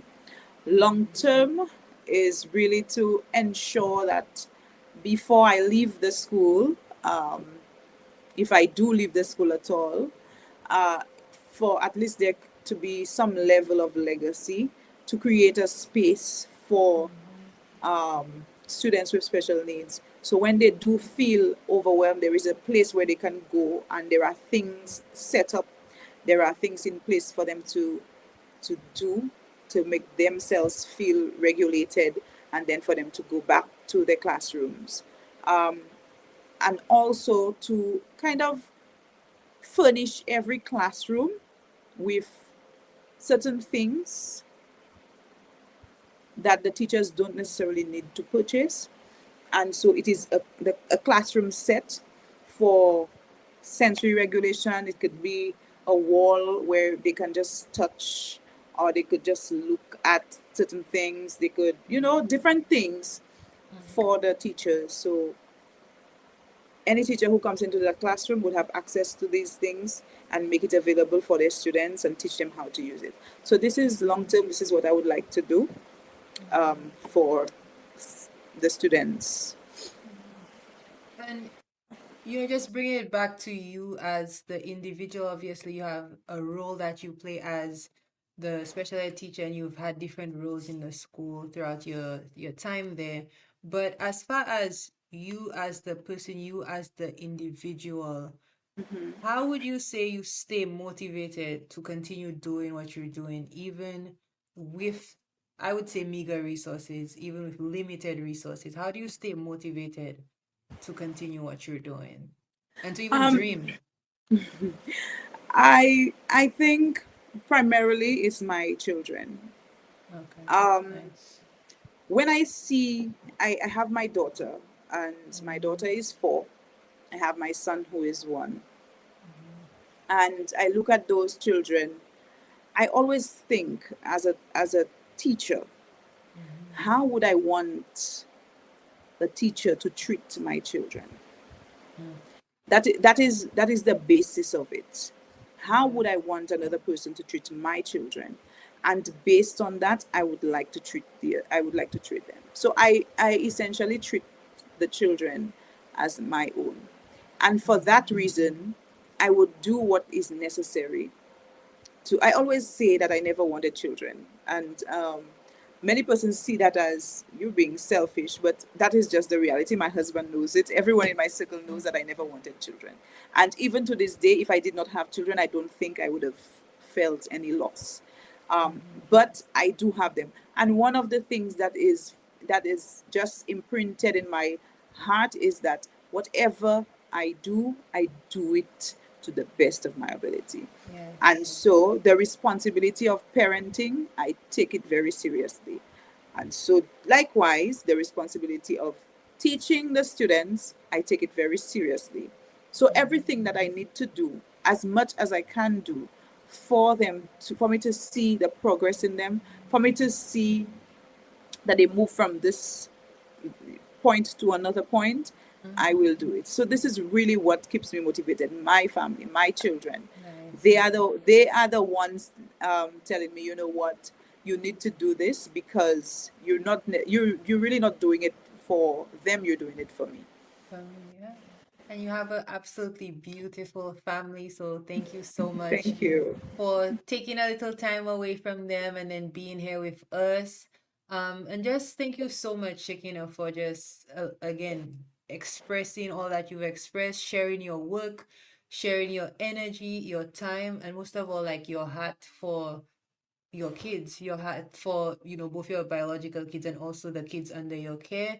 Thank you for that. And if there's any closing thing that you'd like to share, anything that, you want to leave people here with, the space is yours for you to do so. Well, I would just like to say thank you for having me on, and thank you for having that desire to reach out to people and to give back.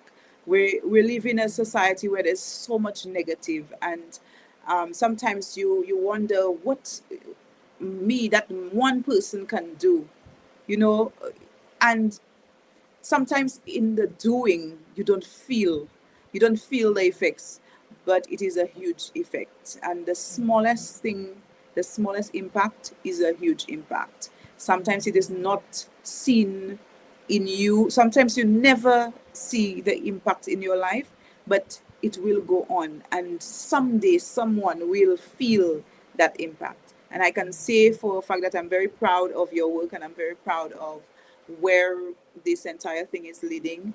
And thank you again for having me, and for the listeners and viewers, please do donate towards that big venture.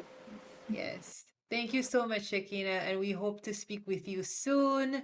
Have Sure. a great rest of your evening and have a happy, happy holidays to you and your family. Thank you so much. All right. Thanks.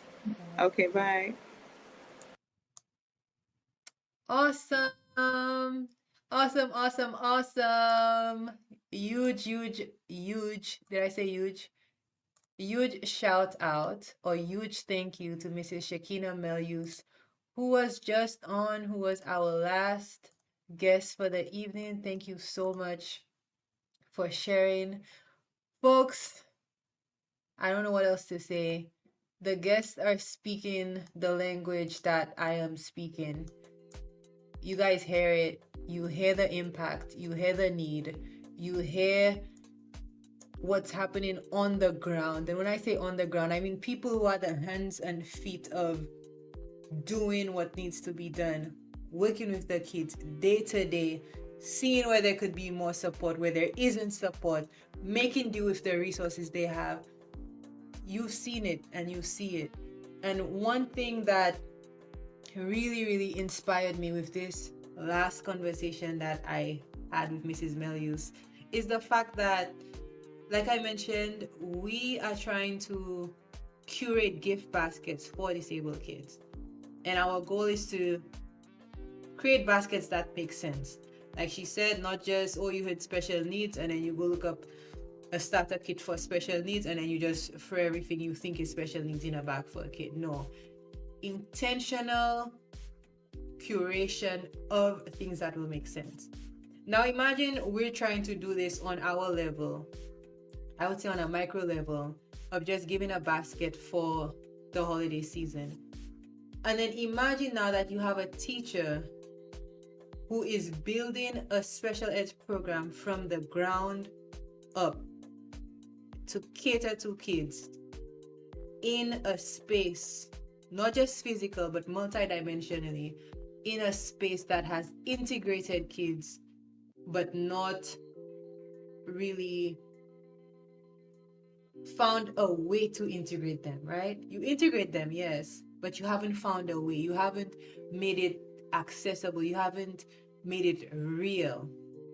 And so it's almost like they're inside, they're merging into the classroom and all of that, the school space. But are we really being fair, right? Are we actually helping them in the way that they need to help?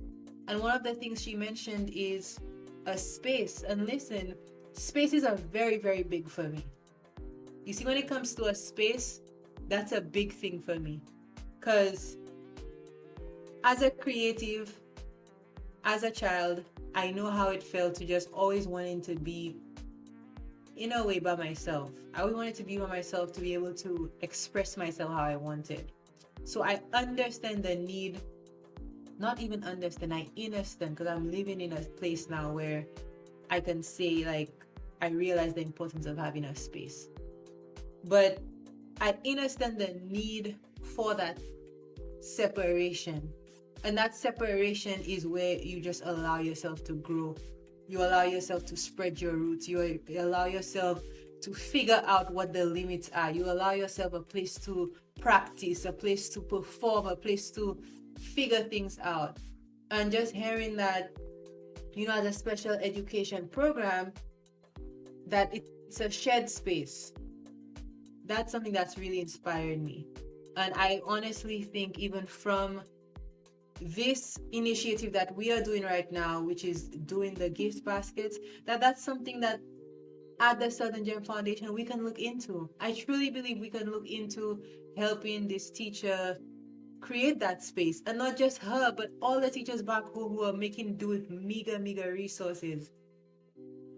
I truly believe that we can make this happen. And that's, listen, I'm thinking out loud. That's another conversation for another time, but I'm just expressing how inspired I am. I'm just expressing how, again, the need that is present, and my personal mission to meeting the need. Because like I've said before, when I think about the Southern Gem Foundation, it's not about, okay, let me create another something to do the same thing that someone else is doing. It's not about, let me create a better version of what I know this person is already doing. It's about, where can we meet the need? Where can we fill in the gap?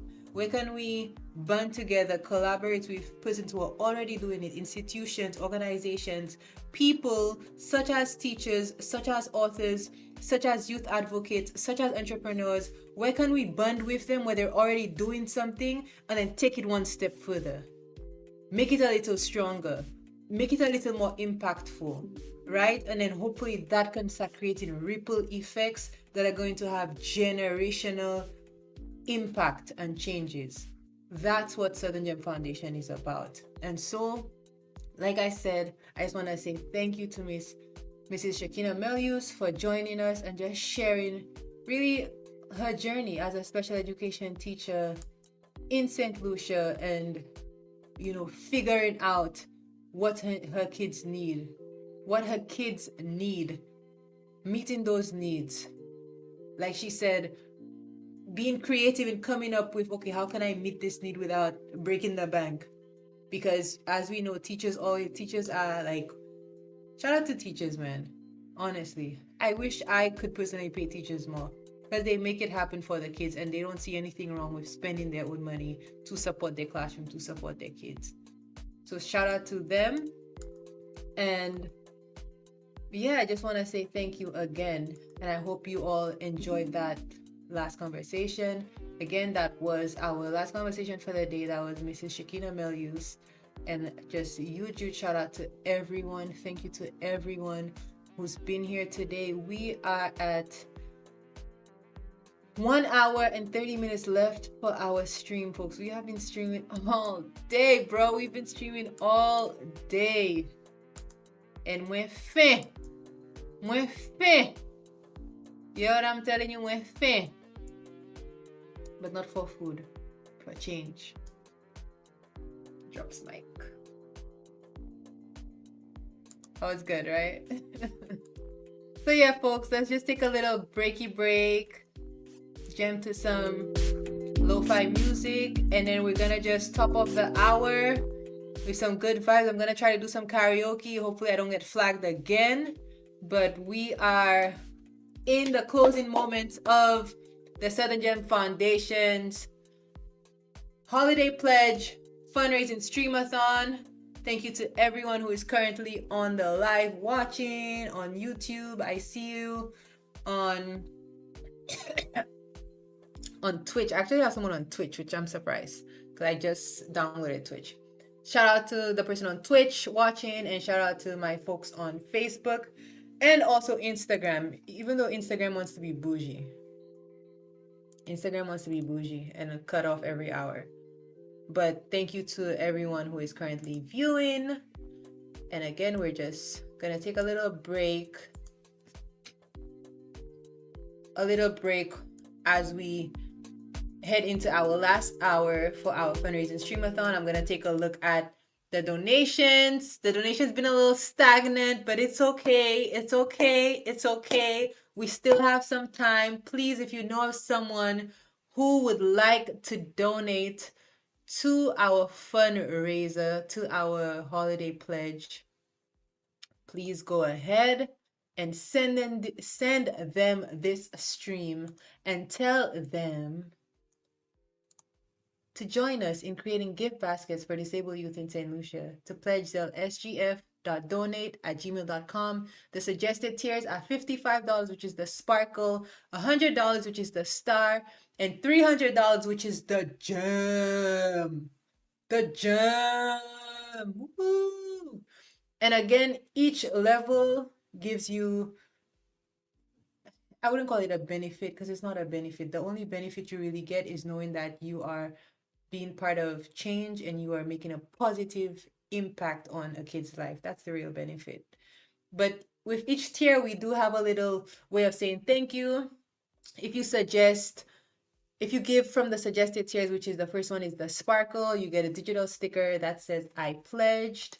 And you also get a shout out on our social media platforms, just recognizing you for being part of what we're doing.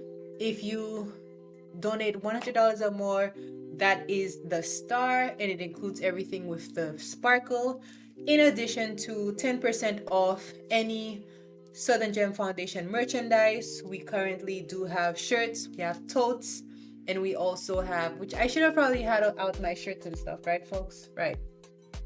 But we currently have shirts, totes, and then we have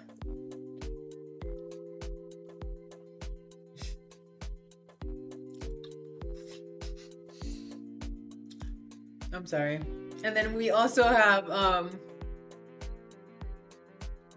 pens. Shirts, totes, and pens. And then you also get 10% off that, or 10% off any future events that we have here at the Southern Gem Foundation. So every summer we have our fundraiser, and if you pledge a star level pledge, you receive 10% off that fundraising ticket, which is usually really nice. We dress up, we sing, we look at what we did for the year, and it's usually a really nice vibe. And then you also receive information on the kid that you helped. Last but not least, we have the gem, which is $300 or more. Believe it or not, what has inspired those different tiers is what persons donated last year. So last year I had 2 people gave $300 or more in donations, and I was like, all right, I think people are really digging what we're doing, so let's have like the ultimate gem tier, you know? And then that's what inspired that tier. Persons will receive everything included in the 2 previous tiers mentioned, the sparkle and the star. And then persons will also receive a special token, which I'm trying to find the token right now. They will receive a special token, and then information on the kids that they are helping. So as far as what your pledge is going to fund, so if you give a sparkle, you're funding a sensory item, and you're also funding some everyday essentials, because we're also going to place everyday essentials inside of the baskets. If you give a star, $100 or more, you're funding a whole basket. So everything in the sensory item, all the sensory items in the basket, everything that's going to be included in there, toiletries, everything, that $100, that's what it goes towards. And if you give more of a transformational gift, which is like a big wow, which is a $300 gem pledge, then you allow us the opportunity to do multiple baskets, and you also help cover the cost of shipping and handling. The baskets will be created in the US, and then the baskets get shipped to St. Lucia. So you would also help us in covering shipping and handling costs. So in a nutshell, that's where the money is going. And I am very open. I am very transparent about everything we do here, because that's what we do. That's the passion behind it. There's no gimmicks. It's been this. It's always been about this. And I am, once again, just so thankful for persons who have already supported. So I am looking for an image right now. So just give me a few. Also, please, there it is. Yeah, I'm looking for that. So also be reminded that at 7 p.m. I will be on Watch Radio with Peter D. We'll be talking about the holiday pledge season, kind of wrapping up what we did here today, and just, chatting a bit with him about what the year was looking like and what we're planning to do as well. So be sure to tune into that at 7 p.m., which is an hour after our live ends. Awesome.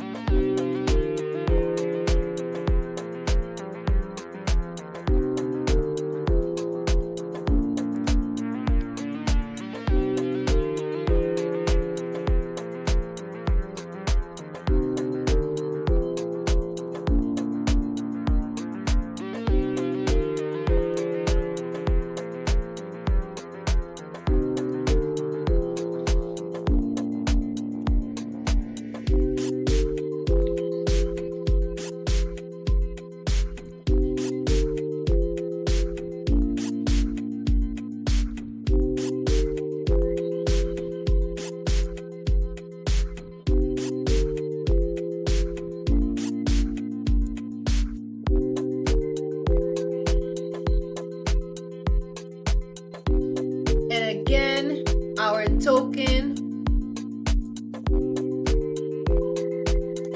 This is gonna be our token, a piece of paradise with you to our gem pledgers. You will get a piece of paradise with you wherever you go. Imagine you bring guests over, and if you're into shots and that's your thing, then it's like, ooh, where did you get this shot glass? Well, let me tell you about this shot glass. Let me tell you about this prism. Let me tell you about this keychain, Just our way of saying thank you. Like I said before, is this worth $300? Absolutely not. But it is our thank you for helping us out, helping us help kids out, and just being a gem. So that is what you could expect if you do go ahead and contribute that gem pledge.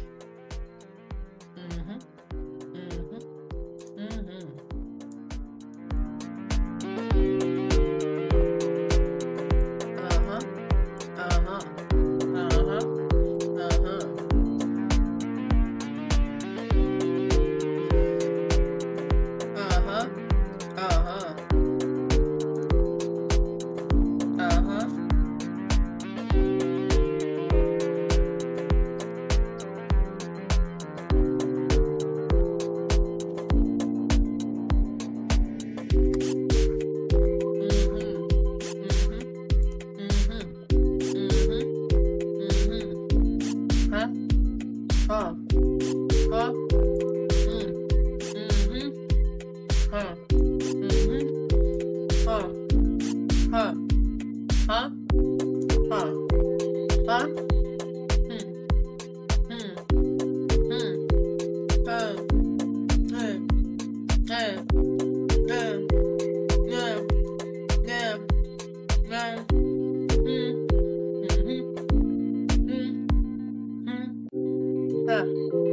Ha.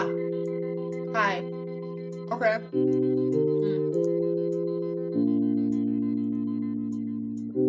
Okay, that's what I'm looking for.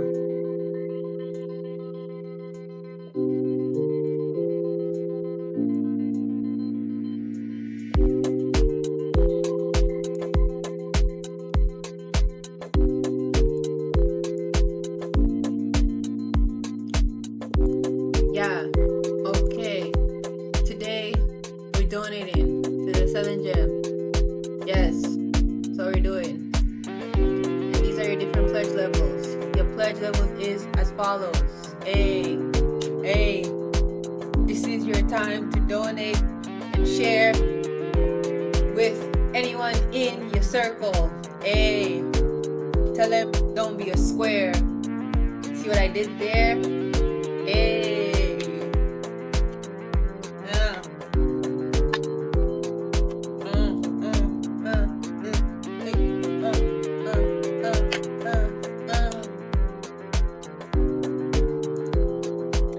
I'm gonna take a quick food break, people. I am hungry for food as well. I'm gonna take a quick food break. I'll be here. I'll be right back. Okay? Bye.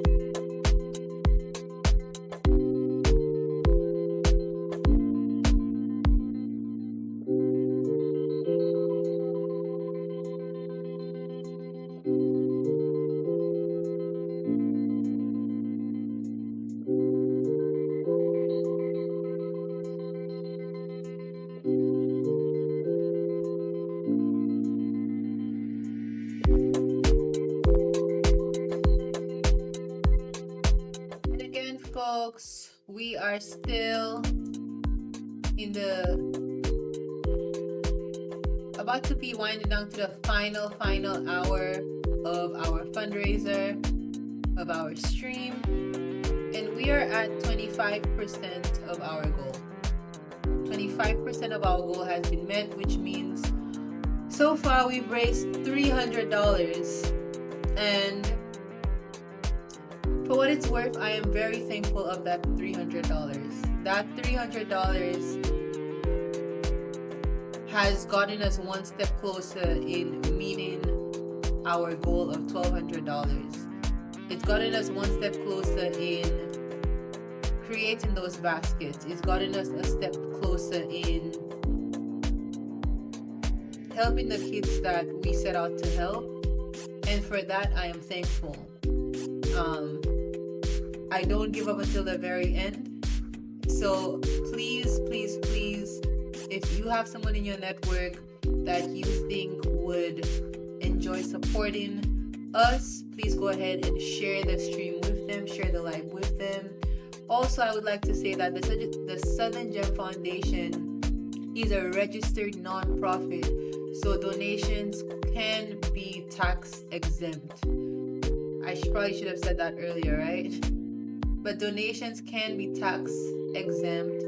So if anyone wants that as a benefit, if that means something to anyone, please go ahead and share with them the stream, share with them our goal of $1,200 in 12 hours, where we are at right now, and just encourage them to be like, hey, let's help us get to 50%. You know, let's help us get to 50%. And like I said, I still am very hopeful that we are able to get even closer to our goal than we are at right now before our 6 p.m. stream gets here.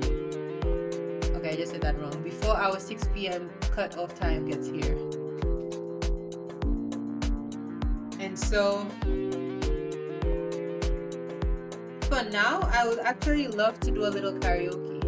And I have to do it in a smart way because I got blocked earlier from Facebook because I used Cartel's music.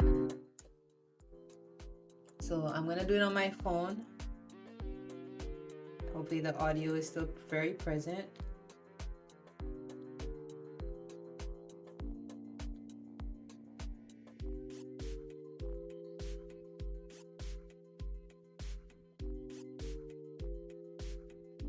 I'm just picking a song to stream. Well, not to stream, but to karaoke too.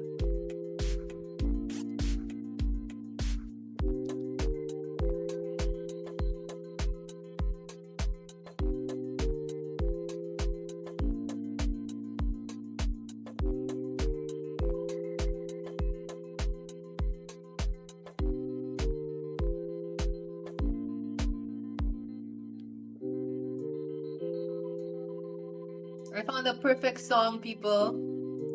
Karaoke time.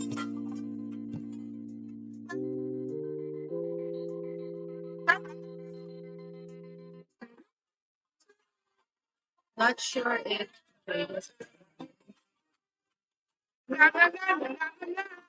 Can someone actually give me a heads up? Give me a thumbs up. Give me a comment section if you could hear the music that I'm playing. I just can't play directly from the stream so that I don't get blocked. But if you could share and let me know that you are able to hear me. I'm about to do a little karaoke. And my first karaoke song is going to be Brown Skin by Richie Spice. So that's my best.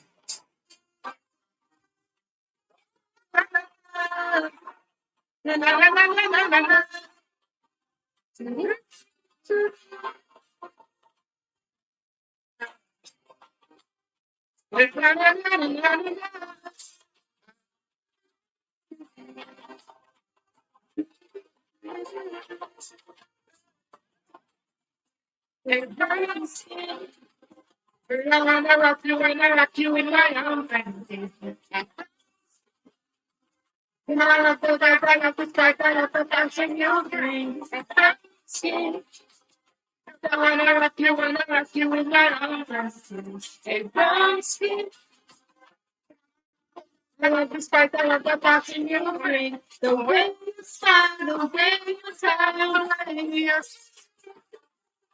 In every way you make it's see it's only me. Hot like a fire, my heart's on fire. She brings me right by mine. Get down, yeah. I wanna rock you with my arms. I like the sights, I love the passion you bring. Wanna rock you with my arms. And don't speak. I like the vibes, I like the sparks, I like the passion you bring. Your full attention, your love in every direction. In my song, your name and dimension. I give you love and affection. So bad that you're in a woman, got a match, perfect combination, multiply and bring forth the nation. I love you, baby, every day. Hey, promise me, when I rock you in my arms. You know I love the vibes, I love the guys, I love the passion you bring. It's going up in my arms. You know I love the vibes, I love the spark, I love the passion you bring. Yay!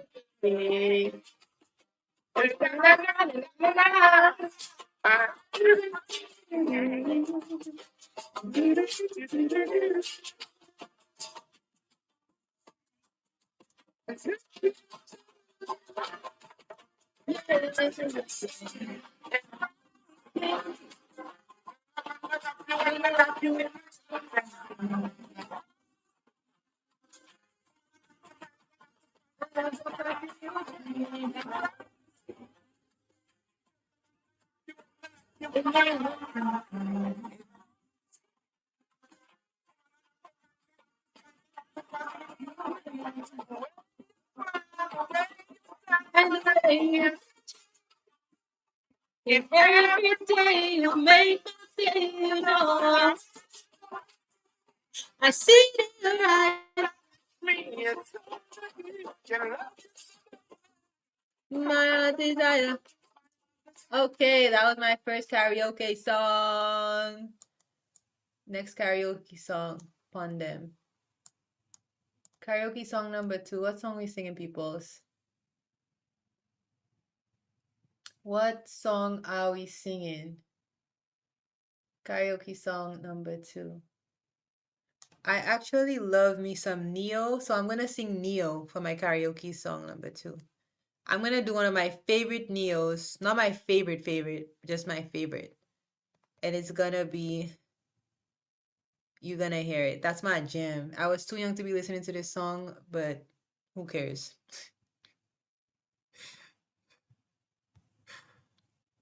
We all were too young to be listening to this song.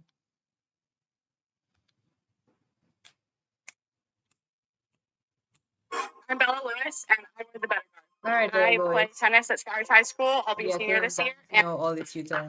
All right. Again, this is the final hour of our pledge. We are moving on to the final hour. So this is really just a celebration. Any final pledges that come coming in, just gonna acknowledge them. Anyone who's tuned in, just thank you. But again, this is the final hour of our pledge. Our pledge. Our pledge. Our pledge. All right. Karaoke time. Okay.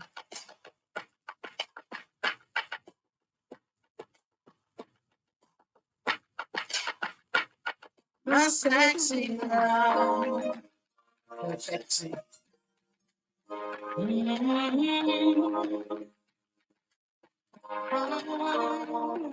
She makes the hands on the back of my neck tender. Just one touch, I erupt like a volcano and cover up with my love. Baby girl, you make me say, and I just can't think of anything else I'd rather do than to hear you sing my name the way you do when we do our thing, when we do the things we do. Baby girl, you make me say, hey, sexy love, the things you do. Keep me strong, keep me running back to you, baby.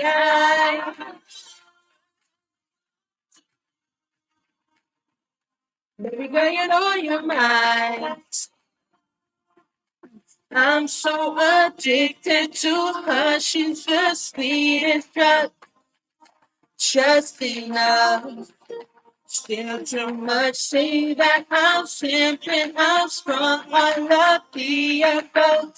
I can't help, she makes me say, and I just can't think of anything else I'd rather do than to hear you sing my name the way you do, when we do our thing, when we do the things we do. Oh, baby girl, you make me say, hey, sexy love. Oh, baby, baby, keep me running back to you.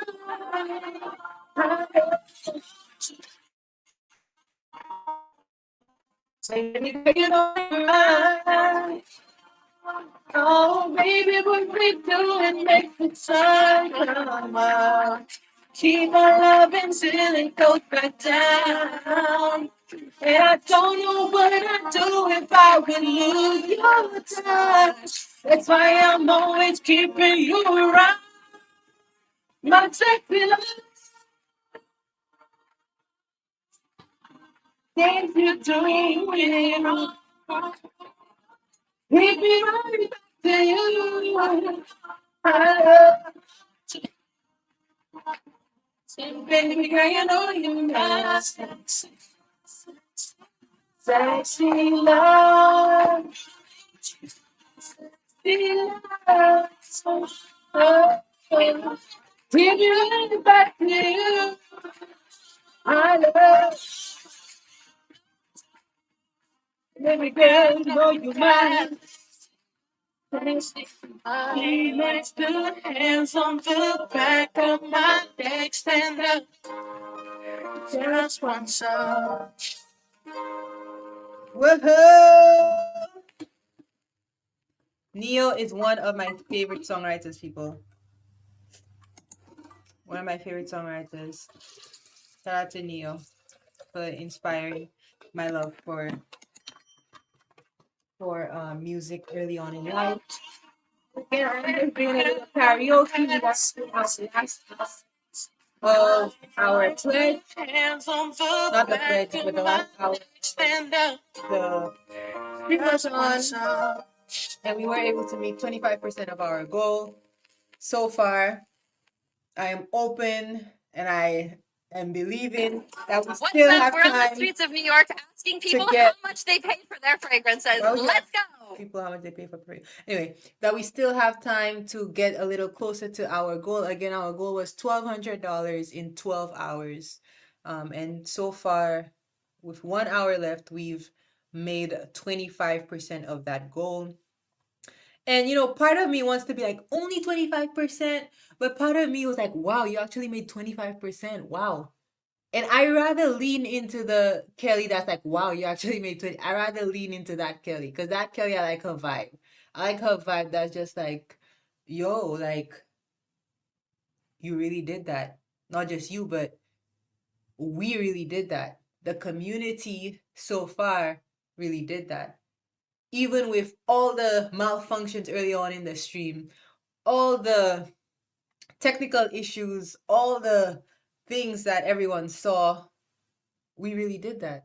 And I choose to lean into that and lean into the glass being half full. Because if the glass was half empty, I'd be like, oh, let me save the water and not drink it, even though I'm thirsty. If I'm speaking to you, I'm speaking to you. Okay, next song. I'm so extra sometimes. Oh my gosh. All right, next song. And again, I will be taking requests. If anyone has a request, I'll take a request. I want to go back to my kind of oh, I want to do Tess and Chin Hideaway. I know let's see. You know what? Nothing. Let's just go for it and see what happens. Let's just see what happens. Let's go for it. Tess and Chin Hideaway. Karaoke. Let's go.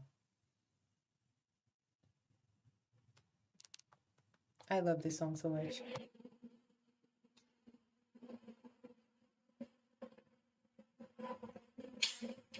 I love this song. You know what you do to me. I can say I'll play you when you stop. Well, I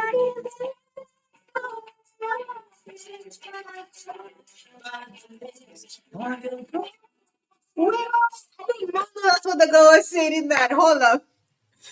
I can't take you away from yourself, but I can bite the lips of your broken heart. Lyrics. I never knew that's what the song. I don't know what I thought the song said, but I never knew that's what it said. But anyway, karaoke time. Tess and Chin Hideaway. I never knew that's what the song said. I never knew the song said that. That's a nice lyric. And I want to sing it again. So that's why I pulled it back.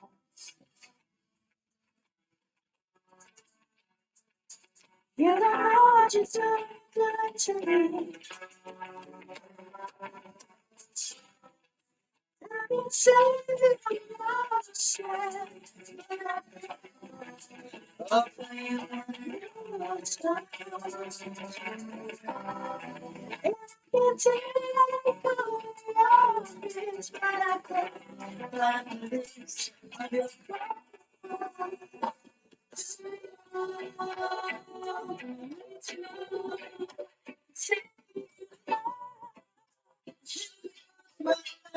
You. I butchered the lyrics and the lyrics are right in front of you. arms around you. Take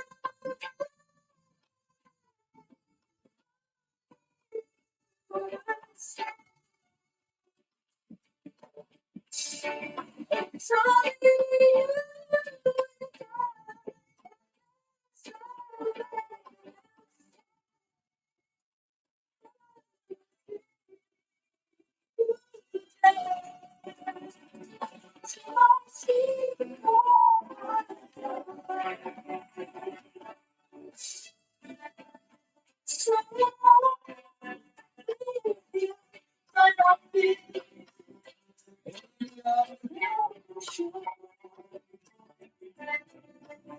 Every time you catch me, I still know.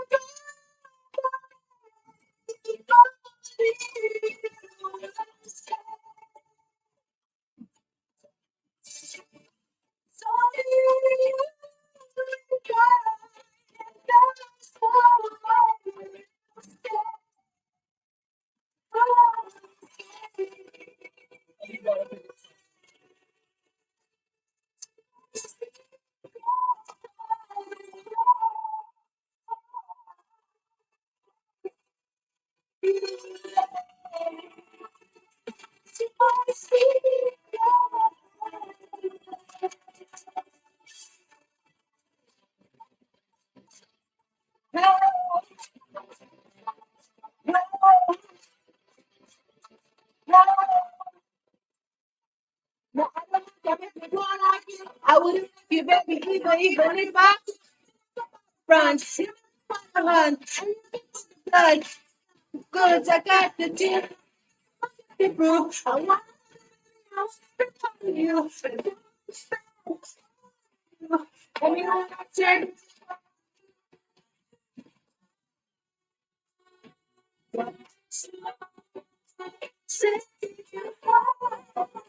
Show me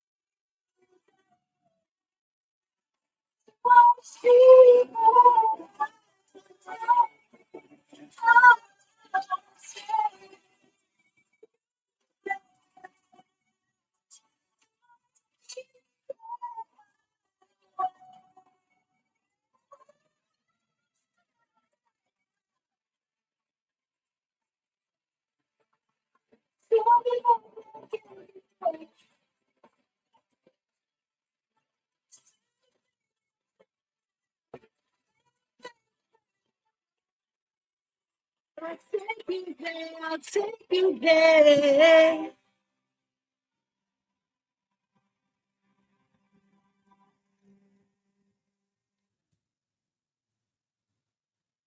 Oh my gosh, I just saw a suggestion for Pink Pony Club, and I desperately want to sing Pink Pony Club, but I'm not gonna do it. I don't think it's appropriate, but I want to do it so badly.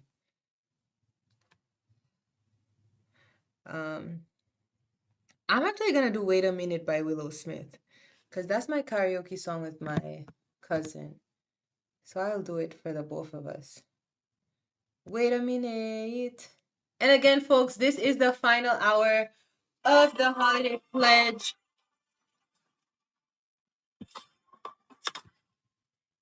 Let me just allow the ad to go through.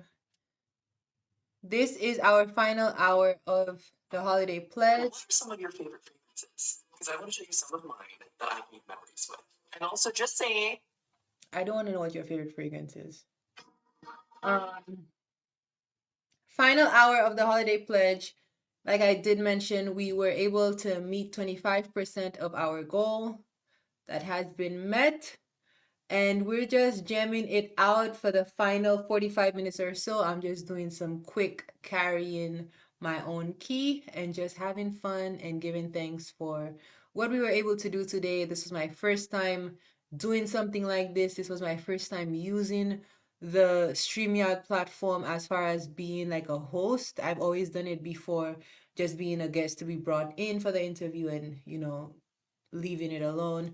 But this was my first time actually being the host and, managing it and figuring out all the back end of things. So I am very, very thankful and grateful for everyone who kind of popped in at one point or the other for the stream, and just all who supported for the past 11 hours. Oh my gosh, folks, I have been on the internet for 11 hours non-stop.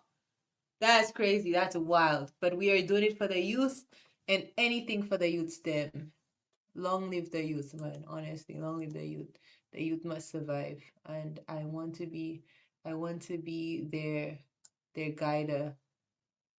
Their guider? No. I want to be their guide, their protector, their guardian. There you go. I want to be their guardian. I want to be their protector. And so that's why we are here today. And so, just celebrating a successful stream-a-thon.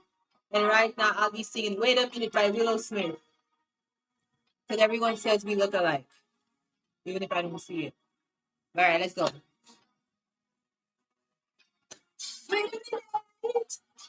I think I left my conscience on your front doorstep. Whoa, I think I let my consciousness to know takes dimension. But I'm here right now, just sitting in a car. Oh, I'm here right now. Oh. I don't even care. Run my hands through your hair. You wanna run your things just through but my dress too thick, and that's alright. Hold on when I'm in there. Feel my intention. Hold on when I'm in there. My consciousness in the sixth dimension. Left my soul in its vision. Let's go get it. Let's go get it. Something, somewhere. Something's about to be. Some things they hurt and they tear apart me. Your diary at my house, and I read those pages. You really love me, baby. Some things don't work. Some things about to be. Some things they hurt and they tear apart me. Broke my word. And you were about to see. And I cried at the curb when you first Olatica came in. Feel my intentions. Hold on when I'm in there. My consciousness in the sixth dimension. Left my soul in its vision. Let's go get it. Let's go get it. Some people like to live. Some just trying to get by. Some people like that hurt. Some just rather say goodbye. Bye. Hold on when I'm in there. Feel my heart intention. Hold on when I'm in there. I let my consciousness in the sixth dimension. Let my soul in its vision. Let's go get it. Let's go get it. Some things they hurt me. Some things they're part of me. Some things don't work. And they take a part of me. Alright, I think that song is done.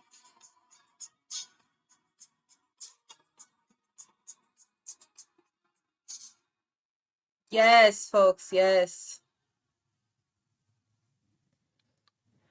Again, we are on our last hour and we are celebrating. Celebrate good time. Come on. I would sing that song, but that's the only song. That's the only part of the song I know. So we are celebrating our final hour of our 12-hour long fundraising stream-a-thon. And like you could see on the screen, 25% of our goal was met. Still not too late if you'd like to share with your family, share with your friends, anyone who would like to donate to the Southern Gem Foundation. We are creating gift baskets for disabled kids in St. Lucia this holiday season, in case anyone you know may be open and wanting to spread some holiday cheer. The Southern Gem Foundation is a registered nonprofit organization, which means donations can be tax exempt. And again, if you'd like to donate, this is where you do so. Please feel free to do so. I'm just looking for my next karaoke song. If I have any suggestions, I don't think I have. Nope, I don't have any suggestions for karaoke. Of course I don't. Because I'm just having fun. And I'm here for a good time, not a long time, right?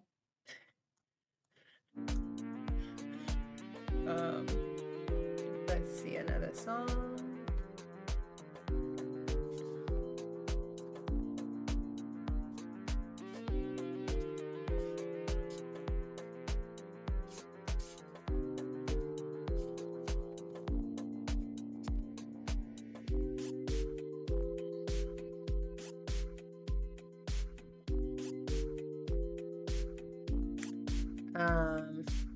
Just still looking for a karaoke song, folks. I'm trying to look for a good Cecile karaoke song. You know Bad Girl Cecile? One of the most underrated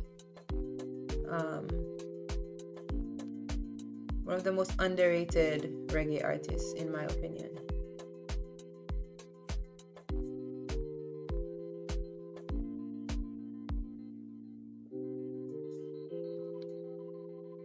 Okay, there's this song she had out on her 2016 album that I'm gonna karaoke to. It's called Money Love. I'm not sure if anyone on here knows it, but it's one of my favorite songs by Cecile.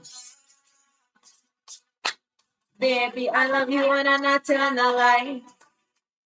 And I'll stick by your side till the river stop flowing. The honey stop pouring. The car and the cloth and the bling on the eyes. I know that catch my eye. Don't care about the glory. You couldn't use that for hold me. Some of these girls, they loving you for what you are. You should be for just what you are. You should be getting what you deserve. Yeah. Some of these girls loving you not because you sing a word, but love you second because them love the money first. But the money alone, I quench them better. Say, I love you when it's real. When your life is lots of problems, I love you when you ain't got no money. Another sign makes me happy. Some of them wouldn't love you if you ain't got a sense, but them I love you now. How convenient. Me not in a money love, cause that's easy to spend. Money can't buy me love. Money, money. Money can't buy me love. Money can't buy me love. I'm in a deal with salary. I'm in a deal with cash and carry. Exchange is no robbery, but the love will give me a my currency. Them say money talk, money walk, money can't love me. Bank roll up, you can roll up with me. You got wealthy, don't mean you're wealthy. That alone couldn't make you get my property. These girls, they loving you for just what you want. You could be getting what you deserve. Some of these girls loving you not because you they love you second but they don't think money. Cause the money alone I question they say. I love you when they say yes. When I want some top. I love you when you ain't got no money. Another last sign that me happy. Some of them would if you ain't got the cent, but them I love you now. How convenient. Me not in a money love, cause that's easy to spend. Money can't buy me. Money can't buy me. The money can't buy my love. I'm in a deal with the Almighty, so no deal with you. I love you for your whole life. Have fun, the funds don't matter. What you is and what you make, don't care about the latter. No, I mean I care about your gravy. Romance not finished. The capital not necessary. Just investing I'm in it, baby. I love you for the trading. When you look for fruit, I love you when you ain't got no money. I know that last sign make me happy. Some of them wouldn't love you if you ain't. But them I love you now. Them me not in a money love. Money can't buy me love. Oh, money can't buy me love.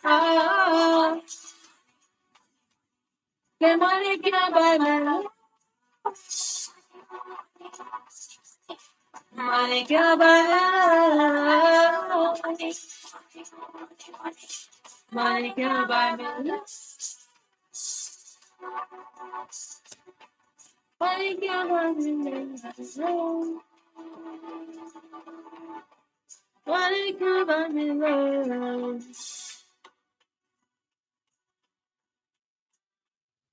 I love that song, as you could tell. Let's do I actually want to do a Vibes Cartel, even if Vibes Cartel.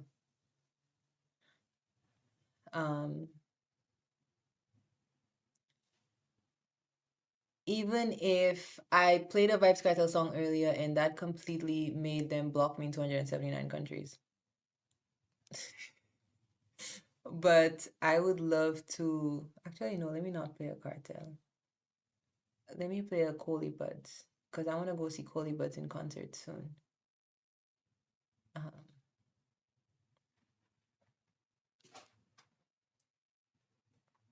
Let's play some Love and Reggae by Coley Buds.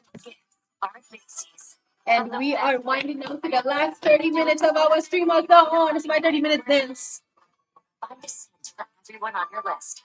Only at Macy's, the fragrance destination. Okay.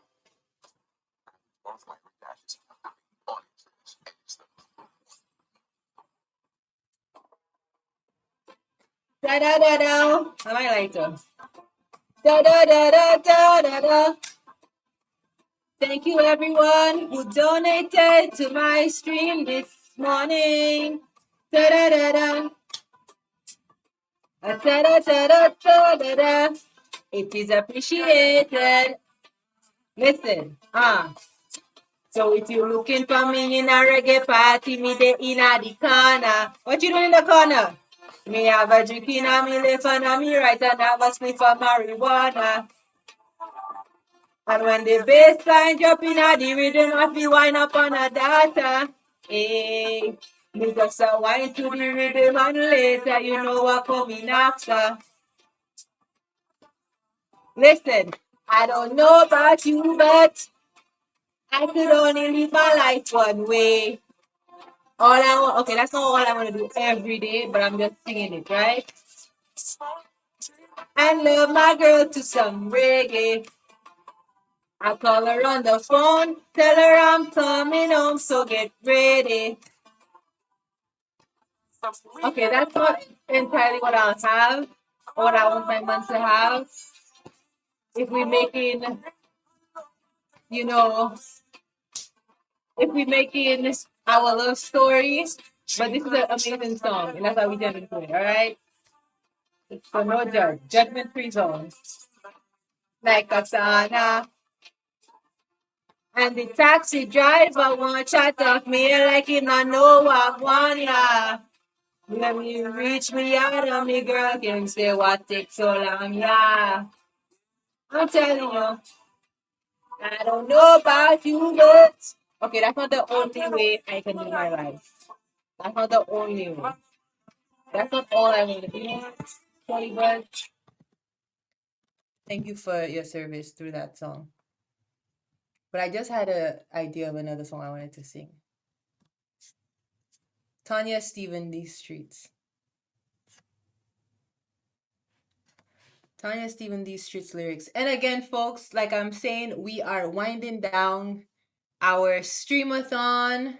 And so this is just me saying my goodbyes, saying my thank yous to everyone, and everyone who came out today, who logged on the live today. You know, it absolutely takes nothing for someone to hop on a live and see what I want. So I appreciate everyone who took some time throughout the day to hop in and hop out. Also, huge thank you to all my guests who made this stream-a-thon a success. Thank you to Jonathan St. Rose, aka Ninja Dan. Thank you for coming through and blessing us with the wisdom, with the work that you do, with everything that you do. Thank you to Ronnie Ramin, author, creative artist, and also kids advocate. Thank you for coming on here. Thank you to Brother Edu Moja and also Dr. Kathleen Walls from Sisters for Harmony and the Kadaga web series on just sharing with us, you know, the work that they're doing. And just thank you for inviting, you know, your network as well into the space and just giving us that momentum throughout the day as well.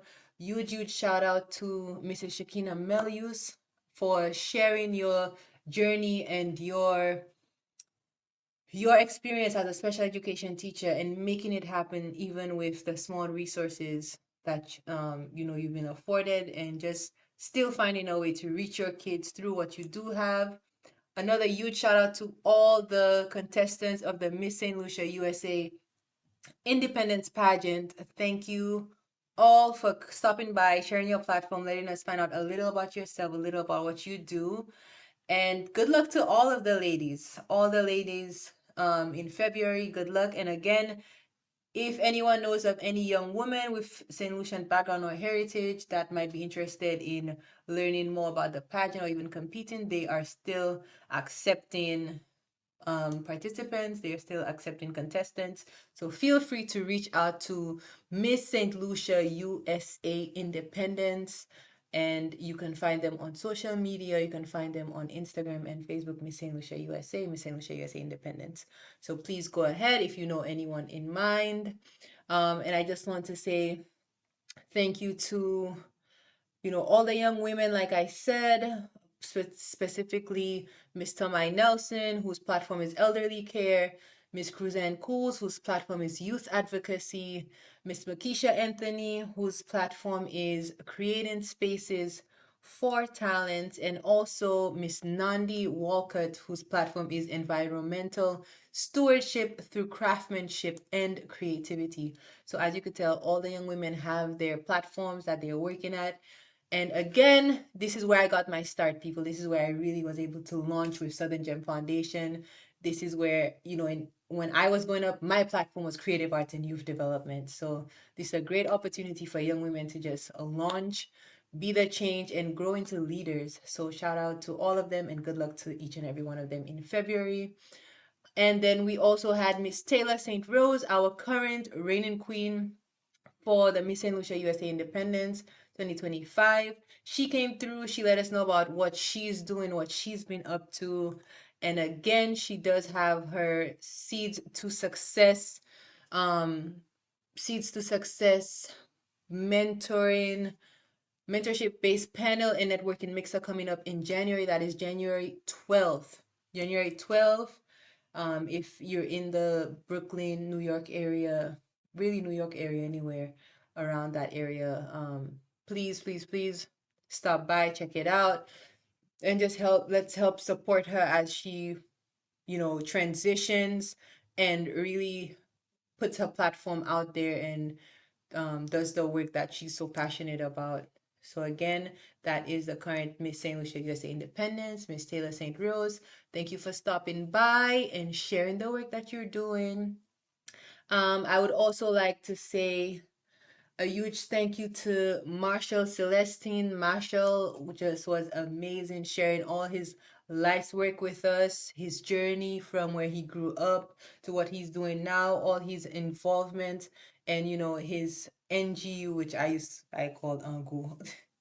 But his NGU clothing line and his brand and just really who he's about, someone who never gives up. And that was truly, truly an inspirational interview for me. All the interviews actually was inspirational just to hear from, like I said, persons whose hands or feet are already doing the work to just see where the need is and for us to hear from them where the need is and how that aligns with what we're already doing and what we're really collaborating with everyone in the community to do. So thank you to them.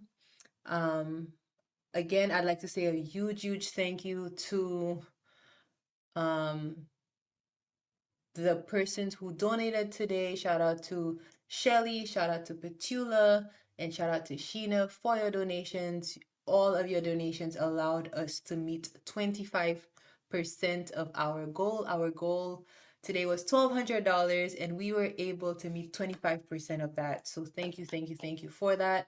And again, I choose to see this as, wow, we were able to do this. I don't see it as, oh, we were only able to do this. I see it as, wow, we were able to do this. And this is simply not the end. This is not the end. And I know that we have many weeks. Well, we have about 2 weeks left until the pledge season is officially over. Our pledge season ends on January 1st. So if persons between now and January 1st would still like to donate, there is still that opportunity to do so. And again, if you'd like to do so, you simply have to Zelle sgf.donate@gmail.com. And in case someone is wondering if there is, other platforms or if there is another way they could donate, because not everyone has Zelle. The reason that we do Zelle is that Zelle is one of the few platforms that allows us to receive the full amount of the donation. So if I were to go to our website, which a few persons have donated before on the website, when it's time to take the money off from the website and put it into our Southern Gem account, it automatically takes, I believe it's 10% um of that donation. So whether it's processing fees, whatever they call it, it takes away 10%. So we end up not really getting the full donation. Same goes for, in some instances, PayPal, which if we want to direct download the cash instantly, we also have to pay a fee for that.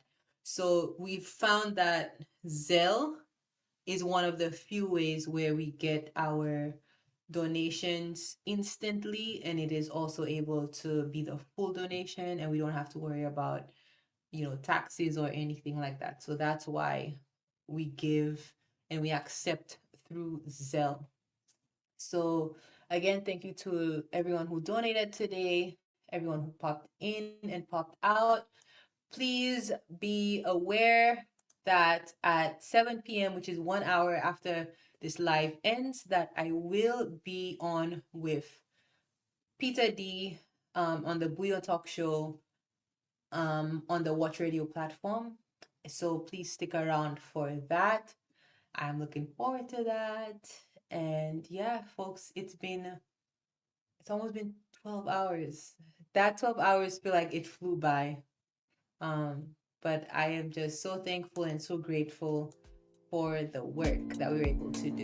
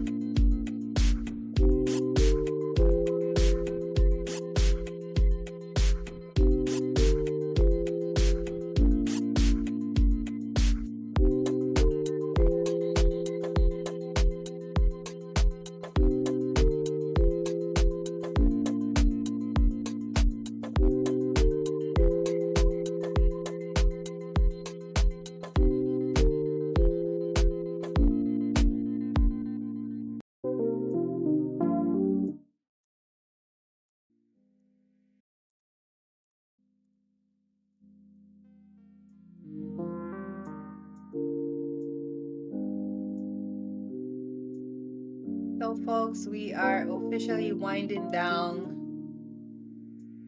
We have about 18, if I'm mathing, we have about 18 minutes left on our stream. And I'm feeling it, folks. I'm feeling a little tired. My energy is starting to crash a little. But I just want to say thank you to everyone who joined in, who supported, who tuned in, and just thank you to everyone for everything. I did want to bring some attention to the quote, well, not a quote, but a scripture below from Galatians 6:9 that says, "Let us not grow weary in doing good.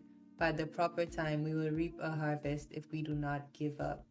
And that's just, I think, that's just the perfect summary. That's the perfect stila. That's the perfect blessing, really, over the work that we are doing and over the work that you are doing in your life personally as well. You know, like Marshall shared earlier with his brand, NG, never give up. Never give up. You know, and so this is not the end, although we did not meet our goal of $1,200. This is not the end. We were able to do 25% of that, and that is a step for me, and I accept that, and I am humble and mature enough to know that that is a step in the right direction. So I'd like to thank everyone on here who shared and who made this possible. Thank you.